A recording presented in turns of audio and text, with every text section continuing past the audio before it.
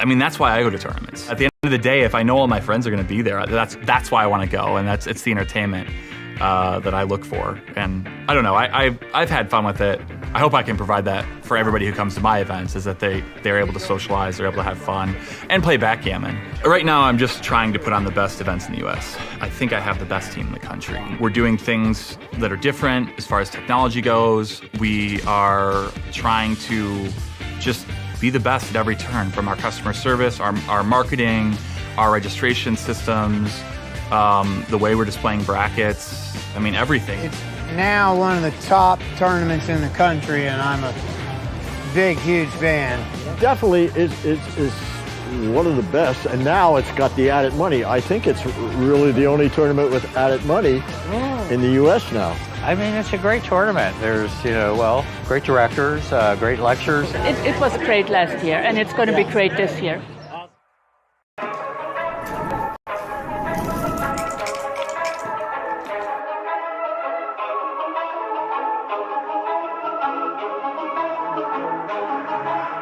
Hey everybody, Nick Blasier here, ready to do a quick recap of all the action from last night from the Super Jackpot. That was our Wednesday event, the $1,200 entry, $400 side pool. And we played through 2 full rounds to get to the 3rd round here. We can see we've already determined a number of semifinalists here. The prize payouts here are going to be, everyone in the semifinals has already taken home over $2,000. And at least $2,000 with a $9,000, close to $10,000 or $9,000 prize up top. And the side pool winner will take home $3,000 on top of that as well. So up to $12,000 at stake. Pretty big stakes on this event. We can see that in our semifinals that we will stream this evening at 6 p.m. is going to be Chris Trencher against Ray Fogerland.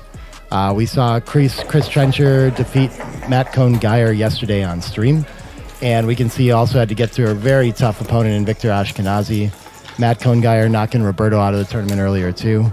But Matt has re-entered, and we don't have the results from this yet. So we'll get that update, but he has a chance to make it back through on a rebuy. Down further in the bracket, we can see Ray Fogerland had made it through Sean Garber and had to knock out another very tough opponent in Dana Nazarian, as well as Brandon Macklin, who's had a lot of ABT success lately. And Brandon Macklin actually re-entered the bracket down here and has made it in as our 3rd semifinalist. So he was able to make it on his 2nd entry, and we'll see who he's going to be playing in the semifinals later on, and we'll determine the finalists that way.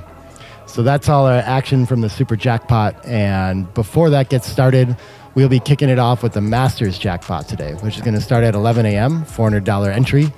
And we have 3 rounds of that playing, and then we'll have another equivalent start on Friday tomorrow as well.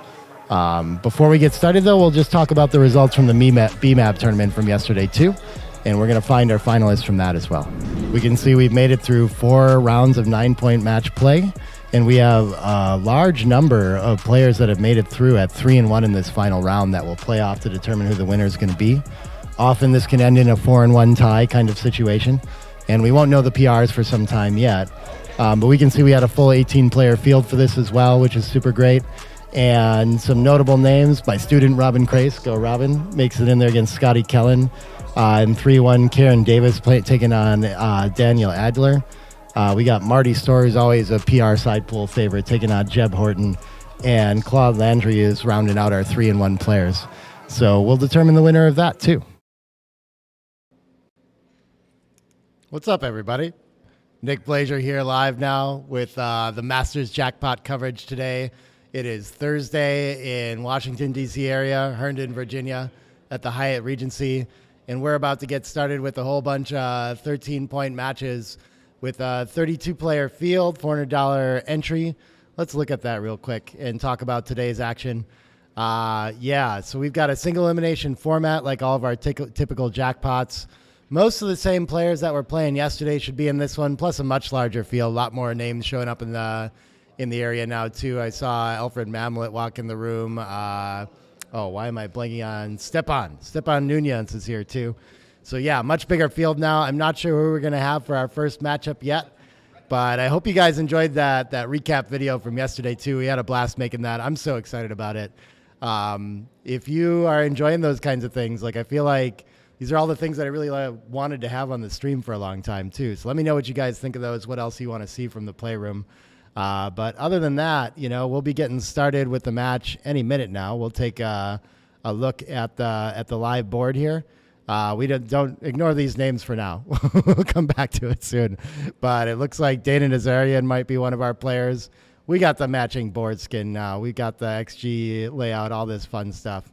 But yeah, we're going to be starting off with the match any minute now. So I'm going to put you on a short break and some footage there too from the room. Looks like Roberto Litzenberger too. Okay.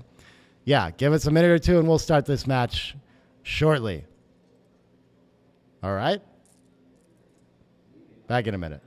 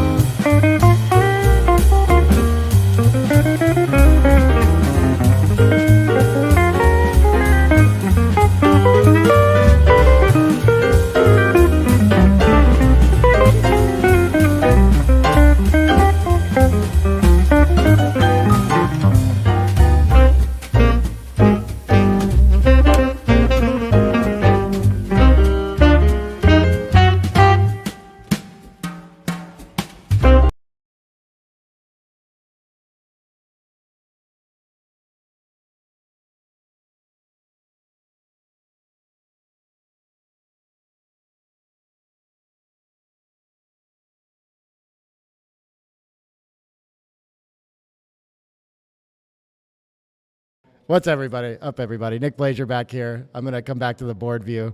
But yeah, we're about to get started with Dana Nazarian And Roberto Litzenberger. Dana Nazarian playing the white checkers on bottom, Roberto on the top. And we got a 13-point match in the Masters Jackpot. We're going to have this in a round 2 for you today. There they go, shaking hands and getting started. And then we're going to move into Super Jackpot action this evening. So we got a whole bunch lined up for you here. It looks like a 3-1 to open for Roberto. All right. Best roll in backgammon. He's going to think about it while his bank goes here.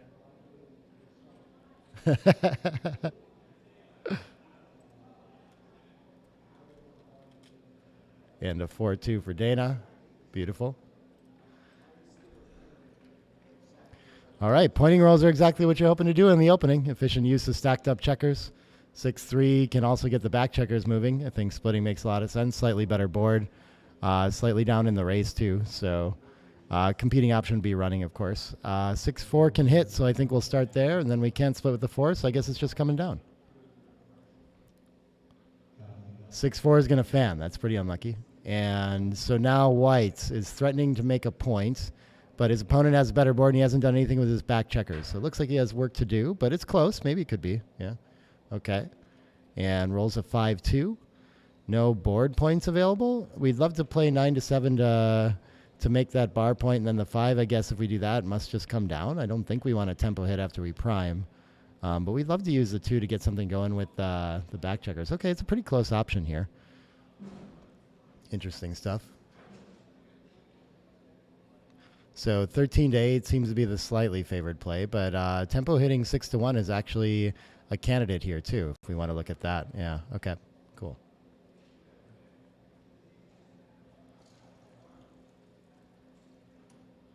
And he does end up going with the tempo hit, okay. Maybe plus will favor that.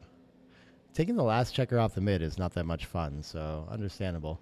Okay, we're going to make the 20 points, and then we're only going to be 2 pips ahead in the race, so I think we're keeping the anchor. So what is the rest of it? Yeah, either playing 2 down for distribution, 1 down, and 10-5 looks kind of nice too, but just making the 3 must be a candidate as well. We don't typically like to give up the 8 point for the 3 point. The 8 point's a very good point, so I understand this play that he made to keep all those in place. 6-4, nothing more productive to do than run, he says, so he's going to go for that. Even against the 10 in the zone, it's a little scary. 5-4 is going to hit the long way. Okay. Nice roll for Roberto. And what do we have here? A 2 what? A 2-2. Oh, that's a huge shot. Okay, gets to enter, gets to make the point, and what's the last one? Just steps up for mobility. I think that makes a lot of sense. Yeah, like that play. And Roberto under a ton of pressure here, fans. And so now with threatening to pick up another blot, close a 4th point, all this. He's just going to roll. Okay, he's behind strong enough structure that he doesn't think he has a cube. That's interesting. I would have thought so, but it is right on the borderline. Okay, so he's doing fine. And finds the best play with the 3-1. Can't cover the ace. And is the anchor going to be enough to cube it now? Probably. This seems like a big improvement in having seen the evaluation already. Must have it, but it's not that huge, you know? So I think definitely possible that he'll still take a roll here. And there's still game to go for sure, too. Roberto has okay race. I'd actually probably have trouble with this one. It's hard to balance me in a single checker back. Roberto's only plan is to escape and play a race mostly, right? Like no offensive game plan. Can't sit and hang on to a holding game or something like this. But that is balanced by by Dana still having work to do to escape from his anchor. So he does have a little bit of counterplay there. And now the evaluation is telling us the 4-point board just way too much. We've jumped into like clear pass territory. So lost our market on this sequence.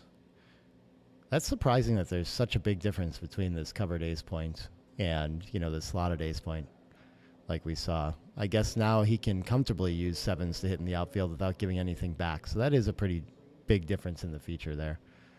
He's going to double. Roberto's going to correctly pass. And we're going to move on. Pretty well played game by both so far. And we're at 12 away, 13 away.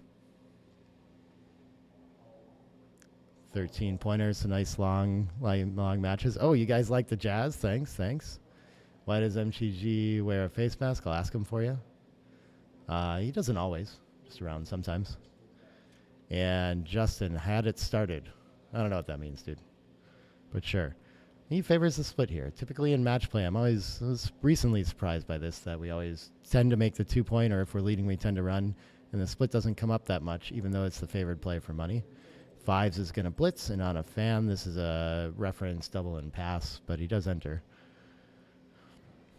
So what's the best with the 6? I don't know. I guess we duplicate 6s when we play down, but we get another blot involved, so maybe we just run. Yeah, what else can we do? Okay, I like that play. Still under a lot of pressure here, too. I doubt this is a cube. Okay, it actually is right on the borderline, and he is thinking about it, too. Okay. I'm surprised by this one for sure. I would have thought you need at least something in the air with only 8 in the zone, but well found by Roberto here. Probably studied this one before. So we're hitting, and usually the blitzing theme is to bring another checker into the zone, but look at this. We can split with it, too. Okay. Both very close ideas. Of course, we always like to get our back checkers moving and work on a race, too, but usually when we're blitzing, we like to commit to the blitz, so I like this play by him. 5 can enter, and then we can't clean up anything with the 3 other than 9 to 6, which maybe is the best we can do with it, despite how ugly it is.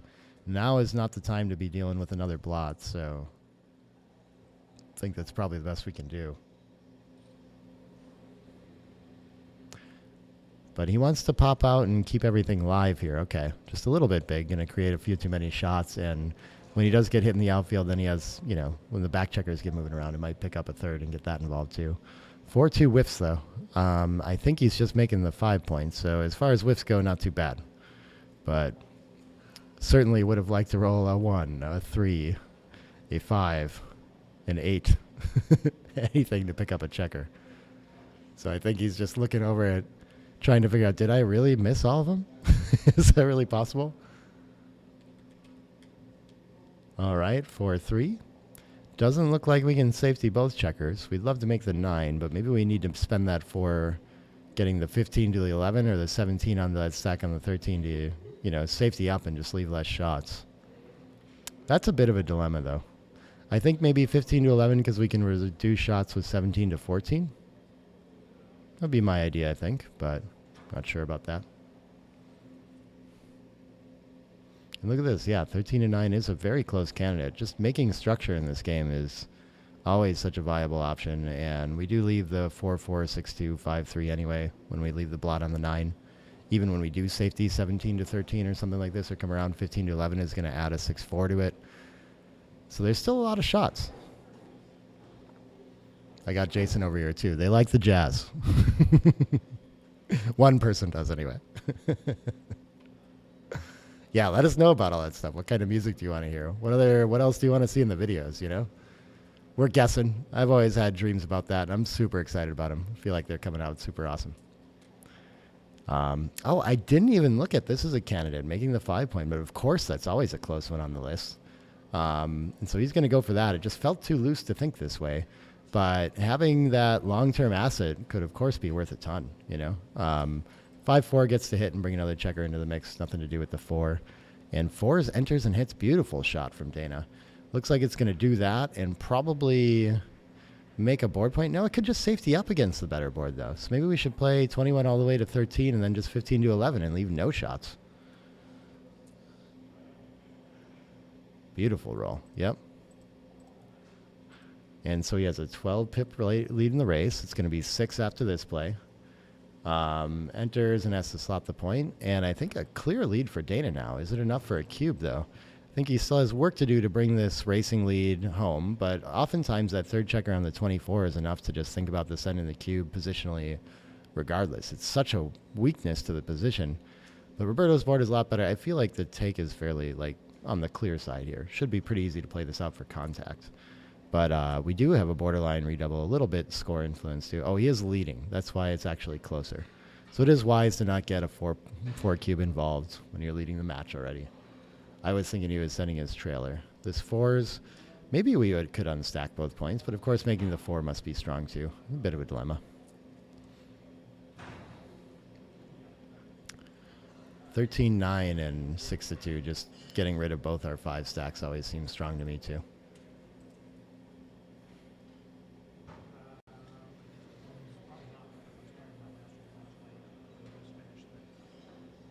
Oh, he's going to look at the 13-9, 8-4 version too. Okay.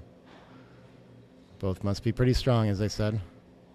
And they do all run very close. Either way, you should have probably a fairly strong cube after this. I'm not sure what Roberto can roll to not be under too much pressure from that from the rack there and all the material in the zone. The 2, I think, does need to get that checker off the 24, and then we can go wherever with it. I guess best 4 is to not bury something and hop out. I like that idea. And we can see from the evaluation there that we've actually drifted into past territory. This is a big enough, huge racing lead, much better board. Ton of the work that Dana had to do is done now that he's got the 4-point as well. Plus, we have the threat of putting a checker up in the air with 6s, 4s, and 2s. Like, most of the deck is going to hit. So here it comes, and we're going to see if Roberto can find this pass now.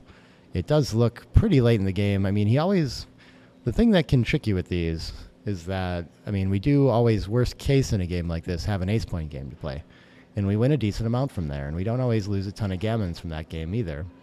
So along the way, he does also have the potential to make a bar point anchor, a little bit stronger anchor, things like this. But I think offensively, he's just a little too overrun. He's going to have trouble timing this up. So yeah, he does find the pass. I think there's plenty of hints there to figure out that we're very low on the wins and risking gammons and can let this one go. Well found by Roberto. And on to 10 away, 13 away. Quick early lead for Dana.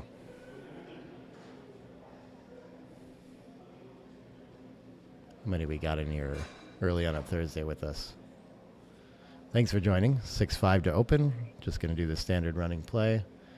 4-2 gets the point in response as always. I think we got up to 70-something yesterday. It's nice to have everyone with us. 3s, well, it's going to unstack the 6-3, I think, for sure. I always think this way. It could unstack both points. But, of course, passing up making the 5 is always tough to do. But here, especially now that we made a super stack, I like this play quite a bit. I think this must be right, yeah. And he's well ahead in the race, just looking to escape the last back checker as well. And down in the race against a ton of material in the zone, I think Roberto still wants to find some sort of split. Yeah, I like this play. But look at this. Slotting was a strong candidate with that, too, against this sort of attacking-looking structure. 3-1 is a perfect development roll. Going to make another board point. Once again, all Dana needs to do is run and escape. 2-1, can't really do anything that Roberto was thinking about here, but I guess, yeah, I think making the bar point seems like a strong candidate. But really, okay, he's supposed to anchor up on the 23. That's a surprise. That's a tough one to find. I would have thought that I wanted to stay back and try to make the 21 or the bar point. So I like his idea. But he does end up blocking this 6-5 as well and making this a lot more complicated for Dana. I don't think there's anything but hitting on the deuce, so he's just going to go for that. Hey, Paul. Welcome. And we get a fan. Okay, and we're going to double on this one. What does it look like? It looks like a 26-pip lead, little better board, less checkers back, threatening another checker, almost 4 points. It looks rough. This does not look pleasant for Roberto. So yeah, looks like pretty solid wins in this. There's still game left, so we could be in the 70-30 kind of category. But when it goes well, there must be a ton of gammons in a position like this. When we've progressed so far into the middle game and are have enough material to potentially close out. So a lot of times that threat of gammon is enough to have to let these go. But Roberto's going to want to take a little bit deeper with the score trail and try to get into a recube. So let's see if we can avoid overplaying this position. It's always tempting there. Oh, thank you on all the production stuff. Yeah. Glad the camera's looking better too. Yeah, I know you guys wanted that player camera in there. We got that too. We got ways to look at my beautiful face on the breaks too. And he does take it, yeah. I think this is a score thought, just thinking that he needs to ignore gammons. I have enough wins that it's going to be too valuable to miss the opportunity to potentially turn this cube back to 4 and get back in this match. But just risking a little too much this early in it. We're not close enough to match end, and it's going to give Dana a big leap. Turnaround just not crucial quite yet. Okay, we get another fan, and the aces, I think, probably want to advance 8-7 to interact with that blot on the ace and kind of consolidate the prime. And then after that, I'm not much sure what to do, though, because I really like the 10 point where it is. Is there something better in there? I guess we could do something like switch 3 to ace to try to bring covers in range. I'm not seeing a lot of better options, so maybe I do lean toward that. But if I do that, then I don't want to switch 8-7. So, I don't know. It makes the 10-9 look better. Yeah, we can play 10-9 twice in 3 days. Why not that? This is another play. Yeah, so I think after he switches to the ace, then we do kind of like to switch 10 to 9. So this is probably what I'd end up with too, just tactically. But you could also just spread everything out and go for maximum covers and play 8 to 7 after this.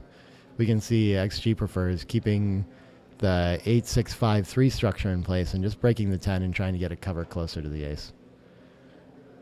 All these ideas, of course, going to run fairly close.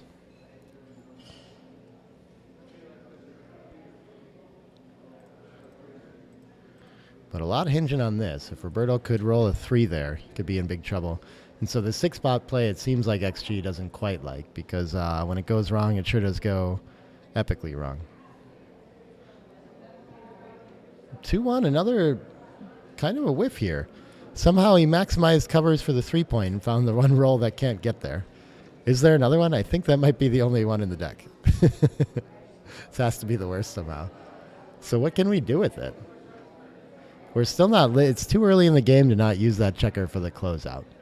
So I think we're just, I mean, I guess the way he played it last time, yeah, it makes a lot of sense that he would do something like this. Otherwise, having seen the analysis, it's easier to think about like cleaning up those blots and maybe not leaving so many liabilities in the outfield when we are hit.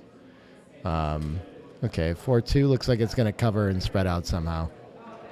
Just focus on making more points.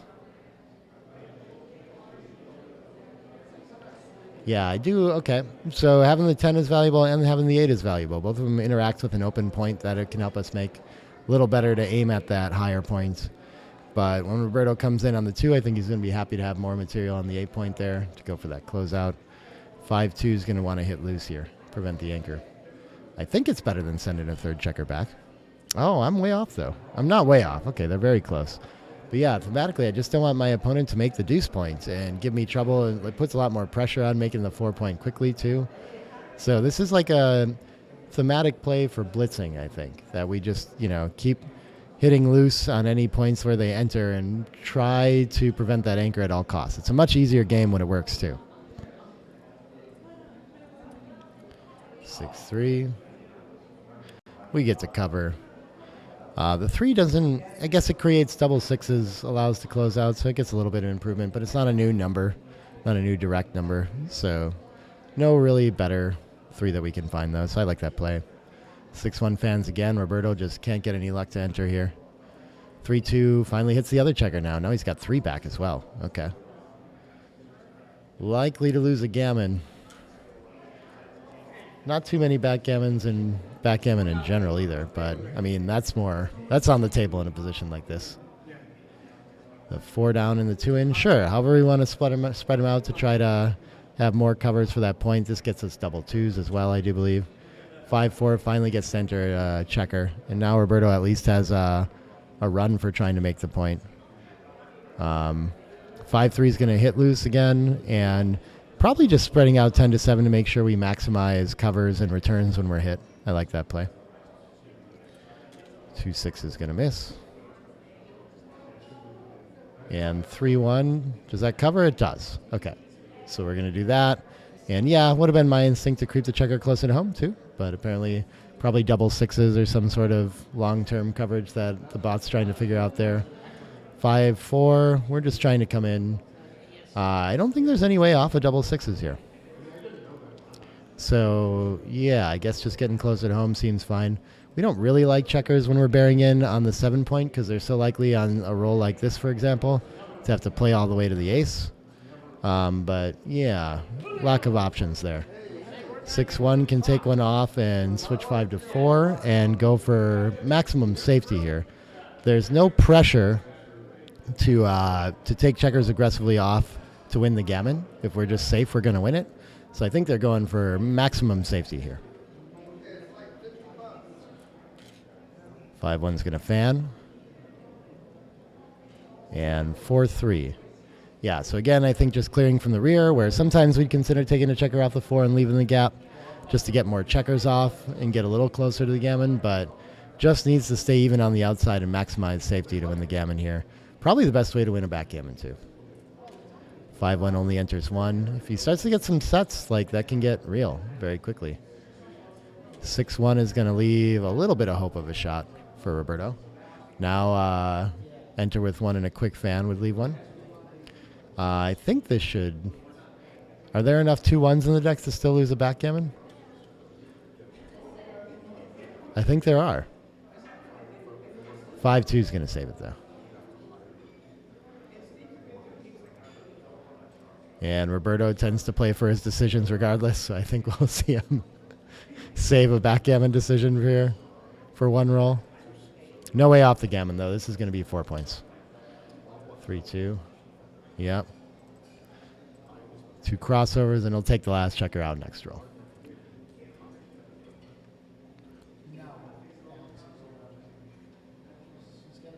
Dana asking him, would you like to resign a gammon? He says, no, I would like to, get my decision here. This is important for my Grandmaster title. And on we go. 6 away, 13 away.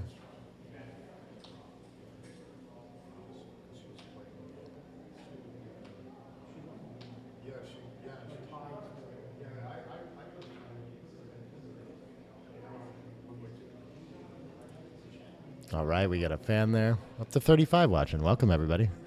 Say hi. Tell me who's here. Where's Burn from? I don't recognize the name. I don't know who Mop-Up is for real either. I see you in the chat all the time. 3-1 makes the 5-point. Good start for Roberto. He's going to have to find aggressive opening cubes if he can get an advantage. This is not an advantage really yet. 4s? What is this? I guess probably I would just make the 4 and the 2, but we sure do like to unstack. I guess the 4 is going to be part of it either way. Yeah, okay. Just feels like when we make the 4-point that we like the board so much. But, I mean, 8-4 is just going to be part of this, almost certainly. Just looks too strong. You love making the rack after you make the 5-point. Understandable. I like this play. It just puts your opponent, it feels like they're just never going to split in this position now, which is a nice spot to put them in. But when Dana rolls aces and makes a nice board, then it's a little bit scary to leave the fly shots in the outfield too. I think we're still gonna. Look at this, 13-6 is an option. I actually was kind of thinking along the lines of 2 down, and just that we don't need to worry about splitting. But we are ahead in the race, so I guess the priming pressure is more on Roberto's side. Not surprised to see him make this play and kind of go for an aggressive priming kind of structure. And he's very happy to have played this way after double 5s. This is going to make the 3 and what else? Yeah, just stack it up. And this is interesting. I feel like Roberto must have an advantage in this game now, but not enough to send it. Very close, though. 4-3, what is this going to do? We don't really want to make the 8 in a position like this. So maybe we just play... Okay, we can do this just to like maximize safety with it, sure. But the 8 doesn't really interact with our open points. It's not part of the prime, so I'd rather find a way to spread out a little bit more. 4-2.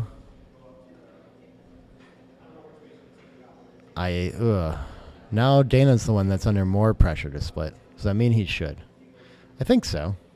It's a lot in the zone, but yeah, he's just got to destroy things to do anything else. Force Roberto to roll 6s and 5s that you lose. You still have a 4-point board to protect yourself. And sometimes he misses. So what is this 4-3 going to do? It could make a blocking point in the 9 so that the front can't run. I'm not sure how much that helps. I just don't see what else to do. Otherwise, we're like hitting loose on the ace or something like this, right? So I guess just 2 down. Even though it's like, doesn't really make sense as a game plan. It's not like we think we're going to be able to block in from the 9 to the 4. But what else do we have?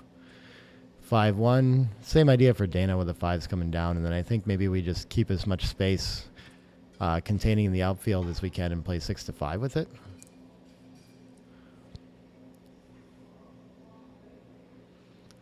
I'm sure you can come up with tactical reasons for many things here.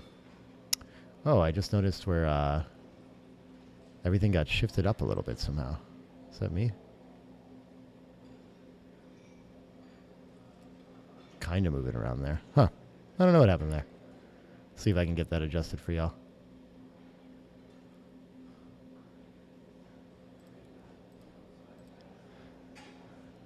Sorry about the XG stuff. Not sure how that's getting moved. We'll get it on a break or something. And now, oh, Roberto actually wants to think about a cube action here. Okay. How big of an advantage is it? Yeah, massive cube and massive take. These are tough to figure out because we're just not used to really thinking about it. And so they're like awkward situations to know exactly what's going on with the cube at a score like this. So understandable miss, but ton of equity at stake there too. And what happens here? Are we going to find out where that was a market loss? I'm not sure.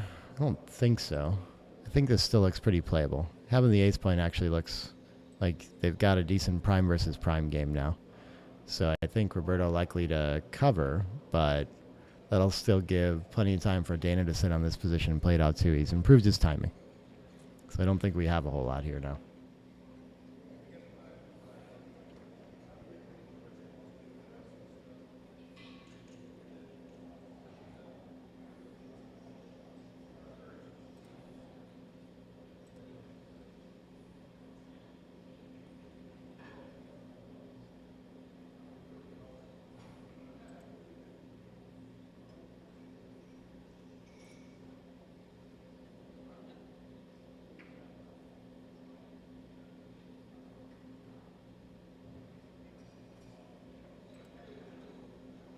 Trying to figure out the layout here. If there's anything I can do about that.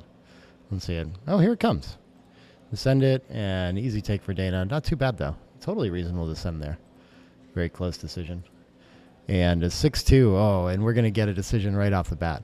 Yeah, I wasn't sure how we would play this. Of course, we'd love to hit an escape with a 4-point board. That could be the idea. But hard to do with that Blotten board on the 3-2. Would we rather just wait it out? It's almost a exactly even game when we just sit on the prime versus prime here, but when we hit, we are not the favorite to be hit back, and we generally have escaped one checker while our opponent has 3 back now. So I think we go for that improvement of hitting. Yeah, and XG likes that by quite a bit. We can see that we just are like clear favorite after that version. So big miss on that one, unfortunately, but 5-3. So now we're just in the simple 50-50 game, and Dana nothing but quiet plays here.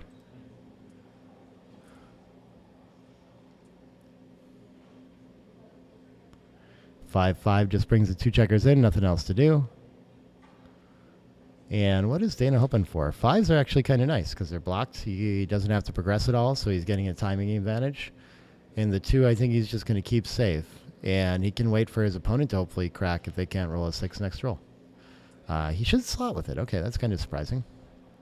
I guess he wants somewhere to play the checker next time, doesn't want to have to crack with 4s. Okay, that all seems more important. I can buy that. That's tough to figure out, though. Hey, Jonathan? Yes, sir. Let me get a little help here. Can you go, if you have Andy anywhere, can you tell her the layout's like a little off? If she looks at this, it's getting cut off. Just tell her. Oh, gotcha. Nice find by Dana. And 6-4 is huge for Roberto. Gets the 6 out and gets to run before he cracks.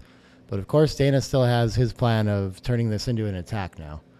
3-2, that's going to try it. It's going to cover the deuce and hit loose on the ace and hope that he buys him enough time to roll 6s and escape while he closes out after he covers. And no ace, so he gets to work on that a little bit more. There we go. We got the adjustments coming in. Oh, wow. And he rolls a 6 out and the 5 to cover. What a roll for Dana. Now he's in the driver's seat. Almost never going to be able to recube at the score, I don't think. Likely to just play on for, but he's going to pause and think about it. Wow. I guess for normal scores, this is probably like a huge advantage. Still cutting off the top. Tell her to look at it. Yeah. Yeah, I would never think of sending the cube here, but look at this. He is 80 and 23, and I didn't realize it was that good on wins and that weak on gammons, all these things. Yeah, that's pretty crazy. But so, no roll. Oh, and he rolls a 6 out. So now he's just going to be clearly too good. Yeah. Just crushing this game now. And in the driver's seat to go on to 2 away already. That's pretty crazy. What a swing in this game. But that's why Roberto wanted to send this, is that, like, I mean, it's not such a big difference when he loses this game, whether he's 4 away or 6 away. But he could get back in this match if it goes his way and he wins 4 points. So you got to take those risks. Got to take the chances there. Beautiful. 6-4 comes in. Then we have a 6-5, which is just taking a checker off. Yeah, okay. And now we have 4s, which only one way to play those safe. So I think we're going to do it that way. That's going to leave a gap on the 4, and Roberto's going to have a little bit of hope of entering there and getting to camp out. So if he enters with a 6, he'd like to enter with a 4 as well. And now that he hasn't entered quickly, there are a ton of gammons in this position. Oh, wow. Yeah, there we go. Looks way better now, too. But, I mean, he wants to think about cashing this, but I just think there's way too many gammons at stake and not that many losses here, even when you do roll really poorly. So, good roll there. Takes off, and wow, the 3-2 with it. I would have just spread out 2-1 without really thinking about it, but I guess I can see that you even out on the outside and make all your 6s, 5s, 4s, 3s play much better this way. It's a good tactical find. Roberto enters 1, and Dana leaves his shot. 6 off, and then we do reduce shots by hitting, so I think we have to do that. Yeah, makes a lot of sense here. Can he dodge the 4? He does. Still in the driver's seat for the gammon, but needs a 2 or a 1 to avoid leading to avoid repeating.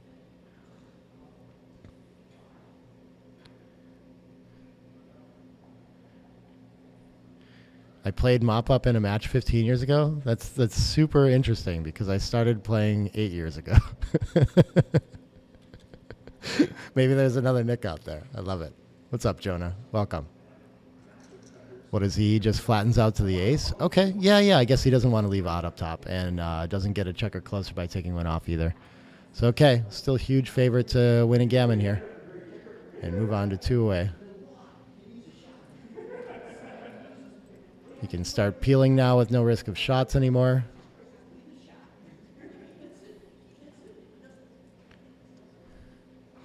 (5-2), just trying to maximize crossovers. So I like that idea of 19 to 12. How often? Yeah, he actually is a favorite now to save the gammon. He's rolling enough pips. Pressure's on him, though. Any small rolls are big problems. 6-5 is going to cover a lot of ground. 6 goes in straight to the 6. 5 comes around the bend, and now many of our 5s and 6s are going to take a checker off next roll. And Dana going to likely need a set to put the pressure on when he misses.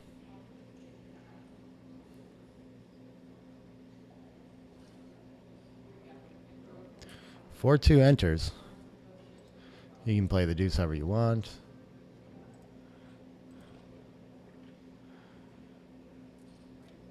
(6-5) takes 2 off. Roberto going to save the gammon.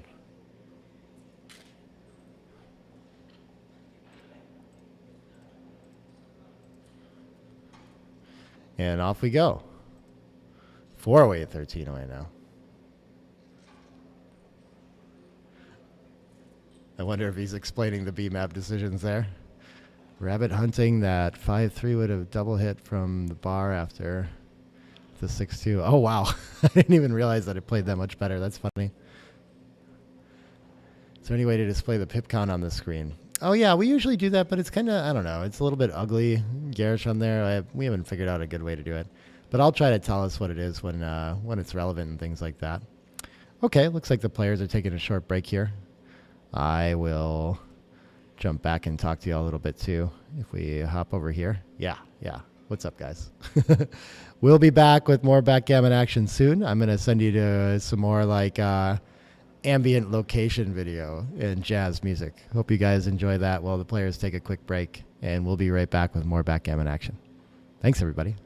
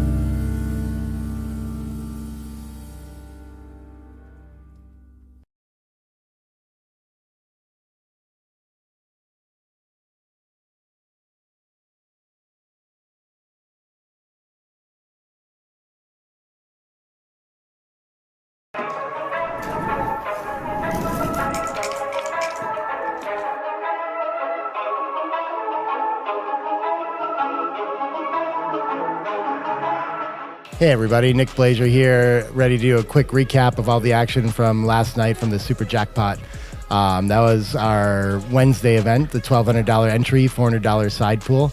And we played through 2 full rounds to get to the 3rd round here. We can see we've already determined a number of semifinalists here.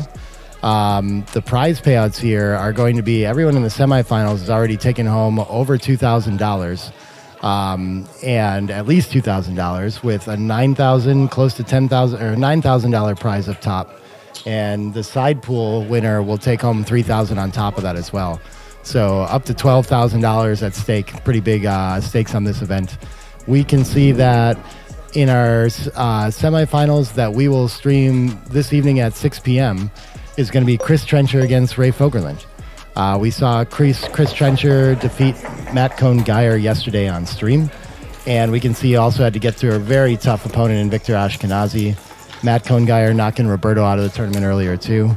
But Matt has re-entered, and we don't have the results from this yet. So we'll get that update, but he has a chance to make it back through on a rebuy. Down further in the bracket, we can see Ray Fogerland had made it through Sean Garber and had to knock out another very tough opponent in Dana Nazarian, as well as Brandon Macklin, who's had a lot of ABT success lately. And Brandon Macklin actually re-entered the bracket down here and has made it in as our 3rd semifinalist. So he was able to make it on his 2nd entry, and we'll see who he's going to be playing in the 2nd. We're coming back. I'm going to switch you back to the match screen here. Players done with their short break. Back into the backgammon action. 13 away, 4 away. So Roberto has dug himself quite the hole here. A lot of ways to go. 6-3 after the 2 down. I like the 2 down aggressive play to play for gammons and things like that at the score, but the 6-3 is going to hit. 2-1 gets the hit back from the roof again. Not too bad.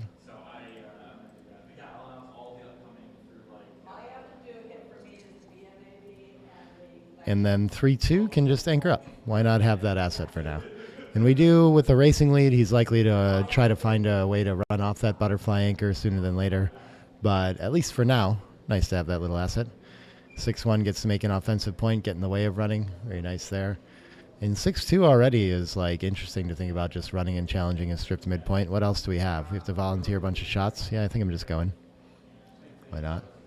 Oh, cool. Mop-up confirms that maybe it was more recently.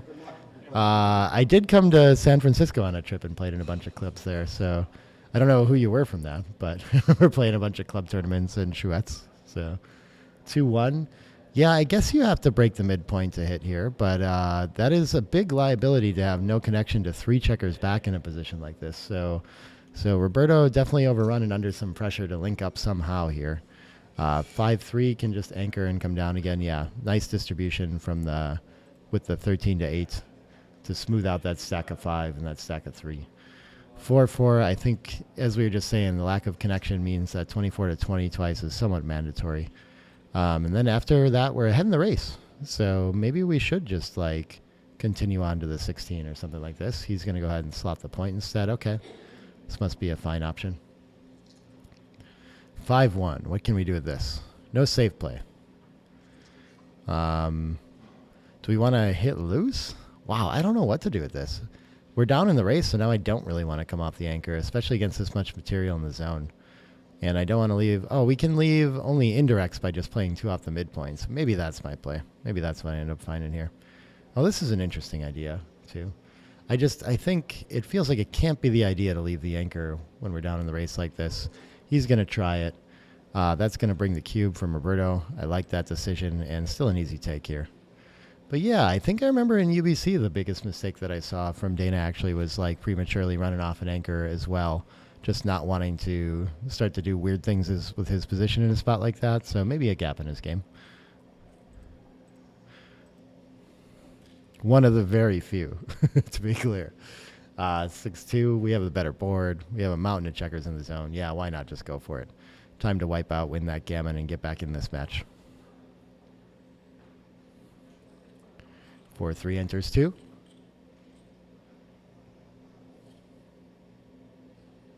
And 6-1. Okay, well, we're not under pressure to cover anymore. We could, but We can't hit it all. That's the thing. We want to keep the blitz going some way. That way we don't get a roll to do that with. So I guess just moving 23 to 16 seems fine. Take the moment to escape the back checker while our opponent's distracted with trying to solve their back checker problem. We do have a racing lead now, so we can always win the game if we just escape as well. 2-1 is a huge roll for Dana. Gets the anchor up, and the 2 can start a point behind, but now he's not under blitzing pressure anymore.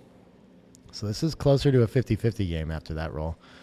5s can escape the checker to safety and advance the anchor, so this actually takes us well out of the realm of the 50-50 game with a very clear advantage for Roberto again now, I think. Wow, I would have thought just 16 to 6. But it's better to just keep that anchor going and threaten the 4 with no board. Very interesting. Nice find by Roberto, keeping a little bit of extra contact there. 4-1. Are we going to fall for the trap? I feel like, I mean, I would feel compelled to hit here too and not so afraid with the blot behind. But I feel like making a play like that indicates that maybe he's supposed to think twice about hitting, but sure enough. And yeah, the ace, I don't see us creating another blot and board. And I don't want to shift 4 to 3 and playing purely like that. Can't imagine playing 9 to 8 and making a 6 stack with no flexibility. So, I mean, it kind of just leaves us with something like 8 to 7. I don't really want to give up my midpoint either when I'm hit here. Just feel like the structure feels nice, but maybe I like that better than a lot of the other options. I don't know.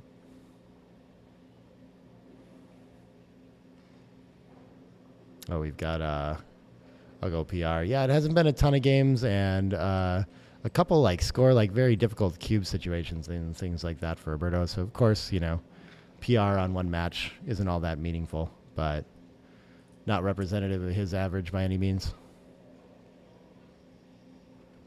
Sometimes being on the bar a lot and having few decisions can go that way, yeah. But you do have to make, yeah. That means that once you get to start making decisions that it comes down fast, which I guess we're seeing here as well. So yeah, he's leaked like a little over twice as much equity, but his PR is completely different. So that indicates that Dana has had a lot more into decisions here. 4-3. I think we want to, why not just simple in 21 and 9? I think he's figuring out which way he wants to cover the 9 point, and if he wants to have more contact by coming in on the 22 maybe. But I don't see us going for something really big like hitting loose here.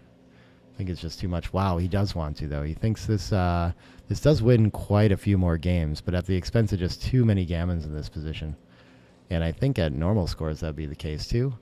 But it's tough to fault a player for going for the win when it's available. 3-1 is a nice shot for Roberto. Hits back, but can't cover on the ace, so Dana's still aimed at that. Can enter with the 3, and what's his best 6 now? Now he's got a double anchor game, so he can play really pure and do things like 13 to 7 if he wants. Probably hiding the blot behind is a little bit better, though. Okay. Yeah, the problem with this game is that it's looking like it could be he doesn't have his timing bank on the midpoint, which is always a little bit risky. But he does have a 71 pip deficit right now before the roll. So it does look like he should have enough timing to play a 3-4 game. And I don't think he needs to worry about generating timing either. It's not incredibly visually apparent, but when that's the case, when we're just in the right timing zone, then we don't really want to like put checkers in front on 13 to 7 and get overtimed. Not a huge gain either. I don't know. I would probably still find that the 9 to 3 feels a little too impure, a little too deep. But I think it's strategically, I think that's what's going on, is that we don't actually want to get overtimed here. 6-1 can quietly run past.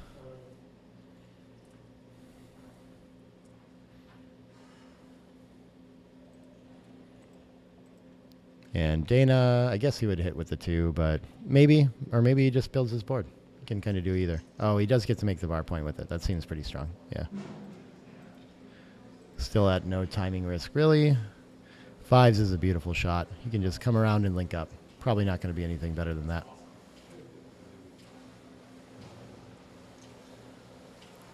Double 2s, instaboard. Beautiful shot for Dana. It's going to be ready. Oh, that, yeah, I would have instantly made the rack here, too. I'm not sure why XG likes something a little bit different. I guess it's harder to improve from here on out. 3-1, probably taking 2 off the back, just trying to roll in. Beautiful shot. Where is half-decent backgammon from? What do we got here? We slot another point and bring a checker in. Yeah, that looks beautiful. Okay. Does Roberto have any shot levers yet? Probably sixes. Double sixes is probably it. Double fives is getting awkward. 4-2 should be okay. Just bring another checker in. I like that decision, I think. We got to play the 4 from the 6 or the 5, and then let's even out and make those 6s and sets work. 3-2 naturally rolls the structure forward. Great shot for Dana. And 6-3 clears the rear point. Exactly what Roberto was looking to do safely there. And yeah, so this is shaped up okay for the cube, but still a ton of play in this for Dana with the double anchor game. Double threes is a little fast, but he's got space for it. He can just make the 2-point.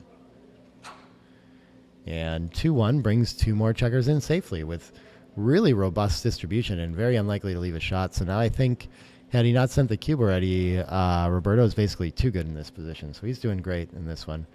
And Dana already has to leave an anchor. I don't see many rolls that are going to punish that and close out the double contact, but maybe in a minute. I think probably just 2 off in a position like this is going to be best.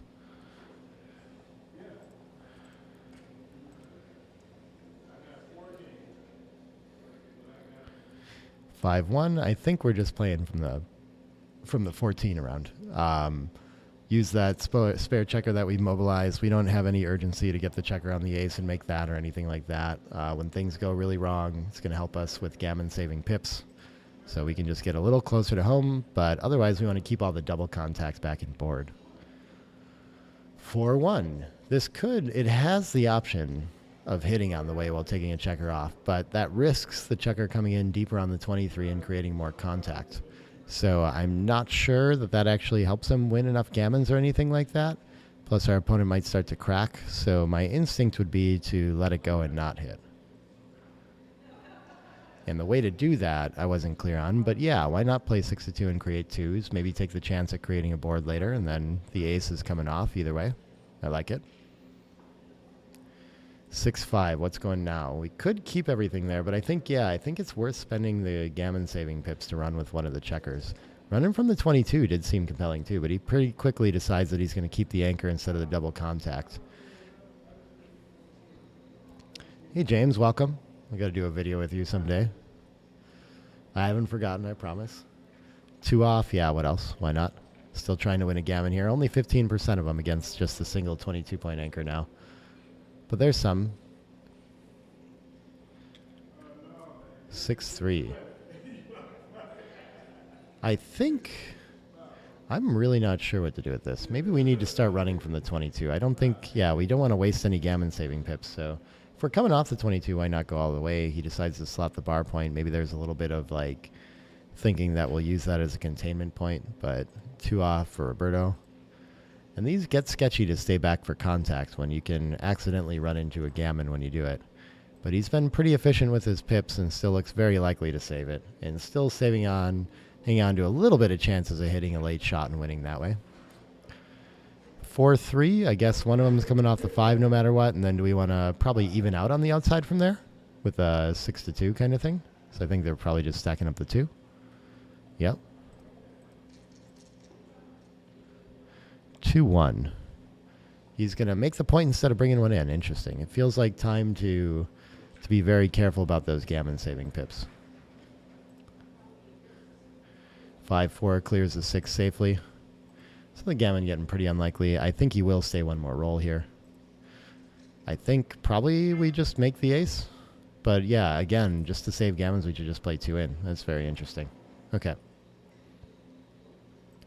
This one I understand more. I feel like we want to be ready and not so awkward should we get the shot next time. And we're probably happy to stay one more roll should our opponent roll something like 6-1, but we'll see. 6-4 he can, but should he? His opponent has a lot of shot levers that might win, but it's better to just save the gammon here is what Extreme Gammon thinks. Okay.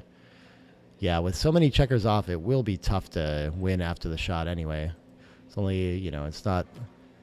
That was one of the numbers that would have led us to shot, but you don't win a gammon every time he leaves the shot either. You still have to hit it, and you still have to win the game from there. So reasonable to just focus on getting out there. And Dana gonna resign a single game.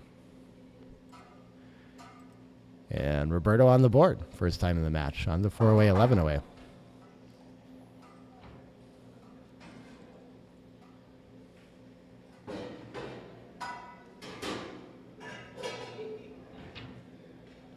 Yeah, we're hitting all the overseas crowd getting on this early, huh? Everyone in the U.S. is probably still at work, unless they don't have a job, like me. 6-2 splits, 6-5 gets to hit twice in the opening. When we bring the 9th checker in the zone, then we do like the tempo on the ace, as opposed to the 5-1 where we just hit and reinforce from the midpoint. 5-3 is going to enter 2. And of course, in this kind of game, Dana's going to very rarely have any sort of cube to think about. I think he's just covering both his blots here. But Roberto on the back foot, so he doesn't have much to think about with the cube yet either. 6-5. I think the race is close enough to link up with the 11 here. I don't think we need to focus on keeping contact, especially at the weaker board too. But we do leave a checker under the gun, under risk here, and so I think a lot of Dana's rolls are going to be attacking. The 3's hitting, and then he's splitting with it. Interesting. I might have focused on the attack and played down. Seems like a lot of returns and good diversification for Roberto of the entering 6s and aces. Double 2s. I don't think it's worth breaking a point to hit here. I guess we could spend it all playing 13-7, but 6-4 is so strong too. I guess I lean towards that, but I'm not sure. The tempo could be worth quite a bit here, given that the blot's on the 20, so I'd have to pause to think about it as well.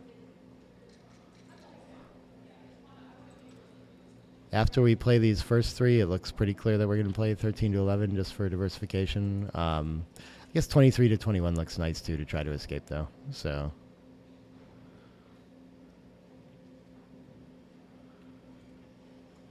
actually pretty far off there to provoke contact against a blitzing position like this, but I think the logic is that he wants to be ready to hop out, you know? So understandable. 6-2 gets to cover from the mid, I think, but he's going to go ahead and make the anchor right away. Yeah. After we do that, what do we do? Cover 7-5 anyway? Interesting. We can just shuffle behind? Wow. That's amazing. The play that just jumped out at me immediately is like way off, and that's making the 5 point, which is the best point on the board. But just huge mistake here to pass up making the anchor. And Dana has that feeling for sure, how important that is against this priming structure and all these checkers in the zone at this kind of score, all these things. And so now his dilemma is just hide the blot and be ahead in the race, or make a key piece of structure. And yeah, just hiding the blot behind is better. I think what I would end up... I expect Dana to talk himself into a play like this. I think he likes the purity a little bit better too. But you don't really want the bar point offensively quite as much when you have the ace point as well. You don't interact well together. So that's another excuse to give it up. And why does Roberto want to run when he's way down in the race? I think I would want to stay back there, but seek some contact in the outfield here. Double 4s, gets to make a board point and hit. This is a huge shot for Dana. What else is it going to do with that? After we do these 3, I guess we probably just... Yeah, it's probably not even more shots to come down like this, and it's such a good builder. I think I like this play.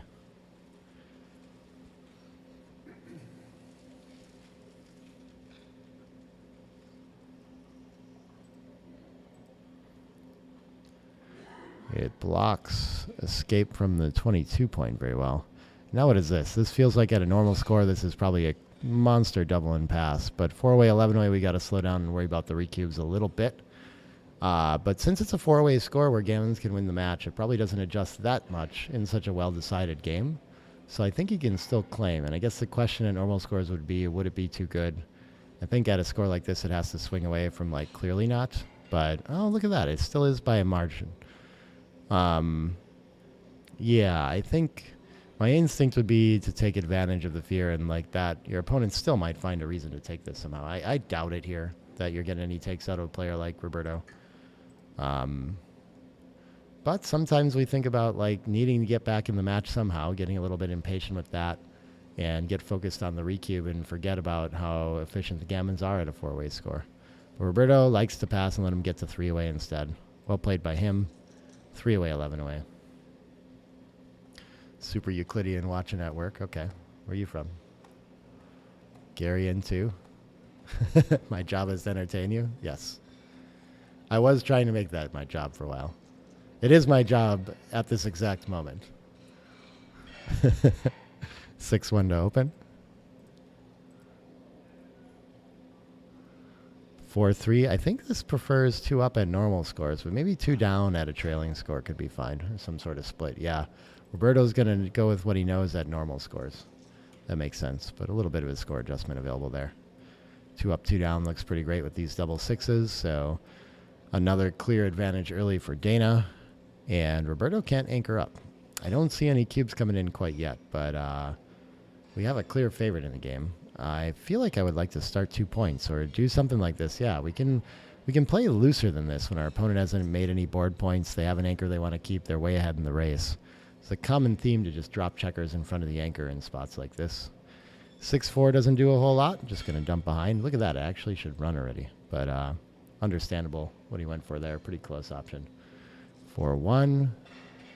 This time, yeah, he's going to miss the opportunity to put a checker in front instead and start a point. With 2 blots behind, there's just really no risk in doing that, so you can stay a little more pure. 3-1, I don't see any way off of anchors right now, so I think we slot the best point, and maybe, yeah, I would have played 7-4 with it, but same idea. Close enough. 3-2. I think we want to start another point again. Like that. And double aces. Once again, can't improve on the escaping. I think we're just going to give up the 8 now.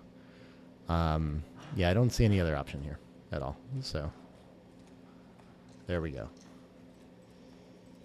He has to decide with this last one. Oh, he decides to shift 3 to 2. Okay, can't be too bad. Stays even out there somehow. But in general, I think we just prefer, XG prefers just keep checkers on the higher points. So that's why I would have left that there.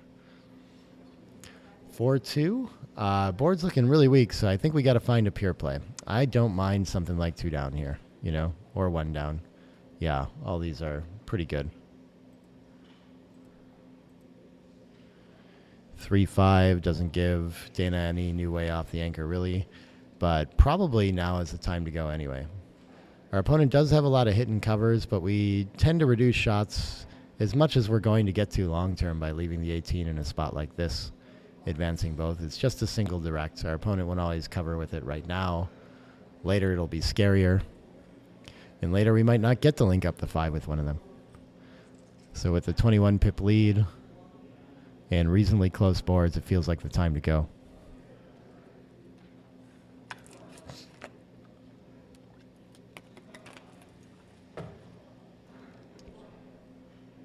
Well found by Dana. Yeah, with his tendency to leave anchors too, I expect him to find a play like that. 3-2, bit of a dilemma. I guess our board is so weak that of course we're hitting. And then what are we going to do with the 2? Maybe we can just safety up to the 8. I don't feel like we're getting enough out of it, really. I don't want to give up points like the second best 13 to 11, but they're all on the table. Going all in on offense when your opponent's board's so weak and they have a blot and a board, it isn't too scary. And of course, when your opponent misses you, you'll be much happier. So there is upside to playing really loose here. And what does Dana come back with? Double 3s? Can't hit anything, but he gets to improve his board by quite a bit. Yeah, I think another checker getting played behind. And now, no more fun of the funny stuff for Roberto. He's going to have to tighten up here, cover up his position. Can't be leaving blots in front of that single checker quite as often. And he's still down 26 in the race, so I don't think he has anything here. But he's pausing to think about the cube at a trailing position like this. And wow, he does. This did not look positionally advantageous to me at all. I'm super surprised by this. But sharp of him to even think about it. Misses a small cube there. And this plays itself. It's going to make the 4-point board pointing on head. And this is why he was right to think about it, I guess. Wait. Did he roll a 3-6? What did I miss? I thought he rolled a 3-3. So he's going to hit loose and come in. And we've got ace 5. So ace enters and 5 going to cover behind. Okay. Yeah, has to leave a shot in front either way. Might as well. Might as well have the better board while we do it. Yeah, and here comes the cube from Roberto. And we've got a borderline pass already. This is hard to find. It looks like a lot of work, not too threatening. Dana still has a 20 pip lead. Can just sit on a relatively safe cube. He does lose some gammons when he gets closed out, but not even that many, right? I guess if he gets hit with the deuce, then there's going to be more, but it's still pretty loose and he's got a lot of ways back in. But otherwise, he's only got 22 extra pips outside right now, so it feels like he should be able to save a lot of gammons in the single checker back game. I would struggle more about thinking about the cube here. Maybe I could find it at a trailing score. But yeah, letting this one go this early seems very difficult. Okay, best backgammon player in West Virginia. Nice. I don't know who that would be there, but Dana does find the pass. Very accurate stuff. Well found by him. I guess some people like to prefer to think about if there are gammons present to just let it go and maybe tend towards passing at leading scores like that. Lots of ways to handle all the match adjustments for sure. Including the ways I suggested in my book, if you want to read that. Someone in the chat said it was good. 4-1, he's going to go for the slotting play right off the bat. Okay. Takes a while before XG really favors a lot of those super aggressive plays. But always a reasonable consideration at a trailing score like that. I like it. 5 in, and what's our best 6? We could just play down. I don't want to split and get double hit this often. I don't want to hop out to a double shot necessarily, though probably playing to the 14 is totally reasonable. Yeah, all of them very close. 6-1. I think even though it leaves a double shot that we should take the structure here. But he's just going to safety up the blot here instead. Okay. And step up. Wants to play a simple racing game. Try to escape here. 6-5. This probably can link with the 9 and split, I think. Otherwise, we'd be looking at making a board point 9-3, 8-3, but it's a relatively weak point. And we're under some pressure to get our back checkers moving now that our opponent has a racing lead and has escaped one. I like this play quite a bit.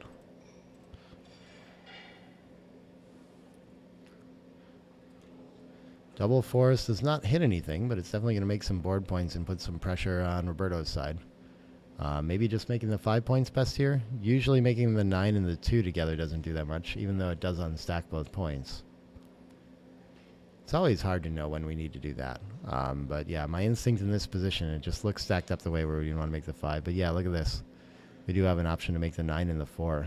I can never figure out when it's right to strip the 8 point like this. It just looks so strange, and how am I ever going to develop that stack on the 6?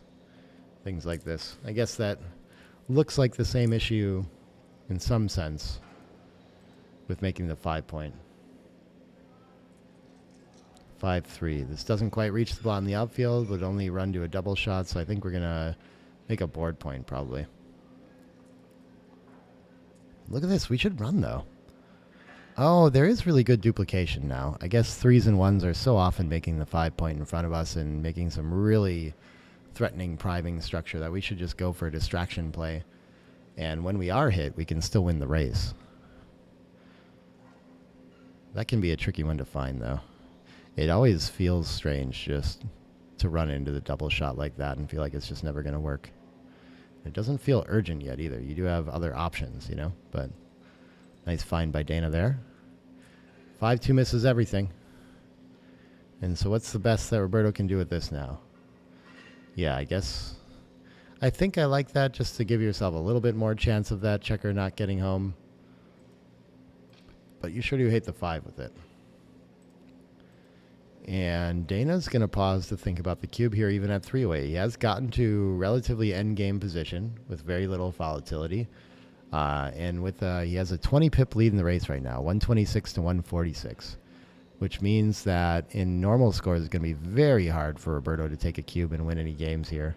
So this is exactly the kind of game where the score is going to stop having much influence and he can think about cubing like normal again. Mostly wins, few gammons, but there are still 15% we saw here. I don't know Super Euclidean because I know lots of mediocre players. So that's wrong. 6-3, we're not running with a trailing in the race. We should just work on our board. Somehow, I'm probably going to make the best point available. But maybe you could make an argument for making the 3 instead with the blot and board. I don't know. Thinking that we're going to get a shot soon. We have to break 2 points to make it 2. It's kind of an argument there. Understandable play, though. 3-2. can't clean up super efficiently, and there's a blot and board, so I think we like to leave fly shots right now. So I think I would probably just play 13 to 8. I don't think I want to go all in and play to the 10 and the 11, leave all those fly shots, but I also don't want to play super stiff 9 to 4, I don't think. But okay. They're very close. Leaving no shots, of course, compelling option when you're well ahead in the race, and it still builds nicely. Not too big of a liability here.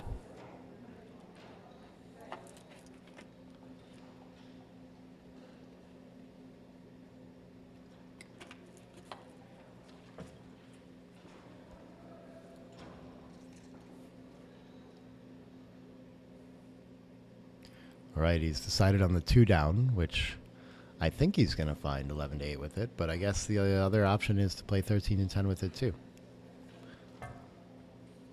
9 to 6 just looks strictly worse. Makes a big super stack, builds worse.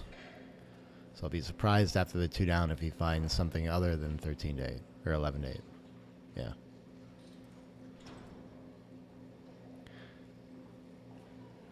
Bot likes a little safer on 3-ply. Who knows? Maybe it changes on plus plus, but reasonable play. All right, so he's going to be down 8 pips in the race still if he runs with this, which would still be a take, but a pretty clear deficit. And other than that, if we stay back, how are we doing? Is the contact good enough for us to justify sitting back there? Maybe. We've got enough better board, too. This is a really tricky one, though. But, I mean, the thing that makes it hard is that we just know that it's like very much not a good position when we run either way. So the race will be 118 to 126 after that. So point of last take should be like a 13 deficit, and he's 8 down. So he's something like 2 shy of a normal money double. So it's probably in the 60s of winning chances after you run. And so does he think he can generate more than that by staying back for contact? I guess that's probably unlikely. So maybe you just run, but I don't know. Yeah, they run pretty close. What do we find? A 5-4, and now he's on the back foot for the rest of this game here. And Dana just starting to fill in for race. 17 pip lead after the roll. After the 3-1, it's going to be 13, which is double pass territory, even at the score. So this is the problem with running, is that you can just be out of this game so quickly. Wow, okay, I'm crazy. This is double take at the score. This is long enough that we should adjust to trying to get in the recube. I definitely didn't know this one. This looks like by the numbers that it should still be close to a pass for money, but he wisely decides to play conservative with the cube instead. These massive leads just act a little bit different, I guess. 6-4 is going to gain a whole bunch of ground in the race. Yeah, that is going to be a pretty potent recube that he has too. I guess that seems fair. And you do want to be very close to them passing before you send the cube in general with these leading scores. But now Dana's going to pause to think about it now, and he has even less than a lead in the race than last time. So I would think that we lost him, that we're weaker now. 4-2 breaks contact, 17 pip lead. Back down to a 10 pip lead now. I think Roberto probably just playing a checker in somehow. So it's interesting when you can lose 1 pip of ground in the race, but then still gain 1 pip by shortening up the race by 10 pips in a sense too. 5-1 is going to get 1. Well, it could get 2 crossovers, 13-8, 13-12 if it wanted. And he does go ahead and go for that. And 6-3 is going to leave him 17 pips ahead in the race now. Okay. Pressure back on Roberto to perform next roll again.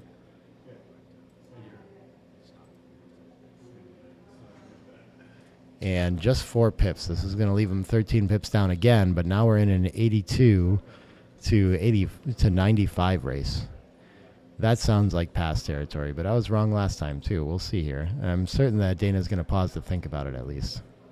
And it is still a borderline take at 18%. Wow. That's a big adjustment. I wonder what the... Oh, cool. You guys can actually see some of my screen share here too. This is super fun. My take points and such. Heck yeah. So he's got a live cube, a dead cube take point of 23.5, which is a little bit lower than money, and live cube is way lower than that for that. Okay. There we go. We learned a little bit about 10 away, 3 away today. And it appears by the output here that 18% should be right at our practical point of last take. I probably would have sent this much earlier, just thinking that if I'm in double pass territory that it's okay to send at these 3-way scores and deal with that recube. since it's not that much overage for me. No gammons at stake. I know that the recube I can pass pretty aggressively, but yeah, I don't know. My opponent also has to know to send that in a 50-50 game so that I don't let it go. So we can end up with some tricky decisions if Roberto decides to take this, but it's not completely clear that Roberto will take this either. So it feels like a pretty important one to send across.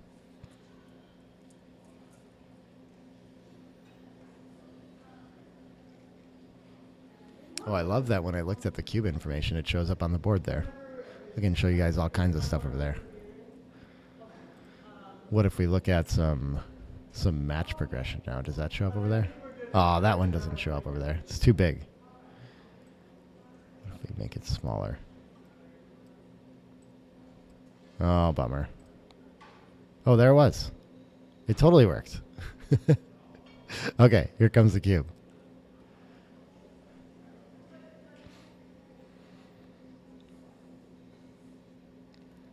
Roberto's had some time to think about it already. Let's see if he's figured it out. Maybe he didn't want to give any tells, so just decided to wait until Dana made his decision.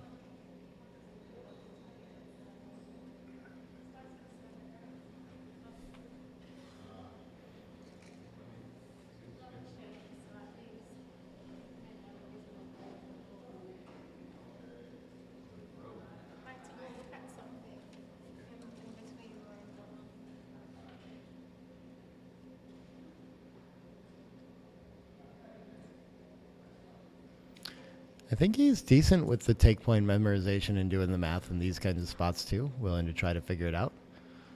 Might be able to come up with that 23.5 take point. I wonder if he has some idea of how much he gets to adjust below that too, knowing that it's less.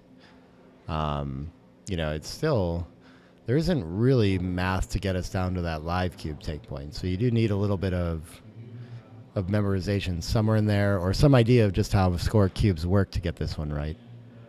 We'll see what he comes up with, though. This one's I mean, it's just a lot of variables to figure this out perfect over the board, but players of this level do tend to put in the time to think about it and often come up with the right answers, even if they're like somewhat educated guesses in the end, too, you know?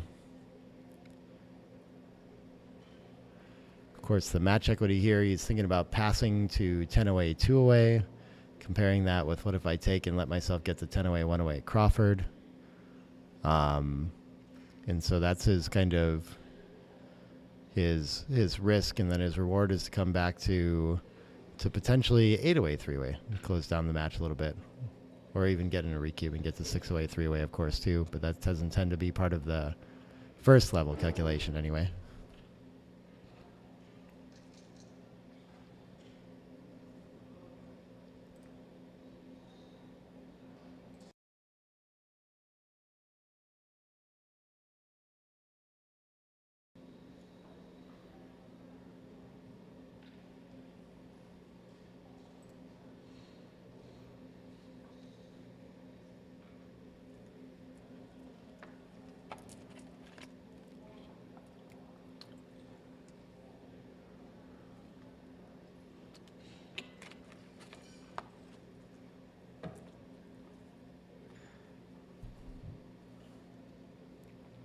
And he is going to let it go. Okay. No mistakes available, really. Complete pick-em decision.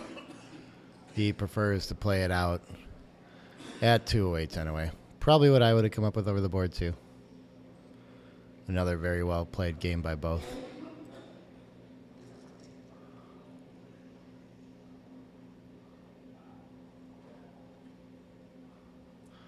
All right. We have 6-1 to open. Standard pointing roll. And same for Roberto. Pretty symmetric positions to start. 2 away, 10 away. Gonna really struggle to find a cube unless he gets into exactly the kind of position he was in last game. Common theme in the opening too, after you make the bar point, that you like to reinforce it with a 6 down instead of just running with that 3-6. 5s gets to try the blitz. Can't do anything about the back checkers. When it works, it'll look pretty strong. When Dana rolls a 4, it's gonna be really unfortunate and just kind of dead immediately. So the 4 anchors up and not trailing too much in the race yet. And Roberto under a ton of pressure to move those back checkers. So much so that I think it's totally worth leaving that blot in front and splitting along with it. Let's see how Dana follows up. Will he be willing to hit with a 4? He doesn't have to. Gets to just run, play simple with the 5s, or he can blitz and put 2 up. And with that extra blot to shoot at, that's probably the best. Also 11 in the zone, yeah. And so a lot of threat after this roll of just winning an undoubled Gammon to win the match, especially after a fan. Never going to be a cube in this kind of position because he's always going to go from like too good to not good enough, basically. But he puts up the 3rd, gets to bring the 3 down to try to build. I love that. I think his instincts right there. He's just all in on the blitz right now. He's got 3 up, and as long as he can still keep firing away and keeping the anchor from happening, he's likely to win the match on this game. 2 6 enters deep. That's a good place to hide for Roberto. Harder to reach for Dana, but he'll be hitting loose with 5s and 4s and all the indirects, 8s and 9s. And maybe it's actually worth switching to bring the checkers closer, 3 to 2. I don't think there's a whole bunch of purity value in having the 3 instead of the deuce. And you can cover the 3 easier. But, oh, look at this. I didn't even think of just making the 5 point. I thought for sure, of course. Very strong play. I wouldn't have thought of lifting either. A wild one. What happens when you make the deuce? Okay. Big error to do that this early, apparently. Wow, nice find from him. And I guess the theory here is just like having 3 checkers back against a 4-point board is just enough to win a gammon either way. Maybe it just wins more is a big part of it too. It's hard to trade the gammons in a position like this when your opponent might just recube anytime they get hope. I'm not sure what to do with this one, but decides to make the anchor and make the 5. It just looks a little bit overrun. Misses an opportunity to hit loose and try to go forward that way. 4-3 gets the link up with the 17 and safety up a little bit. That looks very strong. And this is the kind of game where potentially Dana could get into claimable territory, but I think there's still too many gammons here for now. And still too many wins to keep from keeping Roberto out of it. Edward knows that 10 away, 1 away is 97% to win. That's the match equity. That's how often you win the match after having that. Simple plays, sure. I like that, just playing in. Playing quiet. 5-4 doesn't seem like the right opportunity to vacate the 17, so I'm probably just stacking up somehow on the 6. 5-3, still can't get any of the back checkers liberated. I don't want to bury, so I guess I'm volunteering and playing 13-5. Wow, he needs to play safe instead, though. I would have found the purity as well. Very close ideas. 3-1, it just gives him too much freedom to run off that anchor, I guess is the idea. 3-1, I think Dana can afford some impurity here with the 6-3 to avoid leading a shot, though.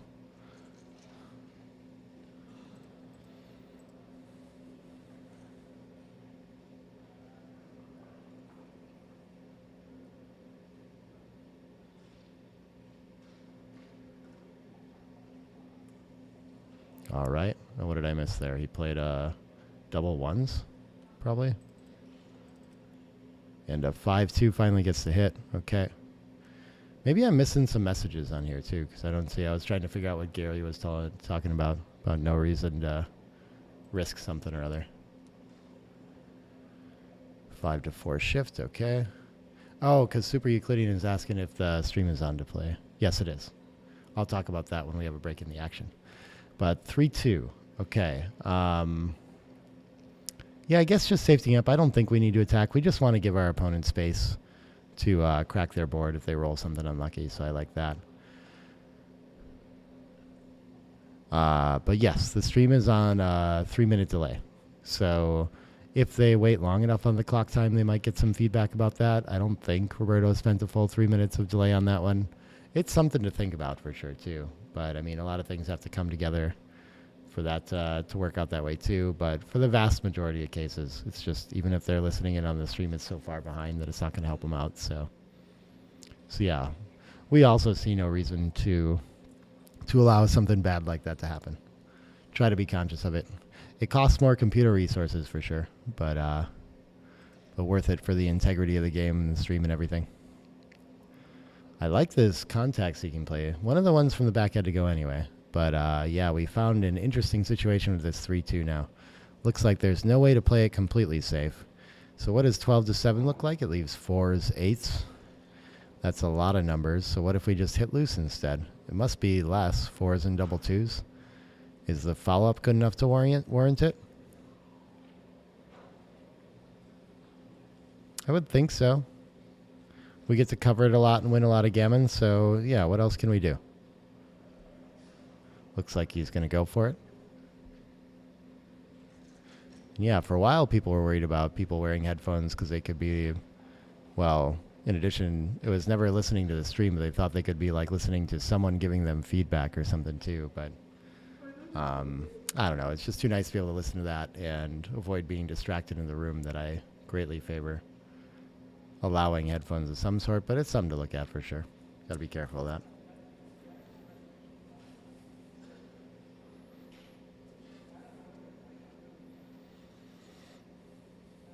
Up to 60.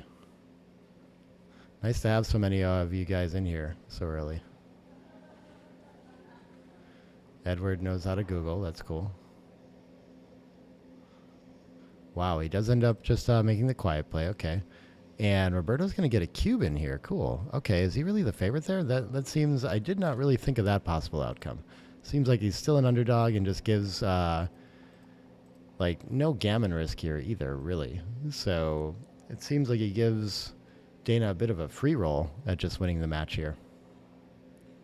He gets a fan, and 6s get to hop out and control the outfield. Okay, it's worked out, though. I mean, he definitely has lost his market after this sequence, mostly. So just spreading out to contain and make sure that Dana can't hop in with a 2 and escape. Fans again. And with 3 outside, they're probably like maybe a hair more than 10% gammons after a closeout. But really not a ton of risk there. I guess with the nature of his structure, there's gaps on the 4 and the 2, so it could be a little higher. But, you know, less than 15 I would expect. 5-1, and if Dana can enter and bring any of those checkers in with the other die that comes in, he'll be saving a, you know, few percent gammons that way too.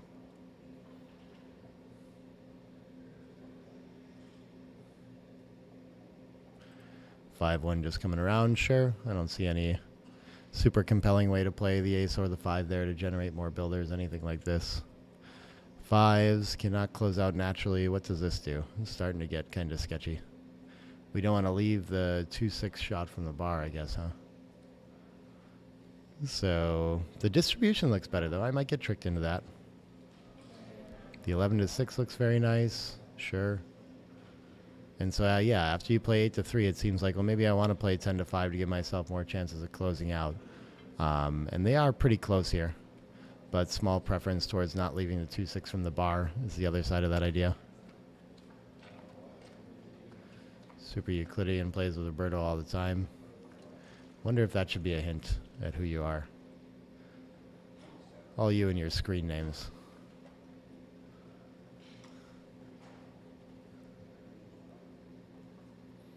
Why can't you have a nice one like Edward Ani or G. Olesen?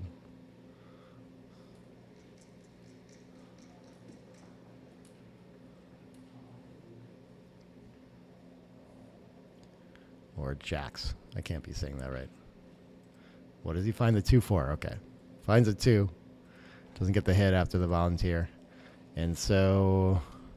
Wow, so he spreads out for the opportunity to close out, but then gets this roll where he can't quite do it either. I think we probably need to play quiet and start just bearing off here. I don't think it's worth risking hitting loose for the gammons or anything like this. Like that decision, and Dana will be happy with anything. I guess 3s, yeah, closes the board, takes away almost all of the gammon risks by having no pips outside, and if he does get a shot, he can turn it around and win. 3-2, relatively close race though, so there's a little bit of pressure on Roberto here. I think he should probably peel and just play 6-4 regardless. Just looks kind of nice. Oh, yeah, of course he can hit and continue and take away those racing pips. That's just very important here. Any 6 or 5 gives Dana some decent winning chances. Not quite 10%, but too many to just give him for free here. That's not something we're always looking for. I was looking for the hit, potentially, but okay, 5-4 is going to close it down to a 9-pip race. And now, Dana just one big set away from turning this around and just closing the match out.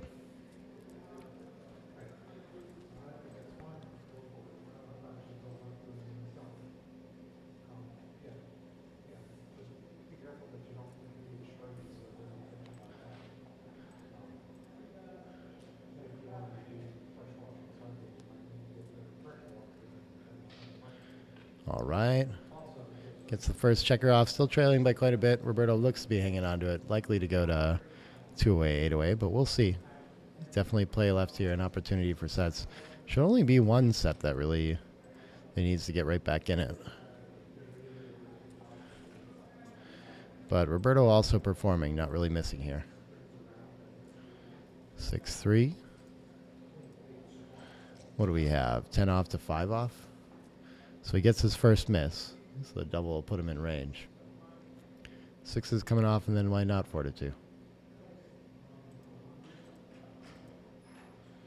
Seems like a nice rule of thumb is just to play from the back. 4-1 is going to take 2 off. Okay.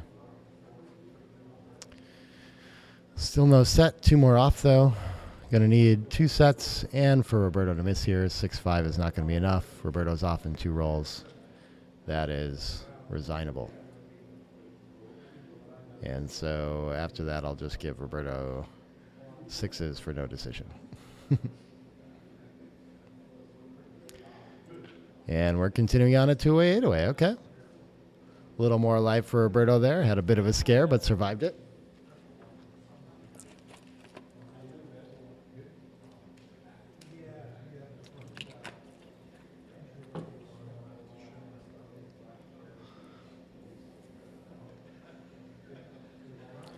Five three is going to point to open for Dana. Same story as last score.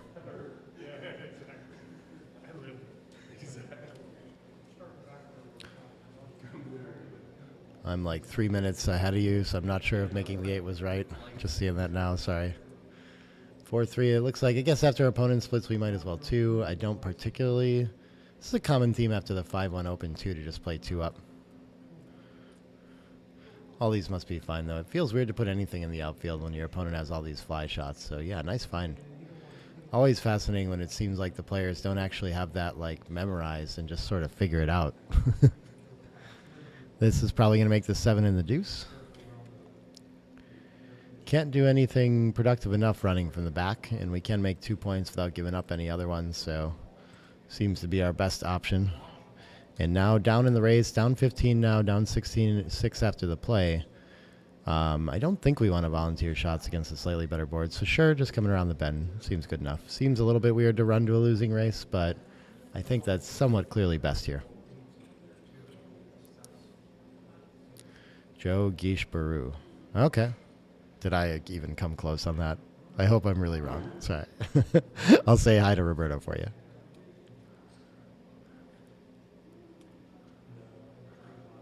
And Roberto wants to keep this. I didn't even think about it. He does have an advantage. Small racing lead, some threats. Yeah, this seems okay on this one. I don't think there's... Last one was a bit optimistic, but this one makes a lot of sense. I like the find there. At 2-away, we just need any small advantage with a little bit of gammon threat to get that in. Rolls the massive double 2s to follow it up. And the 3 in, what can the 4 do? Can't clean up.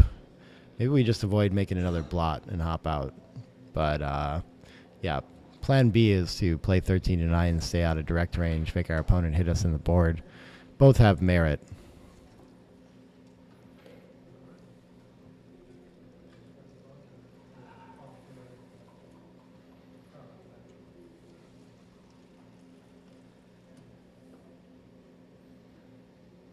I guess is he going to consider the tempo hit 6-2 as well? I think not when you're outboarded like this, not when your opponent's not really threatening to do much. I like this play. Good find by Dana. 5-4. Does that hit in the outfield? Yep, it reaches. Okay.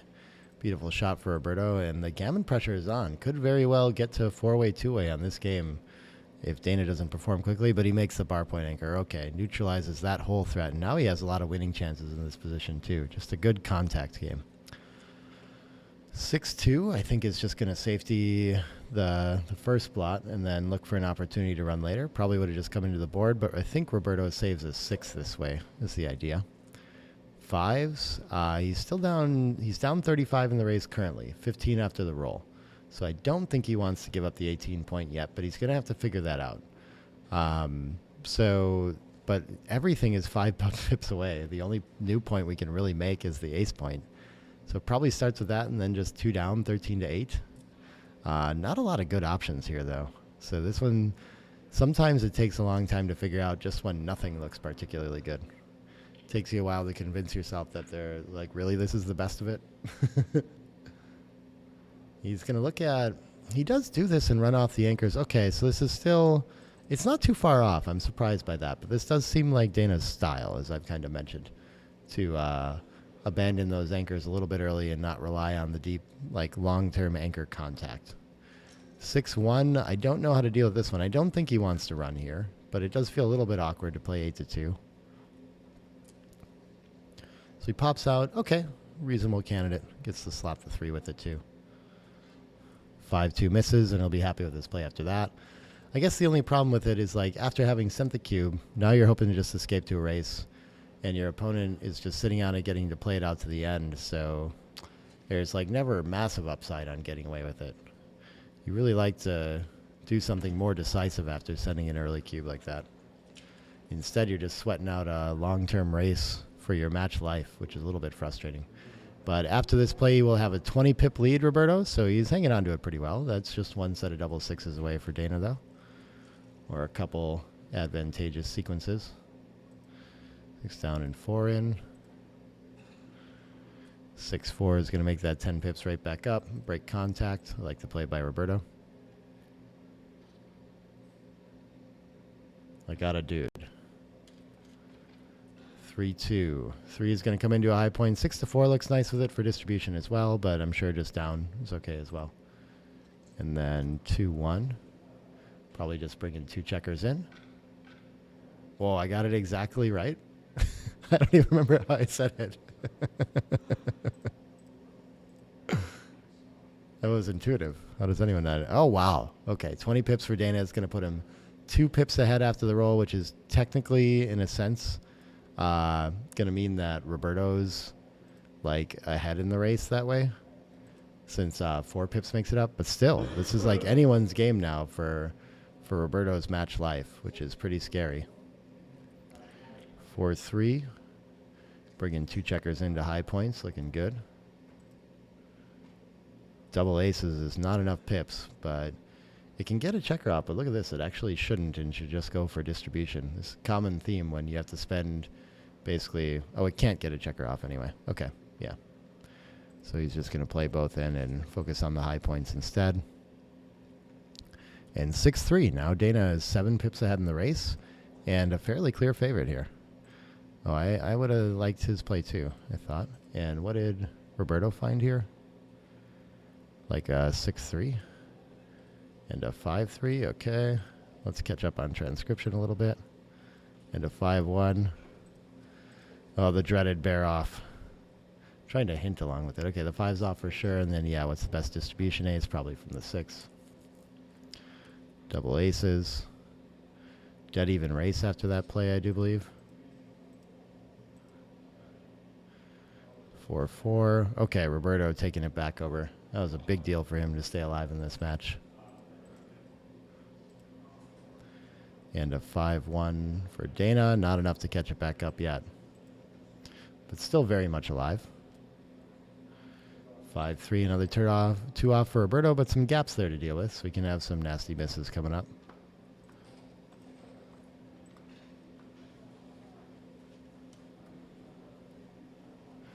(4-1). There's one of them. The 4 is no good. Probably just has to play 6-2, and then the 1 can come off at least. And more potential misses in the future. Which means... Oh, did their clock just turn off and reset? Oh, fantastic.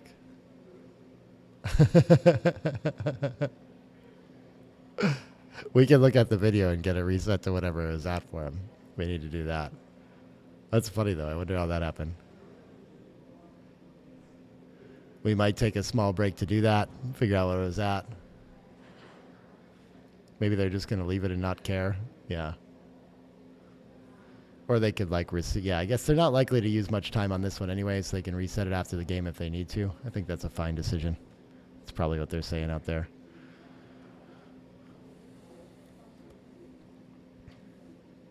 Yeah, the 4-3 for distribution looks nice here. I'm not sure he wants to do that, but thinking about sets and such, trying to figure out how rolls are going to play.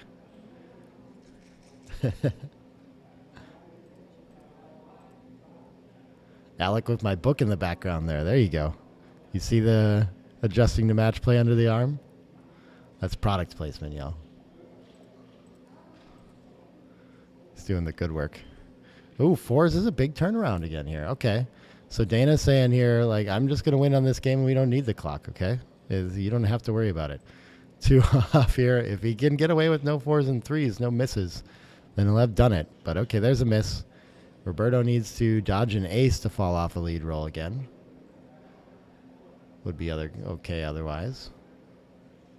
6-2. Okay, survives there. 2s are better to win it outright for Dana. And then we have 4s is going to do it. Oh, wow. Okay. Exciting clockless finish to that match. Pretty well played by both, other than some big hiccups in the early game or two. You know, Roberto played a pretty nice match there too. Dana nice and clean. So Dana's going to be advancing to the second round here. And that means, you know, Roberto's eliminated. He'll have a chance to re-enter and potentially play tomorrow as well. We have Ben Friesen on the stream there, fixing the clock there too. How do you like that? And Andy Lindeberg has been our stream person and recording, in charge of all that. So you got some staff shots on there too. All the important people around. But if we look at the schedule real quick, let me start switching around on that a little bit. So we're planning to be back with the next round of Backgammon right now, 1 p.m. So probably we have decided as soon as we see what the draw is and what the players are, what we have available, we'll come back with the match pretty quickly. Of course, I am Nick Blasier here on commentary with you. I'm going to send you to some of that interlude in that video play. All those awesome videos by Jason, the Blunderblots channels. Go check that out. Exciting matchups all weekend here. We'll be back really soon with match number 2 of the stream today. Be back in a minute. Thanks for watching, everybody.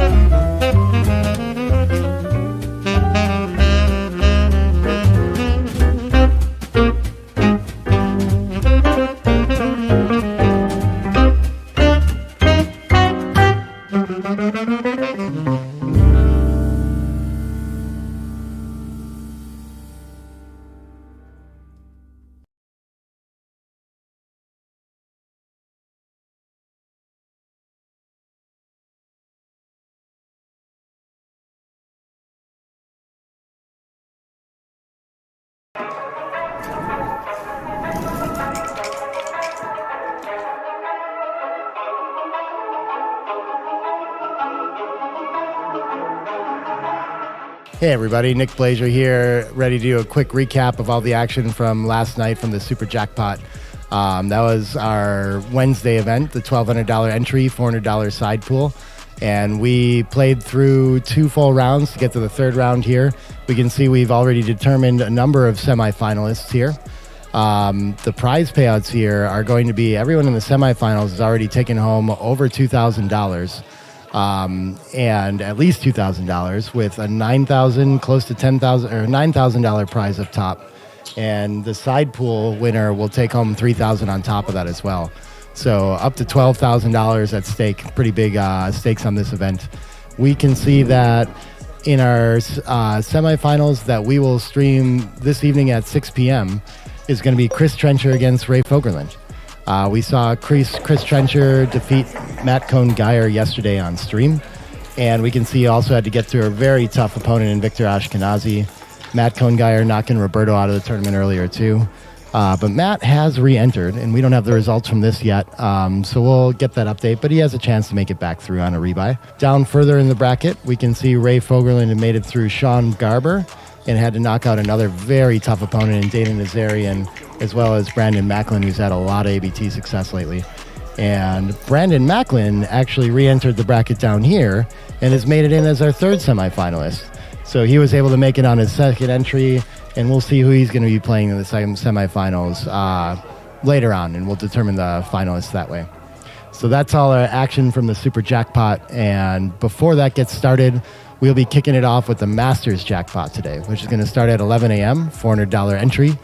And we have 3 rounds of that playing, and then we'll have another equivalent start on Friday tomorrow as well. Before we get started, though, we'll just talk about the results from the BMAP tournament from yesterday, too. And we're going to find our finalists from that as well. We can see we've made it through 4 rounds of 9-point match play. And we have a large number of players that have made it through at 3-1 in this final round that will play off to determine who the winner is going to be. Often this can end in a 4-1 tie kind of situation. And we won't know the PRs for some time yet. But we can see we had a full 18-player field for this as well, which is super great. And some notable names. My student, Robin Crace, go Robin, makes it in there against Scotty Kellen.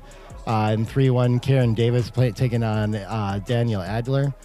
We got Marty Storr, who's always a PR side pool favorite, taking on Jeb Horton. And Claude Landry is rounding out our 3-1 players. So we'll determine the winner of that, too.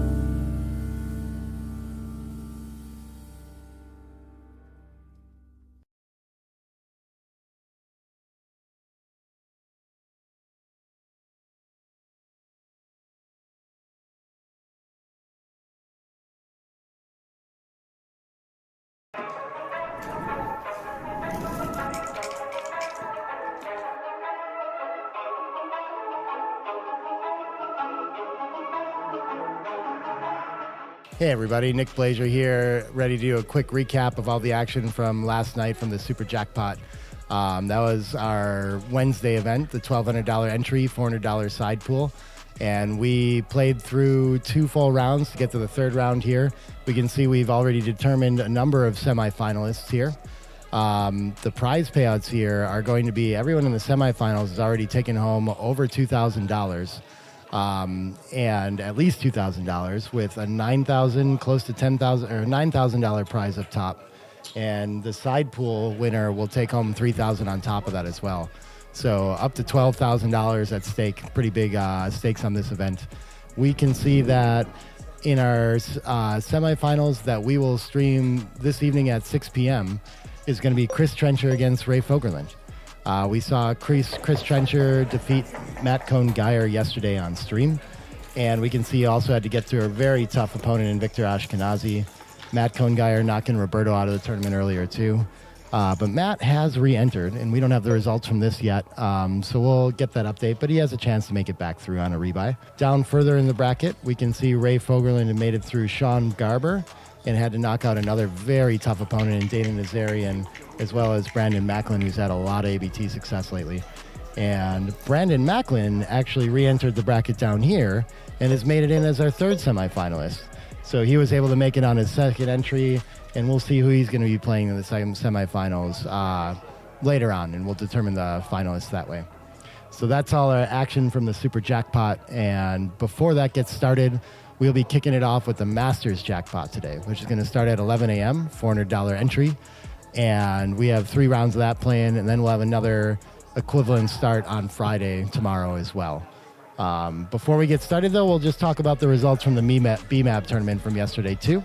And we're going to find our finalists from that as well. We can see we've made it through 4 rounds of 9-point match play. And we have a large number of players that have made it through at 3-1 in this final round that will play off to determine who the winner is going to be. Often this can end in a 4-1 tie kind of situation. And we won't know the PRs for some time yet. But we can see we had a full 18-player field for this as well, which is super great. And some notable names. My student, Robin Crace, go Robin, makes it in there against Scotty Kellen. In 3-1, Karen Davis taking on Daniel Adler. We got Marty Storr, who's always a PR side pool favorite, taking on Jeb Horton. And Claude Landry is rounding out our 3-1 players. So we'll determine the winner of that, too.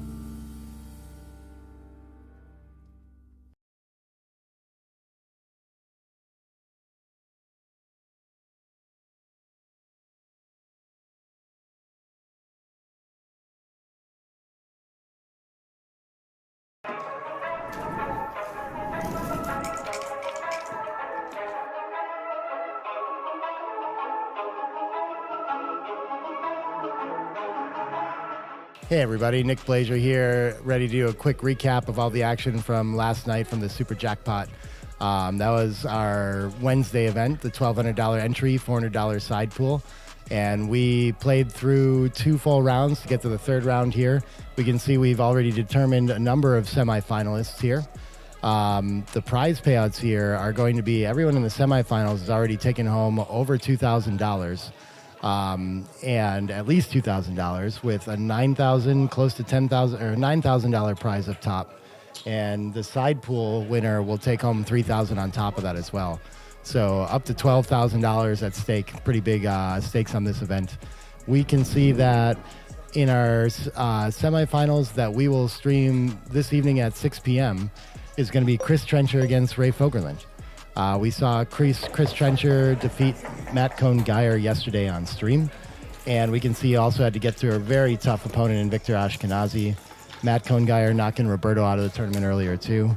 But Matt has re-entered, and we don't have the results from this yet. So we'll get that update, but he has a chance to make it back through on a rebuy. Down further in the bracket, we can see Ray Fogerland had made it through Sean Garber and had to knock out another very tough opponent in Dana Nazarian, as well as Brandon Macklin, who's had a lot of ABT success lately. And Brandon Macklin actually re-entered the bracket down here and has made it in as our 3rd semifinalist. So he was able to make it on his 2nd entry, and we'll see who he's going to be playing in the semifinals later on, and we'll determine the finalists that way. So that's all our action from the Super Jackpot, and before that gets started, we'll be kicking it off with the Masters Jackpot today, which is going to start at 11 a.m., $400 entry. And we have 3 rounds of that playing, and then we'll have another equivalent start on Friday tomorrow as well. Before we get started, though, we'll just talk about the results from the BMAP tournament from yesterday, too. And we're going to find our finalists from that as well. We can see we've made it through 4 rounds of 9-point match play. And we have a large number of players that have made it through at 3-1 in this final round that will play off to determine who the winner is going to be. Often this can end in a 4-1 tie kind of situation. And we won't know the PRs for some time yet. But we can see we had a full 18-player field for this as well, which is super great. And some notable names, my student Robin Crace, go Robin, makes it in there against Scotty Kellen. In 3-1, Karen Davis taking on Daniel Adler. We got Marty Storr, who's always a PR side pool favorite, taking on Jeb Horton.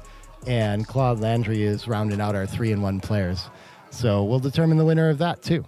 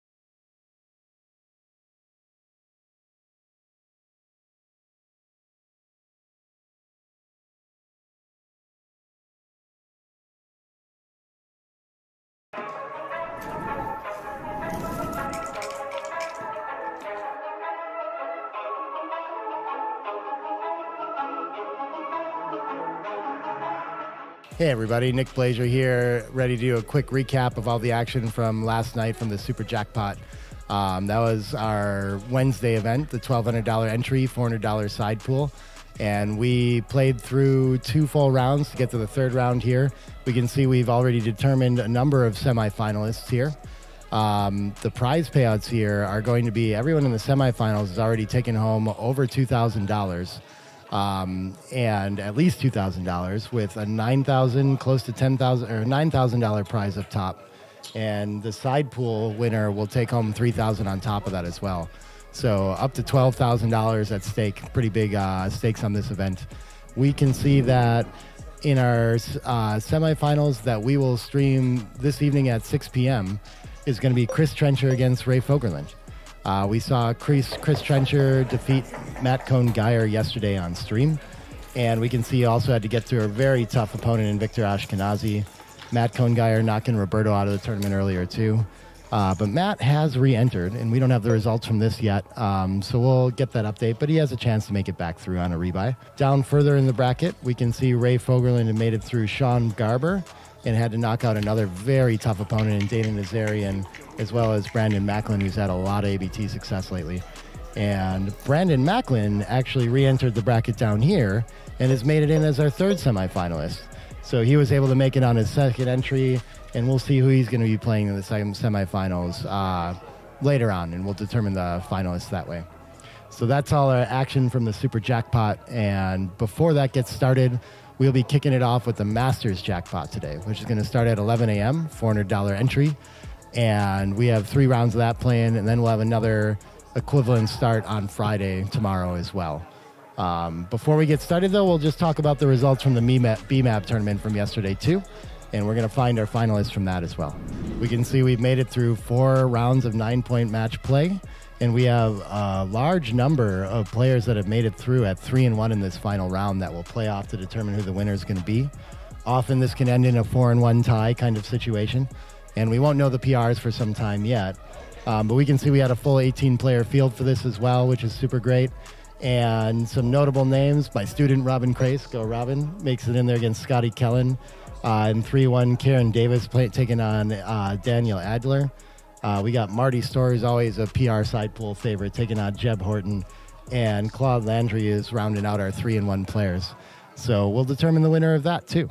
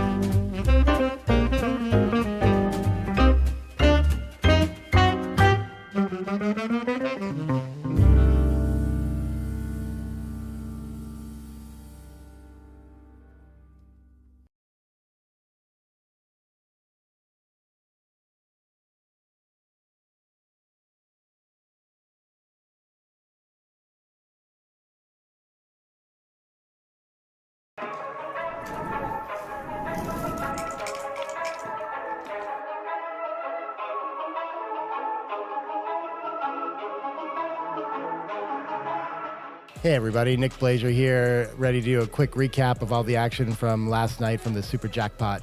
That was our Wednesday event, the $1,200 entry, $400 side pool. And we played through 2 full rounds to get to the 3rd round here. We can see we've already determined a number of semifinalists here. The prize payouts here are going to be, everyone in the semifinals has already taken home over $2,000. And at least $2,000 with a $9,000, close to $10,000 or $9,000 prize up top. And the side pool winner will take home $3,000 on top of that as well. So up to $12,000 at stake. Pretty big stakes on this event. We can see that in our semifinals that we will stream this evening at 6 p.m. is going to be Chris Trencher against Ray Fogerland. We saw Chris Trencher defeat Matt Cohn-Geyer yesterday on stream. And we can see he also had to get through a very tough opponent in Victor Ashkenazi. Matt Cohn-Geyer knocking Roberto out of the tournament earlier too. But Matt has re-entered, and we don't have the results from this yet. So we'll get that update, but he has a chance to make it back through on a rebuy. Down further in the bracket, we can see Ray Fogerland had made it through Sean Garber and had to knock out another very tough opponent in Dana Nazarian, as well as Brandon Macklin, who's had a lot of ABT success lately. And Brandon Macklin actually re-entered the bracket down here and has made it in as our 3rd semifinalist. So he was able to make it on his 2nd entry, and we'll see who he's going to be playing in the semifinals later on, and we'll determine the finalists that way. So that's all our action from the Super Jackpot, and before that gets started, we'll be kicking it off with the Masters Jackpot today, which is going to start at 11 a.m., $400 entry.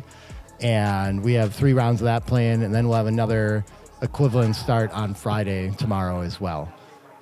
Before we get started, though, we'll just talk about the results from the BMAP tournament from yesterday, too. And we're going to find our finalists from that as well. We can see we've made it through 4 rounds of 9-point match play. And we have a large number of players that have made it through at 3-1 in this final round that will play off to determine who the winner is going to be. Often this can end in a 4-1 tie kind of situation. And we won't know the PRs for some time yet. But we can see we had a full 18-player field for this as well, which is super great. And some notable names. My student, Robin Crace, go Robin, makes it in there against Scotty Kellen. In 3-1, Karen Davis taking on Daniel Adler. We got Marty Storr, who's always a PR side pool favorite, taking on Jeb Horton. And Claude Landry is rounding out our 3-1 players. So we'll determine the winner of that, too.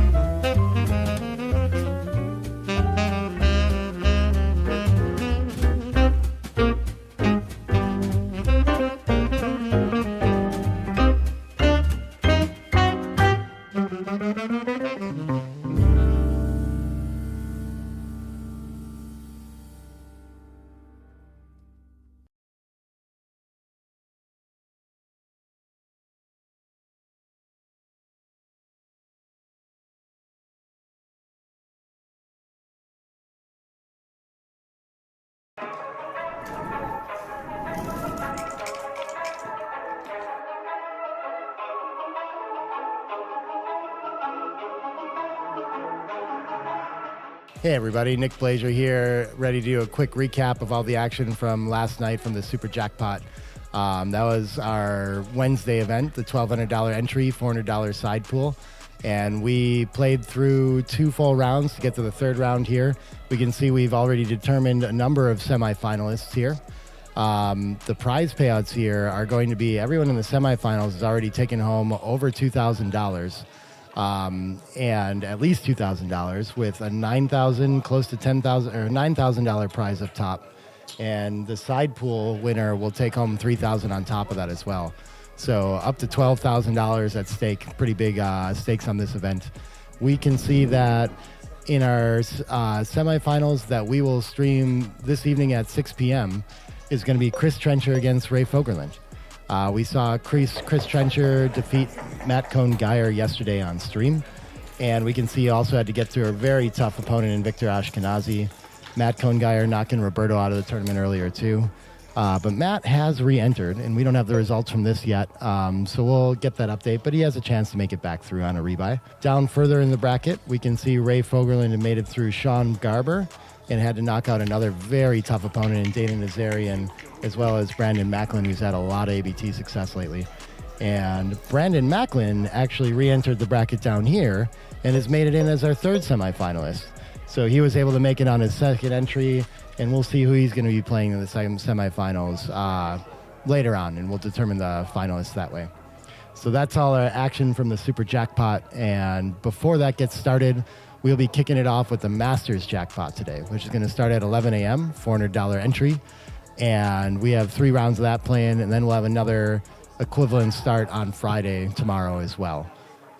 Before we get started, though, we'll just talk about the results from the BMAP tournament from yesterday, too. And we're going to find our finalists from that as well. We can see we've made it through 4 rounds of 9-point match play.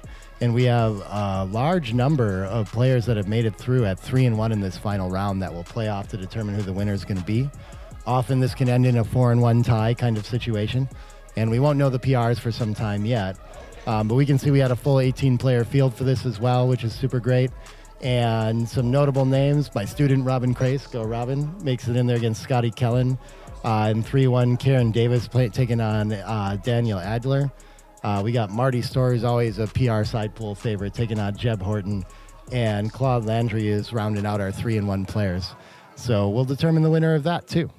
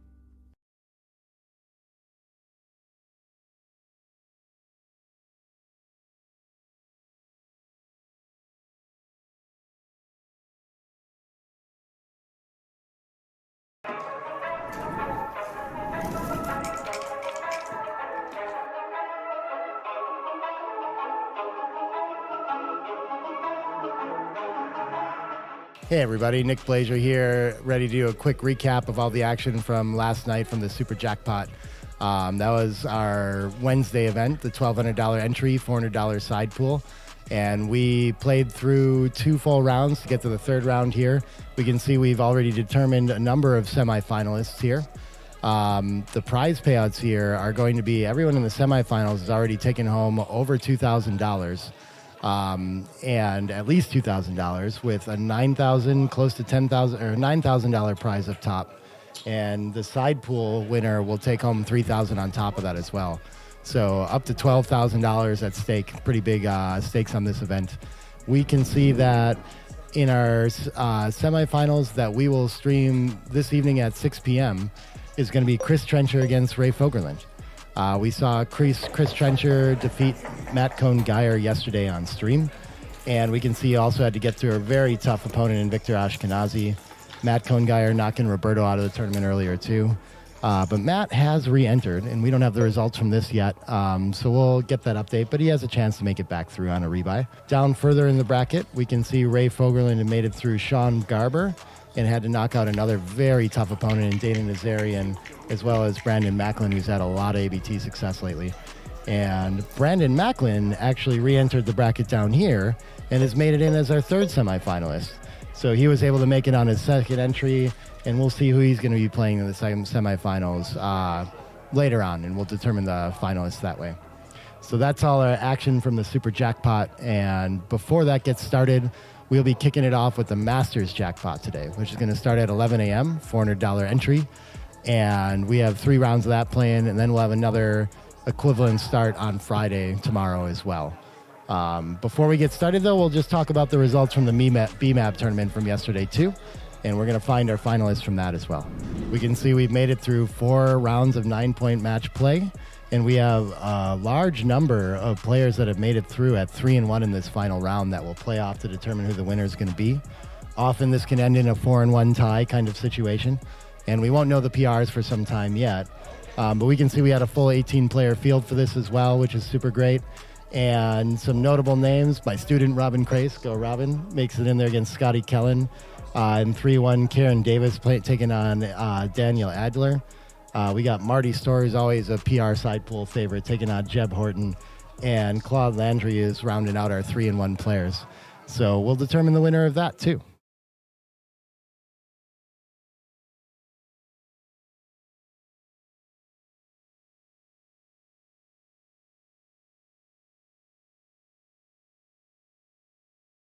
And, oh, there we are. Here we are.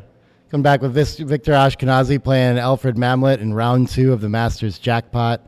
I'm going to come right back over here real quick, drop that video out, and my mic's on here too. Oh, maybe I forgot to mute it before over there. But yeah, we had a good match between Dana Nazarian in the first round and Roberto Litzenberger. Dana Pat moving on from there. So we're going to continue on with the Masters Jackpot action here. Victor had to knock off John Klein in the first round, it looked like, and Alfred Mamlet, I didn't see in the bracket who he beat. But of course, anyone that loses out has a chance to start the 2nd round tomorrow too, so they can get back in. But yeah, there's Victor standing in the player cam in the background there.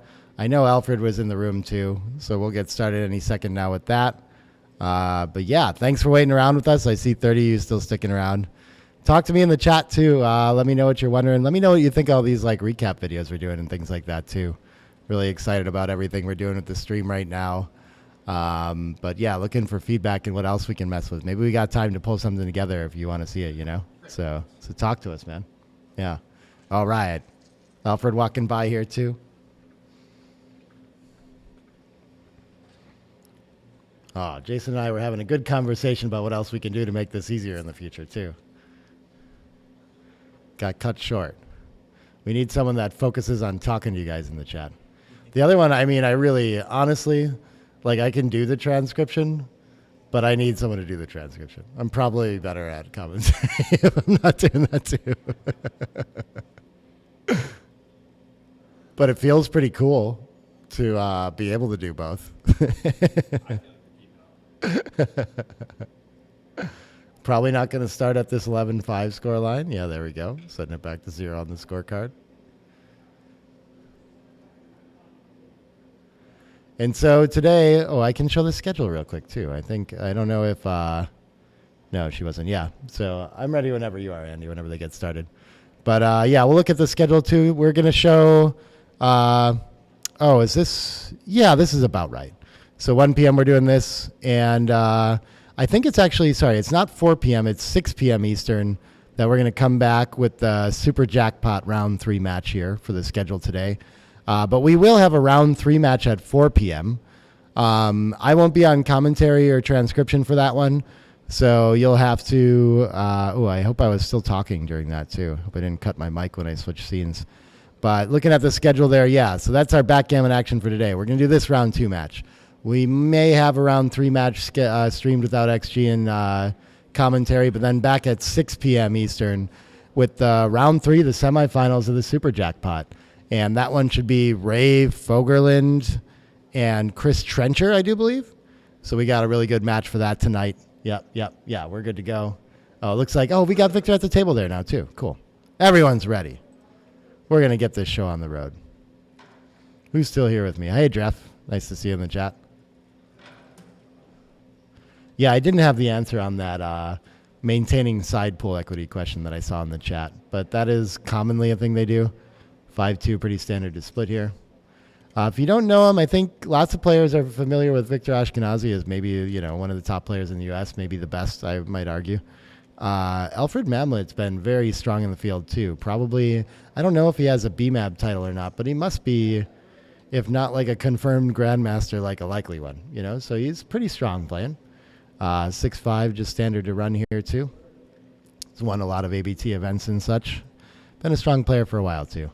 2-6 looks like he just wants to run, and they're just kind of playing a simple game so far. When the dice give you lots of 6s, this is where it goes. Victor gets to make the first offensive threat here. What is this, a 1 what? Can't see the other die there. Must be a 6-1. Yeah, there we go, I found it. Yep, just linking up blots, why not? We could make the 5-point or some other asset, but I mean, getting to safety while also making an asset seems just too strong.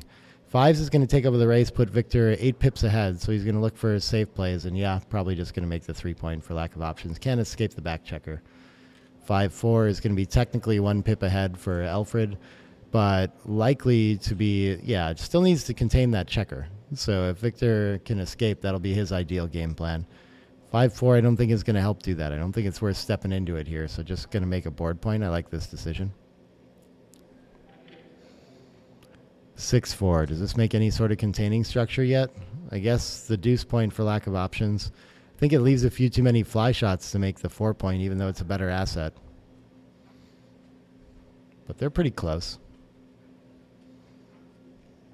Take a little time to think about this one.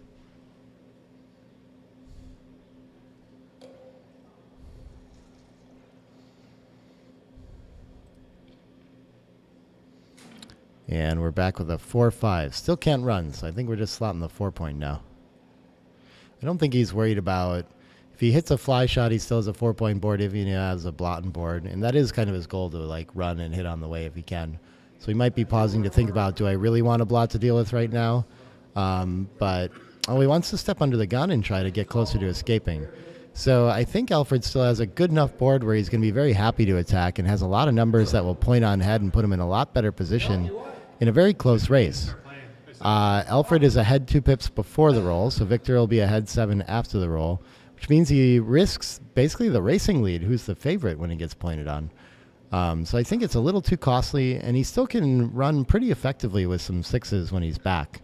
Not sure he gains enough numbers to get the freedom here to be worth being up under the gun, but it is a dilemma. So he's going to pause to think about it at least, and we'll see if he chooses, after all, to step into it or if he'll just slot instead.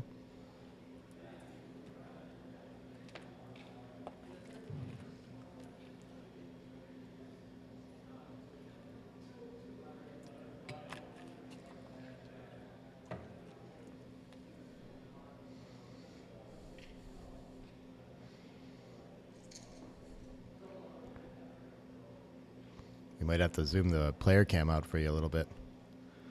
Victor's leaning back out of the shot.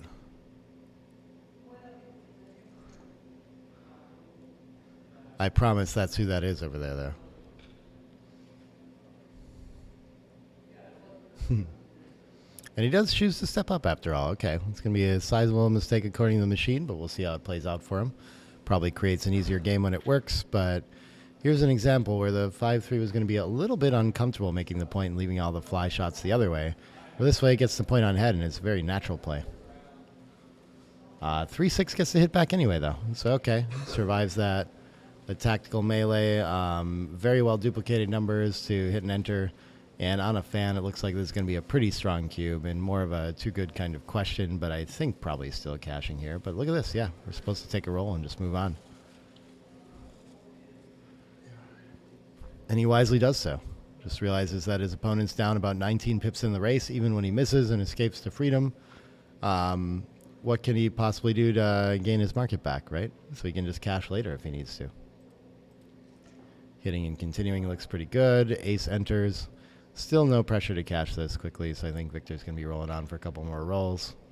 And we'll see if he establishes the ace point what happens, but 6-5 a little bit awkward. Not what he had in mind. I don't think, given that we're playing on and want to be able to cash, do we really want to hit on the ace? Maybe we do, though. We have enough material in the zone, and it's only a 3-point board. It feels probably worth it. I do like the 6-in, though. And it just, we should be very afraid of our opponent making the ace point and creating that long-term defensive asset.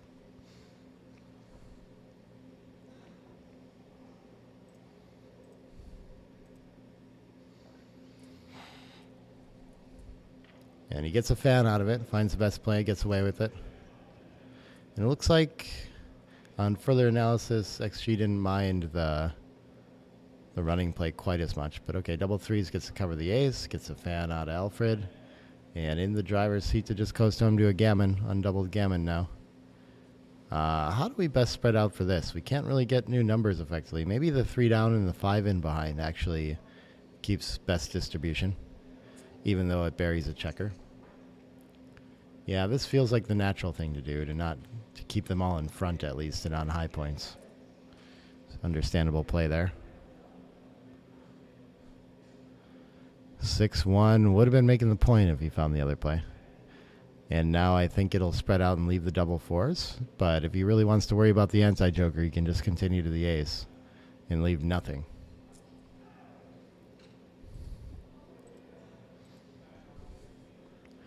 5-1 fans. And double fives. There we go. Stiff play rewarded somewhat. Does he want to clear the point right away, or does he need to take 2 checkers off and risk it?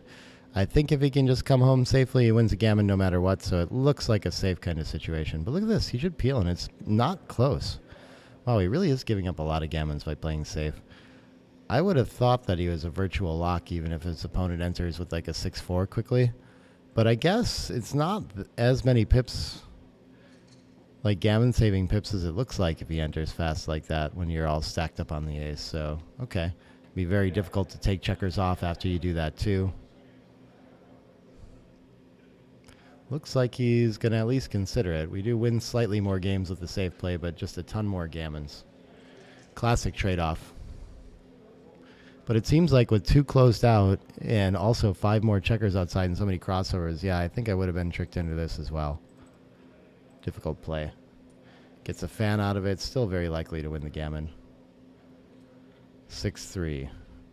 Yep, still playing safe. He's going to have 6-1, 5-1, 4-1 to leave a shot next time. If he can avoid that, he's going to be cruising. 6-5, perfect. 6-1 enters 1 for Alfred. Probably rather stay on the roof. It's going to be hard to save the gammon the natural way. Double fours, okay. There's still actually 8 checkers on the board. They're stacked up there. So probably no backgammon threat. Otherwise getting into the territory. And yeah, looking like a 2-0 lead for Victor. 11 away, 13 away.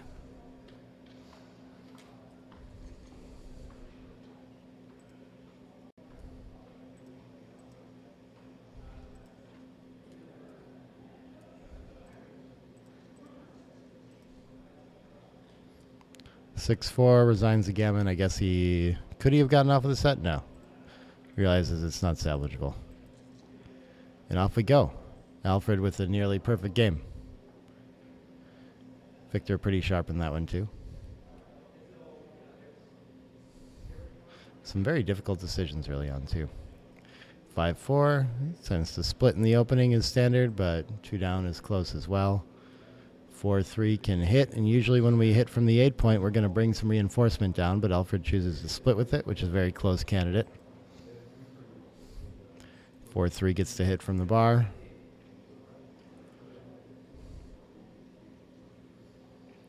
And 3-1. I think we're hitting again on the 5 point here. I don't think we want the 24 so bad.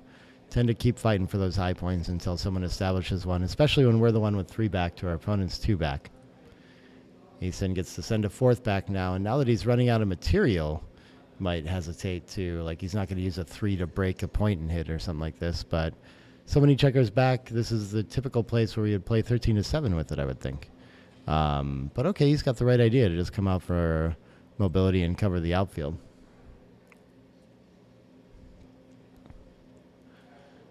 (6-3). This doesn't really do much. Doesn't land anywhere we want to be. So probably just running around the bend from the front, from the 20. The only idea I have, at least our opponent will, some numbers have to break the 20 to hit. Just not really a whole lot of good options here. Can run both from the back too. But it looks like we're running to a double shot. We're going to be fine afterward. It just doesn't accomplish anything, so it's kind of annoying to have to just throw away to roll. More or less. Back up to 41 watching. Thanks for joining us, y'all. Who's here now? Did we lose the UK crowd? Are we back to America time now? It's still during the workday on a Thursday. I hope y'all are watching from work.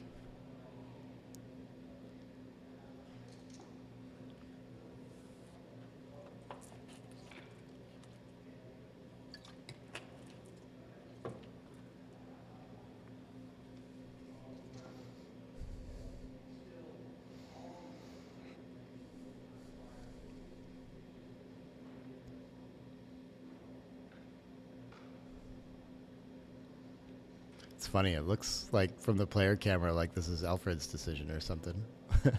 He's sitting focused on the board. Victor's just sitting back thinking.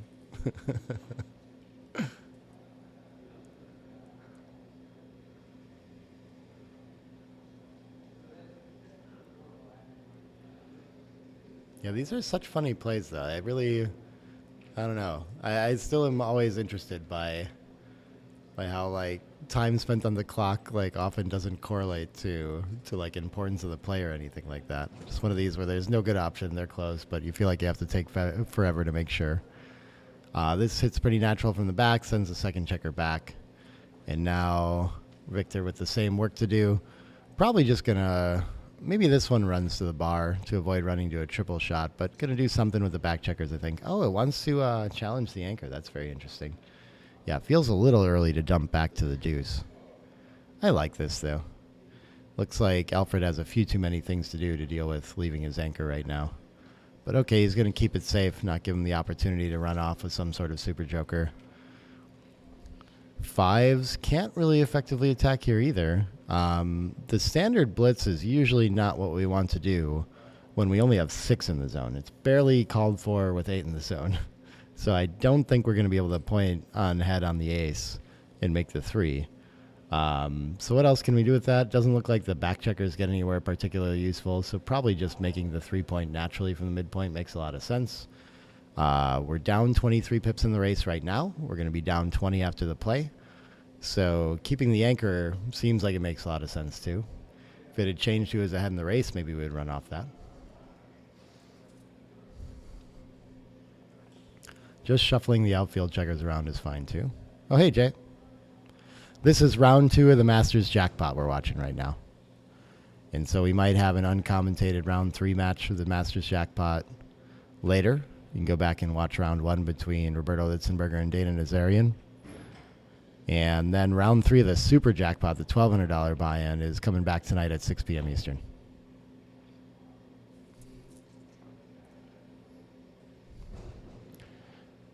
Oh, this is an interesting idea here. So we can link up and at least get a 7th in the zone. But again, we have the same sort of problem. We don't like a blitzing game plan when we don't have the material in the zone. So it just calls for finding some sort of more pure and structural play. We don't want to commit like 2 of our very few checkers in the zone to the ace point right now. Gets better and better to do as we progress through the game and get further ahead in the race as we have more material to follow up on. But so he sees he really doesn't want to. Okay, just looking for some other option and finds this instead. At least he didn't go like full blitz, but could have made a nicer point with it. So small miss with that. 4-1 looks like it's just going to anchor, have a simple holding game, and basically even race now. And so it worked out reasonably well for Alfred here. 3-1 can clean up both checkers and play simple, sure. Oh, it can also provoke, given that there's a blot behind and he has a slightly better board. Okay. Had an opportunity to make a little piece of structure. Victor's ready to get checkers in the zone and slot a strong point. And when it's this close in the race and both players have the same anchor, it is very likely that this game is going to end in contact. So you can see the bot keeps wanting to find ways to like focus on purity and making points in the board as efficiently as possible. It's going to be difficult for Alfred to aim those 5 checkers on the midpoint exactly where he wants them to land. So XG's happy to solve that by placing a checker right in front of the anchor instead and see if your opponent wants to hop off it. Victor gets the nicest board point now. So this 2-1 now is like a real problem already. Could have been playing for flexibility, but I guess it's just going to throw the last spare behind. Okay. And now that you are technically outboarded, you can see now it's no longer the time to play 13-10, though it is a close candidate. Solve long-term problems that way. Victor can just make another board point, so he's going to go ahead and do that. 4-3 gets to reinforce the 6. Beautiful shot. Important 7 there. 5s are kind of nice too. 6-5. Where does this get? I guess it gets to cover the 2. I don't really see anything more useful and pure than that anyway, so hop out there. And with Victor is ahead 19 pips after that play, but I didn't see any interesting way to run either. And now that we've arrived against a 4-point board, we are not leaving shots, so maybe we just need to clear the 8 to keep our structure pure here. It is not pleasant to do that, though, and not have any outfield presence when you're coming home against an anchor. But that would be more relevant if he was ahead in the race. Given that he's behind, he doesn't need to worry about having that landing spot, because most likely Victor is just going to have to run off that anchor before it matters anyway. And 5-2 finds an opportune time to do it. Last chance would have to give up structure elsewhere, and Alfred's not ready to attack. Lands on the midpoint perfectly. Immediately spots that opportunity with a 20-pip racing lead. Nice find by Victor. 6-2 against a 4-point board. Can it afford to attack? Everything else looks pretty disastrous. It's 2 blots in board though. Can that possibly be? Yeah, I think probably just playing safe is what he has to do, but wow, are they close. It's just a disaster either way.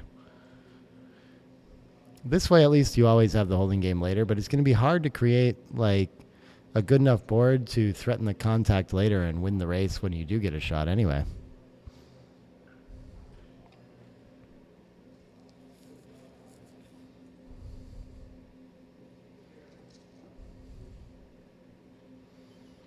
Oh, I'm trying to tie names to faces, though. Jay is the one that I met at the club on Sunday or Saturday or whatever that was, right?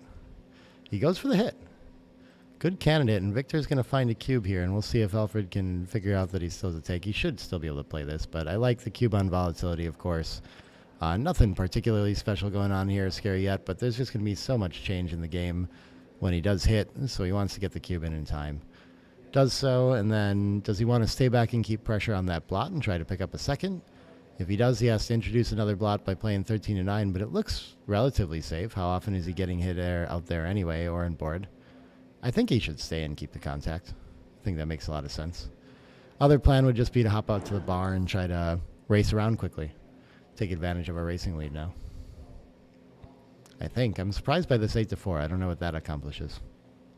Seems like it just gets rid of your landing point. No, thanks, Dennis. I'm good.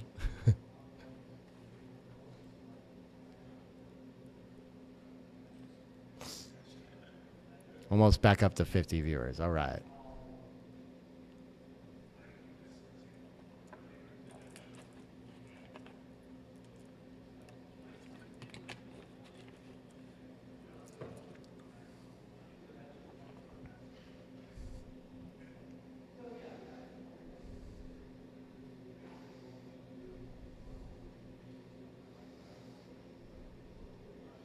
I appreciate how deliberate he can be about these decisions, too. I do kind of wonder what he's thinking about exactly. It'd be fun to hear a Victor match, like, out loud. I'll play and explain exactly what he's thinking about. Presumably, he starts to go through rolls and numbers and comes up with reasons that way. I guess that's what most players do, but I'm not sure with Victor, because I do know, like, I have this sense that he's definitely more... He's a very strategic player, which doesn't necessarily mean that he doesn't process the tactics of all the position, of course. But I mean, in general, the plays he's making, like, he doesn't mind deviating from XG a little bit if he has, like, a clear plan in mind and can follow that with his play and thinks like the game is going to be easier somehow or more playable or whatever it is if he goes that way. Yeah, and so we do see him kind of make some, like, solid sort of progressing forward plays instead of volatile plays a lot of times, too. Gets the fan, okay. And 5s. So everything's going to transpose. He would have been stuck back there. He's happy after to have hopped up to the bar with this roll. Probably just going to dump everything to the 8 and leave the shot there. Best time to try to clear contact is while your opponent's on the bar. Just a 5-1 and a 1-1 from here. 5-2, no hit. We'll see if we can get that checker to safety. And Alfred entering is going to save a lot of gammon, so that's going to help a lot. But the game looks pretty lost if Victor can safety this checker on the midpoint.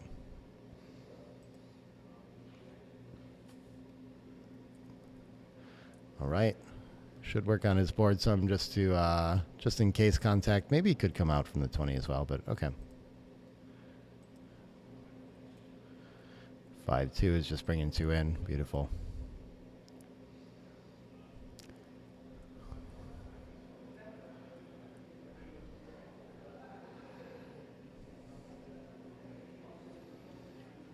Sure, spending checkers relatively efficiently. I guess playing to the 7 point is not really where you want to checker here. You don't want to make the bar when you have the ace already, and it's a weak crossover. You're likely to waste pips when you bring that checker in board. So, I mean, it's pretty small tactical stuff, though. 6s coming in, and then what's your best deuce? You make sure you have a good double 6s or playable double 6s if you clear that right away. I tend to like to keep spares there, though. Even though I do give up the 6s, but so many other numbers let me bear off more quickly. So I think that's the idea of a 3-1 or 4-2 type play. Victor likes that idea too. 2s. I still feel like he should get like the 3rd checker moving off the back. I'm not sure he wants to keep it though. Maybe he wants, hoping that he can hit without leaving his anchor at some point, I think is an idea that I've heard from people. So he's just going to cover, focus on his board. But he is risking some gammons along the way by doing this, you know. Not too much, though. Shouldn't make too much of a difference in this kind of position. He's just so likely to save the gammon anyway. 2-1 pops out. Okay. 5-6 is going to leave a shot right away. And Alfred has been focusing on his board, so the ace is going to be very likely to win it should he get it. Can't get there. This is just going to make it all the way into the 6, I do believe. And as long as Victor doesn't roll double aces, he'll be in the driver's seat for another 2 points, 9 away, 13 away.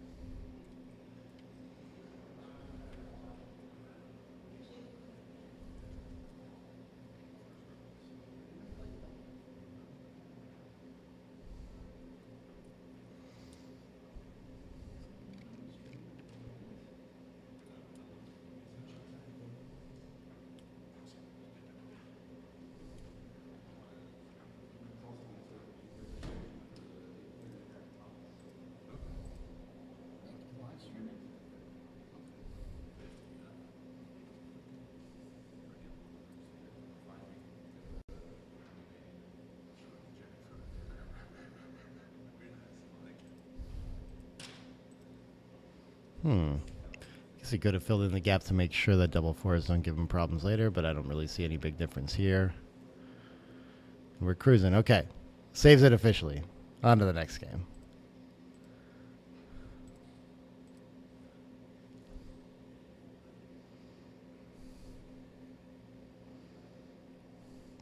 So with this 4-point deficit, we will change our match strategy a little bit here, but not too aggressive on the opening cube. Not too much change in how deep Alfred's gonna take. If we get into recube scenarios, it can change quite a bit. So we're gonna see a lot of impacts. Both opening with pointing rolls to start. Victor probably gonna want to split after priming roll, and his opponent rolls 1-2. And Alfred with a small lead here with a better board. Sixes can't move the back checkers, but it can turn to some sort of escape. And yeah, he's correct to look at the dilemma as, do I want the point here? Do I want to attack on the ace? Making the deuce is going to be part of it for sure. 3-2 gets to anchor up and fix that. He was in a lot of danger being so far down in the race. Now he's neutralized that point on the deuce point, and Alfred's the one under the pressure to get the back checkers moving, but he does it with that 4-5. Probably just run all the way. Ahead in the race, just wants to escape. What does Victor get here? 6-5 doesn't quite reach. What can it do? It looks difficult to find like a particularly pure play with this. But usually it's like way premature to break your 7-point to point on the ace. Would I want to do any sort of blitz like that? Okay, this is some sort of idea to just make a board point. Otherwise we're like volunteering playing 2 down or something like that. I think I like that. Double twos, fills in perfectly and comes around. Okay, very nice shot for him. And Alfred in the driver's seat in this one. It's a small match deficit, but still has that checker to escape. But Victor not really creating a whole lot to like make that ride home difficult. So are we in cube territory yet with a 12-pip lead? He's against the 22-point game, so I guess even if he does escape both checkers, it's not like Victor's pass is going to be super large. So I don't think there's enough market loss here, even though this position looks kind of horrible for Victor right now. There's just also not any like big swings offensively. But he's going to send it. It's a little bit early. Should be an easy take for Victor.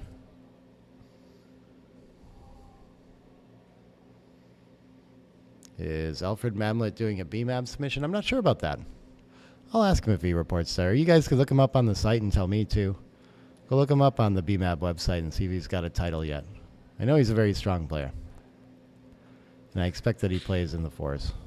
Or probably like right out of 4. I wouldn't actually know what to guess if he plays consistently under or slightly over. 3s, we're just trying to make progress towards home without leaving shots somehow. So advancing 24-21 looks pretty good. Giving up the midpoint before we can link up with the back checker is maybe a little premature, but given that Victor only has the 2 checkers on the 13, there isn't that big a risk with the outfield control. If he gets hit once, he's going to have to give it up anyway, so I think this seems okay. Solves the problem of the midpoint preemptively. Usually we like to do that after we get full freedom, but all right, what can we do with the 5-2 here? We're outboarded, so I mean, nothing looks, yeah, just playing quiet I think makes a lot of sense here. Interesting that top play comes out as hitting loose. Hard to do against a 4-point board when you only have a 2-point board yourself. Victor's just trying to patiently wait for the contact he has available sitting on the 22. Waiting for Alfred to get out of the way so he can start building his board. Alfred just wants to make progress towards home. I think seems reasonable. 21 pips ahead after that roll. 2-1 gets to make the 5-point. Nice improvement for him. So now Victor's got a little bit of something to work with, a little bit of reason to think about hitting. And 5-4 can't get to safety effectively from the back checkers, so maybe 11-6. Yeah, oh yeah, we do make our opponent come off the anchor when we do this. And maybe we would like to make the 8-point when we get away with this, so I think this seems reasonable. Both look pretty good. I guess the 17-13 seems somewhat mandatory to try to get closer to home too. Our opponent isn't particularly ready to hit with an ace either, has to give up outfield control and they do it, so yeah, both look pretty good to me. Obviously, we would have rather gotten to safety and not leave any shots, but once again, going to have to spend some time figuring it out when the roll isn't quite perfect, right? Oh, we got an argument for strongest U.S. player that makes submissions that doesn't have GM yet. I might agree with that. I want to throw myself in the ring as a candidate, but but I think he might be better, yeah. Nice play here. Ace-6 does get the hit if it wants, and I think with the 3-point board, we should go for it now. But it doesn't come out without risk. So which 6 in? Yeah, sure. Probably better distribution to come across and in. Just seems strange to stack up the 7-point when you have the ace and you don't really want that 7-point anymore. Those are just builders. And what does he roll? A 3-1 and gets to hit and continue. Okay. Great response from Alfred. Double threes is a huge shot from Victor. Gets to enter and make the point. And what is the last one going to do? Does it need to safety up or can it spread out to build? Against the 4-point board, probably we need to clean it up. And Victor is going to correctly take that one safely. 2-1 enters, but doesn't escape yet, so Alfred's going to be firing back quite a bit of the time here. Or Victor, sorry. Just decides to prioritize freedom and step up to the edge. 6-4, that reaches. But he could also think about covering the outfield, I guess. It's going to leave a lot of fly shots either way. So if we do something like run 22 to 12, then we're going to leave 9s and 10s. So 5-4, 6-3, not double threes. 6-4 and 5-5. So it sounds like 7 shots anyway. When we hit here, it's 2-1 and 3s, so 13 shots. So we give an extra 6 shots. We freeze his movement. We threaten to make a 5th point and board. But maybe our mobility isn't quite good enough after that. And out here, we definitely have playable numbers on the follow-up. So, wow, these are difficult ones, but I mean, it does just look a little bit overrun to have 3 checkers behind structure after we hit loose. So I think probably just a little too front-loaded. In addition to those hitting numbers, things like 2-5 and 2-6 are like really strong from the bar for Alfred too. So yeah, as he tends to do, Victor finds the best plan. 5-1, probably going to try to pop out into a double shot, but oh, he's just going to play inside there. Okay, I guess either can be fine. I would have thought to just try to make progress towards home, but the race is getting closer. He's only had 11 pips, 17 after the roll, so he doesn't want to lose the ground of popping out to the outfield. That's the reason for that. 5-4 could make a blocking point. It looks more reasonable to hit loose now too, though. I mean, now when our opponent rolls a 6, you know, we're just in big trouble. They're ahead in the race, giving them too much freedom. And we don't have the problem of potentially being overrun when we hit. We have a ton of indirect covers, and we're still covering the outfield. So, yeah, I think I favor the loose hit by quite a bit now.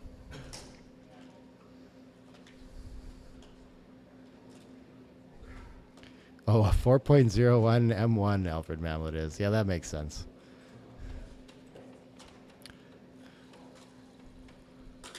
We got to tell him to talk to Burak Shwahaki. Maybe he's a person that could commiserate with why someone would do that. Wow, okay, Alfred hits from the roof again. Victor fans, and Alfred on a happy path to escaping and finally cashing in on this 22-point holding game. And he wants to keep pressure on the blot. I was thinking just come around, but look at this. He's got the right idea here, too. Nice to do all his opponents on the bar. I'm not sure what the idea... Oh, if he stays further back, probably has more ways to hit, I guess. 1-6, Victor's able to enter and clean up that blot. So can Alfred attack behind now is the next question to try to win a gammon.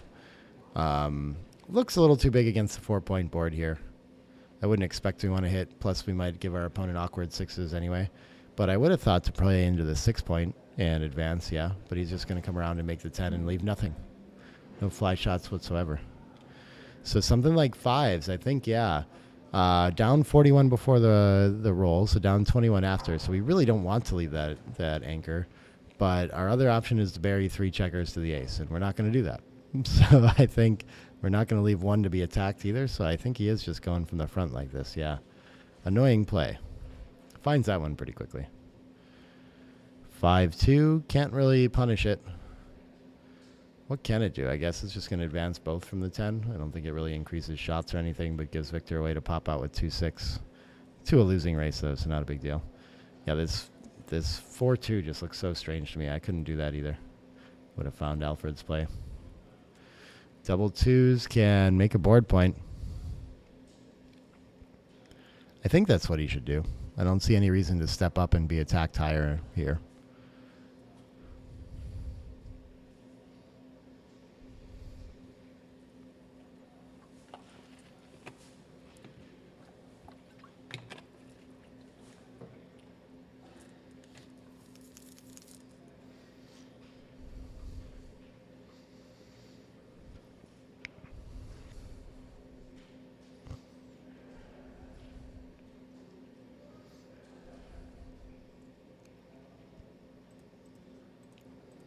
All right, instead of making a point, he just spreads out and plays efficient with the pips. Make sure that when Victor converts to an attack that he doesn't lose a gammon. I guess that's a pretty reasonable idea, too. Gonna play 2 in. No need to attack on the ace here yet. If he gets a natural way to do it, he might, but there's not a lot of gammons available in this position. And I think Alfred's made enough progress towards home to make the board point now, but we'll see what he comes up with. If he's focused on saving the gammon, then maybe he brings a checker in here.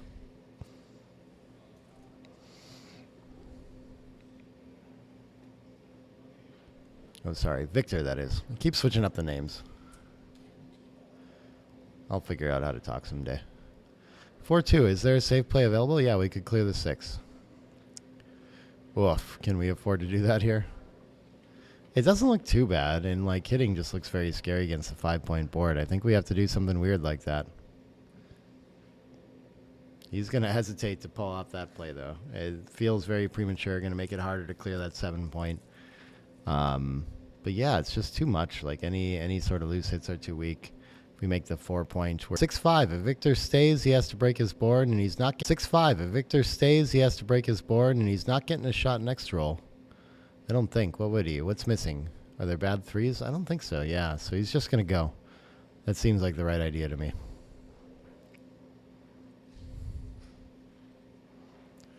Four two was it? Okay.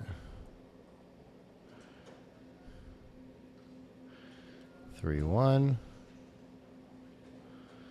And looking like Alfred's going to get 2 points on the board here. I don't see too many gammons. I don't see too many losses either with the 23-pip lead this deep in the game. Does have some stacks on the high points there and the gap on the 3, so. But he's rolling really well here. Oh, we got to figure out if this is a legal roll or not. Oh, I think Ben just walked into the room, too, to check it. Perfect timing. Look at that. He thought he had a moment of peace and quiet, and he immediately has to decide if it's no roll. If you move it and it's leaning on the wall or something like that is how they test it. I don't know if I actually understand that completely, but dice on checker, y'all. Okay, decides to slap the ace instead of the 3. A little bit better to slap the more costly point. Victor gets a checker off. 4-1 is taking 2 off. Okay, nice shot for him. 5-5 gets 4 off. Okay, making a little late run for it. Probably a little too late, but gets up in range. Only down 3 pips in the raw count now. 3s. Doesn't get any checkers off. Okay. I mean, I don't think Alfred would throw it back. It's a lot of pips, but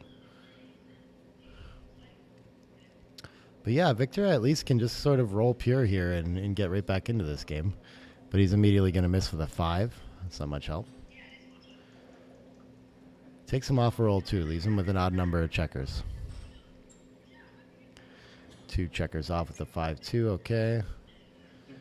6-3, so he's still 2 rolls out. Could get one more miss out of Alfred with a 3-1 or a 3-2.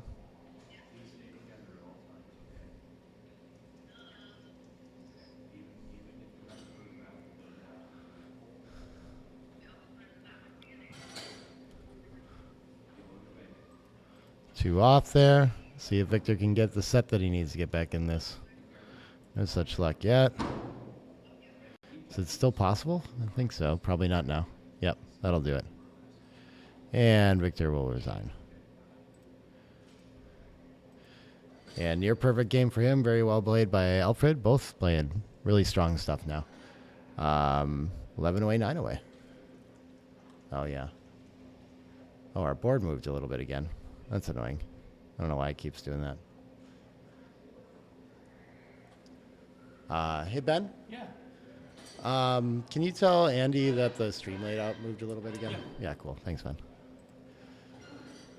6-4 is going to split to open.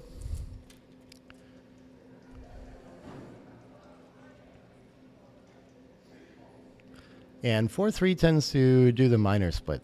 21 and 9 after this duplicates twos. No better. I mean, your opponent can't hit everything, but it's an annoying second roll. And Victor's definitely the kind of guy that like doesn't just memorize plays like this. So it's always, I just love seeing strategic players like him have to pause on the board and think about it, figure something out, and come up with something and get the right play anyway. 4-3 is going to point on head. Pretty sure here, right? Oh, I'm sorry, it doesn't reach. Makes the 5 point instead. Okay. That looks pretty strong, too.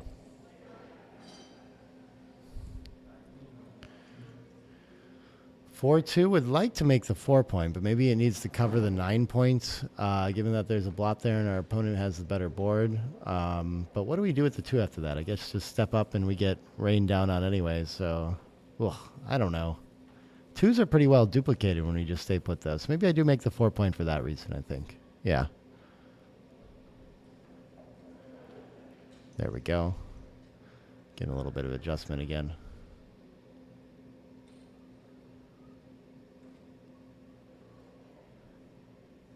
And he's going to instead cover the 9 to avoid leaving the long direct shot. And double 3s is a beautiful shot for Alfred. Can point on head and make the anchor probably. It could bring material in the zone for the attack too, though. And look at that. It is a little bit better to just focus on that.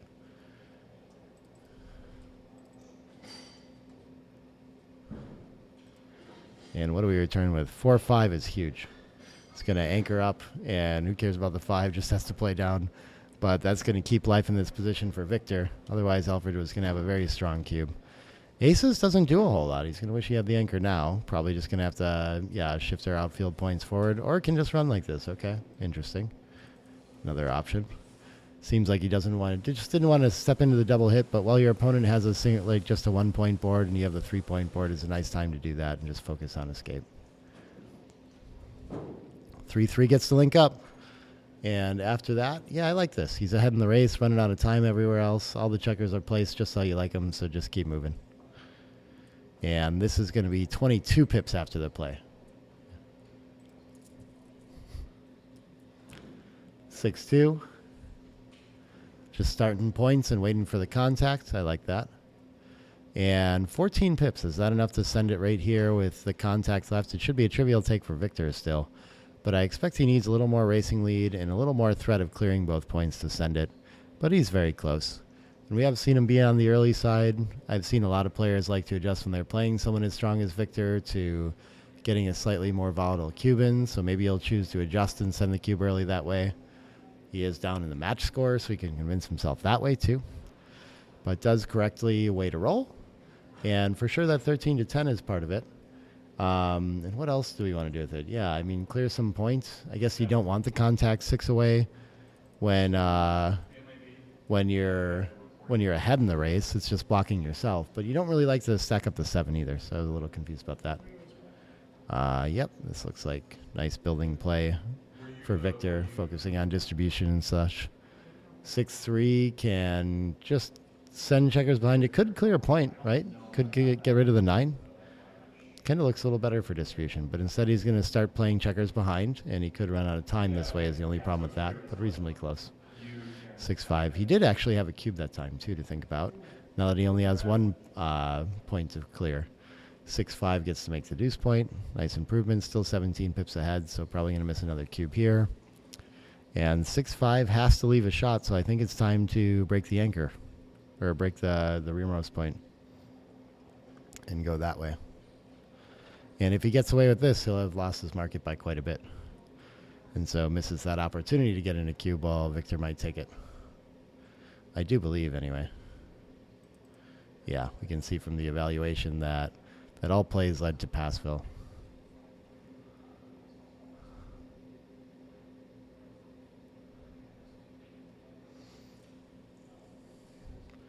He is going to send it over, and we'll see if, yeah, Victor very quickly assesses the 22 race deficit and lets it go. Both playing really sharp stuff still. Good match so far. 10 away, 9 away. Small advantage for Victor.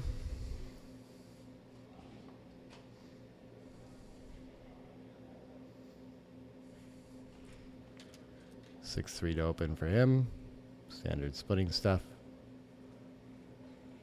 And a 6-3 gets to hit in the outfield for Alfred. Nice shot.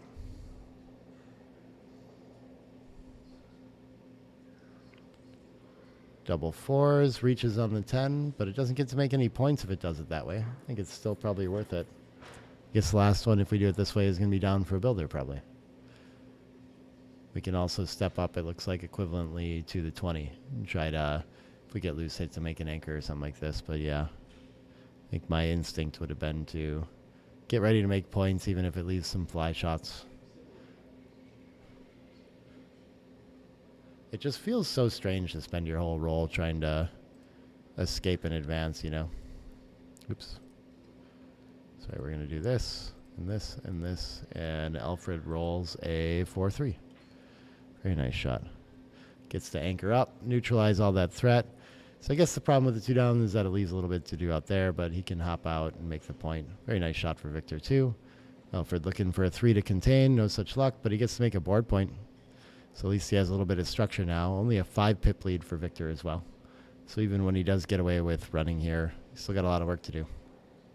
2 cleans up, and then we're outboarded, so I think we're playing simple and probably just chucking the checker behind. Yep. Not the time to put checkers in front of the anchor when your opponent's down in the race and wants to hit and leave. And yeah, Alfred just going to spread out with this 4-2 to contain that back checker. I like this play. 5-4 is a field goal. I think probably still worth trying to run. What else could we do? We could also cover and play down. It's only 13 pips in the race when he runs, so it is a little confusing. You know, when we get away with it, we're not doing so great. Hard to figure those out, but your opponent really is well poised. It kind of is a nice distraction play, since your opponent is making the 5 or the 7 so often otherwise, and now when you run, they have to hit you and waste their roll that way. 6-5 is going to hit the hard way. Okay. And Victor looking for a return shot from the roof. Even when he gets that, he has a blotting board, so he's in a bit of trouble in this game. 3-2 can probably enter and cover, even though the 23 is the last place we want to be. And now Alfred in the driver's seat in this game. No big score adjustments here, but only 3 pips ahead in the race. Slightly better board. Both 1 checker back. Yeah, probably nothing here. But he's getting there. Seems like he has the advantage. Doesn't look like these 5s can attack in any relevant way or escape to the race. And I'm not even sure we want to give up the 8, since it's a nice blocking point right here to make the 3. Yeah, so maybe this is the idea, to just make the ace and kind of clean some things up.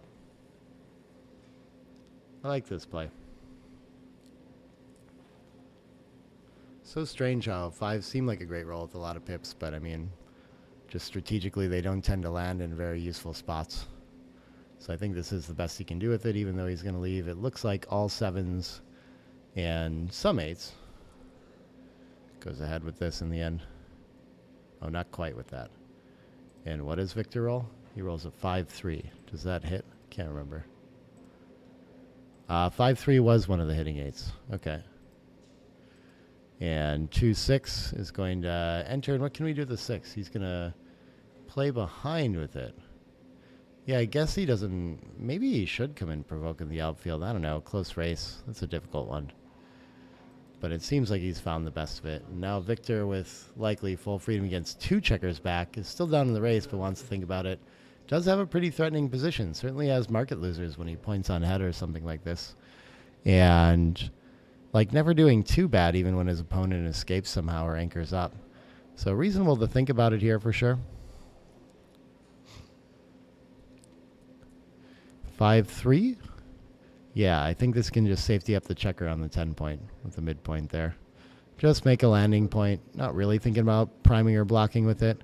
And Alfred just looking to run, which I think, I mean, dead even race after the play, so 9 pips after, but I would have thought we just really don't want to be on the 23, so I was looking to run from there, but he's got the right idea here. Okay. Nice find. And now Victor on roll again. And against the stronger board, he still feels tempted. It does feel like it's gotten better, and he does have a small cube here this time.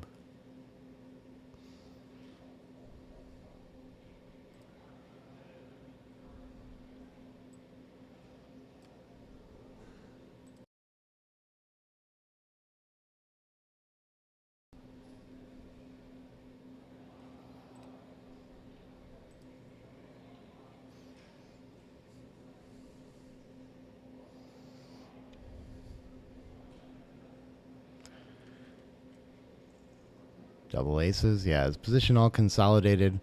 Mainly just threatening to point on head, but it's like the advantage is pretty robust. It's just going to stay this way, right? So I think that's why the cube is there. And every time he improves, his opponent's under a lot more pressure. And yeah, so not a lot that Alfred can do but play behind here. And it looks like Victor has waited a little bit too long with the better board here, threatening to point on head with still a relatively close race, but Alfred's position a little bit overrun and threatening to crack here now. Doesn't necessarily have the time to establish an anchor and sit on it either. So these are tricky ones, though, to sort out. It's not like necessarily visually so intuitive exactly why this would be a pass when you're leading in the race and feeling like, well, I can just pop out and he doesn't have that great of attacking numbers or anything like this. We'll see if he sees the fear in it. It looks like the 21% gammons is maybe tough to guess. I guess he can find that if you assume that when your opponent rolls a 6-5-4 combo and points on head, like you're in a lot of trouble. But you can still just roll a 2 or a hit from the bar or something like that. I don't know. This is a tricky one. I'm not sure I would see what a big problem this is, but I guess like the normal play is that Victor plays a checker into like the 6 or the 5 or something like this. And then what is Alfred doing next with his roll? Even if he finds a 2 to make the anchor, well, he doesn't want to be there. He's primed. He might have to give up his midpoint or bury a checker. And so I guess the problem is that there's just not, it really is an overrun kind of position. These are some of the hardest to assess and really understand what's about to happen for me. I just have to look at piles of references of these all the time to stay sharp on them, or I am quite prone to missing them. We'll see if Alfred can figure this one out, though. It's only a 150 pass, too, which, I mean, is a sizable amount of equity, but if you're not, like, really crystal clear on what's going to happen in these positions, that's not that far off. You still do win 25% of games, you know? So you can be off a little bit high on wins or a little bit lower on gammons and think that you should take this. But, okay, good pass by Alfred here.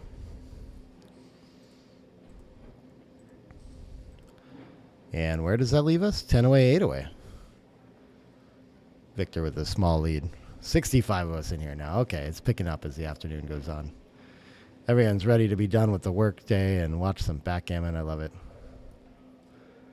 6-5 runs.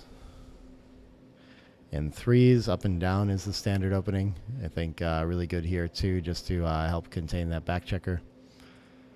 But okay, always an option to go for the attacking version too. Please gonna pause and think about making the 5 and the 3.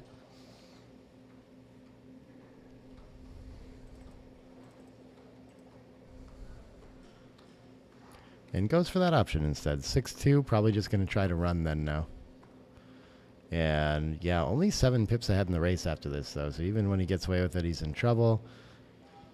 Alfred not going to let him get away with it. Going to hit and could make the 8 with it, but chooses to split instead. The 8 seems like a pretty strong asset here, but chooses to stay spread out to try to build another point instead.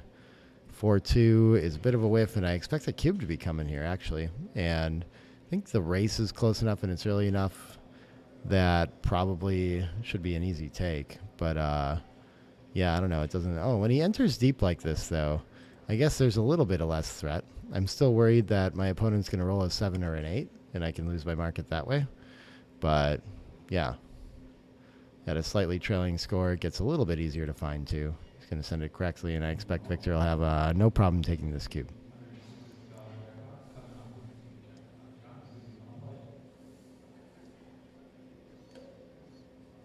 And he's going to let it go. Wow. Okay, just doesn't want to play this kind of position where he can be blitzed off and lose a gammon. Fascinating. I mean, that's quite a bit of equity there, but he has his reasons. 4-1. I know, I mean, it is just sort of like I don't know if he, of course, if he sees that and sees how big it is, he's not going to have preferred to make that decision. But his style of decision making is one, I think, where he just doesn't like big volatile games, and so it's probably what's leading him to that kind of decision.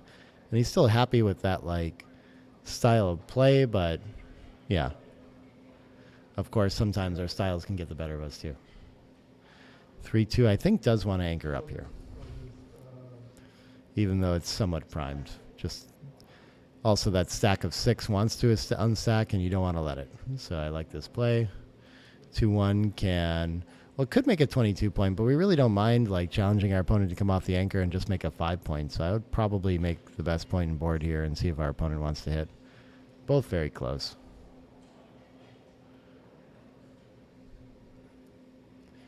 5-1 gets to make a 5-point for Victor as well. Beautiful shot. So I guess he must have a small advantage here. I don't know if it's better to be the one that's split or the one with the 22-point here. Lifting to the 5 looks kind of a nice place to have the spare, and playing down to the 8-2. Yeah, this looks like good distribution. I like it. And what is Victor going to find to do with this? He's the one that has the blitzing opportunity if he gets there, but, well, this isn't a great roll for anything. He'll be 9 pips ahead in the race, dead even before. So the butterfly anchor tends to want to run like this, yeah? I think this should be the instinct play. But it looks a little bit scary against 10 in the zone and such good distribution, but he does find the right plan there. Everything else just looks like overplay and too weak, 5-3 gets the point on head and punish the run. We'll see if Victor can survive it. Still a lot of work to do for Alfred, though. 4-6, probably just going to hop out again. Try one more time to escape. Needs to fade a 3, but 3 up right away. Would have been anchoring anyway, so hasn't lost too much, but it's going to hit and step up from the back. Yeah. Doesn't have a lot of room in the position to do much else, so I think I like that decision. 3-6 is a fan, and looks like a cube for Alfred. Just has the tempo advantage, 7 pip advantage, a little better board, just has the best of everything here. Small score advantage. And the question is, does Victor want to take with a single trigger back on the roof? Alfred still has 2 backs, so I think there's a lot of playability in this position. I think he should, but it feels like a nice aggressive cube, yeah, and we're right in the center of the window. And last time we saw Victor over-adjust pretty massively, but I think in this one, having the 5-point, he's going to know that he needs to play this out, but we'll see. Of course, I always expect him to know whether he should take or pass, so. He doesn't like it. That's very clear already.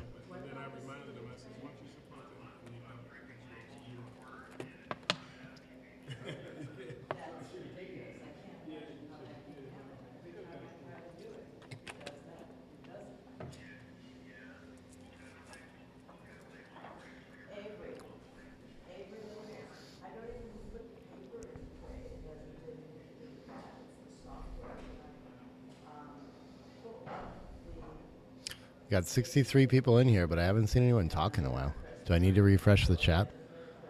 What does that do?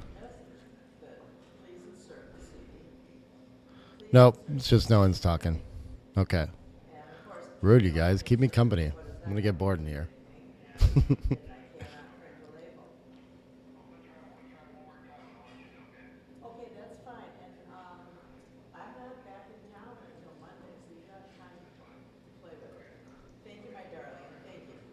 Oh, Justin watched the pass. Okay.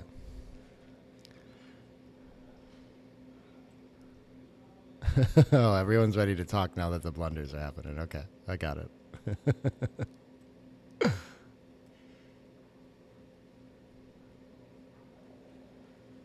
Oh, he's really taking his time with this one, too. It seems like it could indicate to me that just, I don't know, like how we play depends on the day quite a bit. And if today he's just on the passy side of just like thinking about cubes, maybe he's just feeling like this one's too much too and tempted to let it go.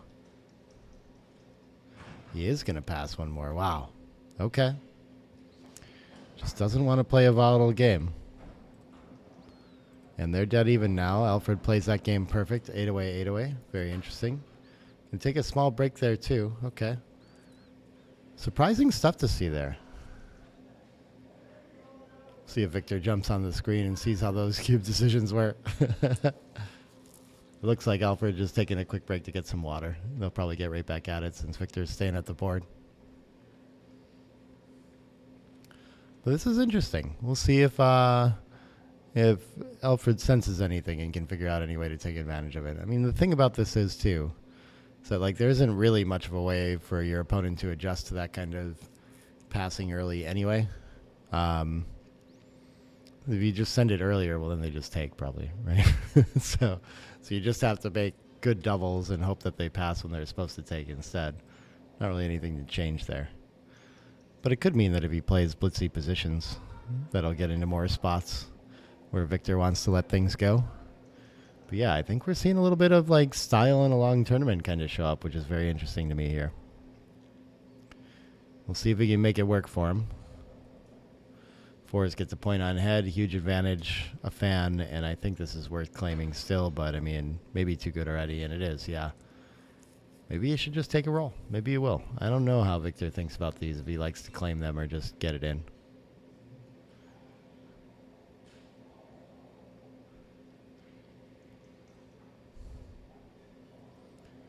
He will send the cube.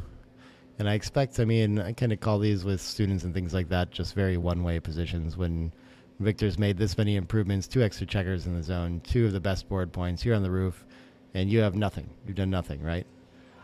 Those are the kind of early game things that you can let go. When your opponent is just clearly many steps ahead of you.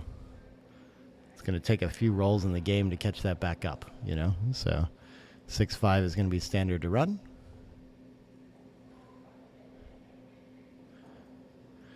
4-3. Oh, Justin already talking about the adjustments that you have to cube if you pass the last one.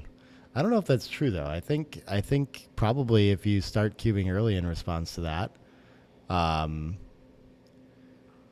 guess, I mean, if you can adjust to his window that well, interesting that he should double hit. But yeah, Victor likes the solid plays like that. But yeah, I don't know. You kind of just let him off the hook for making the mistakes that they want. You just give him an easy decision instead, right? So I'm not so sure about that. But 6-5 comes around the bend. 4-2 gets to make a board point. Nice improvement for Victor. Dead even race here. Maybe a small advantage for Alfred being on roll then. And so what does he want to do with this? He could break a point to make a board point, but probably just run, I would think. Oh, he can make the 9 point if he does it this way, so he can clean up all his blots. That doesn't look too bad either. Yeah, he's found the best of it here. Okay.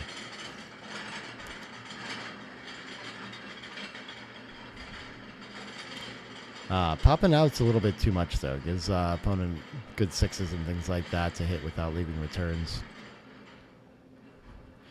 And 3 6s. One of them is duplicated, though, so I think Victor will hit the outfield shot.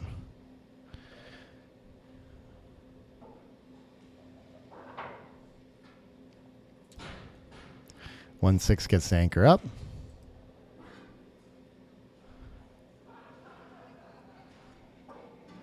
And what is this 5-2? Just links up, okay. And so Victor with a 14 pip lead against a bar point. Okay, that's going to change it.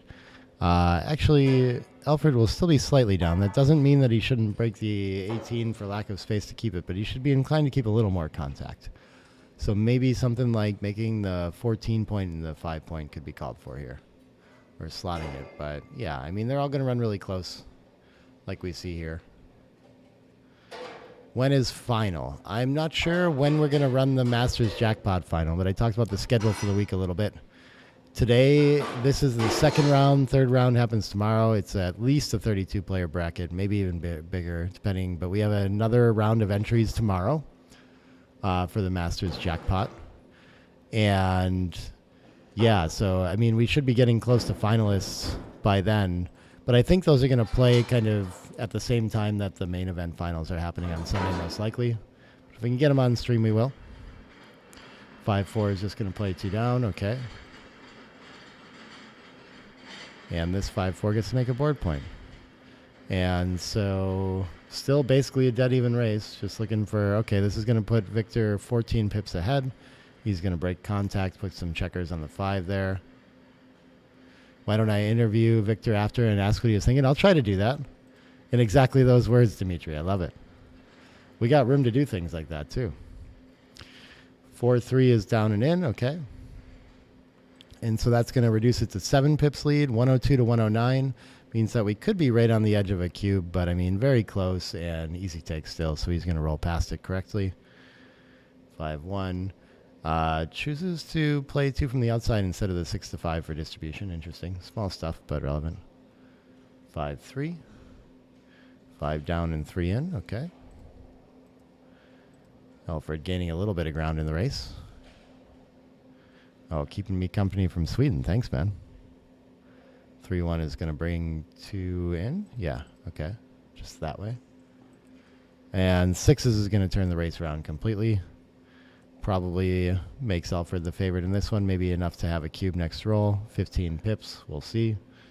11's going to keep it off, reducing the deficit to 4. Both in from the back.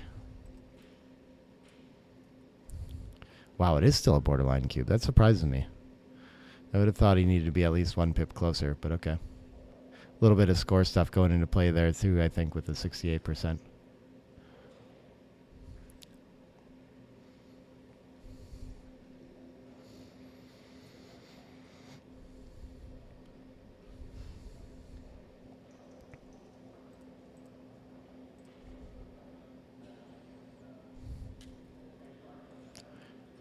Four 1 is coming in, and yeah, so now we've gained some 5 pips from where we had a double last time, so this is like cruise straight to pass territory, unfortunately.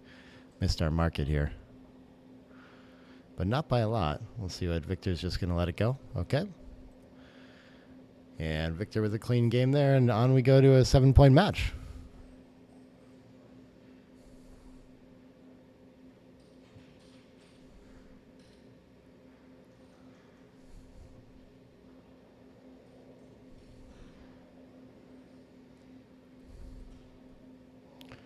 Four 2 is going to make a point. Okay. 6-2 gets the split in response typically. Yep.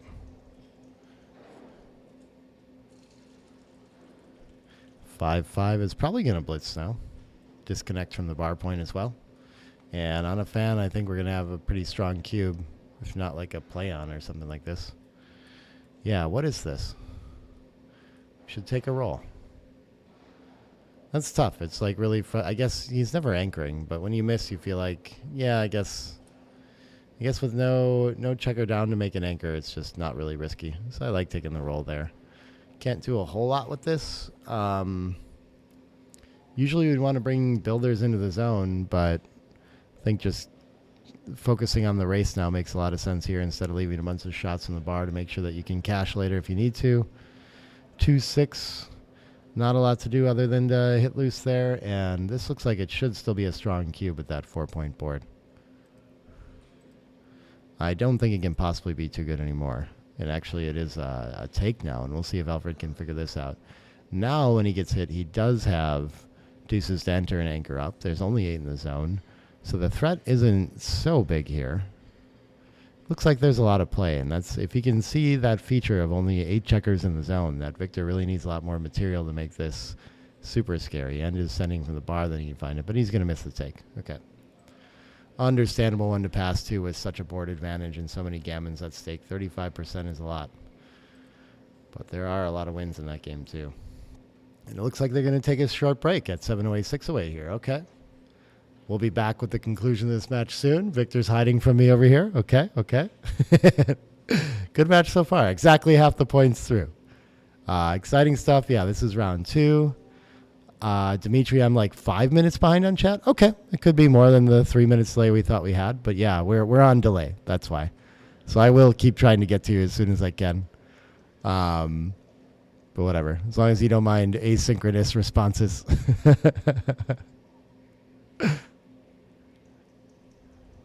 Sweet. But I'm going to switch over a little bit here and come back to... Look at that. That's me. Hey, guys. I'm going to put you on a quick recap video and stuff like that. There's a delay for the XG feed transcription. Oh, how big of a delay is there for that? Tell me about it.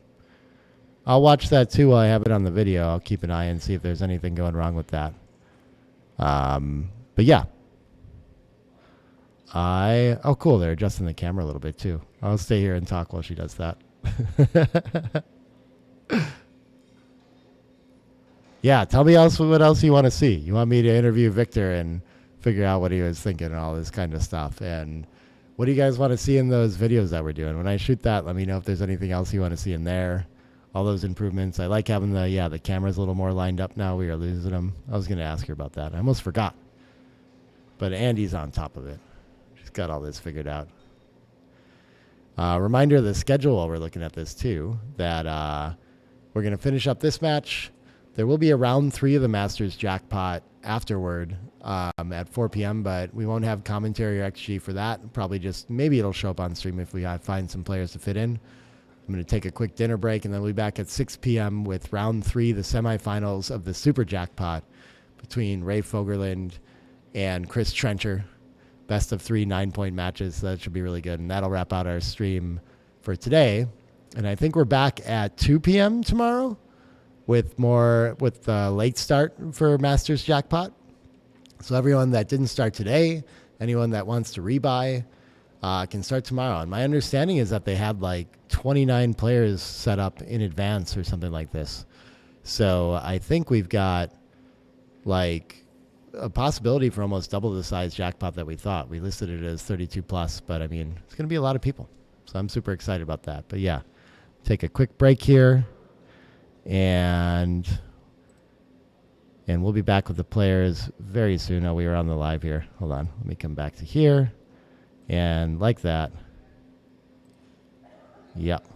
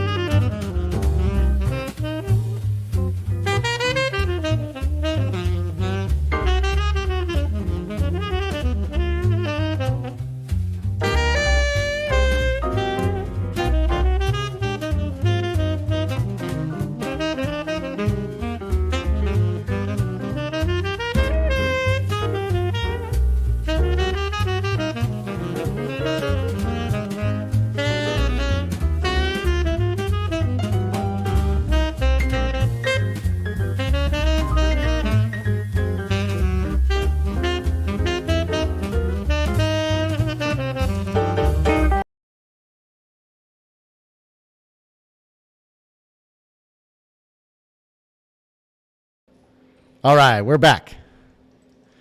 Looks like we've got a 4-1 to open for Victor. Okay.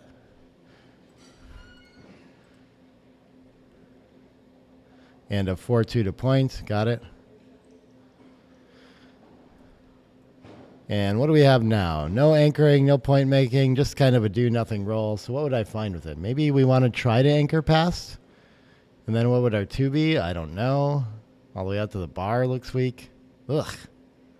I guess we could just play 13 to 8 and like delay for a roll. Otherwise, maybe 2 up from the back is kind of fine. Oh, we've got someone with pour over advice in the chat. I'm going to get to that for sure. Let's see.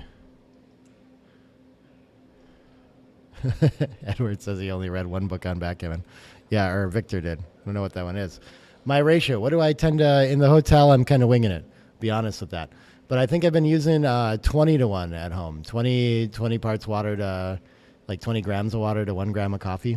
And I do that with the V60. And I think I do maybe a slightly higher ratio even with Chemex and things like that. The Kalita, I expect I'm kind of like a lower ratio in the hotel here. But, okay, so we're going to go for an attacking play. A little bit of an overplay to break the 8 to hit as well. Could have just hit on the 3. But he gets a fan out of it. Trailing 7-way, 6-way, not going to affect the score too much. But he has a huge tempo gain here. And it seems like it's going to be worth sending the cube here on the threat of making the rack, hitting again, putting the second in the air. All kinds of things that can happen here. But it should still be an easy take for Victor, of course. It feels like oh, wow. Okay, the analysis actually says it's a sizable pass on threat of gammons. I'm surprised. It seems like there's a lot of play left in this position. But I guess you can treat this as just like a 3-point board with 1 on the roof and maybe a 2 coming. And given the way we've seen him playing the cube so far, I guess his tendency is going to be to let this go 2 anyway. And he is going to let it go again pretty instantly. Okay, this one was an easy one to figure out. Vin loving the streaming commentary. Thanks, man. Thanks for joining. 63 people in here now. Okay. 5-3 can make a point. Oh, yeah. Please do like the channel. You can subscribe. I guess you can subscribe to USBGF channel, too. You can go subscribe to mine. After making the 5-3, you can actually point behind. But, yeah, running always a close option. Just not enough ahead in the race after that 8 pips. 4 is probably the standard play, even though the 9 and the 3 are kind of silly together. I think, oh, look at this. We can actually make the 4 with it. I like that. I would have thought to unstack instead as well. I like Victor's play. But it does look weird to have the 9 and the 3 together. 6-1. We could clean up and step up to the 23. That looks pretty weak, though, so I like making a piece of structure. Very good stuff. Only book Ed read was New Age Ideas in Backgammon. Okay. No lessons. Yeah. I like that book, but a lot of that, like, I feel like there's some more, like, Michi books and things like that that are kind of, like, hitting topics and stuff like that. A lot of them just felt like collections of positions that were, like, somewhat random. No real, like, focus to them, which can make them kind of hard to learn from as a beginner, at least. But it's always valuable, of course, to be getting, like, hearing how people think about the game. Not a lot to do with this 6-5, and he's just going to choose as a result to run off. He will have an 18-pip lead in the race after he makes this play. So he's going to try to focus on that. Well, he has a 2-point board against Alfred's 1-point board and just try to get away. That makes a lot of sense. We can see the bot prefers slightly to go for an attacking game plan with the board advantage. Blots around all this. And doesn't like just giving up that anchor for free, but they're very close. Maybe ++ would change his mind on that. More of, again, the solid game plan kind of stuff from Victor that we tend to see. Doesn't want to get into these impure blitzing kind of scenarios. Doesn't like the cube when we're in that spot. So we're seeing his preferences a lot in this match. All right, 4 enters high and hits loose and hits on the 11. Good response from Victor. Not so new ideas anymore. I like that. Maybe. 2 is in, and then do we need to hide the blot with the better board? It allows our opponent to escape with tempo here, so I guess my instinct is probably yes, but Alfred finds best of it and just brings more material in the zone to follow up. I guess it's also distracting our opponent from making good board points. So I guess, yeah, 4-1 was going to make the 5-point if it wanted to. Now it could hit and leave returns. Probably should to continue to escape with a big lead in the race.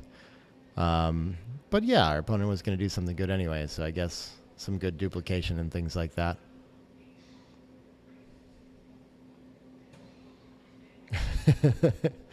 The stimuli says it wasn't a cube like a boss that Victor read. Could be. Does that one teach you to definitely take that? I don't know. Maybe not.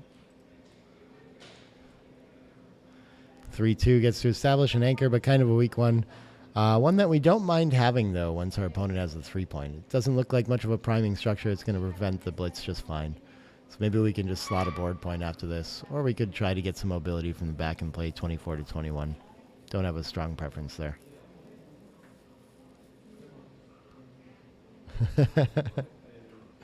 Timeless ideas in backgammon. I like that.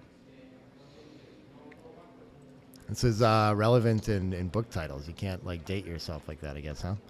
And very positional lead for Victor, threatening to point on head and stuff. He's going to find a cube pretty instantly here. And yeah, this looks difficult for Alfred to get through. He has good, but he does have a good board. Victor still has a lot of work to do.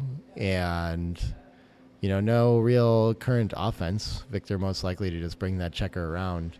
But just very well timed right in the center there. Some gammon threats, not a ton of it. Very winny, 70-30. Mochi's ideas of backgammon would sell. Yeah? You mean like I should write that book and call it that? That is a good title for my next book, I think.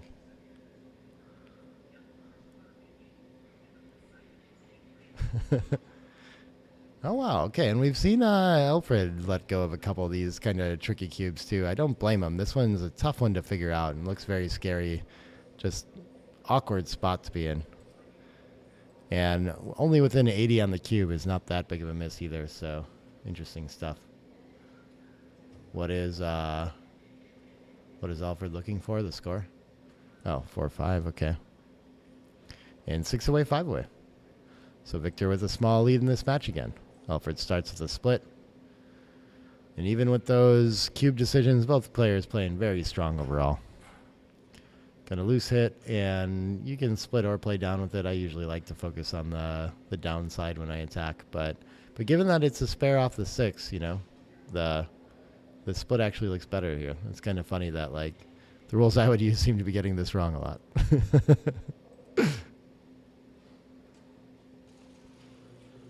Nice. 5-1 gets to hit 2. Okay, beautiful response from the roof.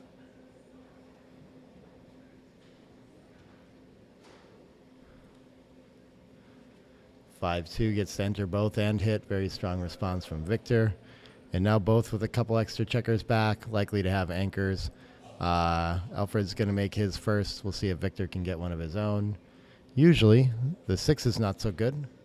But the 3 must have to anchor, and he's just quickly going to, in a dead even race, advance forward. I think that makes a lot of sense. Yeah, and I think we got to find a little bit of purity here. So I think Alfred wants to hit for sure, and then the 4 down with it looks weird, but what else can we do after we, and just, like, play past? Oh, look at this. We actually should play past either way. I think I would have been tricked into Alfred's play, too. That's a strange position, though. It certainly doesn't feel right. Feels like too many shots with 1-point boards. Victor going to hit back from the roof. Very nice response for him. And the 1 is in, and can it afford to break the midpoint to hit? Maybe with the anchor, but yeah, he's just going to play more solid and send the checker behind to the 3. Seems reasonable. Still only 1 pip ahead in the race. Victor is 8 after this roll. So he's just going to make simple plays and try to make progress towards home. Looks like there was a different option with that. I don't see what it was, but okay. Alfred gets to make a board point. Advance the back checker. Looks pretty good. Well, cool. We got Jylan from North Carolina. 4s. Okay, he's going to be 20 pips ahead after this roll. So after making the 9, which just interacts with everything well, we don't have any way to point on head 2. What else do we want to do with it? We can't get the checker to safety. We could hit loose on the 3 since we have to leave a direct, but I'd rather challenge the anchor. And maybe the best of it is actually to... What should we do? Make the 2-pointer just come off the 20 to the 16, something like this. Feels weird to give up the anchor when we might be about to be hit, but it just looks like that's what the position wants to do here. When we get away with it, everything's kind of flowing nicely. Yeah, Victory's gonna find this nice, beautiful play. And double 5s. It's not going to be able to hit. It's going to even out the race exactly. And it can't make any new points either, so this is a pretty awkward roll. Can it possibly afford to leave the 20 point here? Like, everything else is just stacking up weak points anyway. So maybe the best of it is just like 20 to 10. I really don't know what to do with this one. Feels very strange to give up the anchor. Oh, John has a watching at Boonshine Brewery. Okay. Is that close enough from DC that I could get there right here in Boone, North Carolina? I'll bring a beer home for my dad. There's someone else that drinks it. I don't really drink beer. I used to know a bunch about it. I love it, though. And I will definitely play backgammon.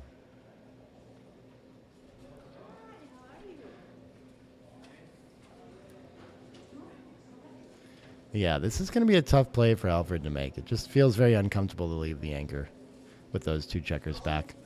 But I guess after you do, I'm not sure why you would want to make this super stack of 6 instead of just playing around. But okay.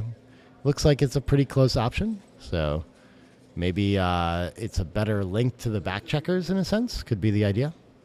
6-3 makes the 5 point. What a shot. What else is he? He's thinking about he could point on head. But it's like exactly even race. Why not just make the best asset on the board? I don't think he needs to take the tempo away, anything like this. 6-5 is going to run somewhere, probably from the back all the way out to the mid. It's a double shot. What else can we do, though? 2 pips ahead in the race. We don't really like to run to losing races and risk so much, but it is actually pretty close to just unstack the 8 with that super stack. Very interesting. And Victor's going to pause to think about the cube and send it here, too. Okay, and this close of a race, no anchor, better board. Okay, I guess it seems reasonable. I wouldn't have thought that he had enough advantage here, though. But he's right. He's right on the cusp. 15% extra gammons. And, wow, nice find here. Even at a leading score, too. 5 away, 6 away. This is a tricky one to find. I'm surprised by his instincts in these, too, that he just knows... Like, all these positions that look fairly complicated to me, like, he just sort of chucks it across and knows, like, I'm doing great. It's time to keep this. And then can still get tricked by, like, gammonish positions. I guess maybe his evaluation of gammonish positions goes both ways. That he knows he wouldn't want to take it. So he's ready to send it. But just going to hit and continue here.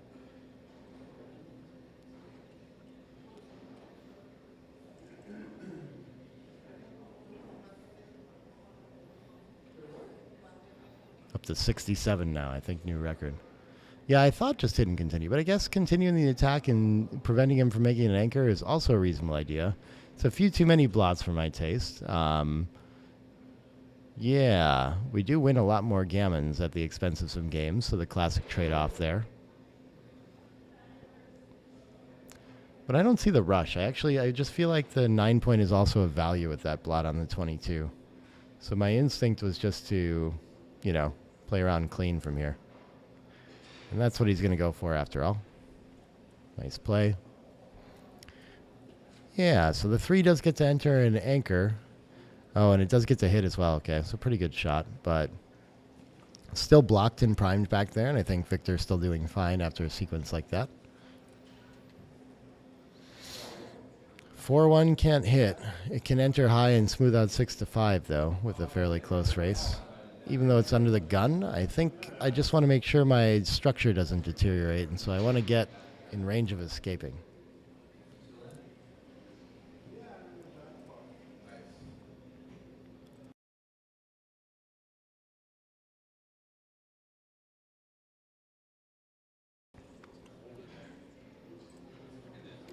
And that's Victor's idea too. Okay. Double 3s. Can this attack at all? No, it can make a great point. And it can clean up the blot. And that's good enough. I guess we can put more and more spare on the 5 and wait for next roll and likely give up the outfield to Victor. Not a whole lot else for options. He wouldn't throw it back. 5-1 can escape, but it leaves a direct 6. What else are we going to do with it, though? We're going to break a point, slot, all these kinds of things. I think we probably should just run and keep all our structure intact as long as possible. So he will hop out in front of a 5. Reduce shots a little bit by continuing forward.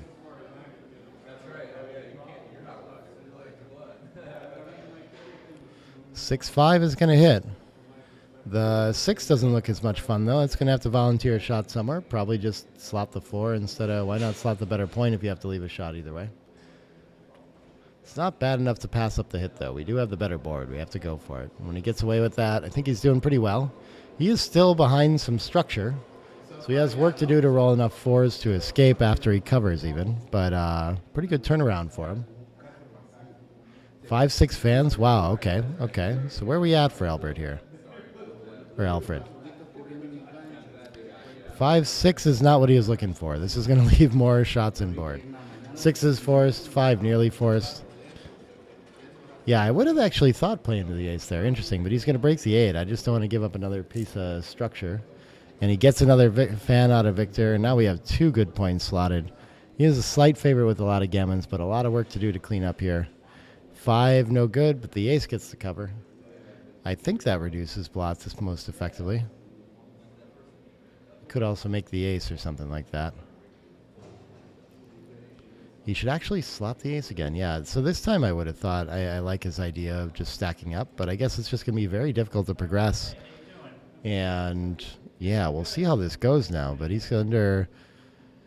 And Victor with the prime in front, too, is just like kind of exactly where he wants to be. Well, he's down a whole bunch in the race, but has plenty of time now to hold that structure in front of the anchor and give Alfred real problems escaping.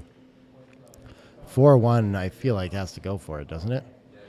It's going to cover, and then I think the 4 has to come out. I guess it could cover with the 4 and step up with the ace or something, but that seems even more under the gun, actually, yeah. So I think 4 out. Oh, and 2-1 to buy the time. Wow, I didn't even think of that. But yeah, we want to buy the tempo, and our opponent's going to fan so often anyway. That seems very strong. Okay. Easy one to miss there.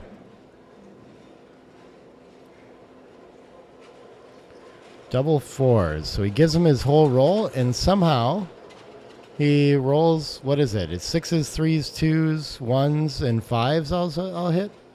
But he rolled the 2 4s that miss.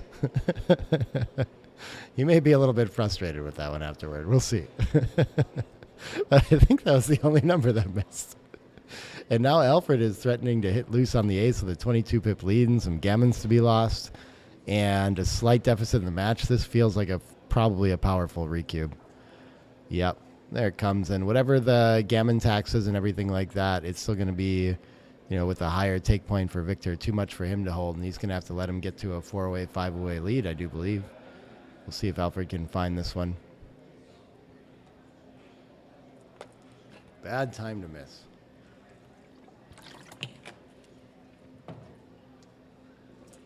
Up to 70 with us now. Thanks for joining, everybody.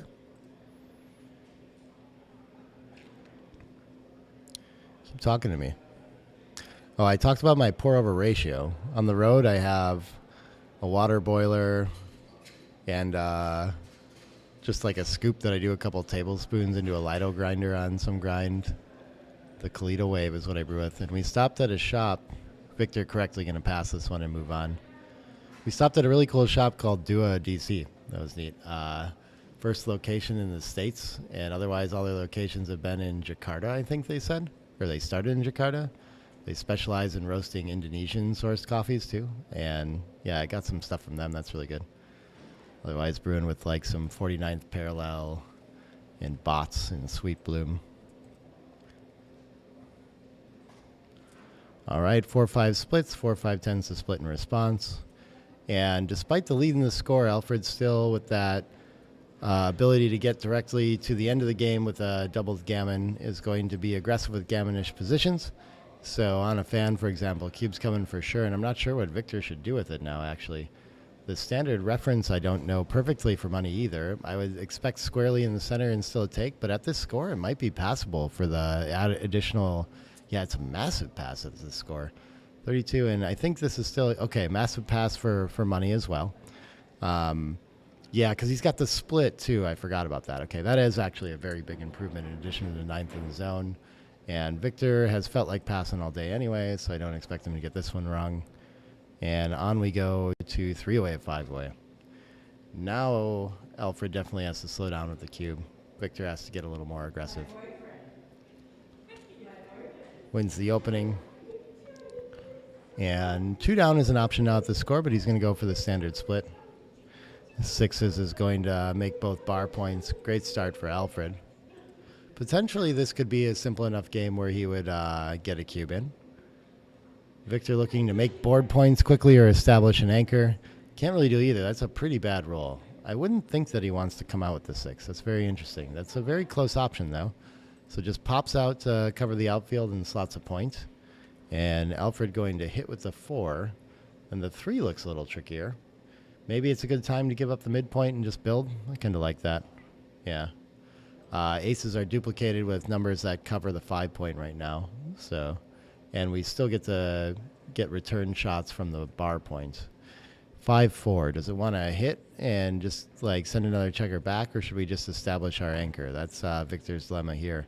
I know his style and his tendency. I'm not sure what would the bot prefer here. I think. I mean, they both have 1 point boards, and he's so far down that yeah, I think I would favor the hit, but yeah, not surprised to see Victor just play a mutual holding game here. Double 4s though, he's going to be a bit sad about it now that his opponent gets to clean everything up with a nice 33 pip racing lead. And cube will be coming for sure, and there will be some doubt about the take, I think. 3-2. The contact looks good, but not great. It looks like he's got time, and it might be a little bit too much to hold. And look at this. Still, so it looks like at normal scores, this would be enough to pass, but we can adjust a little bit and let it go here. Or sorry, take. Adjust a little bit and take on the possibility of a recube. It will be a potent recube. But this one might be one that changes on plus plus as well, since lower plies seem to overestimate the likelihood of recubes in holding game kind of scenarios. But the first step is that Alfred's got to find this holding game cube and realize that score doesn't matter too much when we're 28 pips ahead and with so much structure to land on to clear safely. Not a position type where you need to adjust.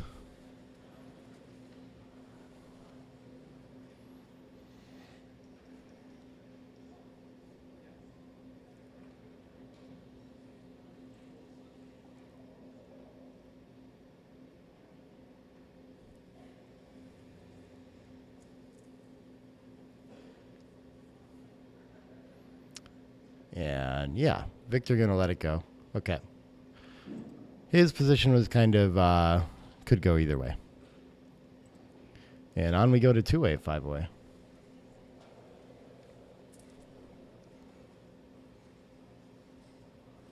This is a fun score if we get deep enough into the game, where funny things happen with take points, but usually Victor will just need to get an aggressive gammonish cube in early. But given his style, I don't know how likely it is that we'll see something like that. That's not the kind of game he likes to play. I think the aggressive cube is fine with him, but he doesn't like blitzy kind of positions anyway, so we'll see how he navigates this. The 3-6, I'm not really sure what Alfred should do with this, but it feels like the cube's coming either way. Still seems takeable, but probably we just run from the front because it's least provocative, but that's such a hard thing to do when you're kind of down in the race here.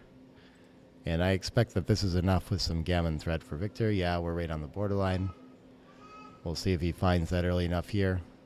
I feel like he tends to get these in like early enough, if not a little bit early, when he's behind in the match. I think he kind of gets away from that conservative tendency a little bit, at least with cube action in these sorts of scenarios. Knows that he needs to make something happen.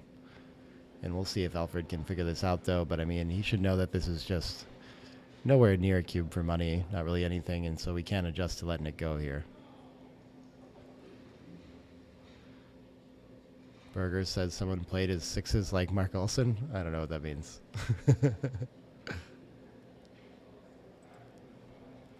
And we get a take there. And double 3s doesn't hit anything, but it's probably going to improve the structure somehow. What's the best way to do it? He can always just come out and make an anchor with a lead in the race. He could make the 5 point from the 11. He could make the 5 point and then think about what else. He could make the 21 along with it and leave fly shots. Tons of good options here. Maybe after making the 5 points, stacking up, like switching 11 to 8 isn't worth so much. Going for the blitz is an interesting idea. I didn't think about this at all. With 2 blots around and wanting to win a gammon to get to Crawford very badly at this kind of score, I guess it's reasonable. Probably after he made the 5 point, though, it looked like making the 21 along with it was pretty strong. I think I'd lean toward that play. But this is very close. Yeah, we can see in the evaluation that it's totally reasonable to go for that plan at this score. Okay, he finds the best of it. 6-5. Could escape from the back, but then we have to leave shots all over the place. So what else is there? We can consolidate 16 to 11, 8 to 2, and just leave nothing for one roll. Or we run and leave 4-2 and all 7s. It just seems like too much. It's also double 6s that get there. I don't know. I just feel the pressure to link up those 2 blots somehow. Surprised to see this 13 to 7 along with it. I guess, I mean, I know the idea of leaving checkers in front of anchors, but when we're outboarded this badly, it doesn't seem like it would be the idea. Very close race afterward. Yeah, I like the play that Alfred found eventually. And double 3s is going to retake the race, 11 pip lead again. And now, I think we're running out of space to do anything but advance out to the bar point. And after that, probably stacking up the 8 is fine. But we could just try to prioritize the race and continue all of the 15. I guess we don't worry about the fly shots with the blot back. So yeah, probably just all the way and try to win the game. Wow, what is this?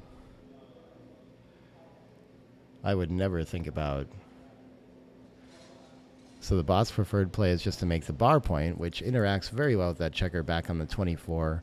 Only leads aces. I guess there's a little duplication, but he doesn't have the board to punish it yet.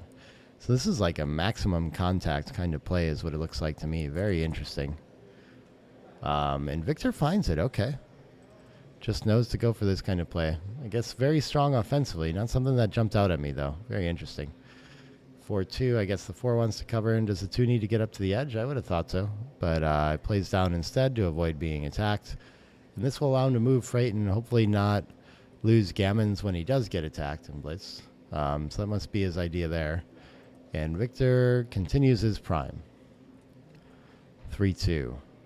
So is Alfred going to stick to his theme and just play to the 8?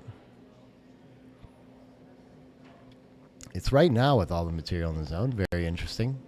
I still would be tempted to step up to the 22.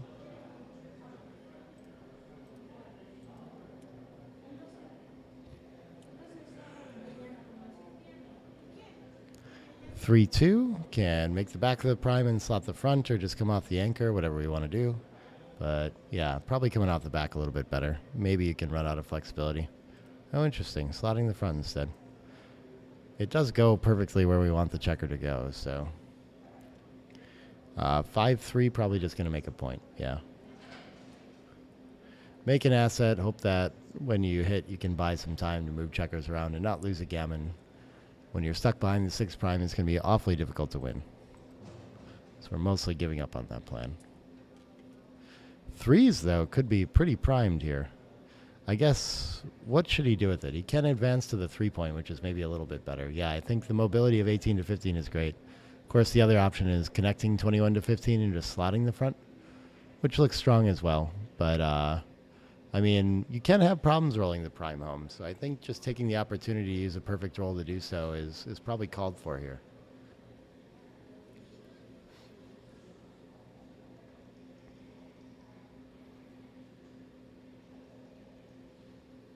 Victor's starting to get a little bit low on his bank, too. I mean, has plenty of time to navigate the rest of this match, I'm sure. But down to 2.5. He does tend to use his whole bank, too, in these matches, I've noticed. Rarely see him with a whole bunch left. Very deliberate.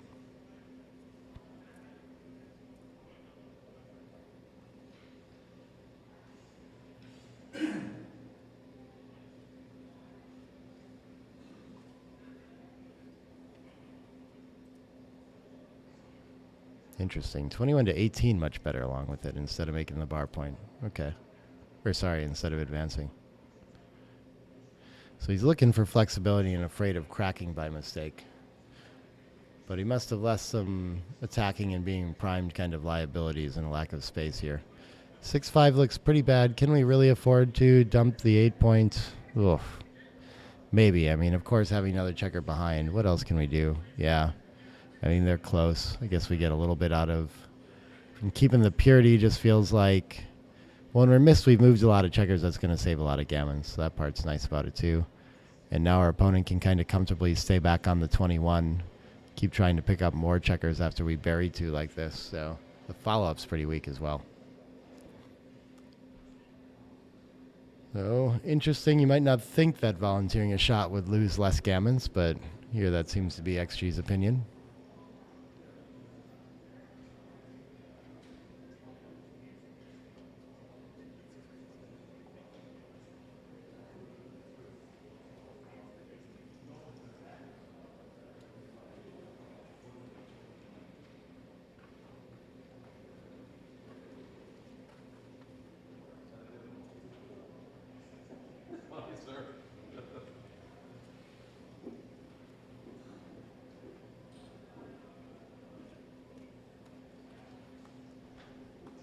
Nice find by Alfred there. I'd like to think I could find a pure play, but I'm not sure. I'm not sure why 11 to 5, 6 to 1 or something like that wouldn't be better too. Guess spends more pips outside is my answer, but so it saves more gammons when it works. But the 3-6 gets to hit, and then the 6 probably just continues for maximum mobility. Oh, but it should go for the blitz and try to make sure our opponent doesn't make the ace point. Very interesting. Okay. Misses an opportunity there, but gets a fan anyway. We'll see if Victor can continue the attack. Now that he's come around, I expect him to find it. One of those funny things, though, where it's like easy to be focused on a different piece of the board that way.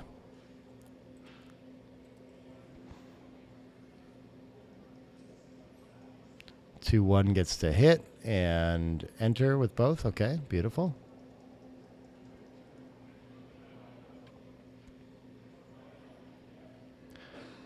And 2-6 fans on a 3-point board. And now no longer has a 6 prime, so a 6 out would be huge here. The ace seems like it would want to make the 23, but maybe buying time by hitting is a little bit better here. Yeah, that makes sense. And the 5 in, okay. And suddenly Alfred in decent shape in this match. 4-2 is going to enter, okay, okay.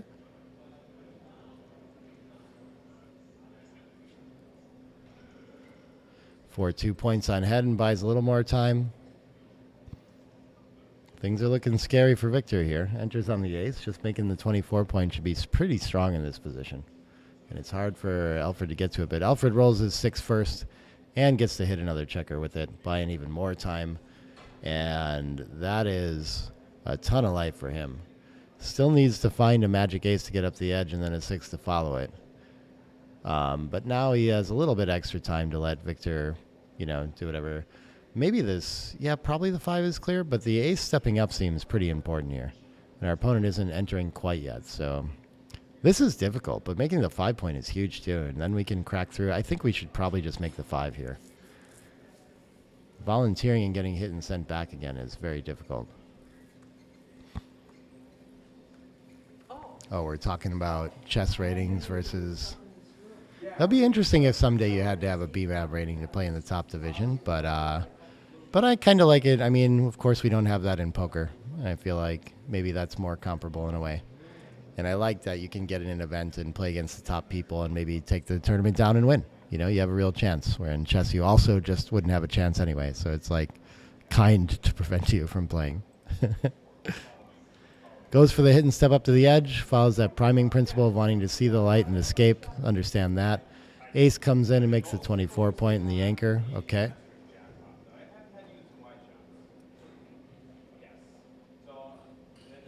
And then 5-3 is going to cover, okay.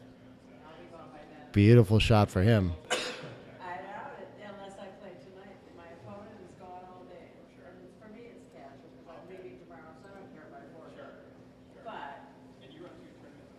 I do. I run 4-3 fans again. Alfred still just needs a 6 to hop out, and then all Victor will have left is an ace point game, which does at least rate to be pretty well timed here. Ace deuce, I think maybe he would prefer to stay up. I guess he can roll 6s to hop out, so he can be okay if he enters, but there's a little bit of cracking threat if he enters too fast here. And suddenly Alfred's like prime can be doing work too. Double 3s is going to fan again. Alfred's still looking for that 6. Throws one. Long shot off the board. And 5-3 doesn't crack yet, but now he's one roll away from it. It's getting scary. Nothing to really do other than stack up like this. Maybe he considers keeping the 3 on the 6 to keep more playable numbers from the high point, but yeah, this looks better to me too. Nice find. And ace-5, okay. Now I think Victor needs to keep the structure here and just come in and hope his opponent does not roll a 6. But he might be considering hitting off the edge as well.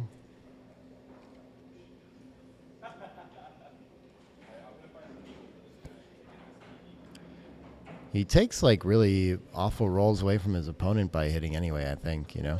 Would love him to roll double 3s or something like that here. 2-1, not so bad. One more spare buried. And now Victor's the one with some pressure as well to roll a 6, and he does get his.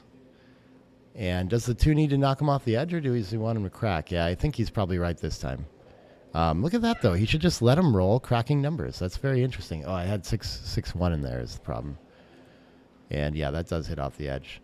And he got a fan out of Alfred, and the 6-4, okay.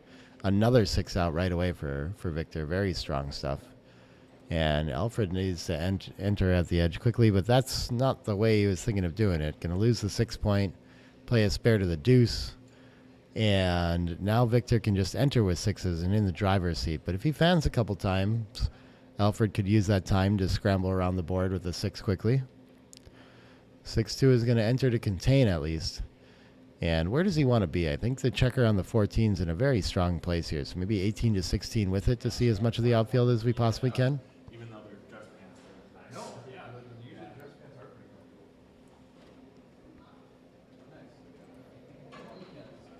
cool. 6-3 gets to pop out. Just try to make some time around, and it looks like it's going to be a double shot, 6s and 3s and 7s as well. And Victor gets to hit it. Gammons have evaporated from this position, though, with this whole back and forth.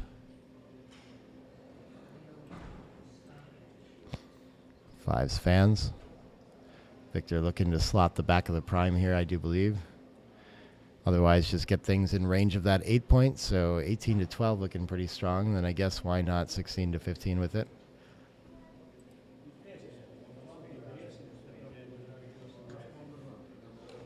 Both playing a pretty sharp match. 3-6 is going to fan.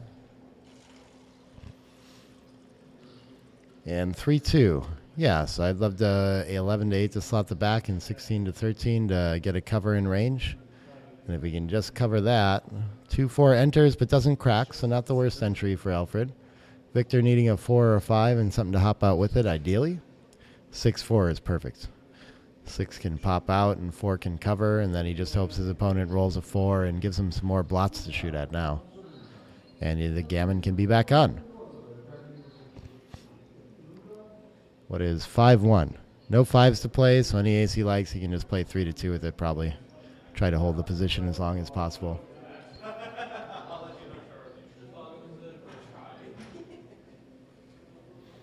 Okay, I'm supposed to say hi to Jason for Ed from the Anchorage, Alaska BG Club. You got it. Thanks for the compliments, by the way. Oh, what did he roll here? Probably a 4-1 or something. Sure. And a 6-1. No 6s available, so again, I think just dumping a checker to the deuce. Keep it simple. And double 2s can hit off the edge. I guess it probably just wants to let him play and keep taking a chance to let him roll a 4. So maybe 8 to 6 and just 18 to 12 looks fine. Yeah. It does feel natural to hit and hope you get recirculated and things like this, but I think we don't want to take valuable cracking rolls away from our opponent right now. Very close ideas, both of them. 4-3 finally. Gets to roll it forward and make the ace point to reduce the contact too, but Victor's going to have at least one chance at that 5 to pick up an extra blot, or if he fans, he might get some more chances too. 5 is going to hit. And where does the deuce go? Kind of anywhere. Not too important. But he gets it in range of the closeout, and Alfred looking for a deuce to anchor up here. That would be huge. 3-5 fans, and so Victor will be sending everything at keeping that anchor from happening and trying to win a gammon. Gammon is back on, so 6 is going to break the edge of the prime to hit, Ace probably closer for a cover. I would have thought 2, but for some reason 20 to 19. Okay. 2-1 enters both. Wow, another huge roll from Alfred. This is how it went last time. We're just going to... We've advanced a couple points at least and cracked a little bit more, but in roughly the same position. Ooh, 6s is a huge response. Hits off the edge. Makes the ace point, I do believe.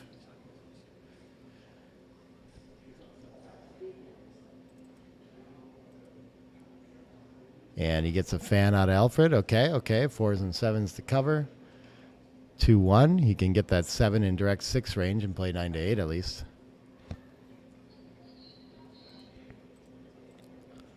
Looking to fade a 2. Alfred can't find it. And now cover, still won't be a favorite to Gammon to the Crawford game. But a lot of them, 40 to 50% range.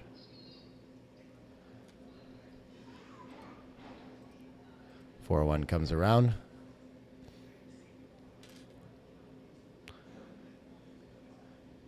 Yeah, 4-2, these are all kind of small. Maybe we want to get a checker off the 6, I'm not sure. 5-2 can bring something into the 5 now. That looks pretty strong. And then I guess the only deuce really is... Okay, sure, takes the checker off the 6 now. That's fine too. 4-2, probably wants to play into the 5 would be my idea. But this looks good as well. And I feel like he's playing a little faster now. Is he pretty low on bank probably? I mean, he was earlier. 5 in and then 6 to 3. Even though we want to win gammons, I don't see anything acceptably aggressive. But he's going to play to the ace and try to win some more gammons that way. And he does pick some up with that play, but not the right trade-off quite. Ends up having to stack up the ace anyway. So gammons go down quite a bit with something like that. He's going to clear from the rear. Quick entry from Alfred will save those gammons. 6-4 is going to do that. Oh, no, sorry, he has 2 up. What am I talking about? So still, it's going to help, though, reduce him quite a bit. 3-1. Victor getting to take 2 checkers off without breaking another board point is going to help the gammons quite a bit. Let's see what he follows up with here. Another fan. Double aces. We'd love to find a way to take a bunch of checkers off. Maybe we could smooth out 5 to 4, 5 to 3, and take 1 off. I don't see us taking 3 off in any way. Yeah, okay. And still not a favorite to win the gammon. Going to need some help. And 6-2, it doesn't really look like help. Needs some sets. He's going to have to do it on his own. 2 checkers off at least. 5-3. Perfect crossover. And the 3 out, okay. 5-4 takes 2 off.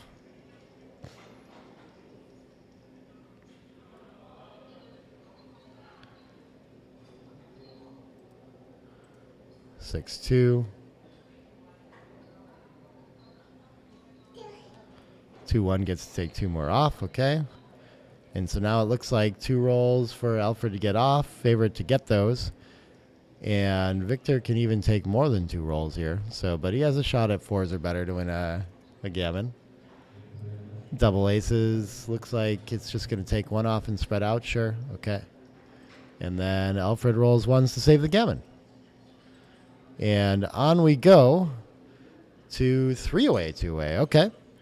So a lot of that game, it was looking like we were going to go to Crawford, but Alfred survives, saves 2 points. Sweating a little, wants a little break after that one. The player cam adjustment looks good too. I feel like we were able to see Victor a little bit better in that one. Not sure which hit was the mega blunder. I don't remember already. But cool. We're going to take a short break here, it looks like. And we'll be back soon with the conclusion of this match from 3-away, 2-way. One of the more exciting scores. One of those ones that I wrote a ton about, of course. Probably a short break, so don't go too far. Be right back. So, are you winning? 2-way, 3-way. 2-way, 3-way.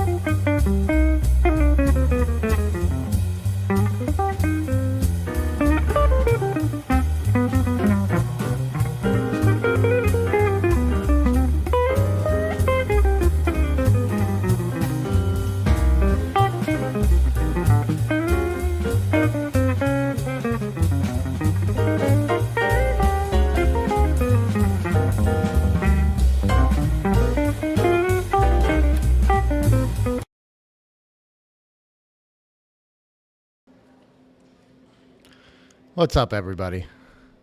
Looks like we got Alfred coming back to the table. I saw Victor there in the background looking at brackets.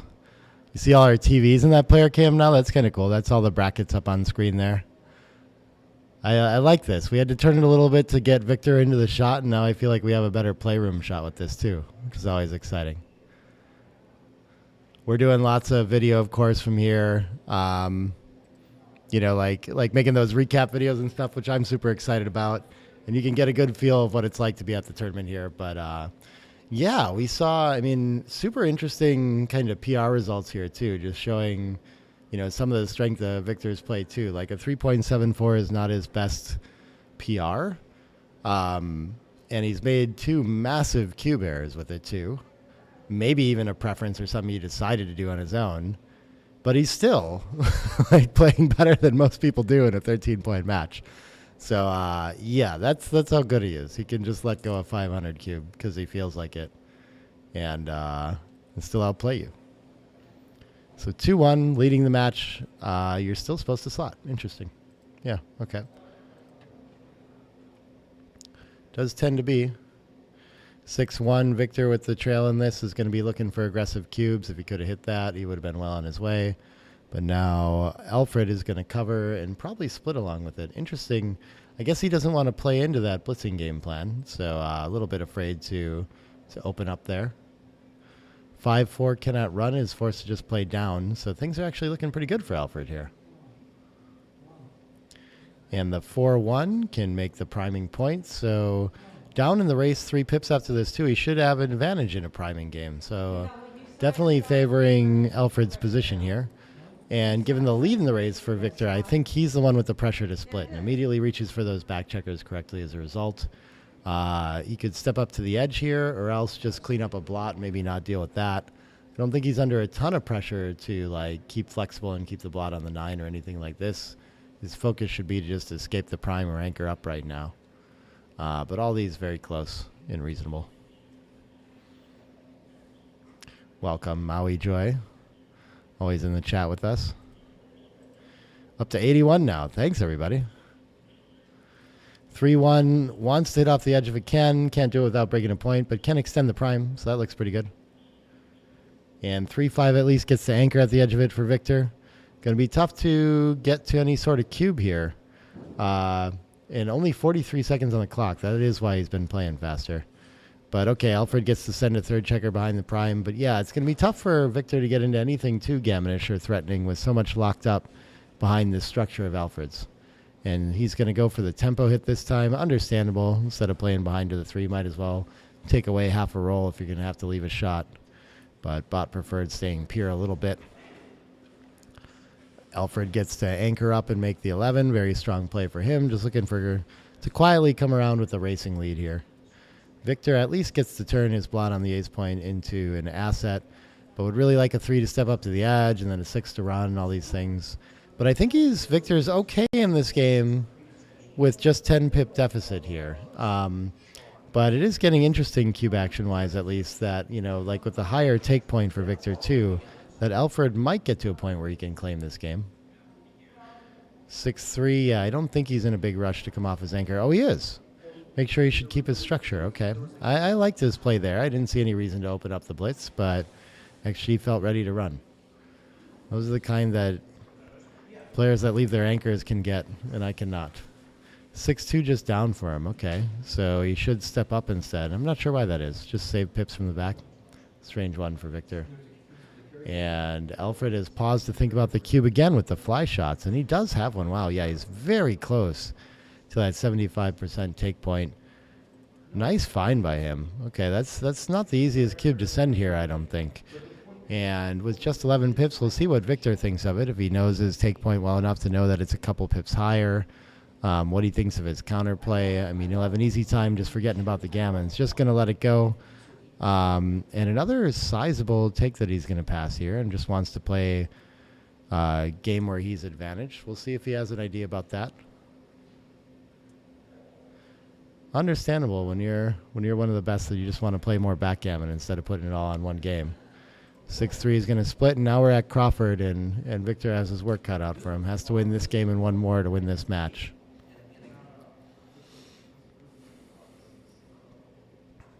Yeah, after that 6 split and we miss, like some sort of split play tends to be called for like this. 5-1 looks like it gets to make the 5 point. Could make the defensive bar too, but both pretty strong. And what does Alfred come up with? It looks like an anchor. And then I guess we can just clean up against the better board. Yeah, even though it creates a super stack. Just don't think we want to let our opponent hit with a 4 and escape with tempo. 3-2 is probably just going to clean up, given that he's ahead in the race.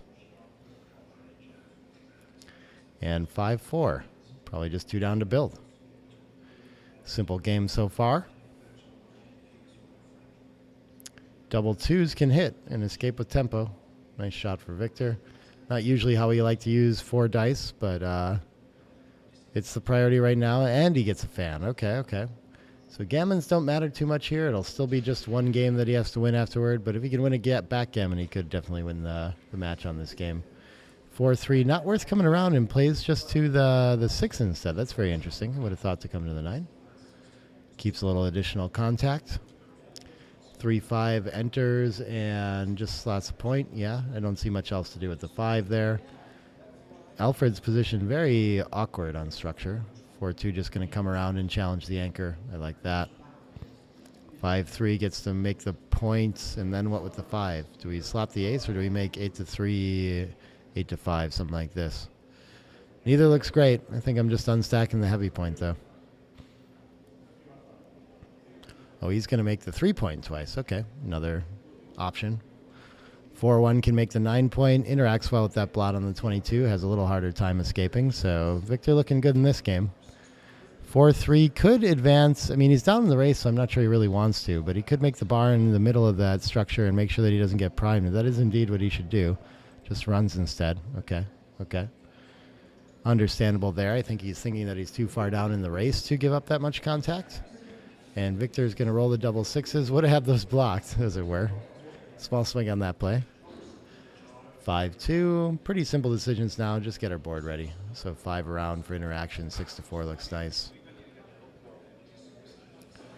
6-3. Victor just looking to clear points safely, so he's going to clear from the rear. Nice shot for him. 3-2. That can cover and slot the next best point. So I guess we'll just go with that. 2-1. We can clear from the rear again? Is that the idea? It does stack up a point that we want to clear, but it looks like we have enough flexibility to deal with it, so okay.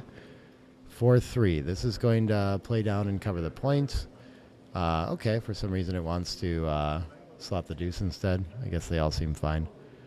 And yeah, just unstacking the 7 seems like the idea here, but we can unstack the 6 instead. Very interesting. Running out of too many checkers on the 6 somehow, I guess. We're looking for long-term problems this way. We can make the deuce and come in. Great. Looks like maybe we could have left the anchor too, but they must all be close. 6-3 cannot clear safely, so he's going to have to leave a shot. And this is Alfred's chance to turn this game around. No 3 up. Okay. 5-4 is just going to... Doesn't want to save a 6. Could just come into the board. Seems fine. But he goes with the save a 6 idea. 4-2. We would like a spare on the 5. And yeah, so he goes for the distribution. I think I like this play. What do we have? 5-6. Needs to run, I think, at least with 1. Oh, he can run with 2, actually, and be in a pretty bad race. I would have preferred to stay like that, too. But if we don't run with at least 1, then we have to trash our board. So I like the decision to do something with the back checkers there. 3-1, maybe just make the bar point. Who cares if we give up a gammon? Just comes in instead. And looking for a 6-2 from Victor. 6s, 5s, 4s. Plenty of shot levers. That cleans up a lot of them. Just clears from the rear. And 6-2, I think he's got to hang around and try to hit a shot still. But he's wondering how long he's going to be able to stay. He needs to stay for 2 rolls to be able to get any sort of shot.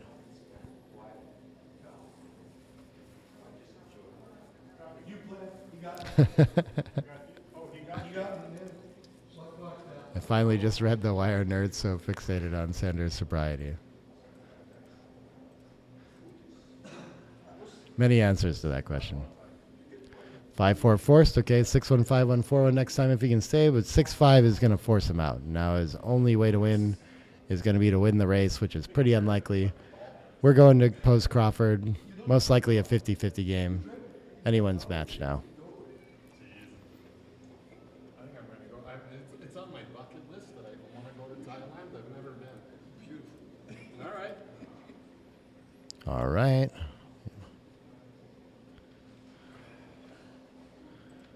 And on we go. Nice clean game from those two as well. Oh, Victor hops out here to get a glass of water real quick. Finish out the game.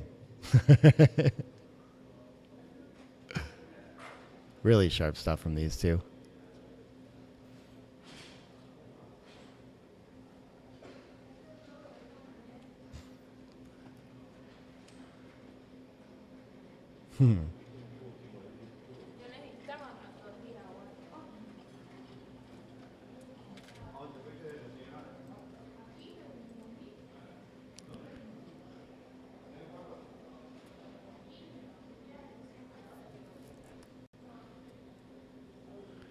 All right, 4-2 makes a point, 6-1 makes a point.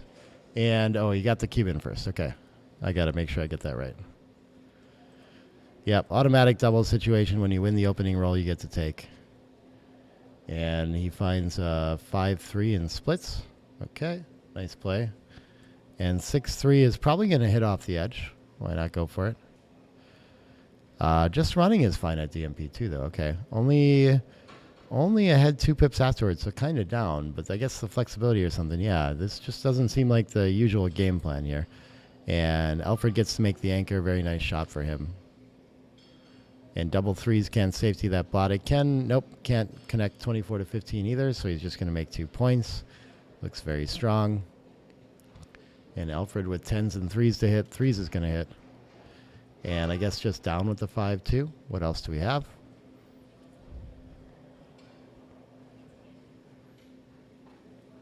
And a 2-1.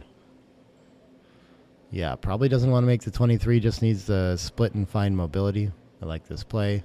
Let's see if Alfred can continue the attack.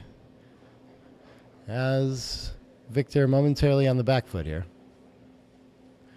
Double 2s, can't do anything really to improve the position, but I guess making the 9-point interacts with that blot on the 22 pretty well, so he's just going to go for that. Cleaning up maybe a little bit better, but they're all very close.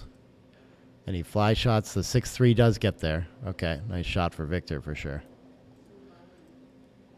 And 5-4, what do we respond with? I think he's got to start trying to hit away. Probably enter on the 21 here and hit loose.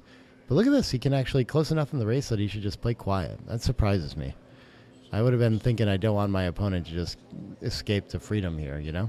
So I like the play that he found. 2-1 is going to hit again, though.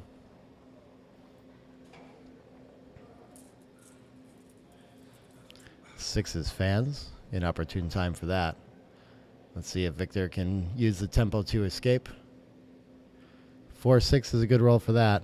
Is there anything better? Can point on head. Maybe that's more important. Keep the checkers dancing. Both look good. At a normal score, maybe the gammons would count for it, but just running is often the indicated game plan in a race like this, so chooses just escape. The 4 is going to establish the second anchor, and the 6 starts a point, okay. And so Alfred ends up with at least a contacts game here that should win him some games. A little bit late, though. Nice prime and fairly easy to roll home forward through this 5-4 game for Victor, it looks like. He's got good flexibility. 3-2, may not have this timing on Alfred's side either. Should probably slot the next best point, and then the 2 is not so good. Oh, he's going to cover instead as a result. Okay. Should be fine as well. Wants to be ready for shots now. 4-1. Wow, this is an awkward number. I guess we're going to make the 2 or something. We can't really clear safely. Just going to leave a fly shot instead, though. Those fly shots seem kind of costly. Yeah, okay. So, does eventually go with just making the 2. 6s. This is going to get the 20-point moving and, yeah, make a board point along with it. And he's actually only down 2 pips in the race after this. So he's got really good connection and a really good holding game now after having been playing a double anchor game for some time.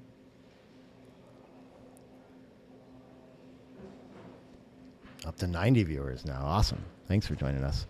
And 4s is a perfect shot. Going to fill in the 5-point. Huge improvement for Victor. Clear lead in the race now as well. And back to relying on the holding game to win this one is Alfred. Only down 9 pips after rolling a pretty decent roll there. I think feels like a good time to release the 14. I don't think it's worth the impurity that you have to spend to keep it there, even though you might get a little bit extra contact when your opponent rolls something awkward next roll out of it.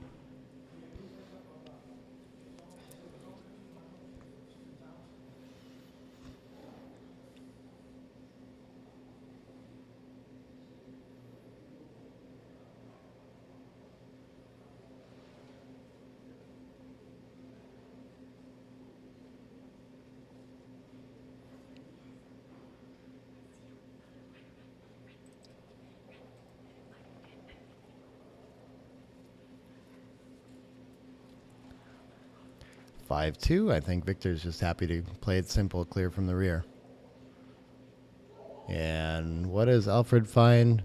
Can't make the 5-point. The 6 was the only number that wasn't going to help him do that, but he can slot it.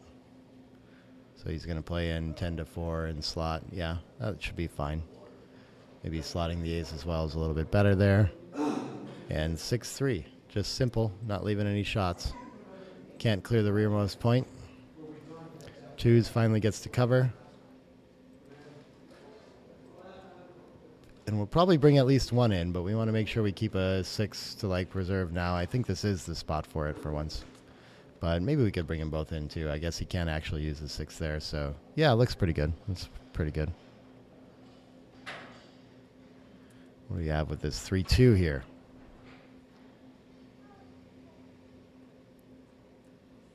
Just clearing from the rear, right? Yeah, still 15 pips ahead. So actually he does a little bit better to prevent the 6s from playing now. Very interesting. Okay, that probably would have been trick 2. Also brings 2 checkers in for the bear off, so I mean, I can see some merits to it. What else do we have? 4-3. Yeah, this can get awkward quick here. So he brings 2 checkers in, but they're starting to go to deep points and things like that. Still looking okay. 6 forced out. Just going to continue with that too, but only down 12 pips, so if he survives this roll. 5s. I think he has to not leave a shot, so he's going to clear the 6. 32 pips ahead in the race, and now the contact with that single checker even looks pretty okay. Probably, I mean, 14 and 9 should be fine, but also making the board can be okay.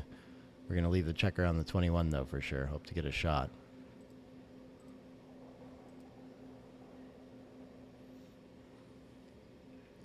Four two. Still safe, so I guess we're playing 7 to ace. Oh, he wants to stack it up to make sure his sets play well. Okay. Seems like actually he likes that tactical idea, too. Don't want to leave a shot on 6s, 5s, 4s, and such. 5-1's just delaying, waiting a little bit longer. 5-2 gets to clear safely. And what's next? 6-2. Just playing behind again, okay. And last chance, 6-5, 6-4, 5-4. Otherwise, this is going to be mostly in the bag for Victor. Double aces, okay, that's going to reduce the contact quite a bit. Gets the switch, and even out on the outside. Oh, he takes the checker off instead, okay. Very close there, but I would have thought he doesn't want to repeat those shot levers when his opponent fans. So playing 4-3 looks safest long term. 6-3 survives that, though. Just takes 2 off. And 2-1, no such luck. Or it doesn't enter. 6-3 clears. And now we're odd on the outside, 5 checkers, so another fan and a set could leave a shot. But we're getting into pretty unlikely scenarios here. Double 2s isn't one of the shot levers. It's going to even out perfectly. 3 off the 3-point, and then take 1 off the 2. And 6-1's going to enter. Alfred's going to give it up, and there we go. You have Victor Ashkenazi advancing in this match. Very well played by both. Action resign. And yeah, both playing in the mid-3s there overall. Very strong stuff, even after some sketchy cube decisions and stuff that you're curious about. We'll see. They might be going to take a break or start something new here, too. We'll try to get more interviews through the weekend and things like that. But yeah, super exciting match. I'm going to cut away to a break. We're going to see I think they're probably going to put on, like I said, like a passive stream of a round 3 match. I'm going to get some dinner, and I will be back with Super Jackpot action in an hour and a half from now. Looking forward to it. Thanks so much for joining me, man. We got a bunch of you here. I hope you guys stick around and watch through the night, too. Thanks, everybody. Let me go look over at this and wave bye to you, too. We'll do this. See you later. Oh, no.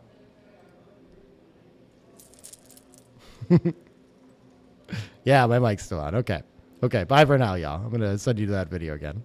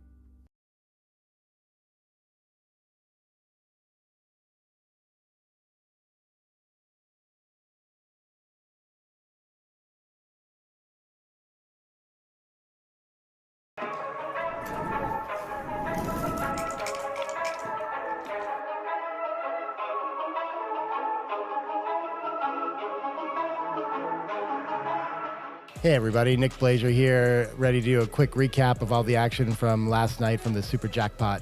That was our Wednesday event, the $1,200 entry, $400 side pool. And we played through 2 full rounds to get to the 3rd round here. We can see we've already determined a number of semifinalists here. The prize payouts here are going to be, everyone in the semifinals has already taken home over $2,000. And at least $2,000 with a $9,000, close to $10,000 or $9,000 prize up top. And the side pool winner will take home $3,000 on top of that as well. So up to $12,000 at stake. Pretty big stakes on this event. We can see that in our semifinals that we will stream this evening at 6 p.m. is going to be Chris Trencher against Ray Fogerland. We saw Chris Trencher defeat Matt Cohn-Geyer yesterday on stream. And we can see he also had to get to a very tough opponent in Victor Ashkenazi.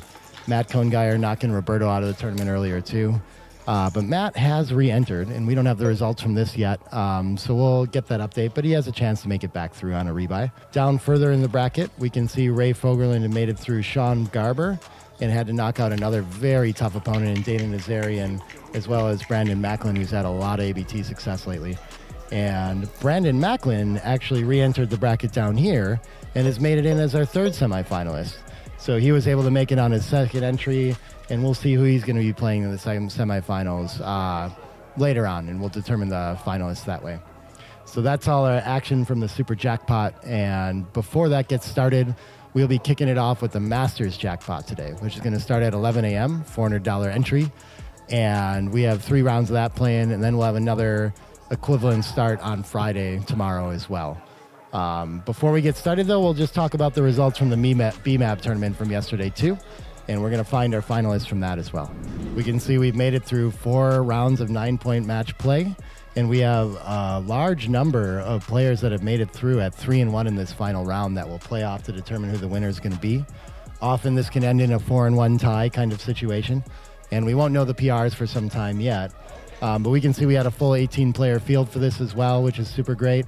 And some notable names. My student, Robin Crace, go Robin, makes it in there against Scotty Kellen. In 3-1, Karen Davis taking on Daniel Adler. We got Marty Storr, who's always a PR side pool favorite, taking on Jeb Horton. And Claude Landry is rounding out our 3-1 players. So we'll determine the winner of that, too.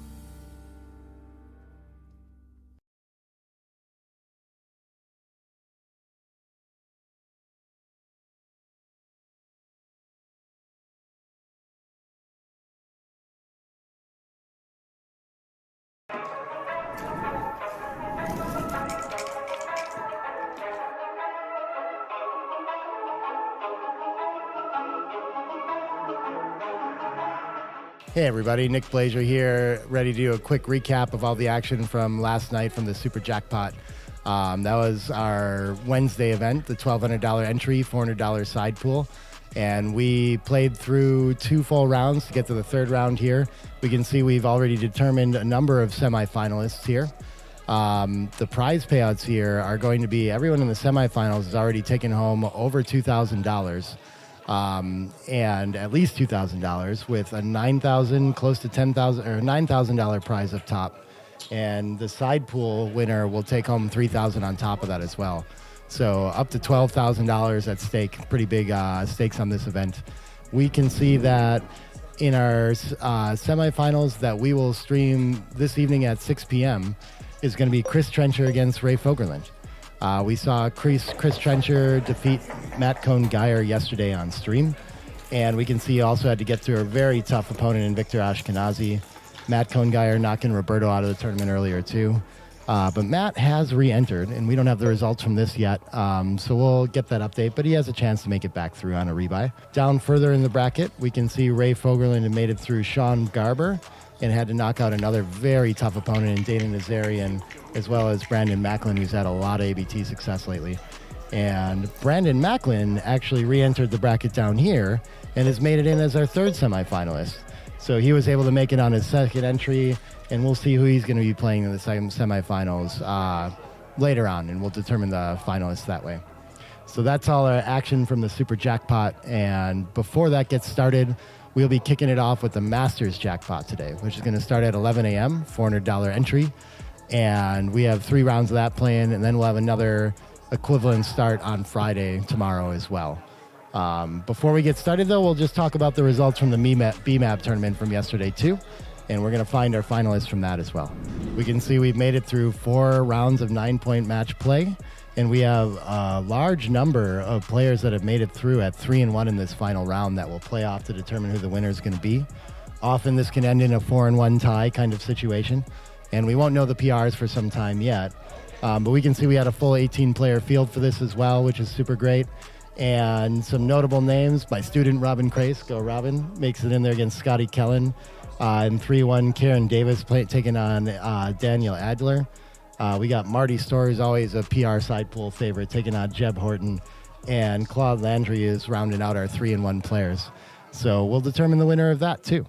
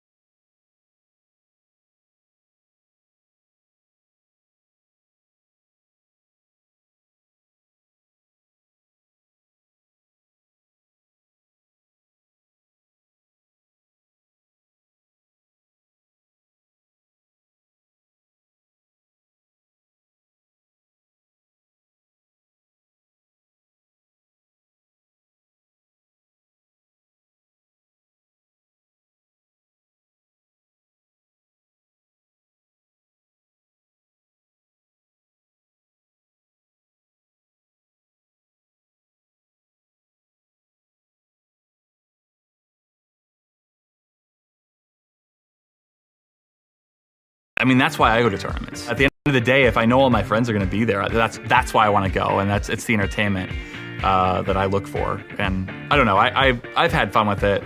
I hope I can provide that for everybody who comes to my events, is that they're able to socialize, they're able to have fun, and play backgammon. Right now, I'm just trying to put on the best events in the U.S. I think I have the best team in the country. We're doing things that are different as far as technology goes. We are trying to just be the best at every turn, from our customer service, our marketing, our registration systems, the way we're displaying brackets. I mean, everything. It's now one of the top tournaments in the country, and I'm a big, huge fan.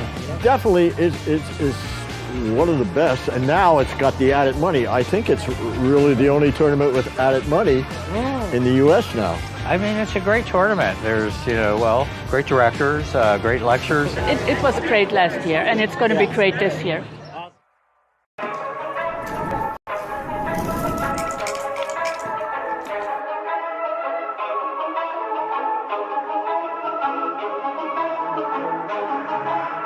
Hey everybody, Nick Blasier here, ready to do a quick recap of all the action from last night from the Super Jackpot. That was our Wednesday event, the $1,200 entry, $400 side pool. And we played through 2 full rounds to get to the 3rd round here. We can see we've already determined a number of semifinalists here. The prize payouts here are going to be, everyone in the semifinals has already taken home over $2,000 and at least $2,000.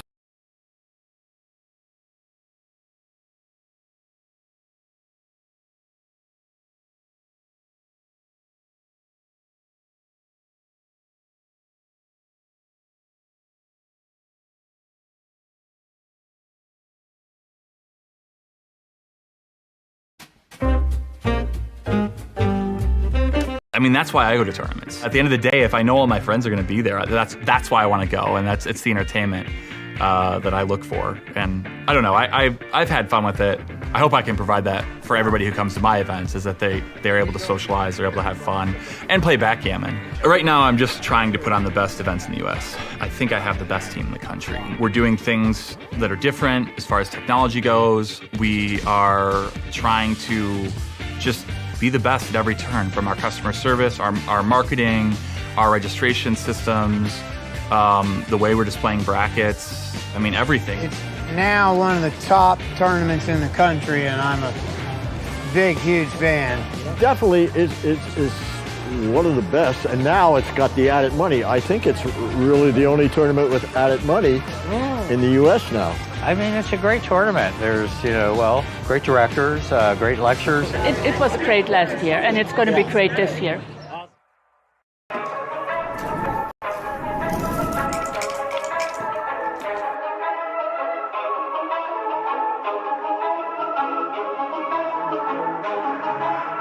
Hey everybody, Nick Blasier here, ready to do a quick recap of all the action from last night from the Super Jackpot. That was our Wednesday event, the $1,200 entry, $400 side pool.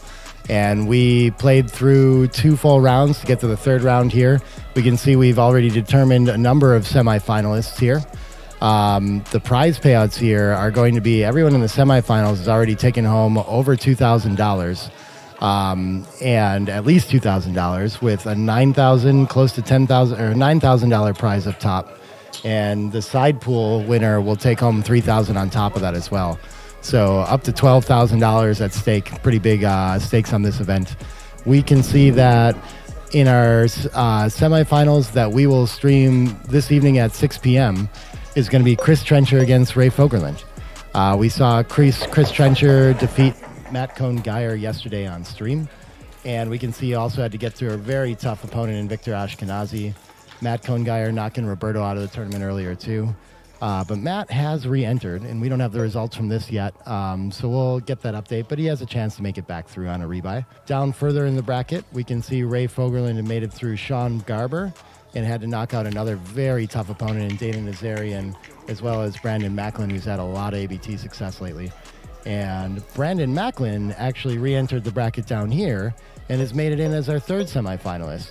So he was able to make it on his 2nd entry, and we'll see who he's going to be playing in the semifinals later on, and we'll determine the finalists that way.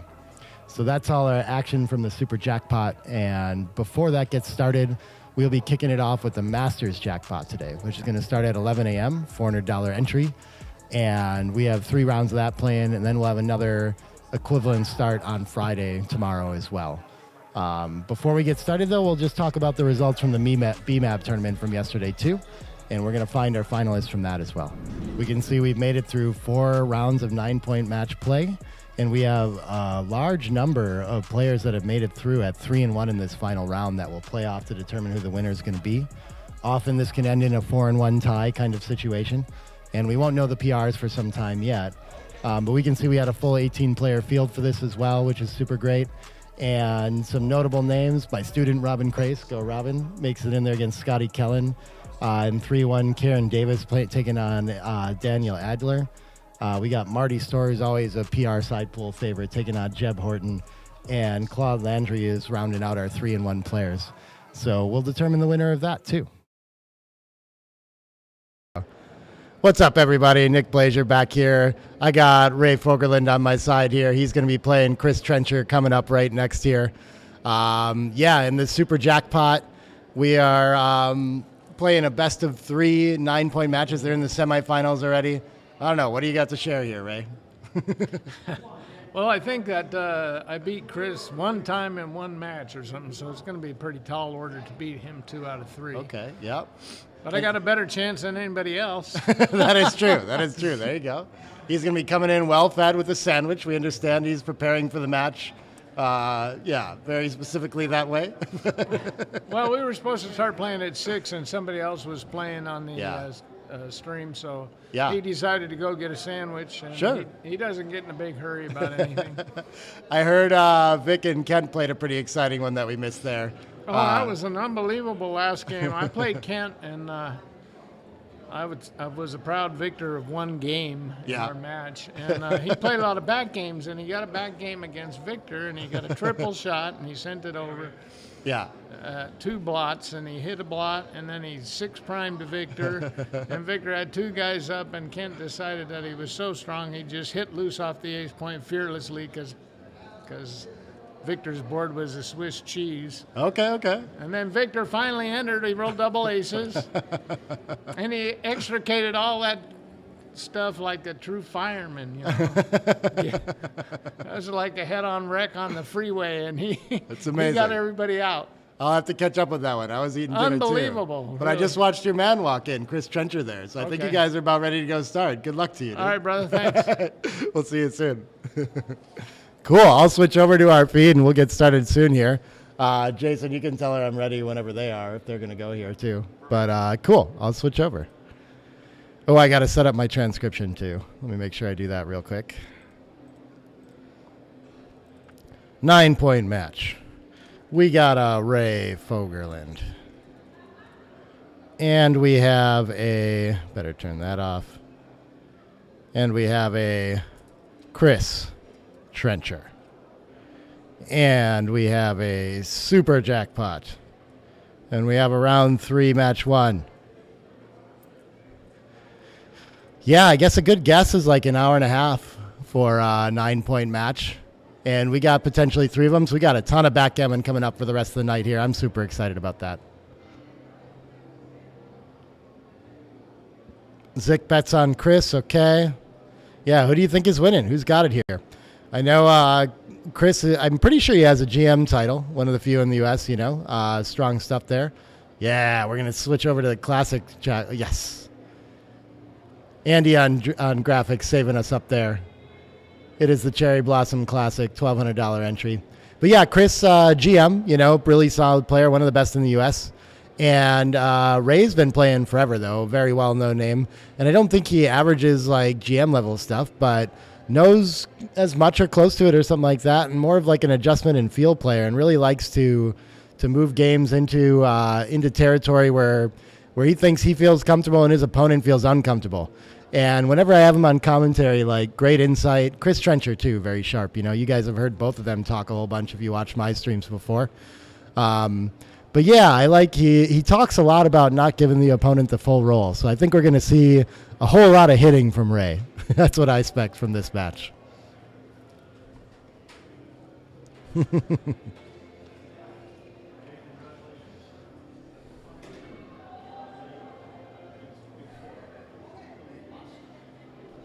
hope you guys can't hear the music in the background. Get demonetized or something. There appears to be a cover of Free Falling. Some Tom Petty. All right. Opening with a 6-5 running. Great shot for him. Great shot. With a little extra excitement. 5-3 is going to make a point in response. And the 5-2 would like to just find full freedom with both checkers now. Can't do it, so we're just going to play 2 off the midpoint and unstack a little bit. And the 6-5 gets to run for Chris as well. Chris playing the black checkers on top, of course. Ray, the white checkers on bottom. And once both have one checker escaped, it rates to be like a relatively simple game. Not going to have a lot of deep anchor games or anything like that. Ray is down 1 pip before the roll, so ahead 7 after. So just running seems like a fine plan here. But, oh, look at this. He should be making the point instead. I might have gotten tricked by that too. Just thinking like our game plans are pretty solidified, but I guess why not be ready for contact as well is the idea there. The 3-2 for Chris, I think he can just unstack 13-8. I don't really see anything stronger than that. We could start points, but I don't think we have any urgency to step up to escape. But look at this. Chris also feeling the pressure to escape too and wants to kind of follow Ray's lead there. Should be a close candidate as well.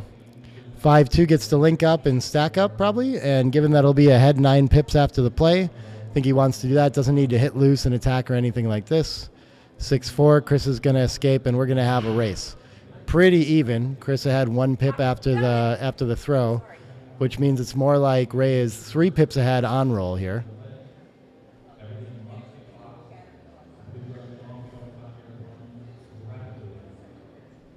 And so Ray just catching up with the pip count and figuring out where we're at, and we're going to play a simple game here.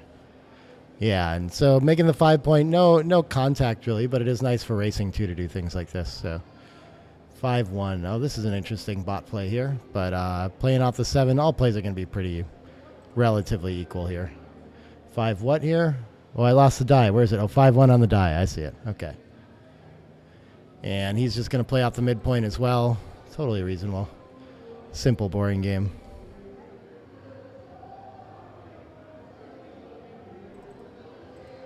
Two down. Okay. 3-3. So this is going to leave him 9 pips ahead, so definitely favoring breaking contact now. So I like coming off the mid like that. And then the 2 checkers in looks really good too. I love putting a checker on the 4.2 to make sure our 4s play well for the rest of the race. Aces is nice and small, so it's only a 5 pip lead, not enough for a cube, but creeping up on it for Ray.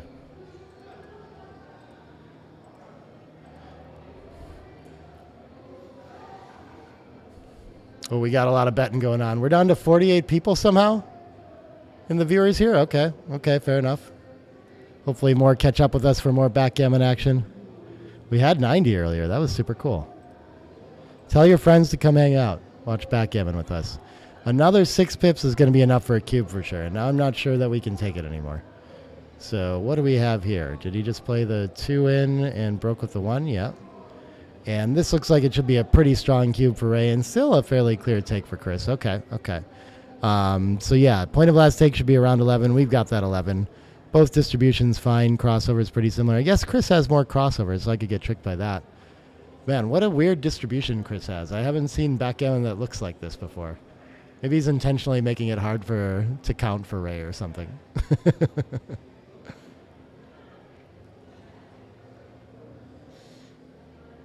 Yeah, I'm not sure how to predict who's favored in this match by how much. I see a lot of betting going on there. Chris's, I don't want to ruin Justin's action, so I won't tell you what Chris's matches were yesterday. In the 4s is favorable for Justin's betting line, though. I'll share that with you. Against MCG, I think he was under a 4 in both matches. And he's going to roll past it. Okay, this is a pretty sizable cube to miss. I'm surprised by this. Seems like plenty of racing lead. Could be that he miscounted somehow. I'm not really sure, but looked like a pretty natural cube, and like maybe the take pass decision was going to be the harder part. 4-3 is 2 in, and gained another 2, so it's going to be an easy double and pass now. Okay, finds it there, and not a pass by too much. And on we go. 8 away, 9 away.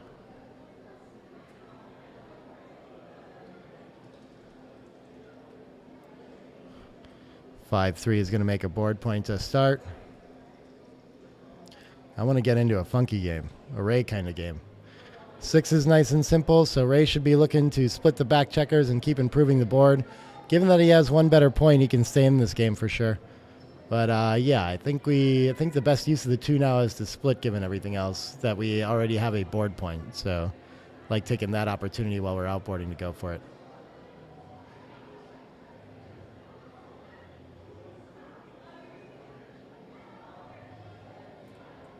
And he will go ahead and split there. That was, I guess, stylistically, I could imagine Ray being the kind of person that's very hesitant to split. I think a lot of the contact players just don't like giving their opponent the opportunity to blitz them off the board either. So, like to stay on anchors for a little longer. I don't know if I've actually noticed that in this game.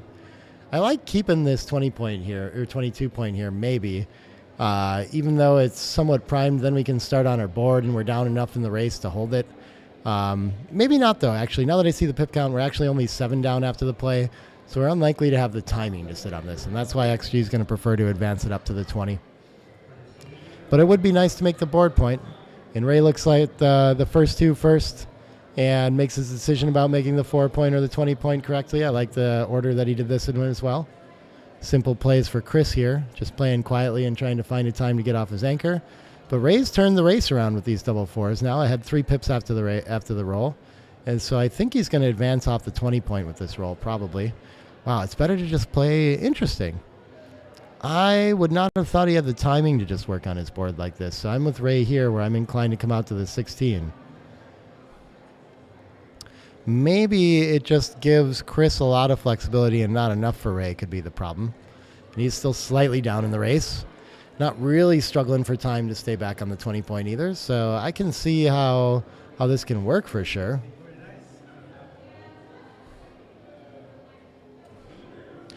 Oh, Mark asking if we can see pip count. Might be something we add in later days, but I don't know. It's just a little ugly and awkward pull from XG, so we didn't do it for this stream. But I will try to talk about the pip count whenever it's super relevant.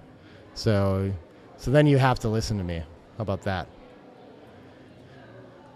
6-5 is going to be 7 pips ahead after the roll. So he can just clear the 9 point. Yeah, sure. I don't see any volunteering that needs to go on here. He wants to think about covering then his best 6 and see. I guess with all the blots on board, yeah, he kind of could afford to leave a checker on the 9. But I don't think it's time to leave the 16 or the 13. All right, 6-1 just wants to roll things forward and work on his board. Nice shot for Chris. Dead even race after that roll. 2-1 is going to put Ray ahead 3 pips again. This feels natural. Interesting that the bot wants to save a 6 here. I never know when it likes that idea and when it doesn't. Got some idea. 5-3 can make another 2 board points. Beautiful shot. If Chris was ahead in the race, he might think, like by a lot, he might think about leaving the 18 here. But here we should just work on his board. Beautiful. 5-1. We love to cover the 5 with the ace, and then where's our 5? Since we don't have one, maybe we actually have to do something like 6-1 and 3-2. Oh, we can actually just break the 6. Okay, yeah, that's interesting bot play. I wish I would have thought of that. Looks pretty nice. Ray's going to prioritize his 1 pip race lead and try not to get any sort of contact game. We can see the problem, I guess, with the 20-16 is he's ended up with like too many islands out there. And I guess this was just a likely way for this to go. Chris is ready to leave a double shot from the mid for maximum flexibility with all those blots on board. Nice find by him, making sure that his position stays nice and flexible instead of like giving up his board or something like that to stay safe. 2-1. This can just, I don't know, shuffle around and make points in the board. However we can do that best. I don't see any big benefits to one version over the other. Seems like a nice play. And Chris is slightly ahead in the race. I still don't think it's time to like volunteer from the 18, and I think it is time to not get hit against the 4 point board. So I like moving that checker from the midpoint, sure. And the 3 can't be so important. We all come up with various tactical reasons for one or the other.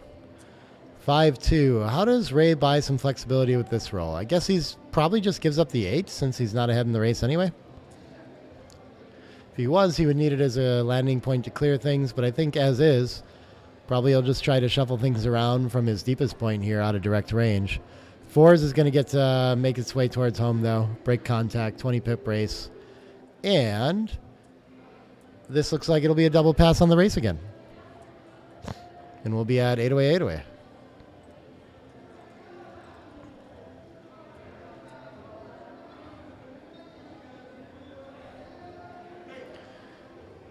Zick says Chris keeps running internal pip counts. I'm not sure if that's true. I do. I've talked to him about it. I actually don't think he does. I can't remember for sure. I think he might think I'm a weirdo for doing that, though.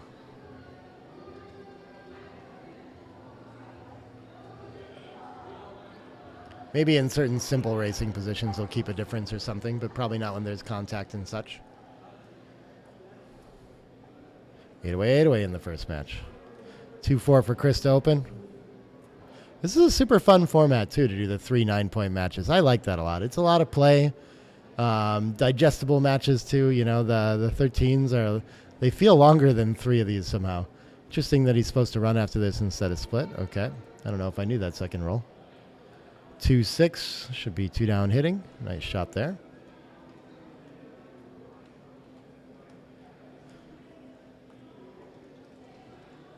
And looks like we should split with the last ace of this, probably. Coming in with 1, making the 5-point, and then any ace you like.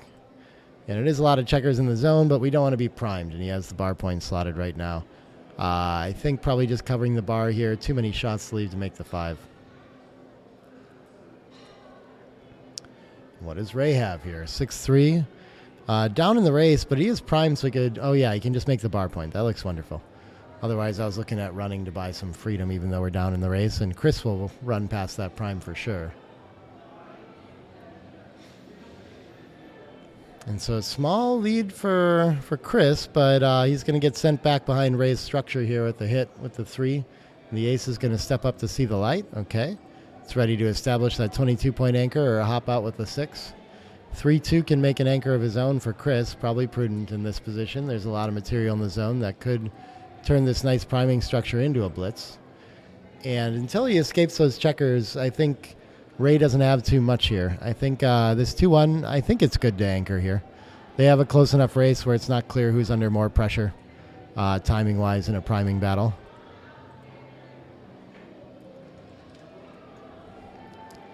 (5-2), I think playing down in 6-4, even though it's semi-dead. It's really sad to spend that, though, and we're like not really going to be able to use that checker on the 4 given the anchor.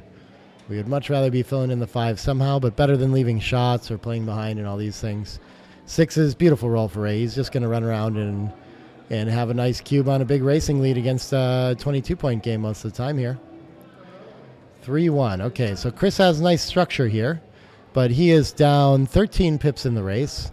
And Ray has not made his 4-point yet, so my instinct would be that this is very takeable. But look at this. It's actually right on the borderline of the take-pass decision. I'm surprised by that. Looks slightly score-based with the even score line, I guess. Something like that could be influencing it as well.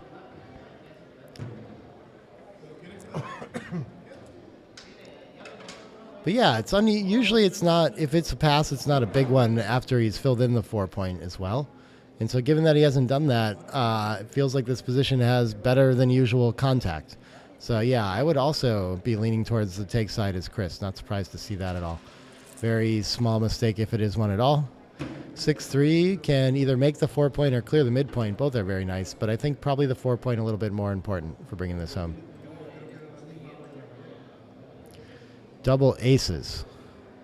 We're just finding ways to keep our racing and contact and all these things in case he leaves a shot.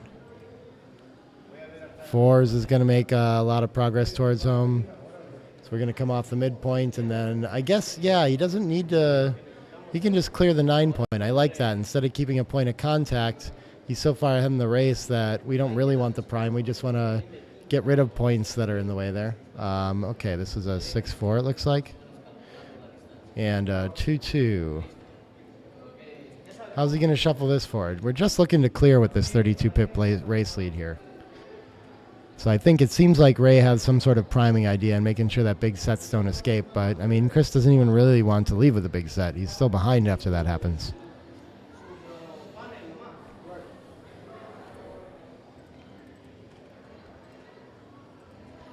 Looks like a good play. 6-2. Chris just doing simple things with his front structure, trying to keep it pure.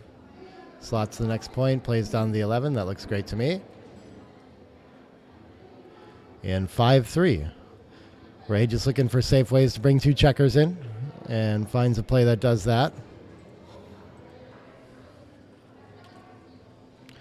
2-1. Yeah, this can complete the board. Sure, that's fine. I'm sure also bringing checkers in is fine here. Our board's going to be strong enough. Okay, and 5s is going to leave a shot. Wow. Ray found his worst here, and he gets to pick whether he wants to leave it on the far, the close point. I would imagine we want to leave it on the 6 because we can remake it, and it leaves less shots. Like, everything about it just looks a little bit better here.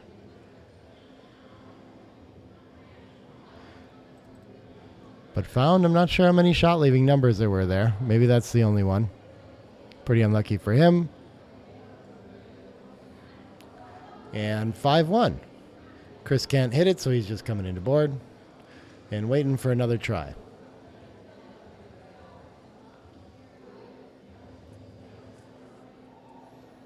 And 3-6. Ray does not get to clean up completely. He can bring both checkers in, but has to leave the checker on the 6 one more time. And we'll be able to get to clean it up most of the time next roll. Barring double 3s, 6-4. Chris going to miss again. So I guess he'll just make the ace point. I don't think he's in risk of like losing a gammon. Well, he just wants to bring 2 in instead. Okay, doesn't want to save a 6. That must be fine as well. Close stuff.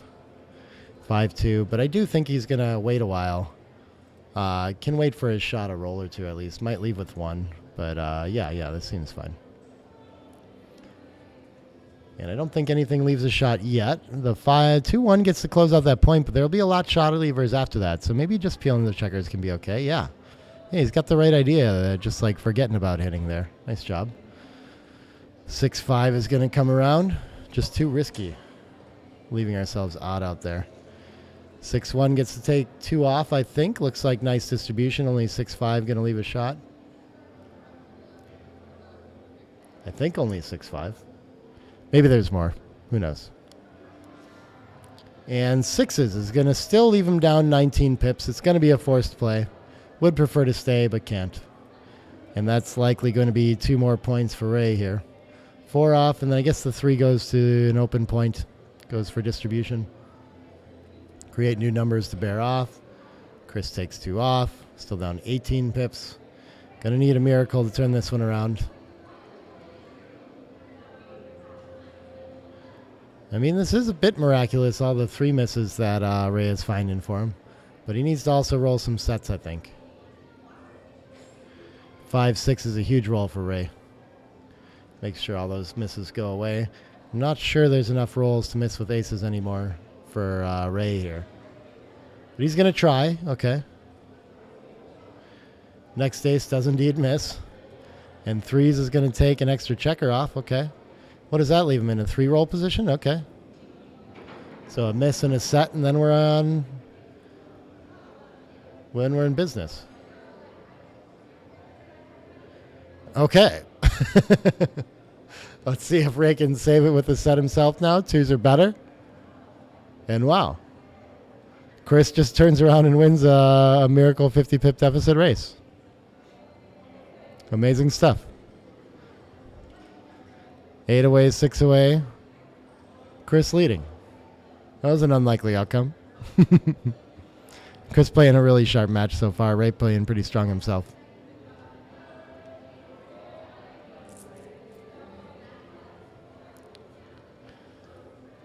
I'm not sure Ray enjoyed that.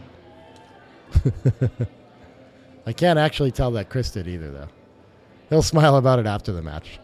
He's polite that way. All right, makes the bar point. This is going to make up and down, typically, the 20 and the 9. No difference here after that opening 6-1. 6-5 gets to run 1 checker. Even though he's only ahead 2 pips after the race, I think it's still worth getting 1 to freedom there. If he was down enough, maybe he'd seek contact in some other way. 4-1 gets to make the 5 point. Beautiful improvement. And, okay. 6-4 is going to be ahead 7 pips, so he's going to try to run. but leaves a lot of shots out there and will be very sad when he gets hit in the outfield. So it's given up quite a bit too. But Ray can't hit it, so Ray, I think, is going to start 2 new points and wait for his 20-point anchor game to pay off.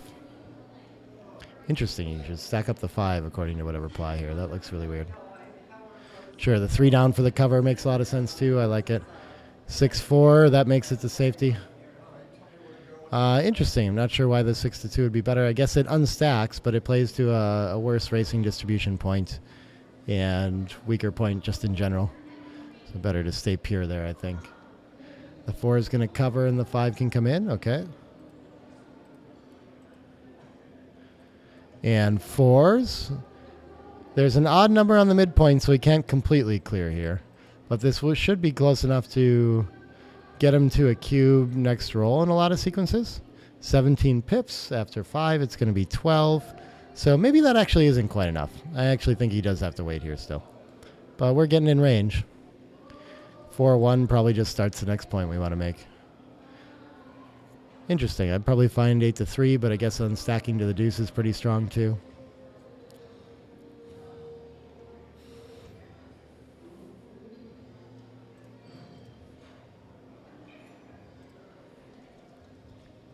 And look at this. He does have a borderline cube.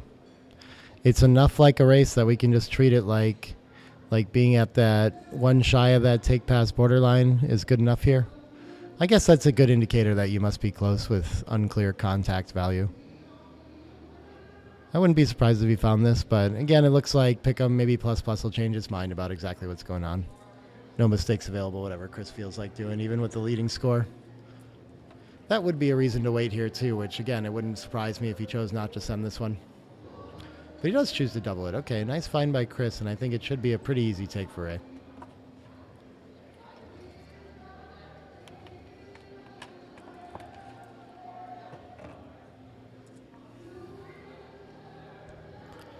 Pick it up. Let's see if Chris can hang on for a 4-point match lead now. Plays one behind, okay. Looking for 4, 5, 6 combos or doubles to clear safely. And Ray's just trying to improve his board. Interesting. I would have thought he'd like to save a 6 there and start the next point. He chooses to play in instead. Still pretty close race here. 6-2. Chooses to bring 2 in instead, okay. And 6-1. So not having saved the 6 means we have to volunteer in the midpoint now. And I guess along with that, just like 6-5, I would have thought 5-4, fine, all the same. I just would like to save a 6 this time instead of playing it again. And he does find the concept this time. Interesting. Not sure what changed there. 6-5 gets to clear safely. Okay, so not punished for having to leave the shot at all.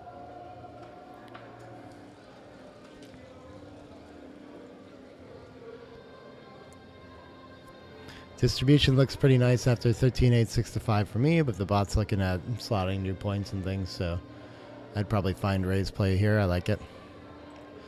All of them running close. Who knows if 3-ply has the most accurate idea there, but doesn't matter too much. Probably just bringing 2 checkers in here for Chris.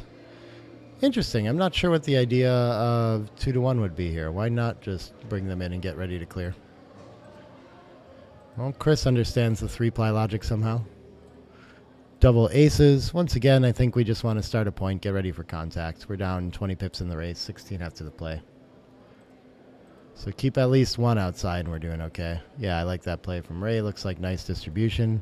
Chris just looking to clear from the rear. Goes ahead and does that.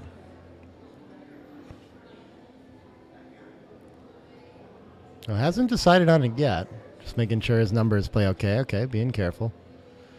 Double 2s. I think he still wants to... Does he want to keep 1 outside? He could be comfortable running with 1 now. I'm not sure. So cover and play the ace. Yeah, that's probably the play I'd find too. I feel like still saving a 6. Not sure how the bot's deciding to swing between those either. 6-1, I like his play here. We don't want to clear the 8 because it stacks up the 7 and makes it difficult to clear a point that we want to clear. 2-1. Still saving a 6, I think.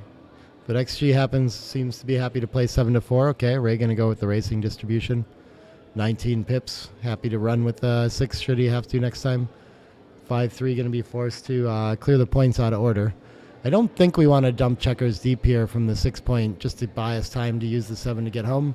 It's just starting to look like we don't have enough spares and like things going to get too ugly later. So it might lead to us leaving a shot, but we risk a worse shot later when we clear all our spares off the 6. 2-1 gets to finish the board. Beautiful shot.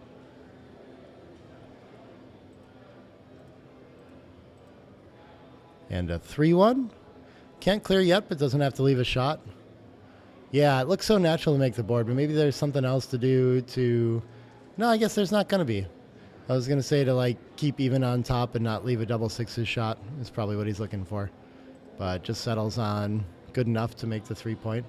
5-4 I think it wants to run a checker. It's so hard to win if we break our board. So my instinct here is always to go from the 20. If he wants to pick and pass with a 3 or an ace, let him. But they're very close because he really could gain it quite a bit with some sort of... I guess there aren't any awkward ones that don't play otherwise. Maybe double 3s having to clear instead is pretty strong. I don't know.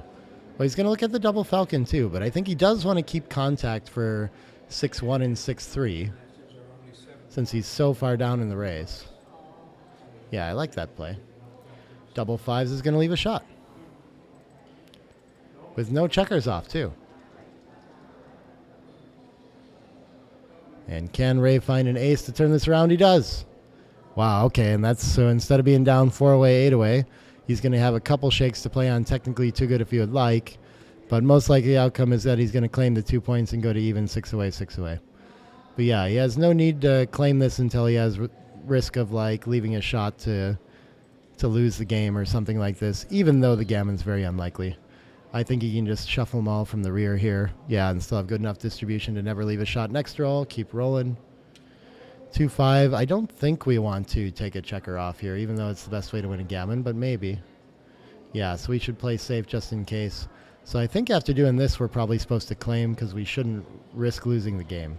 So that was the problem with that one. And yeah, we can see we're no longer technically too good. And so yeah. Yeah, his play doesn't allow him to take one more roll to get lucky. Very sharp match from these two.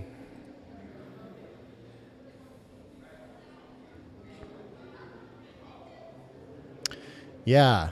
People asking about the Golding Ashkenazi one. Super close stuff. I heard that was a great match. I'll have to watch it. Victor was excited about it. I think he thought it was like super unlikely that he'd pull that one out. Wasn't sure. He mentioned the take at some point. Didn't say a lot about it, but I mean, if Victor took it, it must have been interesting. 4-1 is going to make the bar point now. Very simple.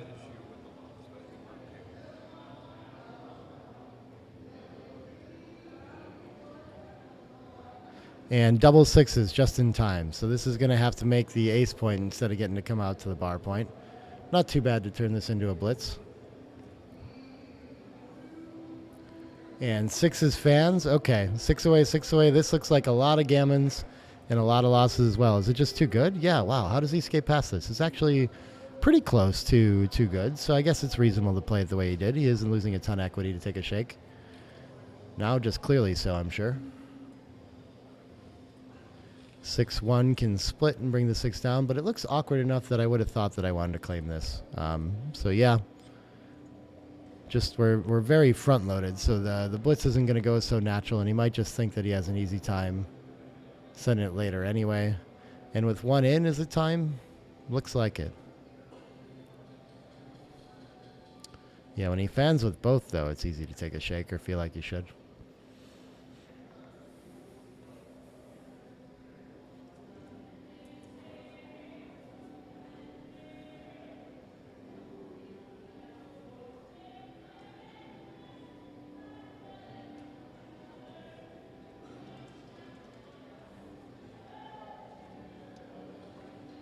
Still comfortable taking a shake, though. Okay. Bold play. We'll see if it pays off. Going to continue the attack and advance 23 to 22. And probably even if Ray hits, he can still have a comfortable cube. So seems reasonable. I feel like this has been an improvement again. So now he's actually too good. This is interesting. I wonder if he saw his match where he sent a massively too good cube. I think just yesterday. Could be adjusting or over adjusting from that. 4s gets to hit, cover, and probably find some freedom. Yeah, I like this play. This looks like all of it.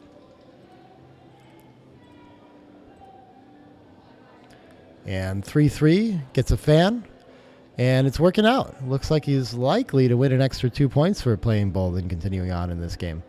4 gets to hop out for mobility and 2 covers. Beautiful shot. Just needs to find his way over that little bit of structure with the 22-point checker. Needs to keep Ray from anchoring there, too, and the 3 is going to help him with that, and then the 6 gets to pop out. I think popping out's more important than getting in coverage range, but see what he chooses here. Decides he wants to close out a little more, isn't worried about cracking. Okay. 4-5 gets to hit. Yeah, this could be the only problem is now we could have 2 to deal with, and now we could get into some cracking trouble with some awkward numbers.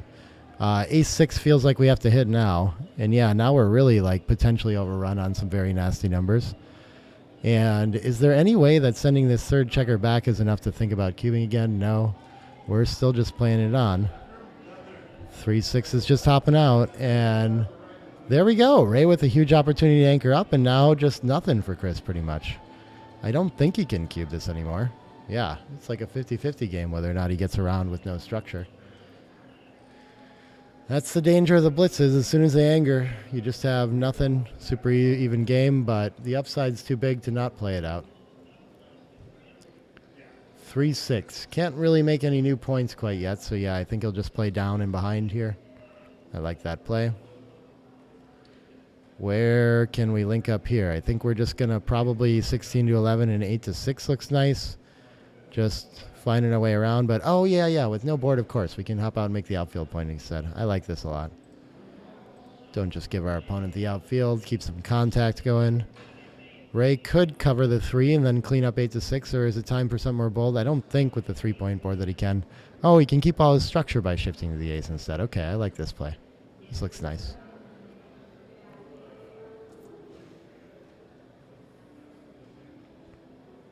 Good find by him.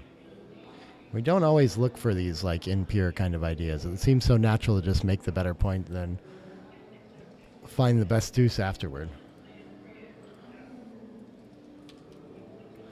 6-2 can just make a bid for freedom. Okay, still going fine for Chris. And 6s. It's going to be down 17 pips still after this play, so he still needs to keep the contact. Yeah, this is really good contact to make the 15-9 like this, though, or 15-9. And then 8-2 twice to make a board point because that's the only place we're not wasting pips. Love that play. And now he's got, like, it's basically like a bar point holding game, but just in different spots. Same kind of value of it. 6-3. Yeah, he can't afford to leave a shot, so he has to start burying checkers. Unfortunate. And Chris is going to pause to think about this cube now. I don't think he's about to volunteer roll sets to get by, so it doesn't feel like much, and he's only 14 pips now. So I guess the board's weak enough where he can think about it. That's very interesting. I'm surprised. I mean, it can be this close, like with less wins in the end game like this, where the next sequence might decide everything. The board's bad enough that he can think about it as the other feature, but otherwise it just looks like he has a lot of work to do to hop over this, and not enough racing lead to lose his market by too much. I think he's going to just start killing checkers and not going to volunteer here. Look at that, though. 16-9 is pretty close. So maybe if he was thinking about the cube, he did have that idea of just running on some 7s here with the blot behind and everything. 21 pip lead after he runs. So I don't know. Maybe I could talk myself into it. It's not that many hidden covers. When he does, I still have plenty of chances to enter on the 5 or the 3. And once you go down this road of burying checkers, you tend to have to stay on it. And it just, it's so frustrating to keep having to dump checkers to deep points and give up the board advantage that you had while your opponent just improves theirs. So yeah, I don't mind this going for it. 6-3 is pretty perfect from Ray. I'm going to hit and cover.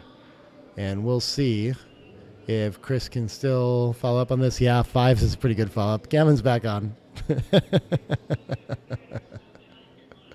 What a game this is. We're too good again. He nearly lost the game. Ray's taking some deep breaths there. Pretty brutal. Gets a fan. And yeah, just massively too good again. Double twos gets the closeout. The way it was always meant to be.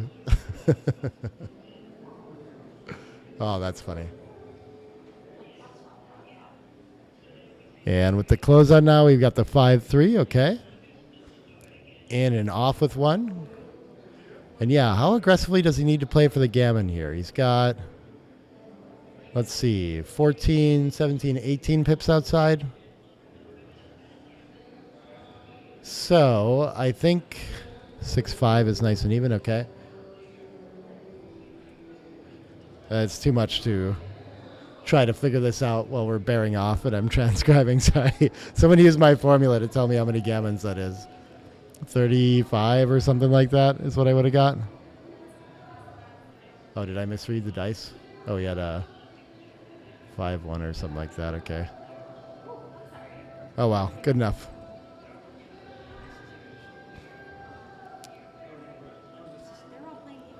How do we transpose this? A 5-1. There we go. Okay, 5-2. Just comes in trying to save the gammon. Looks like he's a favorite to do it. Can't tell for sure.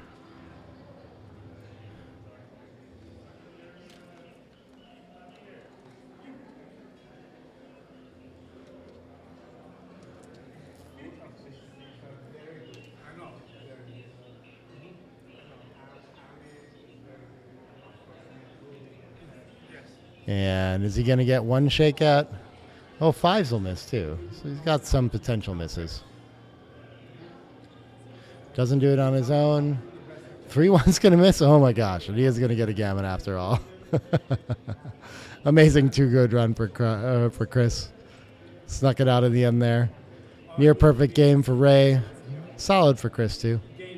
They're playing really sharp in this match overall.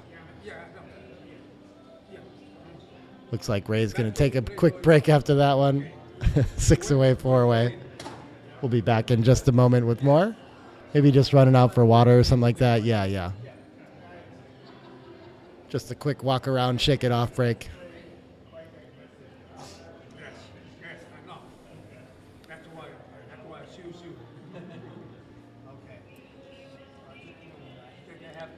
All right, 6-2 to open.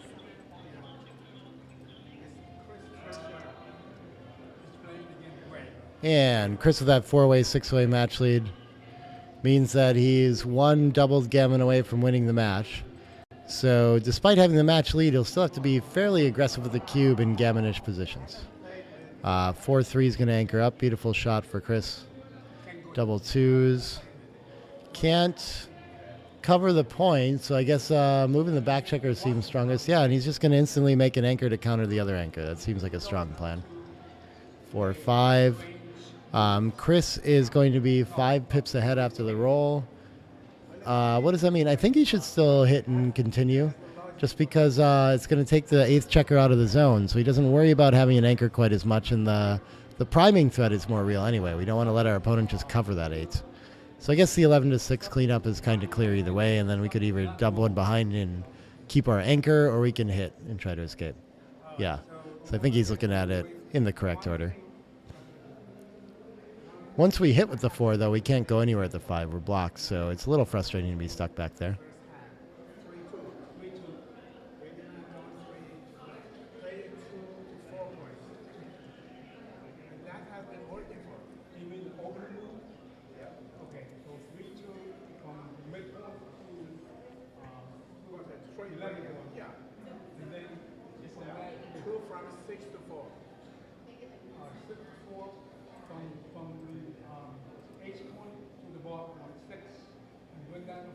Three 5 is going to enter and hit from the roof. So after a nice decision to hit there. Good stuff from Chris. Good return from Ray, though. See if he can keep the pressure on. 2-1 can't anchor, attack, anything. So it's just going to sneak up to the edge and try to escape with a small 9-pip lead in the race now. And Ray's 6 away, 4 away behind wants to think about with the structural advantage. I mean, down in the race, I don't think he has anything here. And maybe at a worse score you would think about sending earlier. But look at this. He's a lot closer than I would have guessed. Reasonable cube, too, if he wants to send it in a position like this.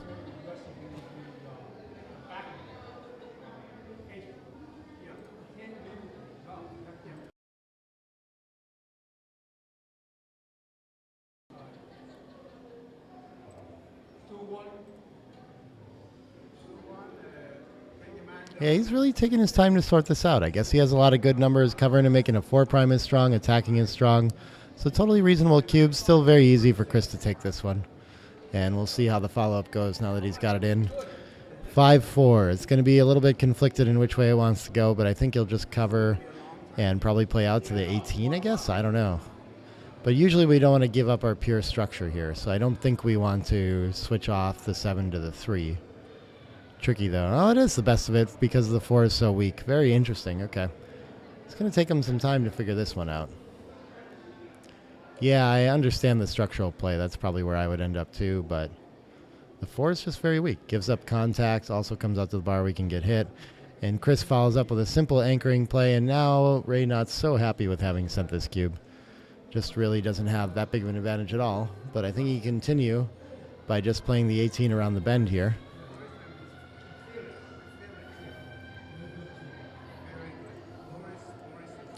Only indirects, and there's a blotting board, too. 4s is going to turn it right around and leave Chris with the lead in the race. So he's going to need to find a way off that 21 point as soon as possible. The landing point in the 9 is very nice. It's not really blocking since we need to release it anyway. But yeah, he's going to go ahead and cover a nice point as well. It seems strong. Look at that. He should just give up the midpoint entirely. Interesting. Have less to deal with later. And 3-2 for Ray. So what can he do to make sure that Chris doesn't have an easy time escaping? Not a whole lot. Maybe 13 to 8 is the best we have to do with it. I don't really see anything stronger. The 11 doesn't look that valuable. Yeah, I probably would have found that too with the blot outside. So liking Ray's plays here. Like slightly off sometimes, but not by too much. 4-3 can't escape, so we're just going to work on our board. Double 2s makes another blocking point to make sure that that Chris can't find his way out of there at that racing lead. Only 6 pips ahead now. I love it, but he wants to think about splitting his anchor too. I don't think there's going to be any better too, but realizes he has a choice at least, so good to go back and look at it. 4-3 still can't escape from that 21 point. And now we're out of things to clear, so the midpoint's the next one to go from the rear. 6-4 can't reach it. So what can Ray do with this? I guess it looks like 8-2 is probably part of it either way. So maybe we might as well make the 2 and leave the 6-1. Yeah, okay. We can also just play there and clean up and not leave any fly shots. Seems reasonable. Even though we get returns in board when he does hit. Chris is ready to clean up the blot and cover. Seems pretty strong. 13-6 is nice for the spare distribution. Interesting. And 6-3 for Ray. Is he going to play his last 2 spares behind or start breaking points to cover? Maybe it's a little bit better to make the board since we're so unlikely to keep the prime anyway. Yeah, okay. But what did he play here? He played like a 5-4, it looks like, or maybe I had his distribution wrong. That's fine. What is this? This looks like a 3-2 got there. And then Ray has a 6-4. Yeah, what can we do with the 6-4? We don't want to give up our prime, so maybe we should run. It's not that many numbers that can attack.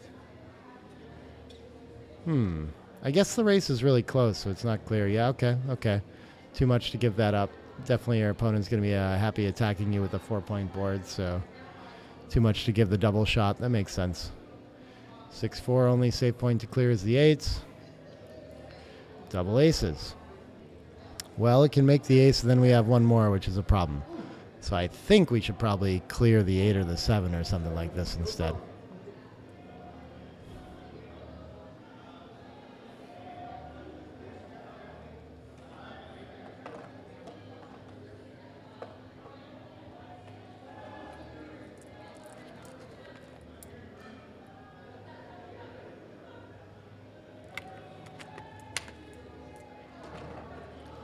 Clearing the 7 tends to be pretty good here instead of stacking up a point that we just want to clear later. So I like that decision.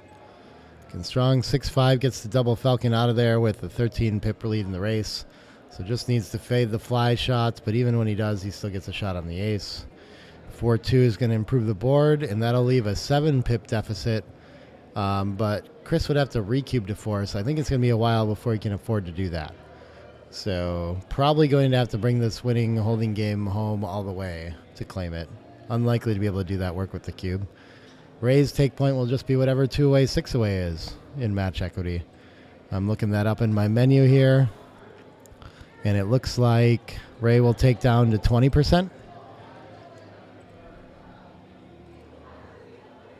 And 6-way, 2-way is, yeah, 20%. 2-1. What? I guess this gets us closest to home just to make that. Doesn't leave any fly shots. Why not? I don't see really a better option. He could make the 15 instead, but it's not like he has a 2 he wants to play, so not sure why we wouldn't just spend all the pips outside there.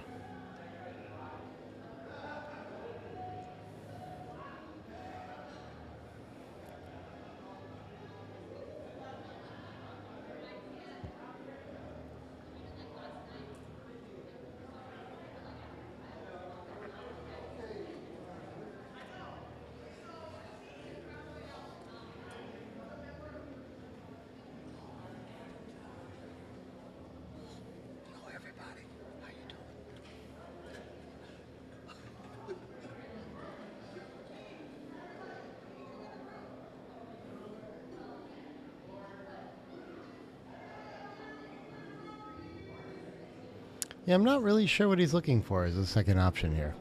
It's a strange one to be pausing so long and thinking about it. Maybe he just doesn't have any playable 6s and wants to stay linked up with that 9 point. I guess that could be the idea. But, I mean, on the flip side, his 5s are pretty trashy too. So I don't know. I'm not seeing the tactics to really wrestle through here. Just seems like kind of simple to advance that point closer. All right, eventually finds it. Maybe he needed to get his bearing on the race to make sure he wasn't still trying to contain Ray in any way. But he's ahead 10 pips, so not really. And I don't think that he needs to run off his anchor yet. He can just cover the ace. Seems pretty nice. Next 6 is going to pull him off, though. That'll be a problem. And so 6-1, I guess a roll like this is what he was trying to avoid. Lots of problem shots like this. I think this is just going to reduce shots by coming from the 14 all the way to the 7 would be my idea. But, oh, he needs to reduce blots, though. Okay. Giving up the 2-1. I guess when he does that, oh, yeah, he leaves the 6-3 and the 5-4 as well. And double 3s when he leaves from the 14. So definitely not reducing shots. So the way to reduce shots is just to give up the 9 instead. Okay.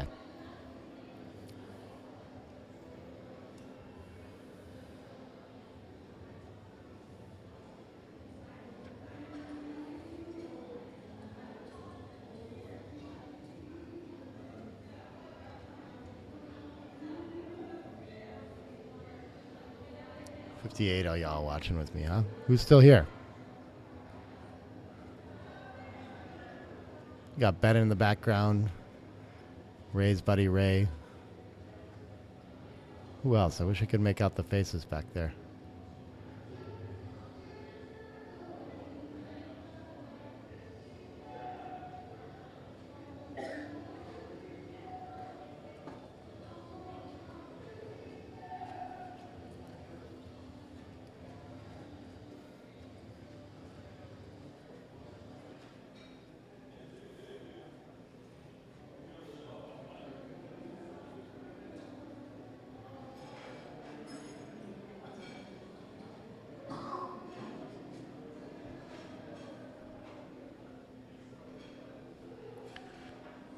It might take some time to think about the numbers and everything, but he tends to find the right play. 6-2 is going to be forced to run, and what's the best 2 with it? Oh, we can stay duplicating 3s right here. So probably we'll stick with that idea.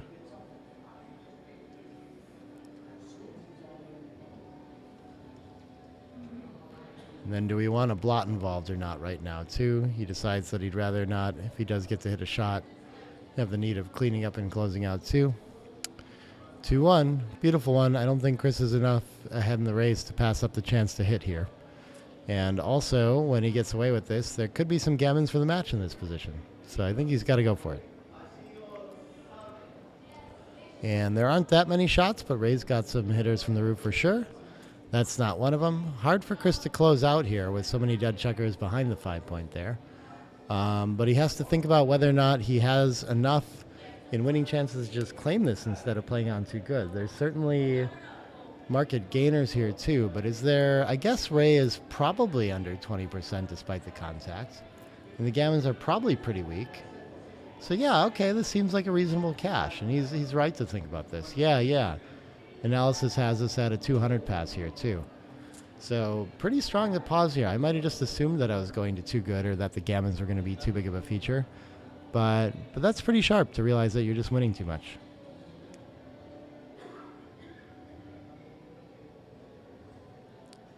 Ooh, that's a good question in the chat for Zik. I'd like to hear the answer for that. I had no idea that there ever was a rivalry between Zik and Trencher on Heroes.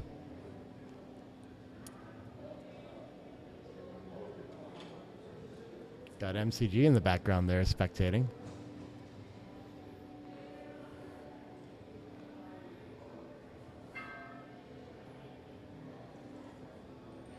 Well, I can see Karen Davis in the doubles. That's right. I think the doubles event just started tonight too. So that's the other event going on in the room right now.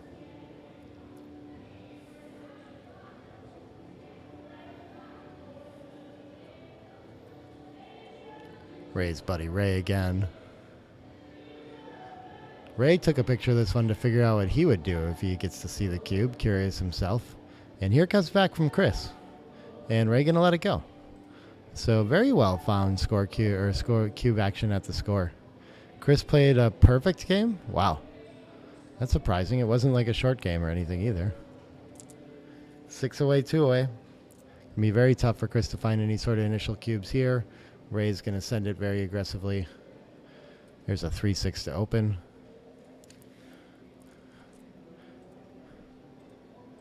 And he's going to go with the split. Pretty standard. 6-5 gets to hit 2. And this looks like one where, depending on the response, there could be a lot of cubes incoming.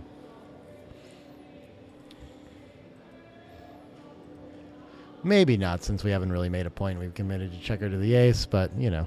Oops. Got the wrong roll there. Ace 6 enters 1. What has Ray got to follow up with? 5-2. Now I don't think we want to hit on the ace again.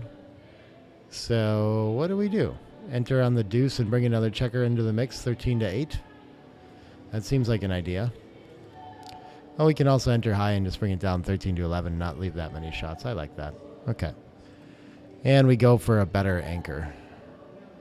5-6 is going to enter and hit on the bar. Beautiful shot for Chris. Oh, it can hit the far checker, of course, of course. Leaves less returns from the bar when we do that too. I didn't even notice it did. 3-1 enters and covers the bar points. And so 4 checkers back for Ray. Is going to be a while before he really has any threat. But he has some structure, and Chris doesn't really have anything yet, so he's not in trouble either. It feels like the 6 wants to clean up, and then the ace is tricky. Maybe it just has to hit loose for lack of options. I could just make the bar point here, though, too. Yeah, I guess we just do that. Why do we want to help our opponent hit from the back checkers? We can just make structure. Both very close ideas. 4-2 can make the anchor and hit. Looks beautiful.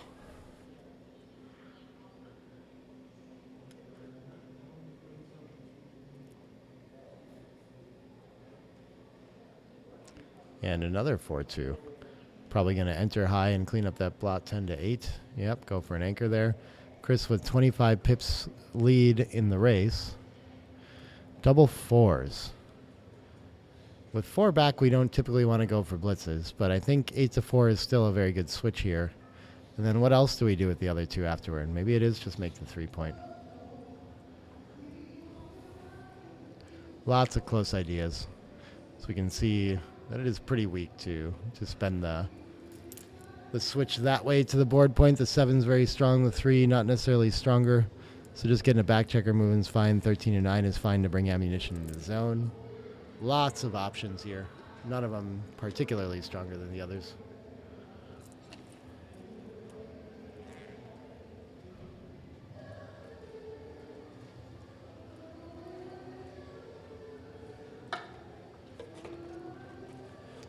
And eventually goes with the board. Seems to be the preferred choice of XG anyway, too. And 5-6 hits from the roof somehow. Okay. Beautiful shot for Chris.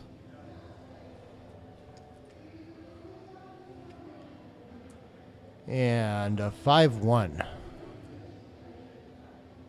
I'm not sure about making the ace with the 5-point. We don't really like that game. We don't like hitting on the ace with a double anchor. So I think we have to find something more pure, don't we? Yeah.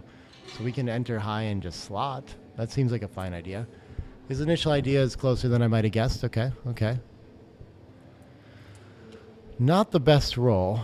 But again, Chris just can't really cube at this score anyway, so I think reasonably safe and playable.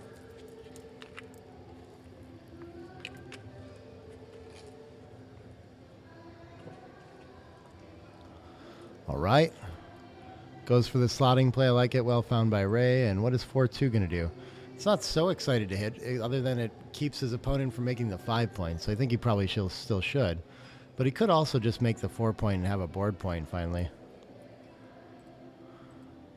So I think he was going to pause and think about that. 4-3 can't hit either of the blots in the outfield. Frustrating for Ray. Does he want to make the 22 or the 21 is the question here. And he goes for, yeah, I think the 22 is a little more contact. And he gets to mobilize that extra checker. I like the play. So Ray playing many checkers back in a back game type of thing finally. And Chris not so sure he wants to hit and have more timing involved. But I think when it's stuck behind structure, it's not clearly timing. But he should just stack it up here. And this is near a blunder to hit it. Yeah, okay. Makes sense. Just kind of helping the position instead of letting it travel the way that it wants to.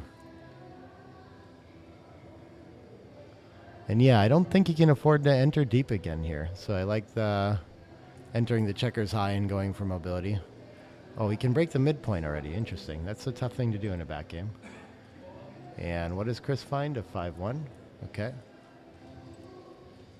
And a 6-4 for Ray is going to make an outfield point and mobilize 2 checkers. Very nice shot for him. 4-2 is finally going to make a board point for Chris. And 6s is 53 pips down now, so he's going to be 29 after the play, which means he still technically has time to deal with the double anchor. So probably just gets rid of all the midpoint action. That would be my thought. I don't think we want to come off the double anchor quite yet. Lots of close options since we're running out of time for a double anchor game.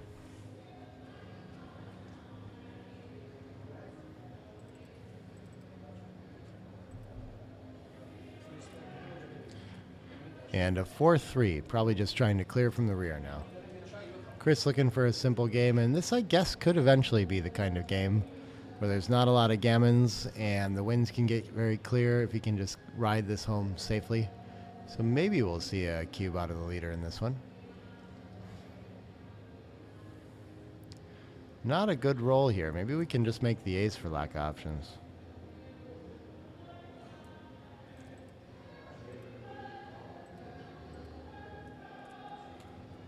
Threes is another step closer to home. Does it just want to stack up the 7? Yeah, I mean, contact nearly done with when we do that.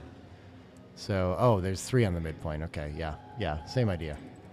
Still just trying to clear the midpoint and get home here. 5-3 gets to cover and play in. So distribution getting awkward for Ray here too. And look at this. This is bad enough that XG is telling us that it's a double pass already. But Chris, understandably, can escape past this, be a little conservative at the score.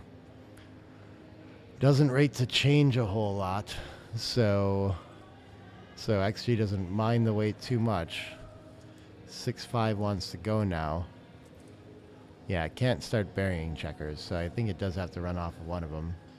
And then Ray sees that he could slot the point 2 instead. And now will Chris think about it, or does he think that there's gammons in play? Yeah, tiny double, clear take. Doesn't find that one either. Hard to know exactly where we're at, so people are going to tend to be conservative at this kind of score.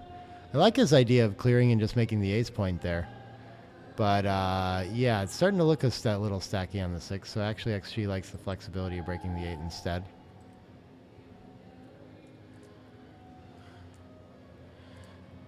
(6-1), just looking for ways to start new points.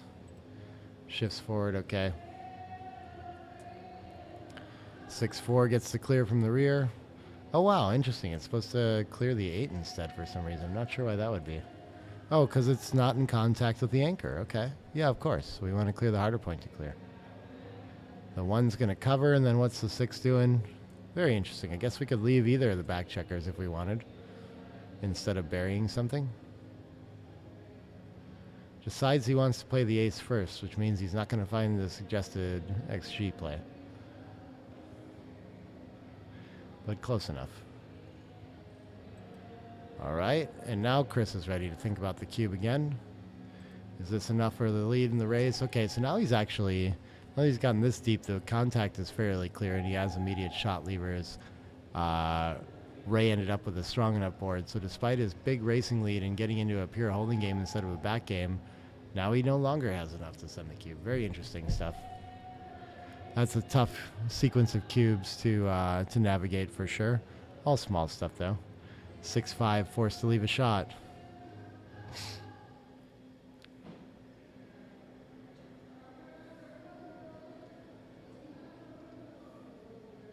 Forced to leave a double shot. And Ray with that in the trailing score is going to send this on over, even though there's not really any gammons here. 50-50 game. Would rather hit and claim with the weak board too. So, but he's going to get lucky and hit it for sure. And what does Chris do? 5-4 is going to hop out. And now under a lot of pressure to contain that last checker or else potentially lose the match on his own cube. So in a lot of danger here. 5-4 can probably, yeah, maybe it's best containment to come out with at least one, if not two. But I guess we can play 8-3 with this as well. Looks pretty strong. Both look like good options.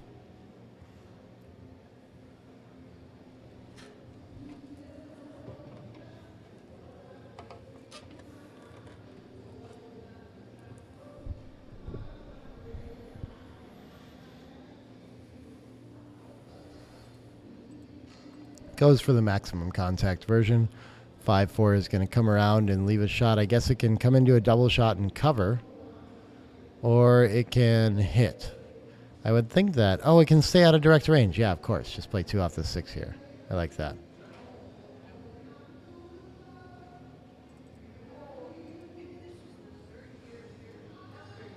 (5-2) can't quite reach. So now this time I think we're going to have to light the 22 out to the 17, and we have room to play 3 days with it.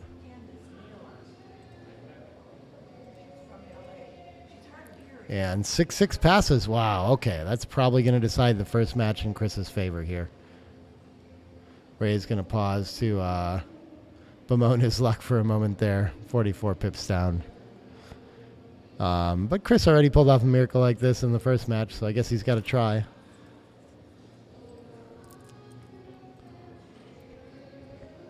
If he can do it, maybe you can do it, right?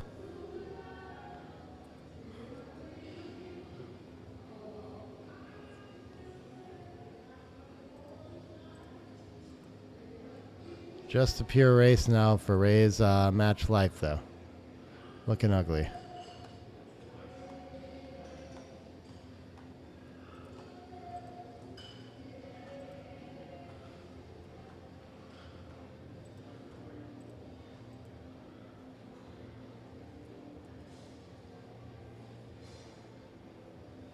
All right, it looks like he's nearly dead.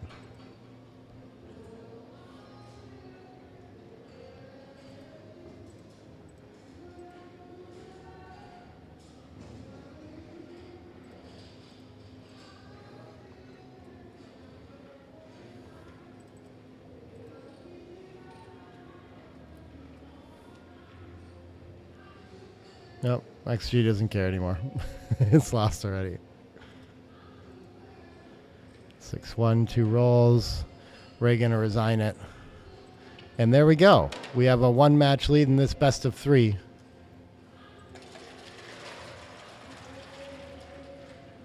One match lead going to Chris Trencher. They've got more 9-point matches to play here. They're gonna take a quick break between matches here. Looks like it. I'm going to use the restroom quick too. So I'm going to put you on a brief pause, and we'll come back for match 2 of this best of 3 matchup between Chris Trencher and Ray Frogerlin. Good stuff so far.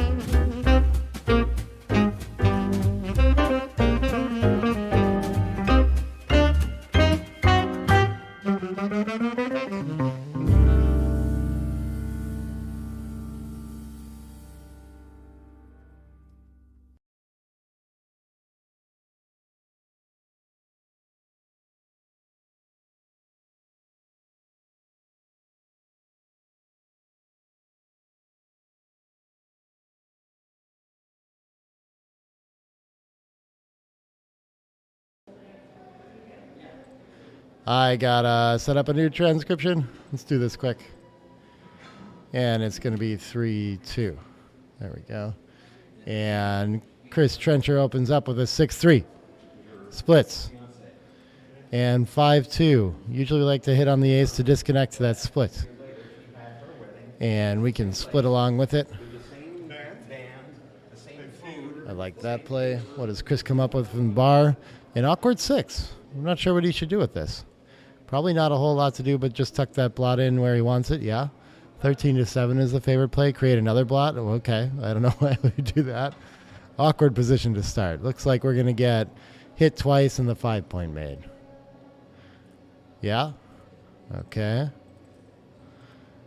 And double fours. Okay. Awkward position, but great response. Gets to make the anchor and point on head. Very strong. Double fives. Can't lift the blot.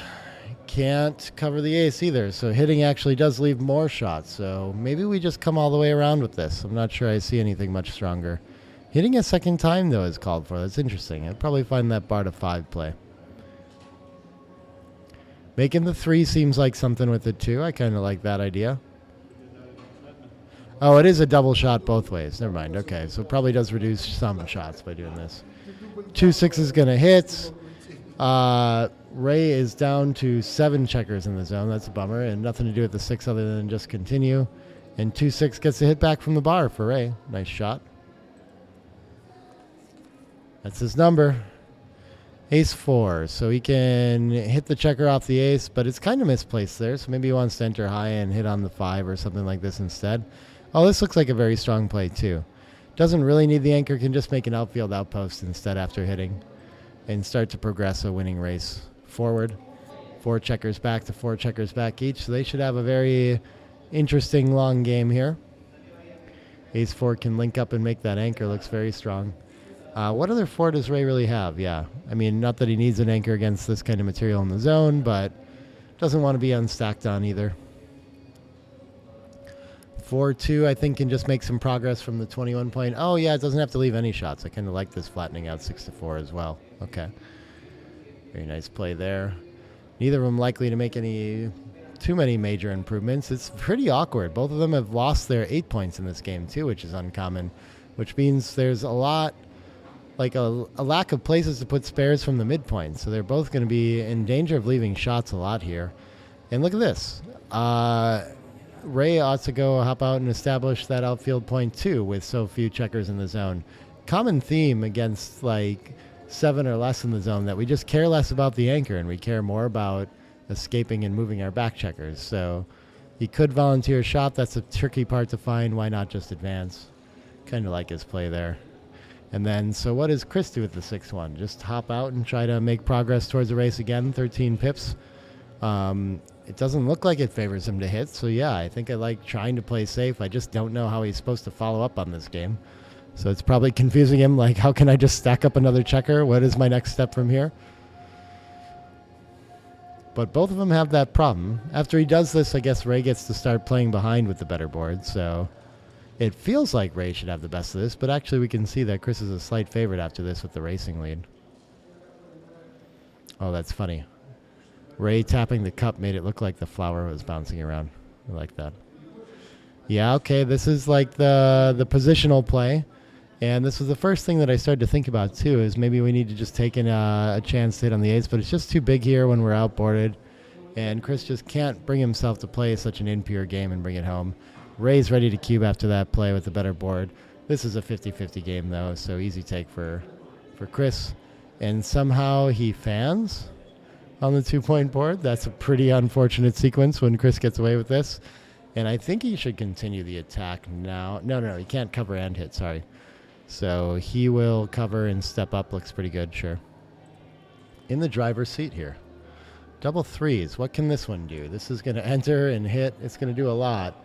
And yeah, having the 10-point to interact with that 21-point blot seems pretty strong too. But okay, XG favors linking up 2 blots and not leaving so many returns from the bar against such a strong board too. And Ray's going to find that. Good stuff from him. Leaves good 6s from the bar and some 2s. Ace-6 gets to hit. Good response for Chris. But Ray's got his 22-point anchor now, so it should be tough for him to get into too much trouble here. 3-6 would have to just hop out to a double shot, but it doesn't allow the back checker to escape with tempo, so I'm not sure about this one. Maybe 13-7 with it, though. They both look reasonable. Cool. Ray goes for the offensive play. When he's missed, he'll be happy he did that. And aces looks like not a disaster, enough room to play it, but not good by any means. So with the lead in the race, I think he just wants to reduce contact, which looks to me like 17-15 twice. If he wanted to keep contact, then he would stay on the 16 and clean up 15-13 and open the contact range with that 11 point.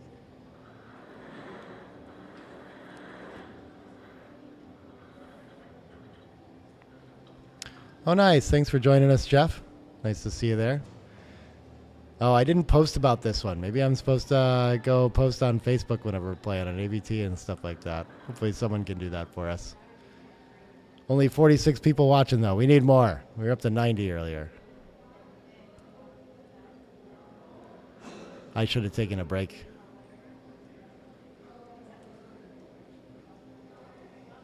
All right. Goes for the contact reduction play. Seems like the right idea. 5-1, simple stuff for Ray, just covering that point that he slotted. And what does 2-5 do? Can't escape that back checker, so sure, he's just going to put a spare on the 6. Looks pretty good. 6-1. Something's got to go. I think it's probably going to be the 14 point because we don't have to leave any direct shots, so why not? 22-15, a reasonable alternative, okay. Double threes can't escape yet. It can step up and then play 13-10 3 times. So probably, what else do we have with it? Yeah. Doesn't look too scary to be on that high point. Our opponent has to break the bar point to hit us or hit with the 4, so it's not as many shots as normal. Only 9 in the zone, 3 back. Lots of reasons why the blitz should be a difficult game plan. 4-1, for that reason, probably hits and lifts. I guess I just don't see a better ace with it anyway.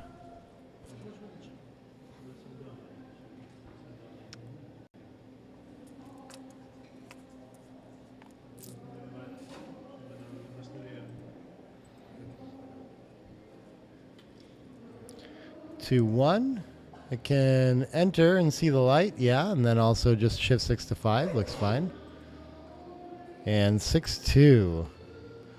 Looks like I don't think we want to volunteer shots in this position, so I'm inclined to just play 13-5. But of course, we see that we can get out there and only leave a 4 to run from the back to, so reasonable option. 3-1 can just play into the 6. Just simple delaying for Chris, hoping for a 6 to link up with this lead in the race. Still ahead 9 pips after this roll, after the back and forth too. 5-4 links up at the midpoint, right? Beautiful shot.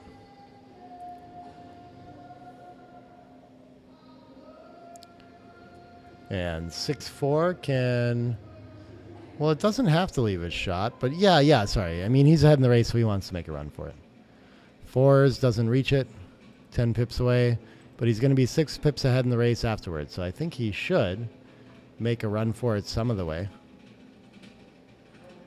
How far? All the way? Yeah, I guess he just wants to reduce contact and try to get into a race. Not a huge advantage, but enough for one.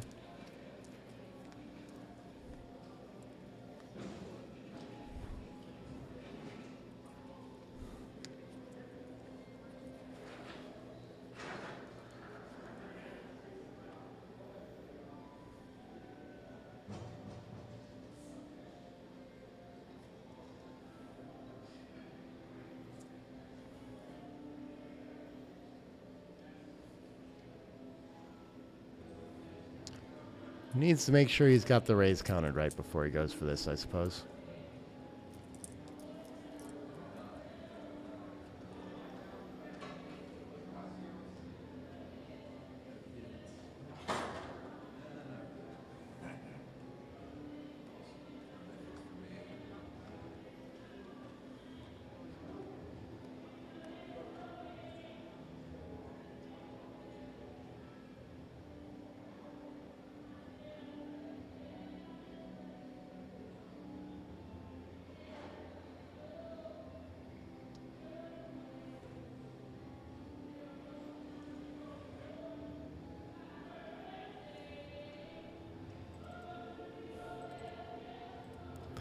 I suppose after you send the cube, it's a little bit tough to do that too. Chris must be a significant equity favorite in such a close race, holding the cube with Ray with no access to it. 6-5, good to turn that around, so we'll see if Ray can get away with that early cube or not. Double 4s. Looking bad. Looking like Chris is going to gain a lot of round in there, but still has to escape past that double blockade in the outfield. So, and yeah, 6-3 is quite a bit of pip ground to make up too. 6-5, okay, yeah, with 15 pip lead, he's just going to break contact, and we'll see what Ray has here.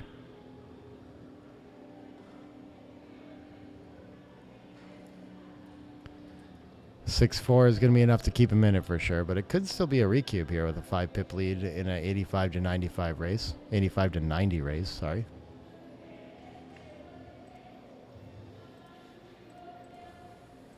But he's just going to roll straight through it quickly, okay.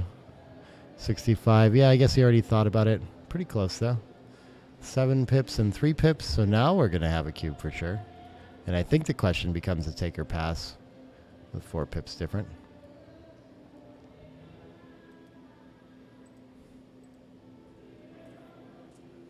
And look at this, it's still going to be a tiny take for Ray. We'll see. I think last time Chris missed like a racing double like this. Played a little bit conservative on it, so we'll see what his formulas come up with. I'm not sure which one he uses, if he evaluates any wastage. I think it was the first game of last match. But of course, at an even score, the recube not going to be too much different than the normal initial cube here either. And here it comes. Here comes the punishment for that early 50-50 game cube from Ray. See what he chooses to do it with it. It's basically pick him. Last time it was very close. He let it go. Not sure if he has a preference for taking or passing racing cubes. We'll find out.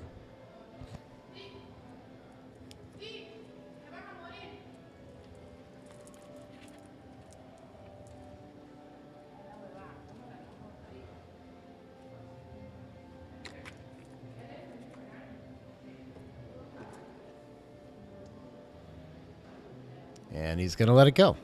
Okay.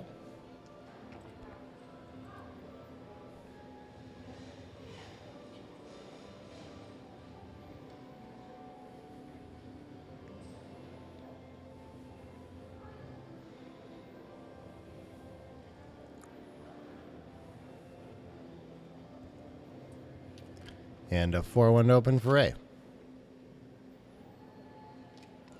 He's going to stick with the split, but wants to pause to think about the slot.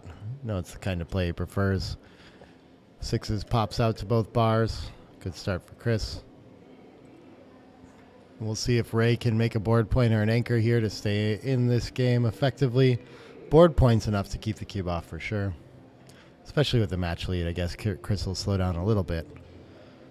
But it doesn't take too much improvement. Okay, Forrest can escape the safety completely. Now he's going to have a 28 pip lead. And what does Ray need to stay in this game? I think there's still enough work to do that he can take no matter what. And I don't think he's in such a big hurry to make an anchor. So yeah, I kind of like just working on the board here. And we actually are kind of close to pass territory already. Very interesting. I thought, yeah, normal scores is getting very close. Would have thought this was a relatively easy take because it's not guaranteed that Chris can improve his position. His distribution can get bad right away. Maybe there's shot levers already, like a 6-5 or something like this. But that doesn't seem to be quite enough. Very interesting. Okay.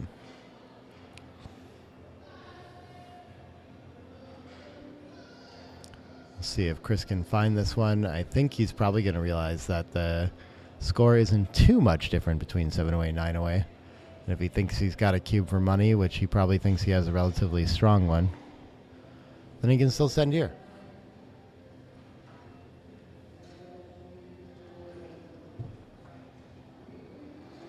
Oh, half decent. I told Ray that he can turn his frown upside down for you on the break. Because he's already cashed. I don't think he thought much of it either way. Didn't get a laugh. Didn't get anger. I was hoping for more.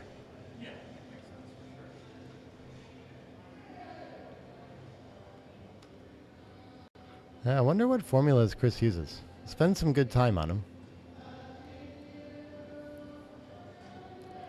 He's going to find the cube eventually. What does Ray want to do with this one? He's going to take it. Okay. And we'll see what happens here. 3-1 is a huge improvement. Okay, happy he sent the cube after that shot. And what does Ray need to do now? I guess he'd like to anchor up again on the 21. Can't do so. It's okay. He's got some time. 4-1, probably just bring material into the zone. I don't think he needs to make the 23. Maybe, though. Maybe that's okay. He's so far down that why not? He has the timing for it. I like that. On second thought. I'm just so slow to make the 23, but I didn't realize that this is a reasonable, attacking threat with so many checkers in the zone eventually. It's just a nice asset to have here and kind of slows Chris down, forces him to roll his prime forward where he's not really that flexible to do so right now. 5-2. I don't think it wants to clear the 10, but the distribution looks really nice afterwards, so maybe. Yeah, okay. 13-6 looks pretty ugly. I mean, it is a valuable point is the only problem with it, but distribution very strong too.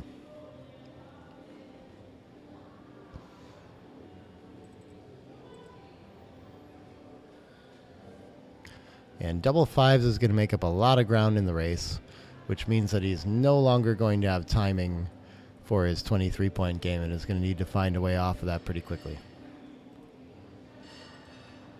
4-2, just 16 pips down in the race. What can he find here?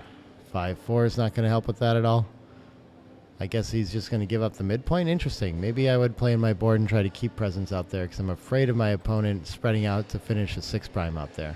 Slotting the back looks pretty nice for Chris Trencher here. 6s is just going to clear the midpoint and play to the ace.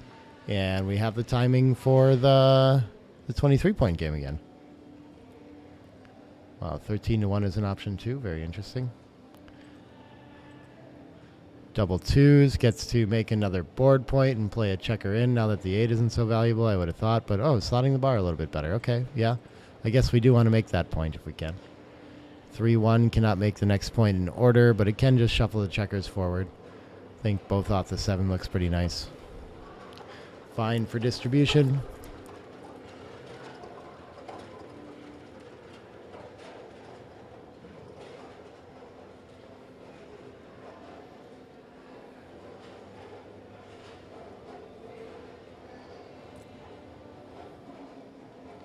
I guess he must see that he leaves some sort of disaster shots next roll and he goes for it and decides to just clear the point instead. Yeah, I'm not sure why that feels wrong. Again, stacks up the bar point, a theme that we've talked about a lot here. Not always the most relevant feature. It just feels like you kind of want to block him too. It's not clear that he's going to be able to maintain timing for the 23 points. So we don't want to just let it out in case he rolls 6s or something like that.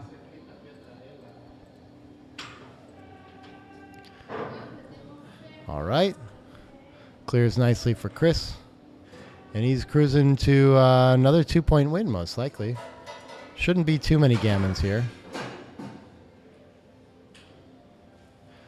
See if he can avoid leaving a shot. He does have to deal with that open 3-point for the whole game. Not going to volunteer here. So he's going to bury another checker to the ace. Going to leave a lot more contact than usual. 5s, probably 1 is just coming all the way around.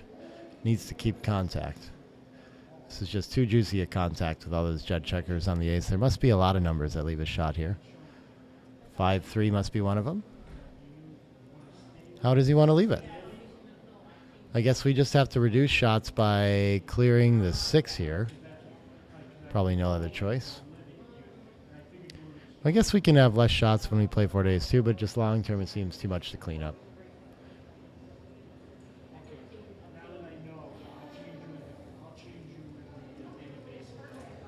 And we'll see if Ray can turn this one around with an ace. Oh, it wanted to be.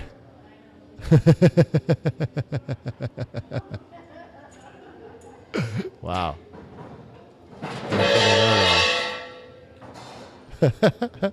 Yep, people dropping pans out here. Ray's checking the hall to make sure everything's okay. Okay, the ace-4 comes in anyway. Hits and continues. Very nice.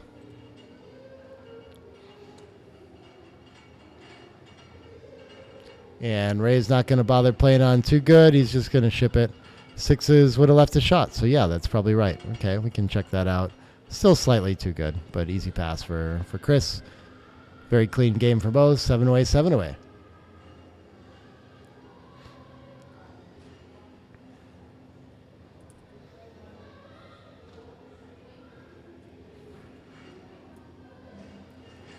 (6-2). He's going to open with a standard split. And 3-2 probably returns with a split of its own. Look at this, a slotting play. Very interesting. I didn't know this one. 2 up. Seems like another candidate. Okay. Maybe that's right on higher analysis levels. And 5s. Okay, can escape the safety. So, yeah, that's probably a little better than going for the blitz. Nice find.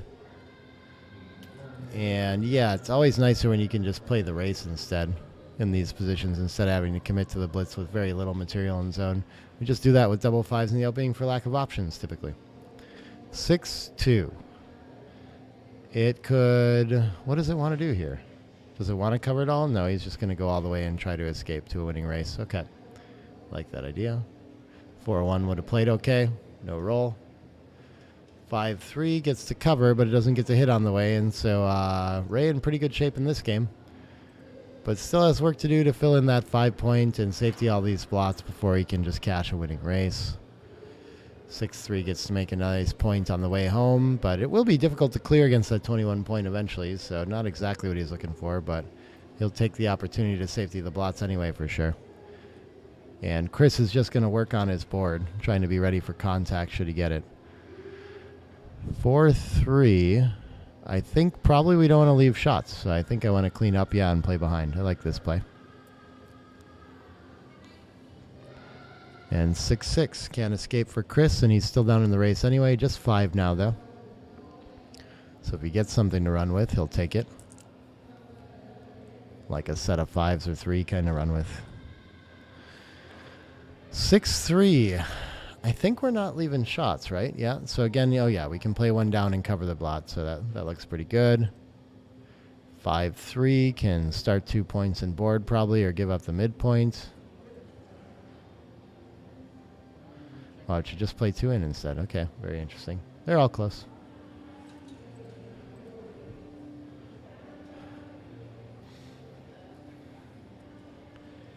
Double 1s gets to fill in the 5-point and probably advance 8-7. I guess you can shift the spare, but isn't it going to be easier to clear with a point closer? Okay. Misses out on that small little tactical opportunity. And 5-2. Looks like we're going to let the mid go now. Wow, he should just shift off and make the 5-point. Yeah, okay, it fills in the gaps perfectly and has very good contact. Makes it harder for his opponent to clear the midpoint, so that looks pretty good. Just a 3-pip lead is not going to be enough. Ray's going to count the pips and double check.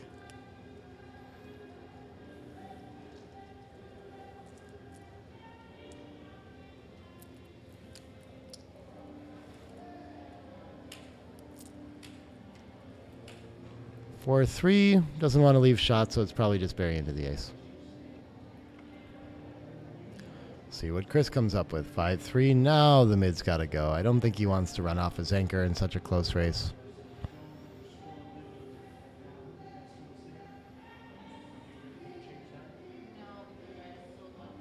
He does have a 5-3.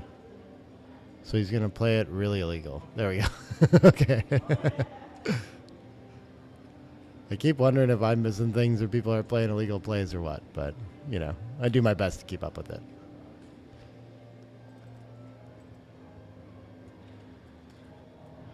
Four, 3. Looks like we're just going to go from the midpoint. Don't want to leave direct shots. We're going to reduce. Don't want to give up something like the 5-point already. So, yeah, best we can do. 4-2 gets to make the perfect board. Nice shot for Chris. And Ray wants to count the race once again. Still only 3 pips. 6-3. What can this do? It can't get the safety quite. So I guess we're going to clear the 8 this time. And Chris is going to have another 9 shot for the win. And for some gammons when he hits it. 2-5, no such luck. Has to break the board, too, if it doesn't leave the anchor. And I think it's a bit too risky to leave the anchor here, so... yeah, somehow the 6-point is going. Interesting that XG likes to leave a blot outside to save the 6-1 more roll. And Ray's going to think about it again with a 5-pip lead. Now that he's cracked, it's getting reasonable. It's just a borderline, though. Should be a pretty easy take for Chris on racing merits. We'll see what he comes up with, though. Still rates to be fairly difficult for Ray to clear that 10-point. Doesn't have a lot of time to do it either. 6-3 misses a chance again. What do we do this time? Wow, we could make the bar point. We could cover the ace. When we cover the ace, we leave 2 blots, so I don't think we're doing that. So I think we're playing 13-7. And then figuring out if we want to play behind with it, or if we want to just pay now and have 4-2 and 5-1 to just shit with the blot and board. With the blot and board, I think we should just make the bar point, it seems like. Wow, that's an overplay. Okay, very interesting. I would have thought that that was just worth long-term getting home, but I guess maybe the race is too close and we don't want to give up double 6s, or... I'm not sure. I guess all the 6s that hit can also lift, so that's probably the problem. So the blot and board doesn't help us at all. Okay.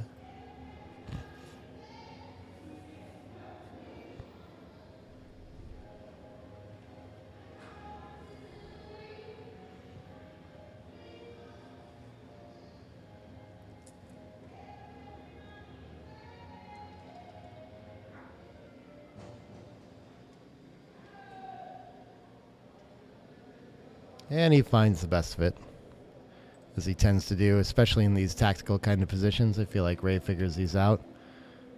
6-5 is going to be forced to go, and now Ray only 3-pip lead, but he's threatening to attack and finish the game that way too. Oh yeah, he's already sent the cube. Okay. Never mind about that.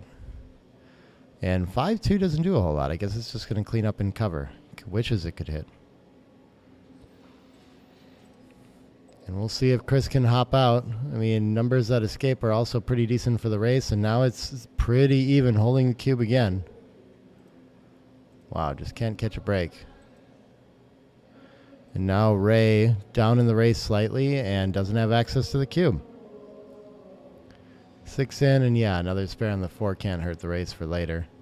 Chris down 1 pip in the raw count, so favorite for sure, but not quite enough to send the recube at an even score. 401 is going to come in and take a checker off. And Ray is going to catch up a little bit of ground in the race. 6-1, 2 off, staying alive. Chris, lots of play in this. 5-4 is going to gain a little more around in the race for Ray. We're finding a little breathing room here. And never mind about that. Double 6s. Take a commanding lead for Chris. And I think Ray is going to need to perform to stay alive in this one and not give up 2 points. 6-5 might be enough, but it's pretty close. What is this? 8 checkers to 10 checkers. Yeah, it's probably just got to be a pass. Pretty massive. Here it comes back. Ray going to let it go. Very clean game from both.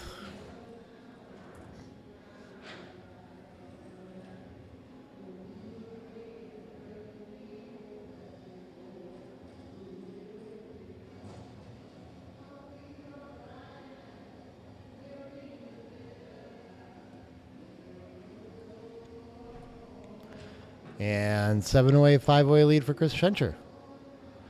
5-1 to open for him. He's going to go ahead and do the usual split. Double threes tends to be up and down. See if Ray likes something else with this. Harder than usual to make the 5 point since it leaves a direct shot here. So yeah, I'll just go with the normal play. 6-4. It's going to be 4 pips in the race, so maybe it just wants to run here and challenge a stripped midpoint. I don't know, but it can make the 2 point here too. Okay, interesting. Doesn't seem that compelling to just make a point, but I guess given that there's contact, might be nice to have a board point, but it's behind the anchor, so it looks like less value than usual. Probably favors strategically the running play. And Ray can't hit it. This is a step in the right direction. 6-3, probably the best he can do is switch to the bar point now.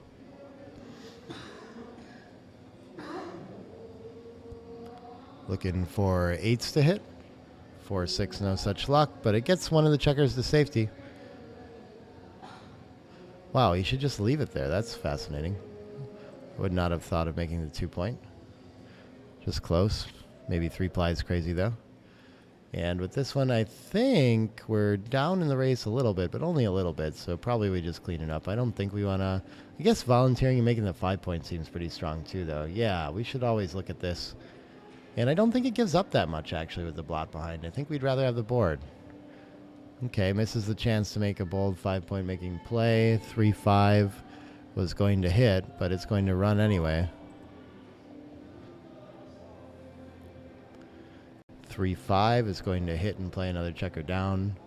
Bunch of material in the zone. Very likely to make an improvement board point next roll. We'll see if he's close enough to think about the cube. Been playing it pretty aggressive here. I don't think this would be one here quite yet.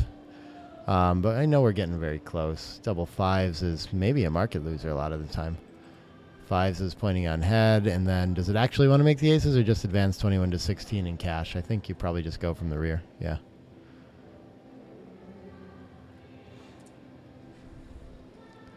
You do win significantly more gammons when you make the ace as well, but don't win enough games to compensate, especially when you haven't yet set the cube. Ace in and slot, and I think the cube's coming, and Chris is going to let this one go. Close to too good, though. Can think about playing on.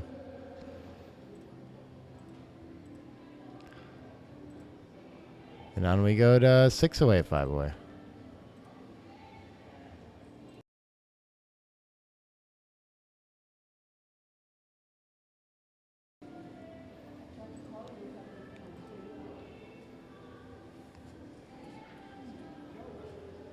All right, Chris with the score lead is just going to go for the running play. I appreciate that concept of just simplifying when you have the lead. Tends to be the DMP idea.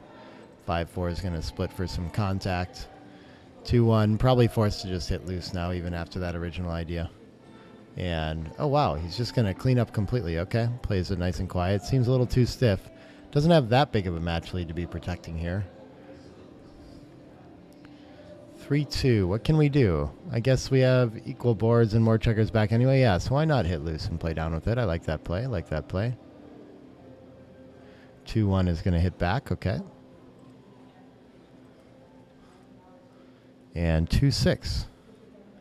We're going to enter there, and then I guess we contain the outfield best when we play 20 to 14, maybe. It would be my idea here. 13 to 7 to get something in the...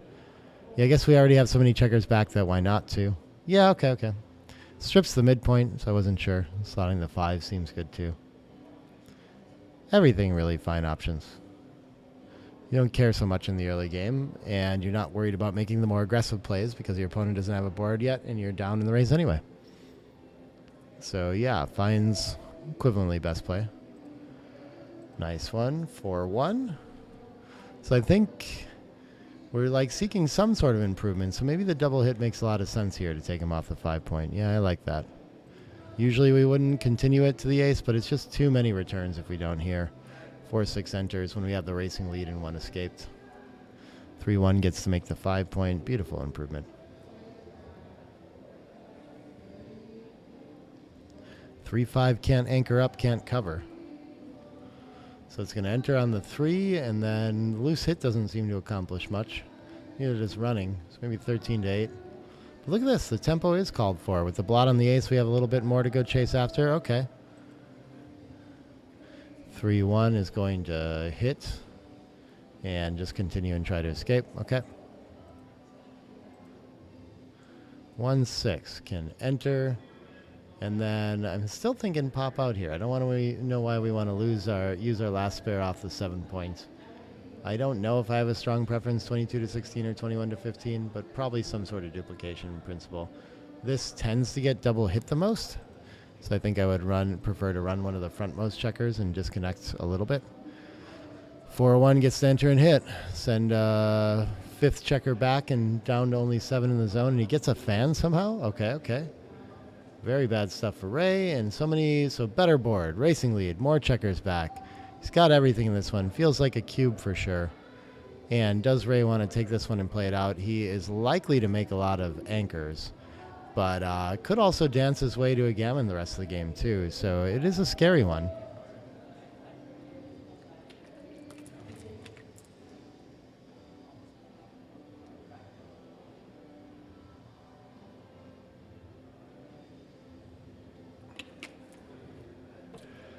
We'll see if he can play it. Chris finds the cube. Over 30% gammons there. 2-1 on wins. And yeah, gonna make an appropriate bold take there. We'll see how this goes for him, if he can get that anchor or not. 3-2. Has to continue the attack somewhere and then I guess just bring material into the zone? Sure. And here's Ray's chance. Needs to anchor, hit back now to have fine stronghold in this game. And he does both. Okay. This is the regret side for Chris.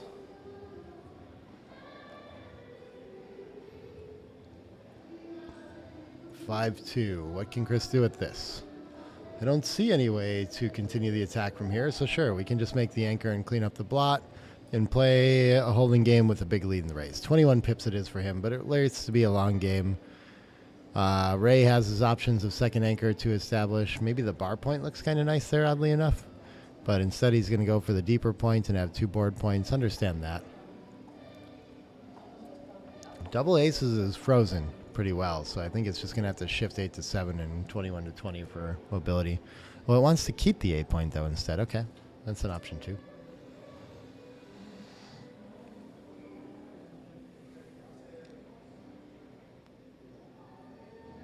I'm not sure why he automatically goes 8-6 twice. I guess he likes the 8's blocking power against the 22 and 21 or something like this.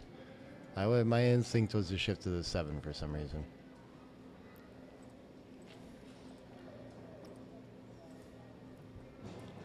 (6-4). That gets to come around and make a blocking point in front of the anchor. Very nice shot for him. And 5-4 can come around the bend. Unstacking must be okay there too, I would have thought. Okay, yeah. I guess he just wants to play simple with the lead in the race again. 5-1 is going to start playing behind. Should we give up the 9 points to keep our checkers on pure points to put it on the 4, or should we just play to the deuce?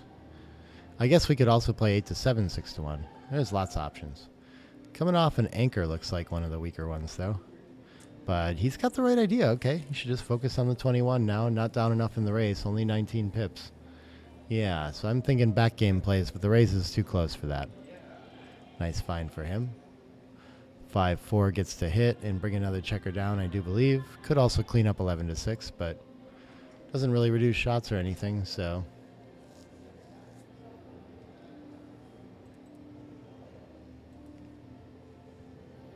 (2-5). That can hit. Is it bold enough to? Yeah. Not enough material in the zone to really threaten him, so okay. Sends a third checker back to double 4s. This is likely to punish it. 4 enters, points on head, and hits another checker. Wow, beautiful shot for Chris. Okay. and winning a lot of gammons in this scenario now. Miracle roll from the bar. Sixes fans, and closeout is imminent now. Very tough sequence for Ray. 6-4, no way to hit twice or to point on heads, so I guess we're going to do the next best thing, which is hit on the 3, and then bring something in range to attack some more. How about 11-7?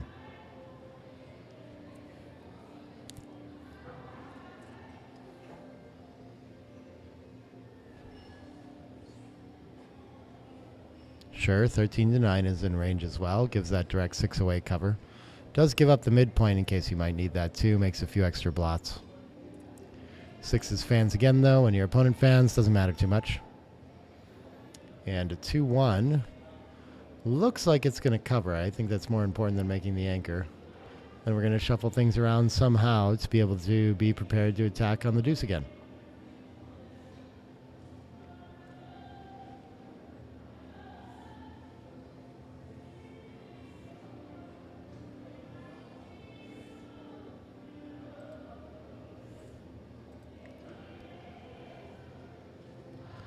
And the 1 enters, and Chris needs to prevent these anchors from occurring now. So, yeah, so he's going to attack. 6-3, can that hit on the front? It doesn't. Yeah, it does reach. You can play 11-2. That's got to be his best. And 4-4 is going to fan again. Wow. Ray having a heck of a time. Any deuce or 4 or ace pretty strong there. 4-2 can't cover, though, but I think it should just hit again and prevent anchors. Look at that, though. Making the bar point in the 5 prime for long-term safety is totally reasonable, too. Surprising to me. I'm just focused on preventing a deep anchor. Even if I get hit, I'm not in too bad a shape. And when my opponent fans, then I'm in great shape. Ace, I think we just lift it 2 to ace and have the point and don't need to have a blot and board. Then once again, get checkers in range of attack. Well played. Ray gets a foot on the ground with the deuce, and Chris is going to be ready to attack with a 5 again. Can't do it, though. So 4-2, I guess he can just bring another checker into the zone, 13-7, but okay, he should get moving from the back instead. Very interesting. Gets within 7 range. Double 2s, wow, that's going to enter very quickly. Make the point. And what's our last one? Can we, I think we can afford to play safe for a roll. I don't think we want a blot involved with the 5-point board. So I think you should just play 8-6 with it. But what a miracle. That's going to save a ton of gammons and maybe even win some games here, all the way up to 33% after that. Wow, and he's going to get a few extra wins out of this play and just lose a few too many gammons. Let's see if he gets away with it. 4-3, he does not. The big play punished. Going to send another checker back, and Chris right back to looking for mobility and just trying to scramble these last couple checkers home while hopefully Ray dances. Ray looking to come in quickly and improve his board somehow. Can't do it.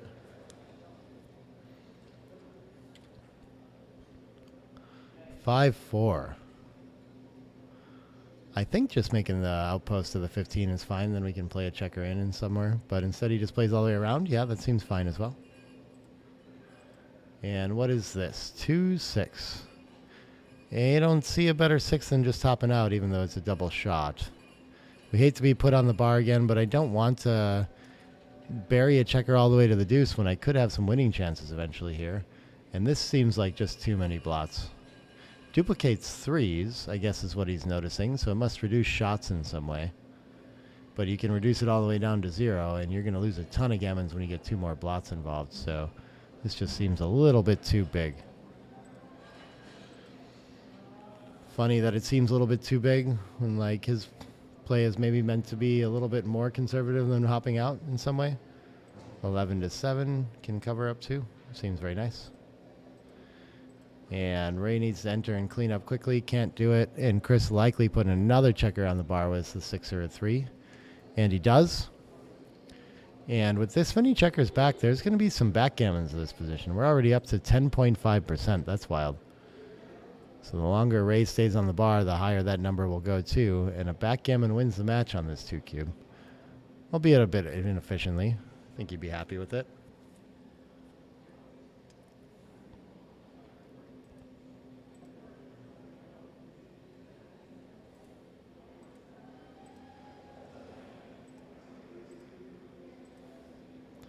Ace-5 can't enter. 6-1, I think now the time to clear from the rear. Oh, what is this? Yeah, I would have played them both from the 7. I'm not sure why XG wants to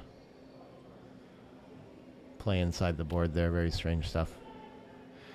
Probably, I think we tend to peel against this game, so maybe 7-4 and the ace off. But yeah, the distribution, I guess trying to clear the 6 is very strong too. So, okay. Distribution looks very nice. Another set of 2s. A little bit too little, too late. Might save a lot of backgammons, but still in some trouble here with so many checkers behind so much structure. At least Chris doesn't have any off yet. 7 back is a problem, though. And double 6s. Wow, okay, going to have to leave a shot, too, but when he's missed, the backgammons are going to go up. And 6-2 can't hit, so I guess he's just running 1 to safety. Better to be on the 7 and have that slotted. Interesting. I thought the 4 cover for the 5 point might be stronger, but I guess he really wants to use the ace for it. All the same. All of them kind of help you make some new point. All close anyway. And 4-3. Is this going to take a checker off and just run us out of deuces? I don't know if we can afford to do that. Looks like the bot prefers keeping some deuces to play to the ace, even though we stack the ace up 5 high. We don't like that either. Guess that's why that's very close. Difficult 3. Chris 180 pips ahead in the race. That doesn't happen too often. Finds the right play. 6-3 can get another 2 checkers moving off that backgammon. Really important for Ray to keep those going. Way more important than making the board, I do believe. 5% difference almost in backgammons with that. Fascinating. And 6-4 is going to be forced to leave a shot again. And this time Ray gets to hit it and cover a blot too.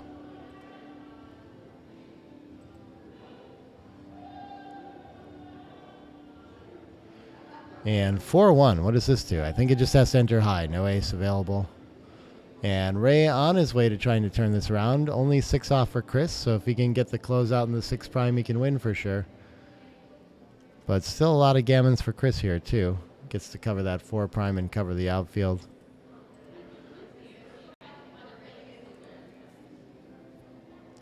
(4-1) still can't escape. And I wonder if Ray wants to hop off that 23 point to create aces for Chris to play sooner than later. We'll see if he chooses to here. Yeah, looks like the bot... Oh, no, it doesn't want to go to it. It wants to keep the anchor. Okay. Just makes... yeah, okay. We just wants to block 6s here because it's free and we have great contact to the board regardless, too. If we really needed to spread out more to have a double shot in some other numbers, we could do that instead, but... well, I'm sorry, it can't make the 16. Yeah, so it's just going to come out and flatten out. Oh, and he's going to come off the 13 instead. Okay. That's a good spot to be for sure, so I understand the idea. 6-4 comes around into like quadruple shots, it looks like. Ray with very little to think about with the cube until he gets the closeout. Because Chris, I think, will... Well, I guess at a trailing score, it'll be close, but I think he's still going to be in the take territory even after that occurs. Since he has 1 checker past the normal, so it should be like 70%-ish, and I don't think there's any way the recube jumps to 30% here. But I think that'll be the time to send it, is when he has the closeout, and not before. 4-1 is going to enter high and leave a new blot. Ouch, okay, so leaving the 23 point works. And Ray has something to think about now. If he hits the 2, that could be enough to lose his market too. So he wants to think about sending it here, but still at risk of losing a gammon. Not enough wins yet. Needs to hit it first. But okay, he's going to send it over Chris's way, and let's see what Chris does with it.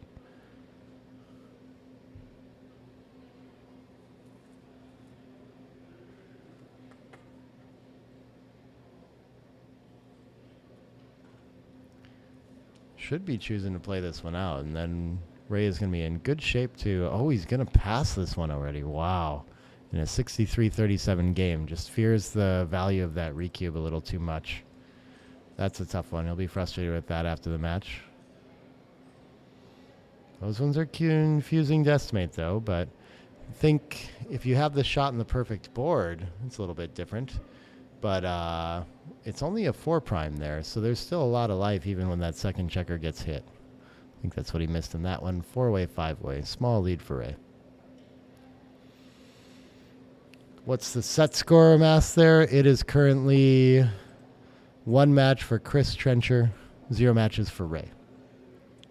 So Chris locks it up if he can win this match. Been in the lead the whole time. First time he's trailing in it. Ray trying to win a match to get to the tiebreaker.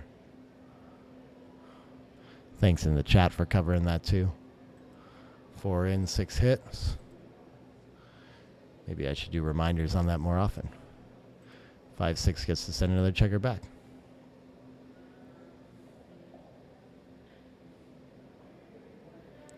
4-1 can make an anchor, but then not too good of an ace along with it.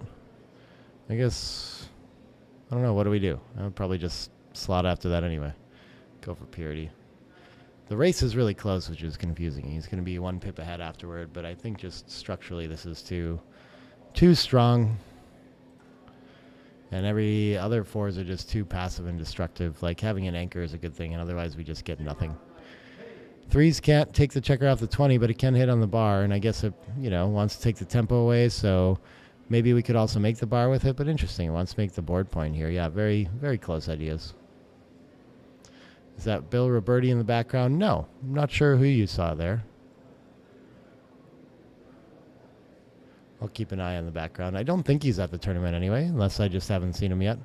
Well, he's looking at making the 5 point. This is an extra big play, but this is a very close candidate too, and we should always consider it when we have the chance with our opponent on the roof, but looks like a lot of returns.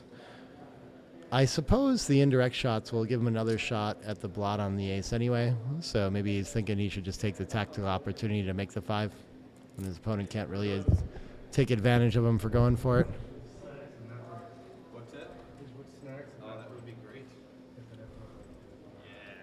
And 3-3 is going to get to enter, cover, and point on head.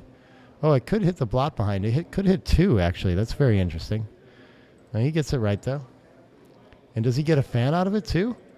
Wow. With a 4-way score line at 5-way 2, I think he really needs to send that cube, doesn't he? Oh, he's too good to double. Wow, okay. Just instantly recognizes how far ahead he is in this game. Very good stuff from him. I think he should be pointing on the ace to continue the blitz and picking up all these checkers here.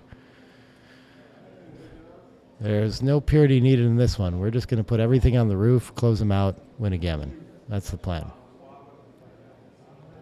6-3 fans again. 5-4. Can only hit one of them, I guess.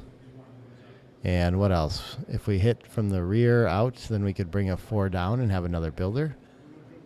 I think that would be best to me. What does he come up with instead?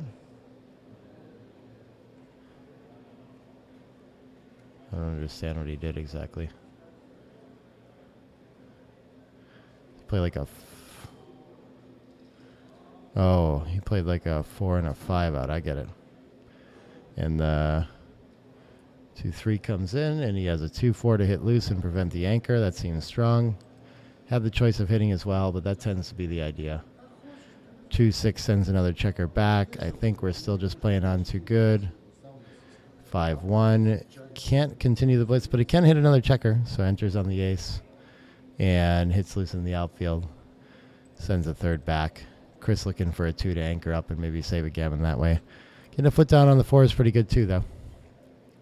So now keeping Ray busy. The 6-1, I think we want to hit on the front point and not the back one, since we have covers in range, but we want to hit something. Oh, we could hit 2 if we hit on the 17. That's very interesting.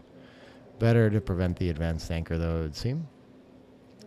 2-6 makes the rearmost anchor. Okay.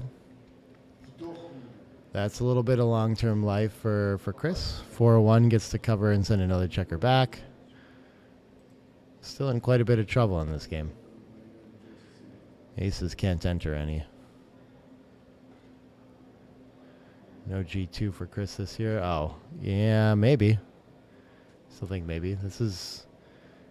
I mean, he can still bring this PR down here, and he's played everything else under a 4. So I think that's how you do it. You're allowed to have off matches some, as long as generally you're just playing very sharp. You can go watch more matches from the weekend and see all that, where I think he played 2 matches under a 4 against MCG. I feel like he played his last match under a 4 as well.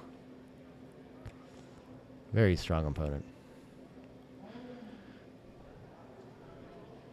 Links up with the bar point. Okay, that feels like a natural idea, but I guess we don't really want to make it. Want to find more ways to make more progress towards home. Very interesting. 6-3 can just run around somehow. No shots with double 2s or anything like that.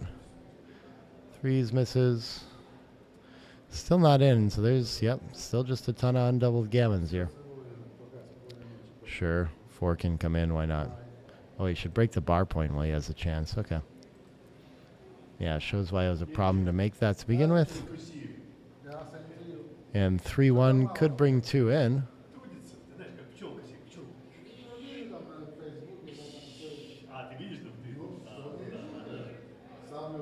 Just going to go for 1 in instead. Okay, okay. 4-4 fans. And 4-3. I think we love putting a spare on the 5 and the 4. Why not? Interesting. It just really wants to pile checkers off that 6. Yeah, this looks so smooth to me. So I would have found raise play as well. Another fan. Not sure why it dislikes that so much. 5-2. Come in and start to pre-clear the 6, but instead he's going to put a spare on the 3. That looks okay as well. And double 2s is going to come in a hurry, start the next points.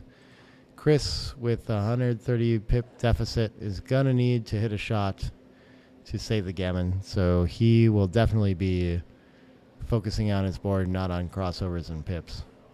5-2, we tend to like to rip against the 2-point anchor game, but he also likes to clear the 6. So 6-4 is part of it, and then either 5 has merit. I guess we leave more shots this way is a problem. 3-1 can slot a point. Oh, okay. It's going to play 3 down for a cover and 6-5 to spread out. Seems reasonable. 2-1, we can play 6-4 and take off the ace. That looks pretty nice. Find a way to clear the 6 end peel, but he's going to go for distribution instead. Okay. I think that's an idea from the Michi book that we tend to enjoy peeling a little bit more against a 23-point anchor game. 5-1 has an opportunity to clear the 6 safely, so I think we should go ahead and do that. And a whole 5% of backgammons, which would get him to Crawford game, but not that different than 2 away, I guess. There was something. What is Chris doing this? So he's going to pop out with the 6 for sure, and then any 2 you like. Chooses to move a little closer to covering the bar point. That seems fine. Getting the checker off the 5 is very good for purity too, though. 4 off and clear from the rear, I do believe.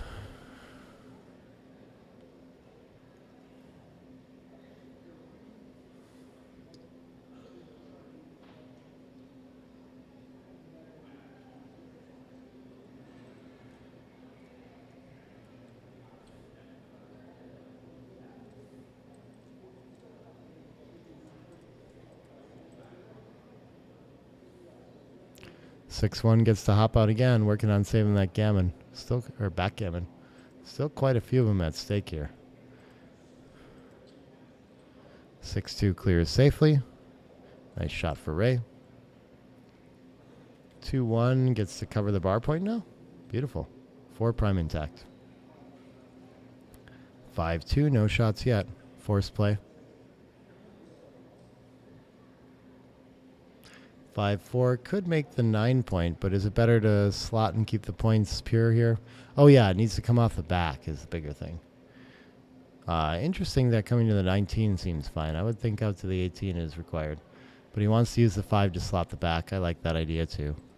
Guess he shouldn't be in too big of a hurry to save the backgammon. And Ray forced to leave a shot with that next 5-2. Let's see if Chris can hit it with the deuce. No such luck. 6 covers the back. And 4 can probably spread out however it gets in range of making another point. I think that's fine. 4-1 gets to take 2 off. Some backgammons again. Chris needs to run with one.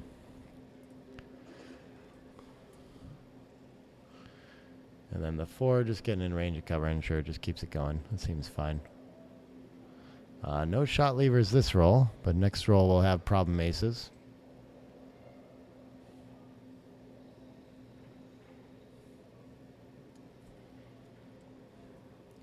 Slot the back and any 2 you like. Brings another cover in range. That seems pretty strong. 4-2 is going to clear. Chris just needs to... Well, we'll always save the backgammon at least. Resigns the gammon to him. And on we go to 2 away, 5 away now.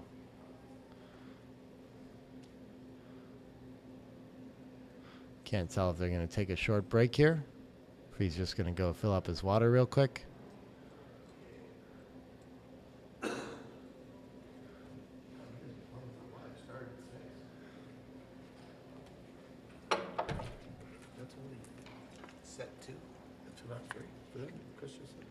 Yeah, Scotty's asking me it's only set 2, so, yep.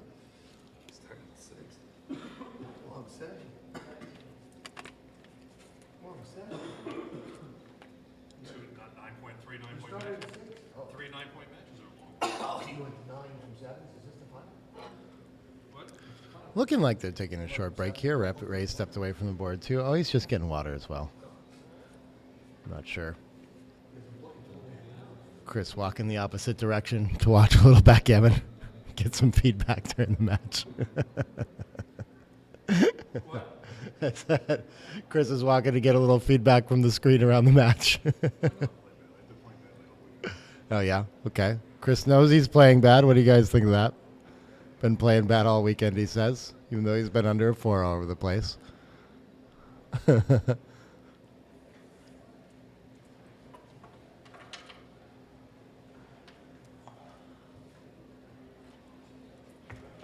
Yep, looks like they're getting right back to the board here. Okay, cool.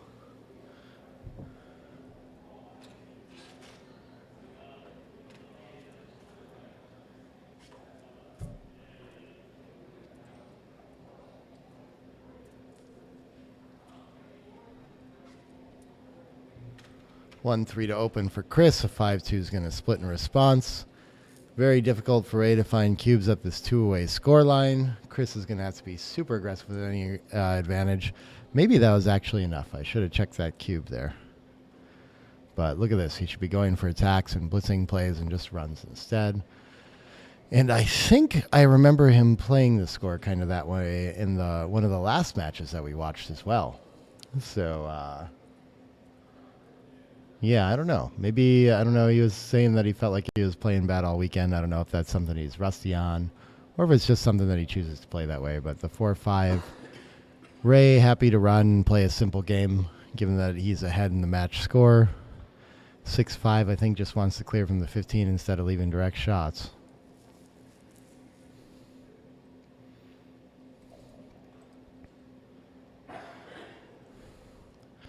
5-1 can just spread out to the 7. Looks fine.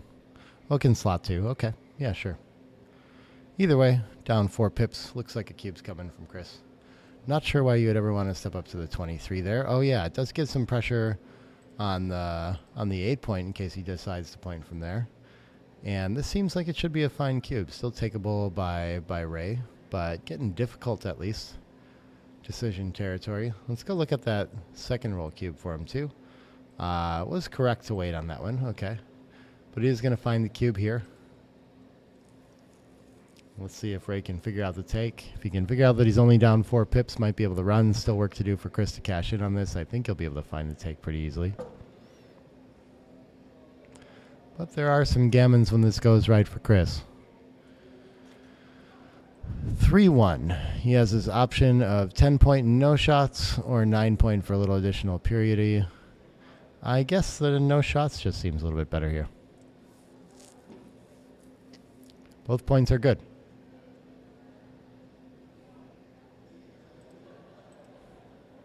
Oh, we're up to 70 on the stream again. Welcome back, everybody. Sorry, maybe I didn't remind you in time that we were watching. I'll try to post to Facebook and things like that. Who all do I have with me now? 5-2, just try to run to a simple game for Ray. I like the idea, but the 3-1 is going to knock him back one more time from the midpoint. And a 6-1. I don't think that can hop out. I think now he's got to play down to the bar. I like his play here.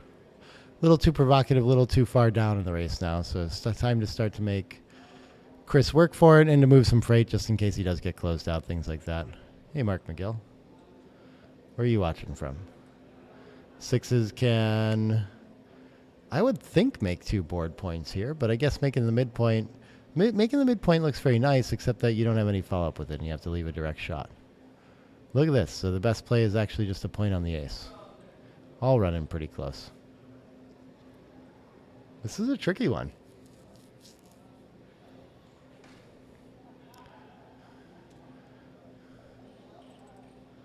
All right, 5 primes are strong, so Chris goes with that idea. What is this? This is a 5-5. That was not going to be a pleasant roll for Ray no matter what Chris did. This allows him to move checkers, though, and fill in some board points. I guess that's best, yeah. Just getting rid of the 13 entirely and making sure you don't lose a gammon is XG's preferred idea, though. Okay, makes a lot of sense. And we could make the 2 instead of the ace, which is a little bit better point. Funny how this position is just a bit different. Having the back slotted is pretty nice. Maybe we should just leave it parked there and play in like 6-4, but okay. This seems fine as well. And now Ray's going to have a little bit of time to move some checkers around to make sure he doesn't lose a gammon when he gets attacked. But looking like a lot of wins for Chris in this one.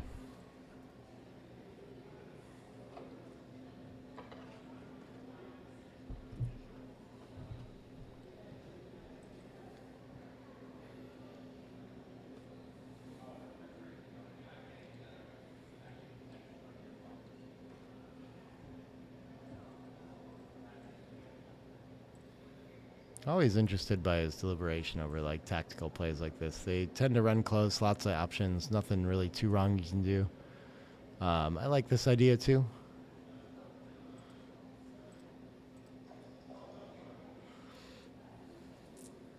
One 6 doesn't cash in on the 2-6 fly shot.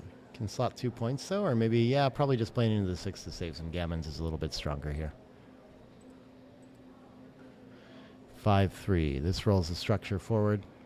Could point on the ace. Maybe he wants to think about freezing him so that he can't continue to bring gammon saving pips home, but I think the trade-off in wins is going to be a little too big here. Not enough gammons at stake either when we go for the deep point. 7, 11, 14 pips outside. Maybe it's like a few more, given that we have a lot of really short crossovers. But still, that sounds like it's going to be in the territory of 30 to 40% if we never move again, which Ray's still the favorite to enter and move some freight around here. So just not enough gammons to fight for this to be worth it. 4-6 going to fan. And double 6s. Okay, now he's well on the way to the closeout. Can't slot, so he's going to be stuck playing a checker behind. Maybe he could play 7 to ace to keep better distribution. But I guess he goes for this to not leave so many fly shots. That makes a lot of sense, yeah. 6-4 or 4s are about the only closeout numbers. 6-3 is not one of them, so I think 3's coming into the 6. 7 to ace. And Ray looking for a 3-4. Should be enough to win the match if he can find it. 4-4, almost. And can Chris close out? This is probably going to be forced to switch. It could take a checker off and play to the ace, though. I don't know. Are there more gammons involved that way? Just feels like very nice long term. Still looking for our opponent to fan to win a gammon that way. 4-4. Can take at least 2 off, and now I think we should take an extra 2 off to fight for that gammon. Now we're getting in that 50% range, where it's really possible. And if we try hard enough for it, it becomes a lot more likely. 4-2 gets to enter and hang around for some contact. The 2 is going to be efficient about coming in somehow, I think. Maybe the crossover from the 11's okay. Interesting. 7-5 is an option, too. Actually, all those are better than 13-11. 6-4. Contact's unlikely, was what I was thinking. Clears safely, 2-1, gets to bring 2 checkers in. And we're battling for the Gammon. Chris a favorite to win it to go to Crawford. And that would put him in a pretty serious best-of-3 advantage here with 1 match under his belt already. 2-1, another miserable roll. 6s for Chris to really threaten it. Wow. 5-4. Needs to get off the backgammon now. So 5's going to come in, 4's out. Looks like he's going to need a big set. Maybe 6s is the only one to save it here. And otherwise, he'll be going to Crawford. Double 2's not enough. Resigns the Gammon. And wow, after a small hiccup on the path, now Chris is a big favorite here. Should be about a 2-1 favorite. Every now and then, Ray wins a Gammon for the match on this game, on the Crawford game. So he'll be playing very aggressively for that. And otherwise, if Chris loses, he gets one more game to try at 50-50 too. So no cube action on this one. No more cube action for the match.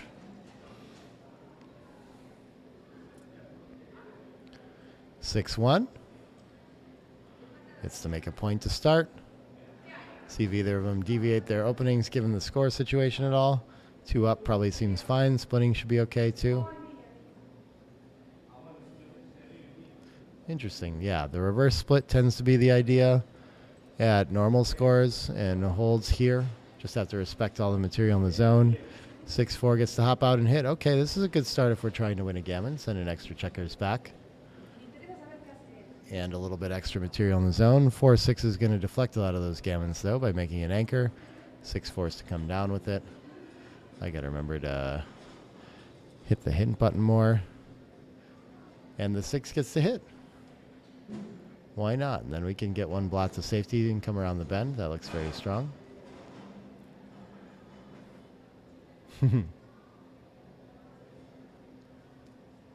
Just keeps going instead. Okay, very close ideas. Not sure why you wouldn't want to at least get 1 to safety, though. 4-1. Chris wants the double anchor game. Interesting. He's only down 43 pips in the race, so it's a little premature to come in that deep. Not too bad, though. XG wanted him to come in high. I guess maybe I would find this, too, though. It just seems like a nice long-term asset. 3-1. This is tough. We'd love to safety our blots. Find some way to do that. I guess there's no safe way to make the 14, though, so we can't do it anyway. Instead, we find a reason to create another shot with the blot and board. I think making the 5 does seem pretty reasonable here, yeah. It's frustrating to leave so many shots when you're ahead in the race and just want to come home safe, but it's like a piece that you really need to pull that off, so this is a small opportunity there. 3-1 gets to make the first inner board point for Chris. And 6-5. Can't clean up. It can play 13-7 and slot the 5, though. That's probably the best we have to do with it. At least puts the checkers where they want to be, should they be missed again.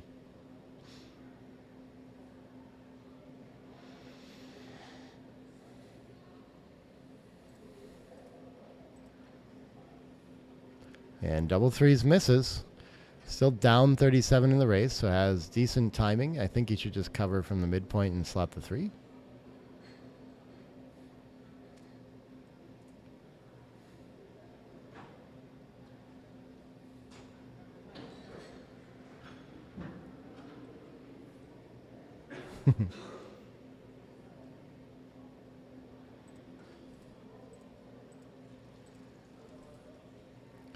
Double aces. There's the improvement he was looking for. Covers the 5. Probably clears 14-13 twice.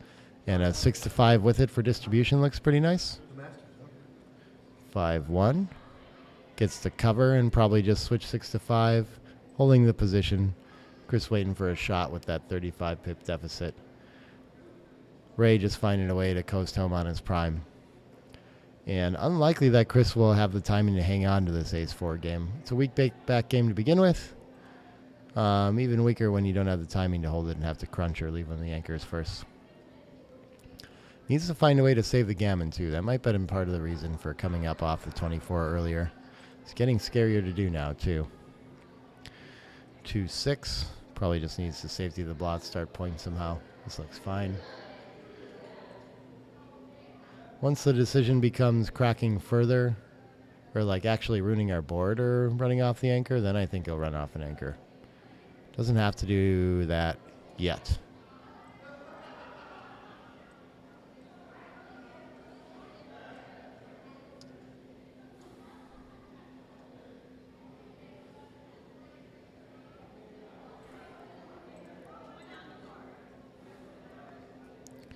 Five, 2. Don't think it's worth switching here and leaving this shot. I would have thought to just play quiet. But wow, look at this. This actually is a very close option. We do really want to make it, but we still have time to make it naturally, and our opponent's running out of time themselves, so I'm not sure why we would want to volunteer here. That's very interesting to me. Somehow pulling him off that anchor is going to create more gammons, though, seems to be a big part of it. And usually the gammon's not worth that much, but they nearly compensate for it here at this score. So yeah, okay. Not a play that you'd consider at normal scores, but very close here. 3s is awkward. We have just enough room to shuffle everything inside, but maybe you should come up with one checker from the 24 now instead. 2 of them just to save gammons, in fact. Okay. Yeah, there's just no way we can keep everything if we shuffle 7 to 1, 6 to 3, 5 to 2. So wisely at least brings one of them up. And then I think just at the score doesn't want the liability of potentially being hit on the ace, even though it will win him more games. Maybe at some normal scores he would do that. It's not a trade-off he can make when the gammon's so costly, when it costs the whole match. All right, 6-5 is going to clear safely. So very tough to win from here, but at least not, going to have another game to try. 2-1 gets to bring 2 in if it wants. I think the distribution's fine with that. And a 6-5. I think we want to hop out from the back. Maybe play down to the... Yeah, I guess we want to reduce the size of the crossovers somehow, I was thinking too. So maybe we just keep going from the back to make sure we save a gammon. 6-1 can clear a point. That looks just fine. And 2-1 gets to take another crossover. Okay, takes the crossover that way. Usually 8 to 6 looks pretty nice. 4-1 can bring a checker in, and yeah, the distribution to the ace looks fine, but also unstacking 6 to 5. All okay.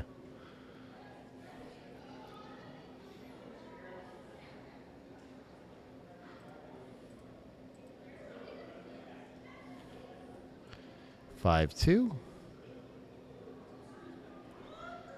Supposed to make the board. Interesting. Okay. Yeah, he's done enough crossover work that he's not going to lose a gammon anyway, so he needs to be prepared should he get a shot. 3-2.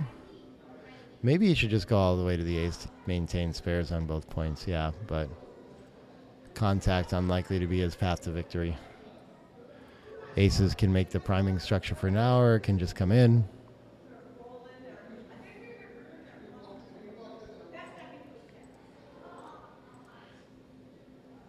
And Ray finds the 6-2 to clear safely. Nice shot for him. 5-1. Chris, I think, still shuffling on the front, not ready to leave his anchor. Very close, though. Totally reasonable, just to work on saving the gammon. 6 will pull him off next time. Wants to even out and not leave the double 6s. I like the idea from Ray instead of taking 2 off.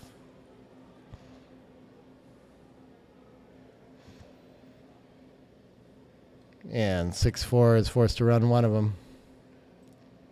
And stay back for the contact with the other. Most of the gammon's passing with that, though. Probably 2 off for Ray now that he's all flattened out. Not many gammons here, but it's possible.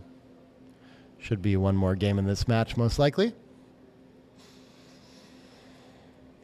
5-2. I don't think he wants to save the 6 outside. Maybe he does. Yeah, I guess he can close the board and he has time to do it. Wow, he should just run to save the gammon, though. That's so fascinating. These score plays are weird. Probably cover and play something else with it. I don't know. Yeah, I like Chris's play. 6-3. 6 is coming off. I don't think we leave any shots when we take the 3 off, too, so he's going to keep going for it and keep threatening to win a gammon.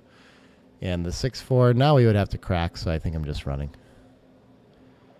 inefficient crossover, so I would have gone all the way too, but XG likes playing in 9 to 5, okay. 5-4 takes one off the best he can. 6-1 is in, and 9 to 8 is going to save all the gammons. 5-2, 2 off. 6-3 into the high point, and then off the high point seems like the idea. Better than having to play in deep to the 2, I think, and possibly create a gap on the deuce. 2 off with the 5-2. 3-6 is another 2 off. And yeah, well on our way to DMP. 5-4, 2, 1 off, and fill in the deuce.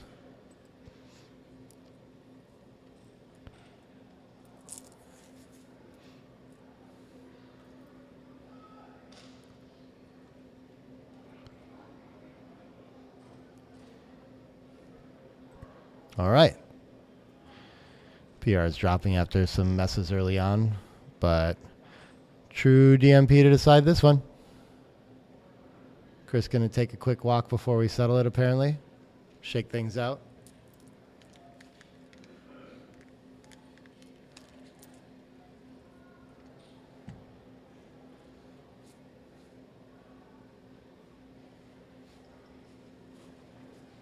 I survived a lot of adversity.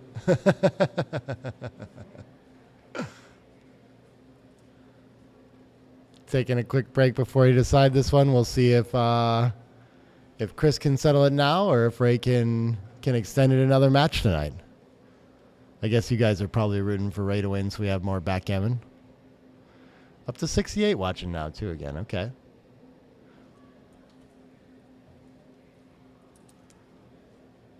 I'm going to put you on a quick break while I post about this. And then we'll be back with the conclusion of this match and see if there's more. Be right back, y'all.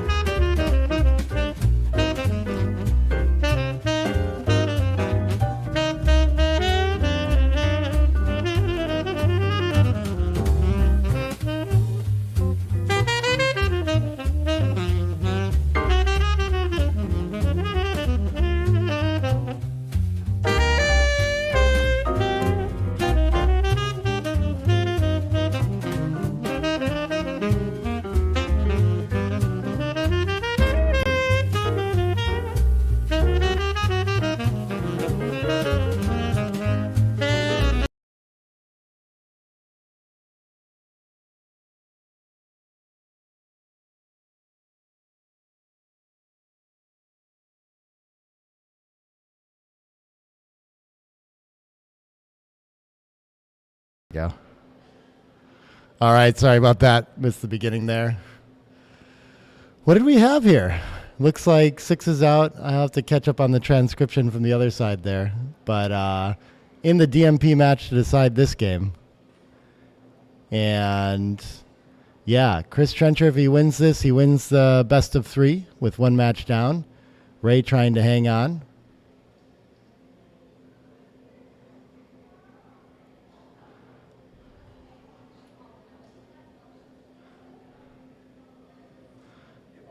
6-5 looks like a pretty big racing lead there. And Chris with full freedom. I can't tell actually who's ahead. 36, 41, 81, 88, 93, 123. They came back from that break quicker than I realized, faster than I thought. But it's a race, it looks like. A little bit of holding game contact, more or less, but a pretty simple game to decide the DMP fate of this one to see if we're going to have another match. Close stuff.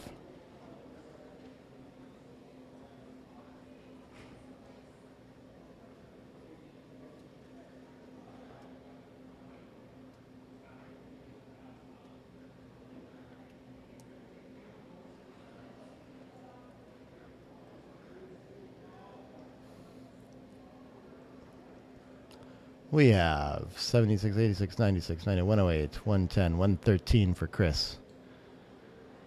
109, 112 for Ray. So just barely ahead, just looking for a way to get off of the SEP there to win this, but yeah, couldn't be closer for a DMP match. That's tough. 8-2, simple stuff. 2-1. I guess Ray doesn't mind really breaking the 8 and the 6 prime here. Maybe it's just going to cost him more in the race to play something like 7-4.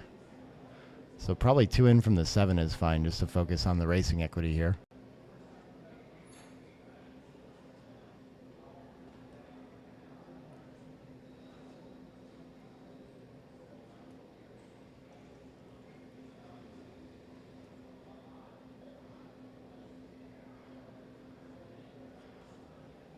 And both rolling poorly as far as races are concerned.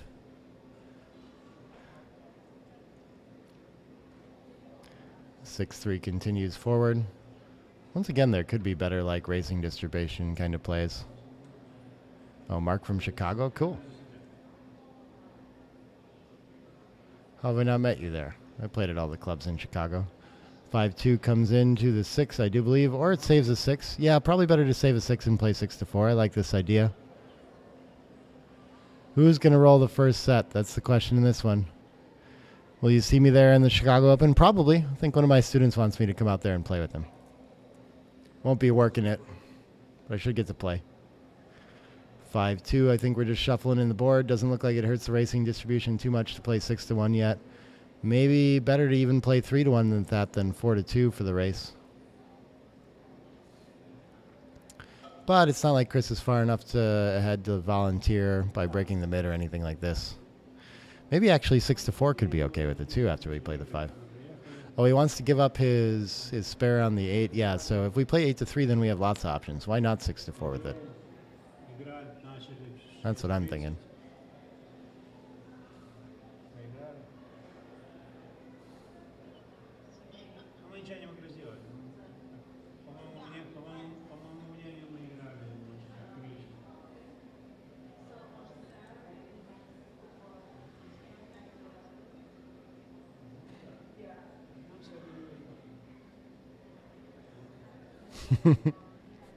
Ray's got the yawn a little bit. He's got to keep the energy if he survives this match too. Late night over here. It's only 9:15. I'm sure they've played later before. Double 4s is a huge one for the race. Okay. 50, 69 pips to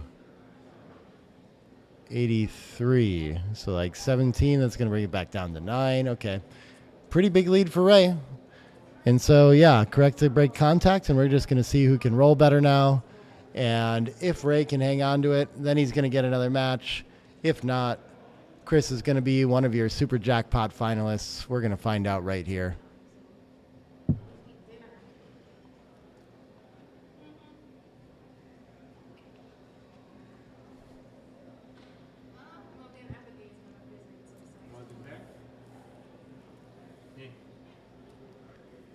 Double 2s is going to take one checker off and bring them both in. 5-1 can play into the 6. Okay, okay. And 5-4 can take 2 off. Very good. 3-2 can play in and take a checker off the deuce. Very nice. 6-3, 2 off. Looks like Ray is hanging on to it.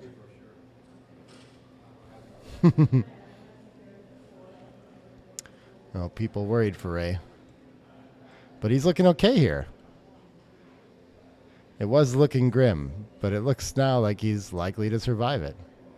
How many pips is this? 7 checkers to 10 checkers? Yeah. That's going to about cement it. And it's looking like we're going to have a match 3.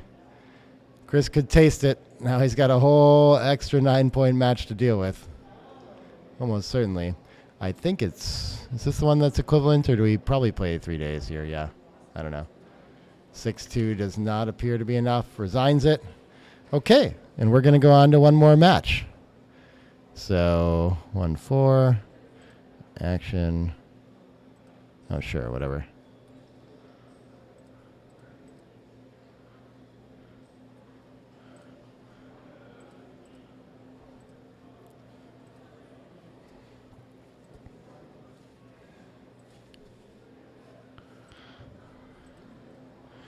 Quick water break, and we get to find the final 3rd match in this 9-point series to decide who's going to go on. So 1 9-point match to decide it all.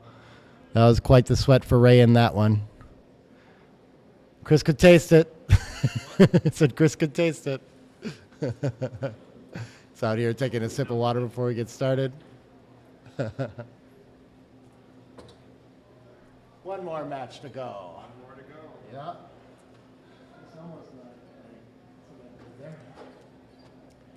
Wish I would have had the camera going when that cocked dice happened. That was fun. And then the platters out here.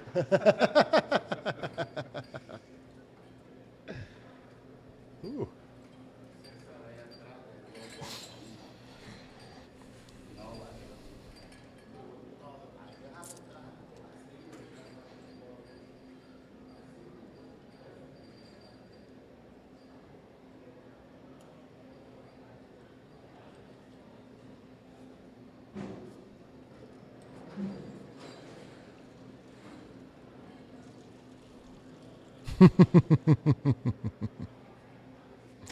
Yeah, this is the high roller one. Funny, Daphne. Kent was explaining that he likes to donate to all the young up-and-comers. Maybe Ray feels the same. Tries to play his best. Always a contender in these. Tends to win a lot of them. 9 points to decide it all.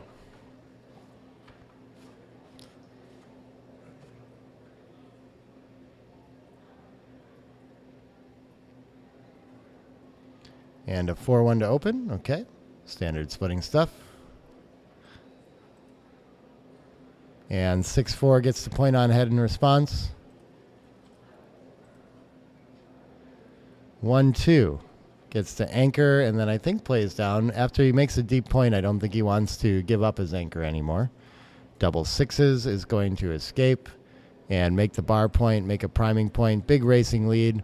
So again, not a lot of pressure to come off that anchor, I don't think. More pressure to make a board point here, I would think. So I'm thinking just 8-4, 6-4. But makes a blocking point as well. This is also pretty strong. And Ray doesn't feel like he has enough to cube here. I would have thought it'd been close. Okay, he's right to wait a little bit, though. 3-2 is going to play down from the mid. Strong stuff. And 4-3. This gets to cover a point. And probably play 6-2. And I feel like the way that Chris has thrown things around, well, he's supposed to split. I wouldn't have found that. I would have thought that we don't want to play into it this way. Down 20 pips in the race, make our opponent create things. So feels like there should be enough threat for a cube here, but we're a little bit shy with the good structure for Chris and still work to do to come off that 18 point. But the way that Chris is throwing checkers around now, too, hands over the face, he just looks sick of playing backgammon right now. Yep, it's going in the chat, too, huh? Chris is hurting. Got to get his head in it. Ray pausing to think about it. He's going to find out that he's 20 pips ahead if he counts the race right, which seems like it could be enough and threats to point on head and things like that. Actually, pretty surprised that this isn't good enough for a cube. Not surprised at all to see him send it. Chris understands it. Plenty of work to do to let this one go already. Immediate awkward numbers like a 6-4. I think it's probably worth duplicating the 4 and playing down from the 13. Common opening theme, but maybe we're far enough along that he just wants to prioritize safety and not leave any shots. It just looks very ugly to do that. So, yeah, I like this play.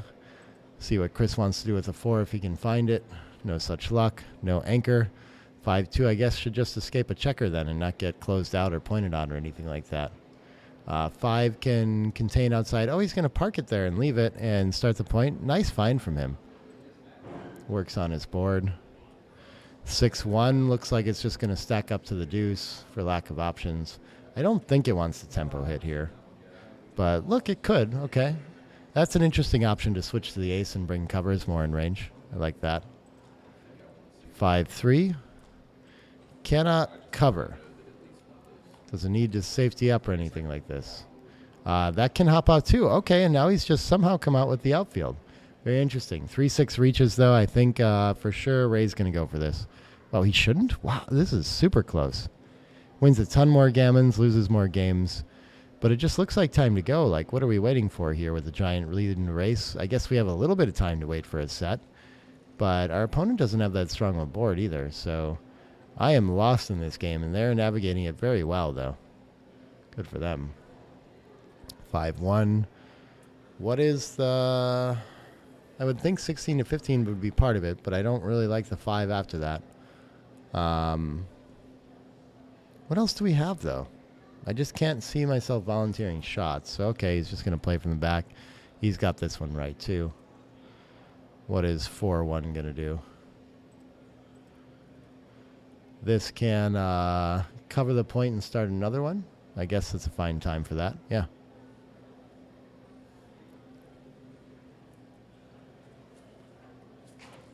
Not too worried about all these blots in board. I guess he wants to sometimes hit on a fly shot, but he's okay just waiting for a set 2. Trying to wait for the contact to reduce. It's working out for him. 3-1. Where is this going to go? I don't think it's worth spending the whole roll. Yeah, we don't mind indirect shots either. So just working on the board and leaving that indirect out with 2 blots on board seems very strong.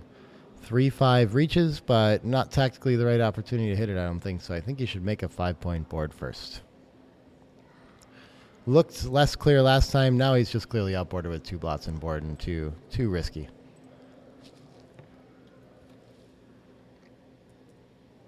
Sixes is going to bring Chris within 10, but still well down in the race. So he's going to have to find some play that keeps contact.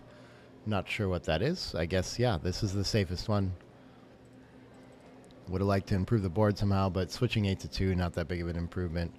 Sixes just maintains the status quo, runs out of timing a little bit. And 5-3, I think Chris just looking for ways to sit on this position. Probably going to make the 3 and start the deuce. But maybe he's worried about having a blot on board if he wants to attack or hit a shot next roll. I think it's fine here, though.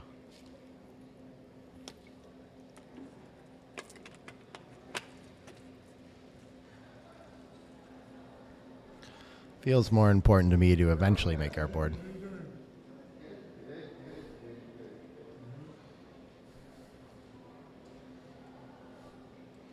Still got 60 people with us. Cool.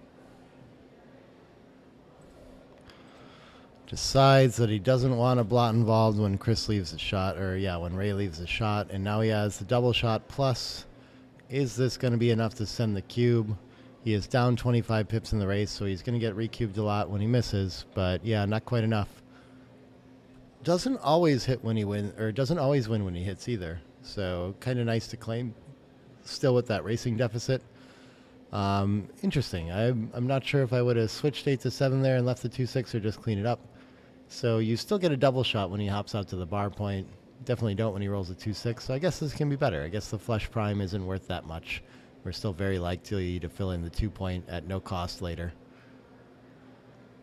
So better to just come in for the distribution. Okay. And after the play, it looks like we're going to be down 11 pips still. So I think you'll have an interesting recube at that point on a fan. And maybe Ray would even still want to think about taking on the race. I think he'd have to pass it. But the point being that he hasn't lost his race or lost his market by that much. Oh, I can actually see in these numbers too, because he hasn't sent the cube. It's that you just want to cash it more often next time. And 80% is plenty to cash it. So while you do win a lot more when you make the 7, it's not worth the risk of being hit back when you can just leave nothing in cash next time.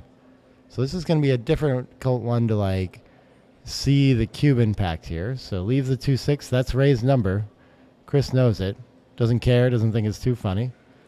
5s. And I think we're cashing now unless he wants to play on too good.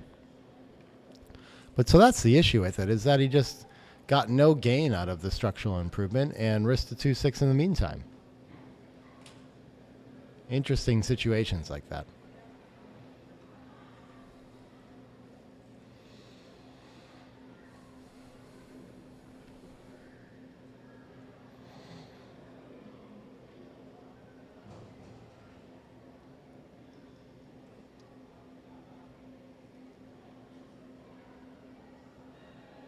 Get to play on that matching XG board that matches the Gammon Stuff board we're seeing on stream sponsor board. He's going to play on. Okay, close enough. Not too much risk there. Okay, now that he's in the too good territory, he is going to start to make sure he doesn't leave any shots. Double 2s is going to enter and come in, crack the board, and still needs to pass after this one for the attacking threat. And I think Chris will cash it at this point.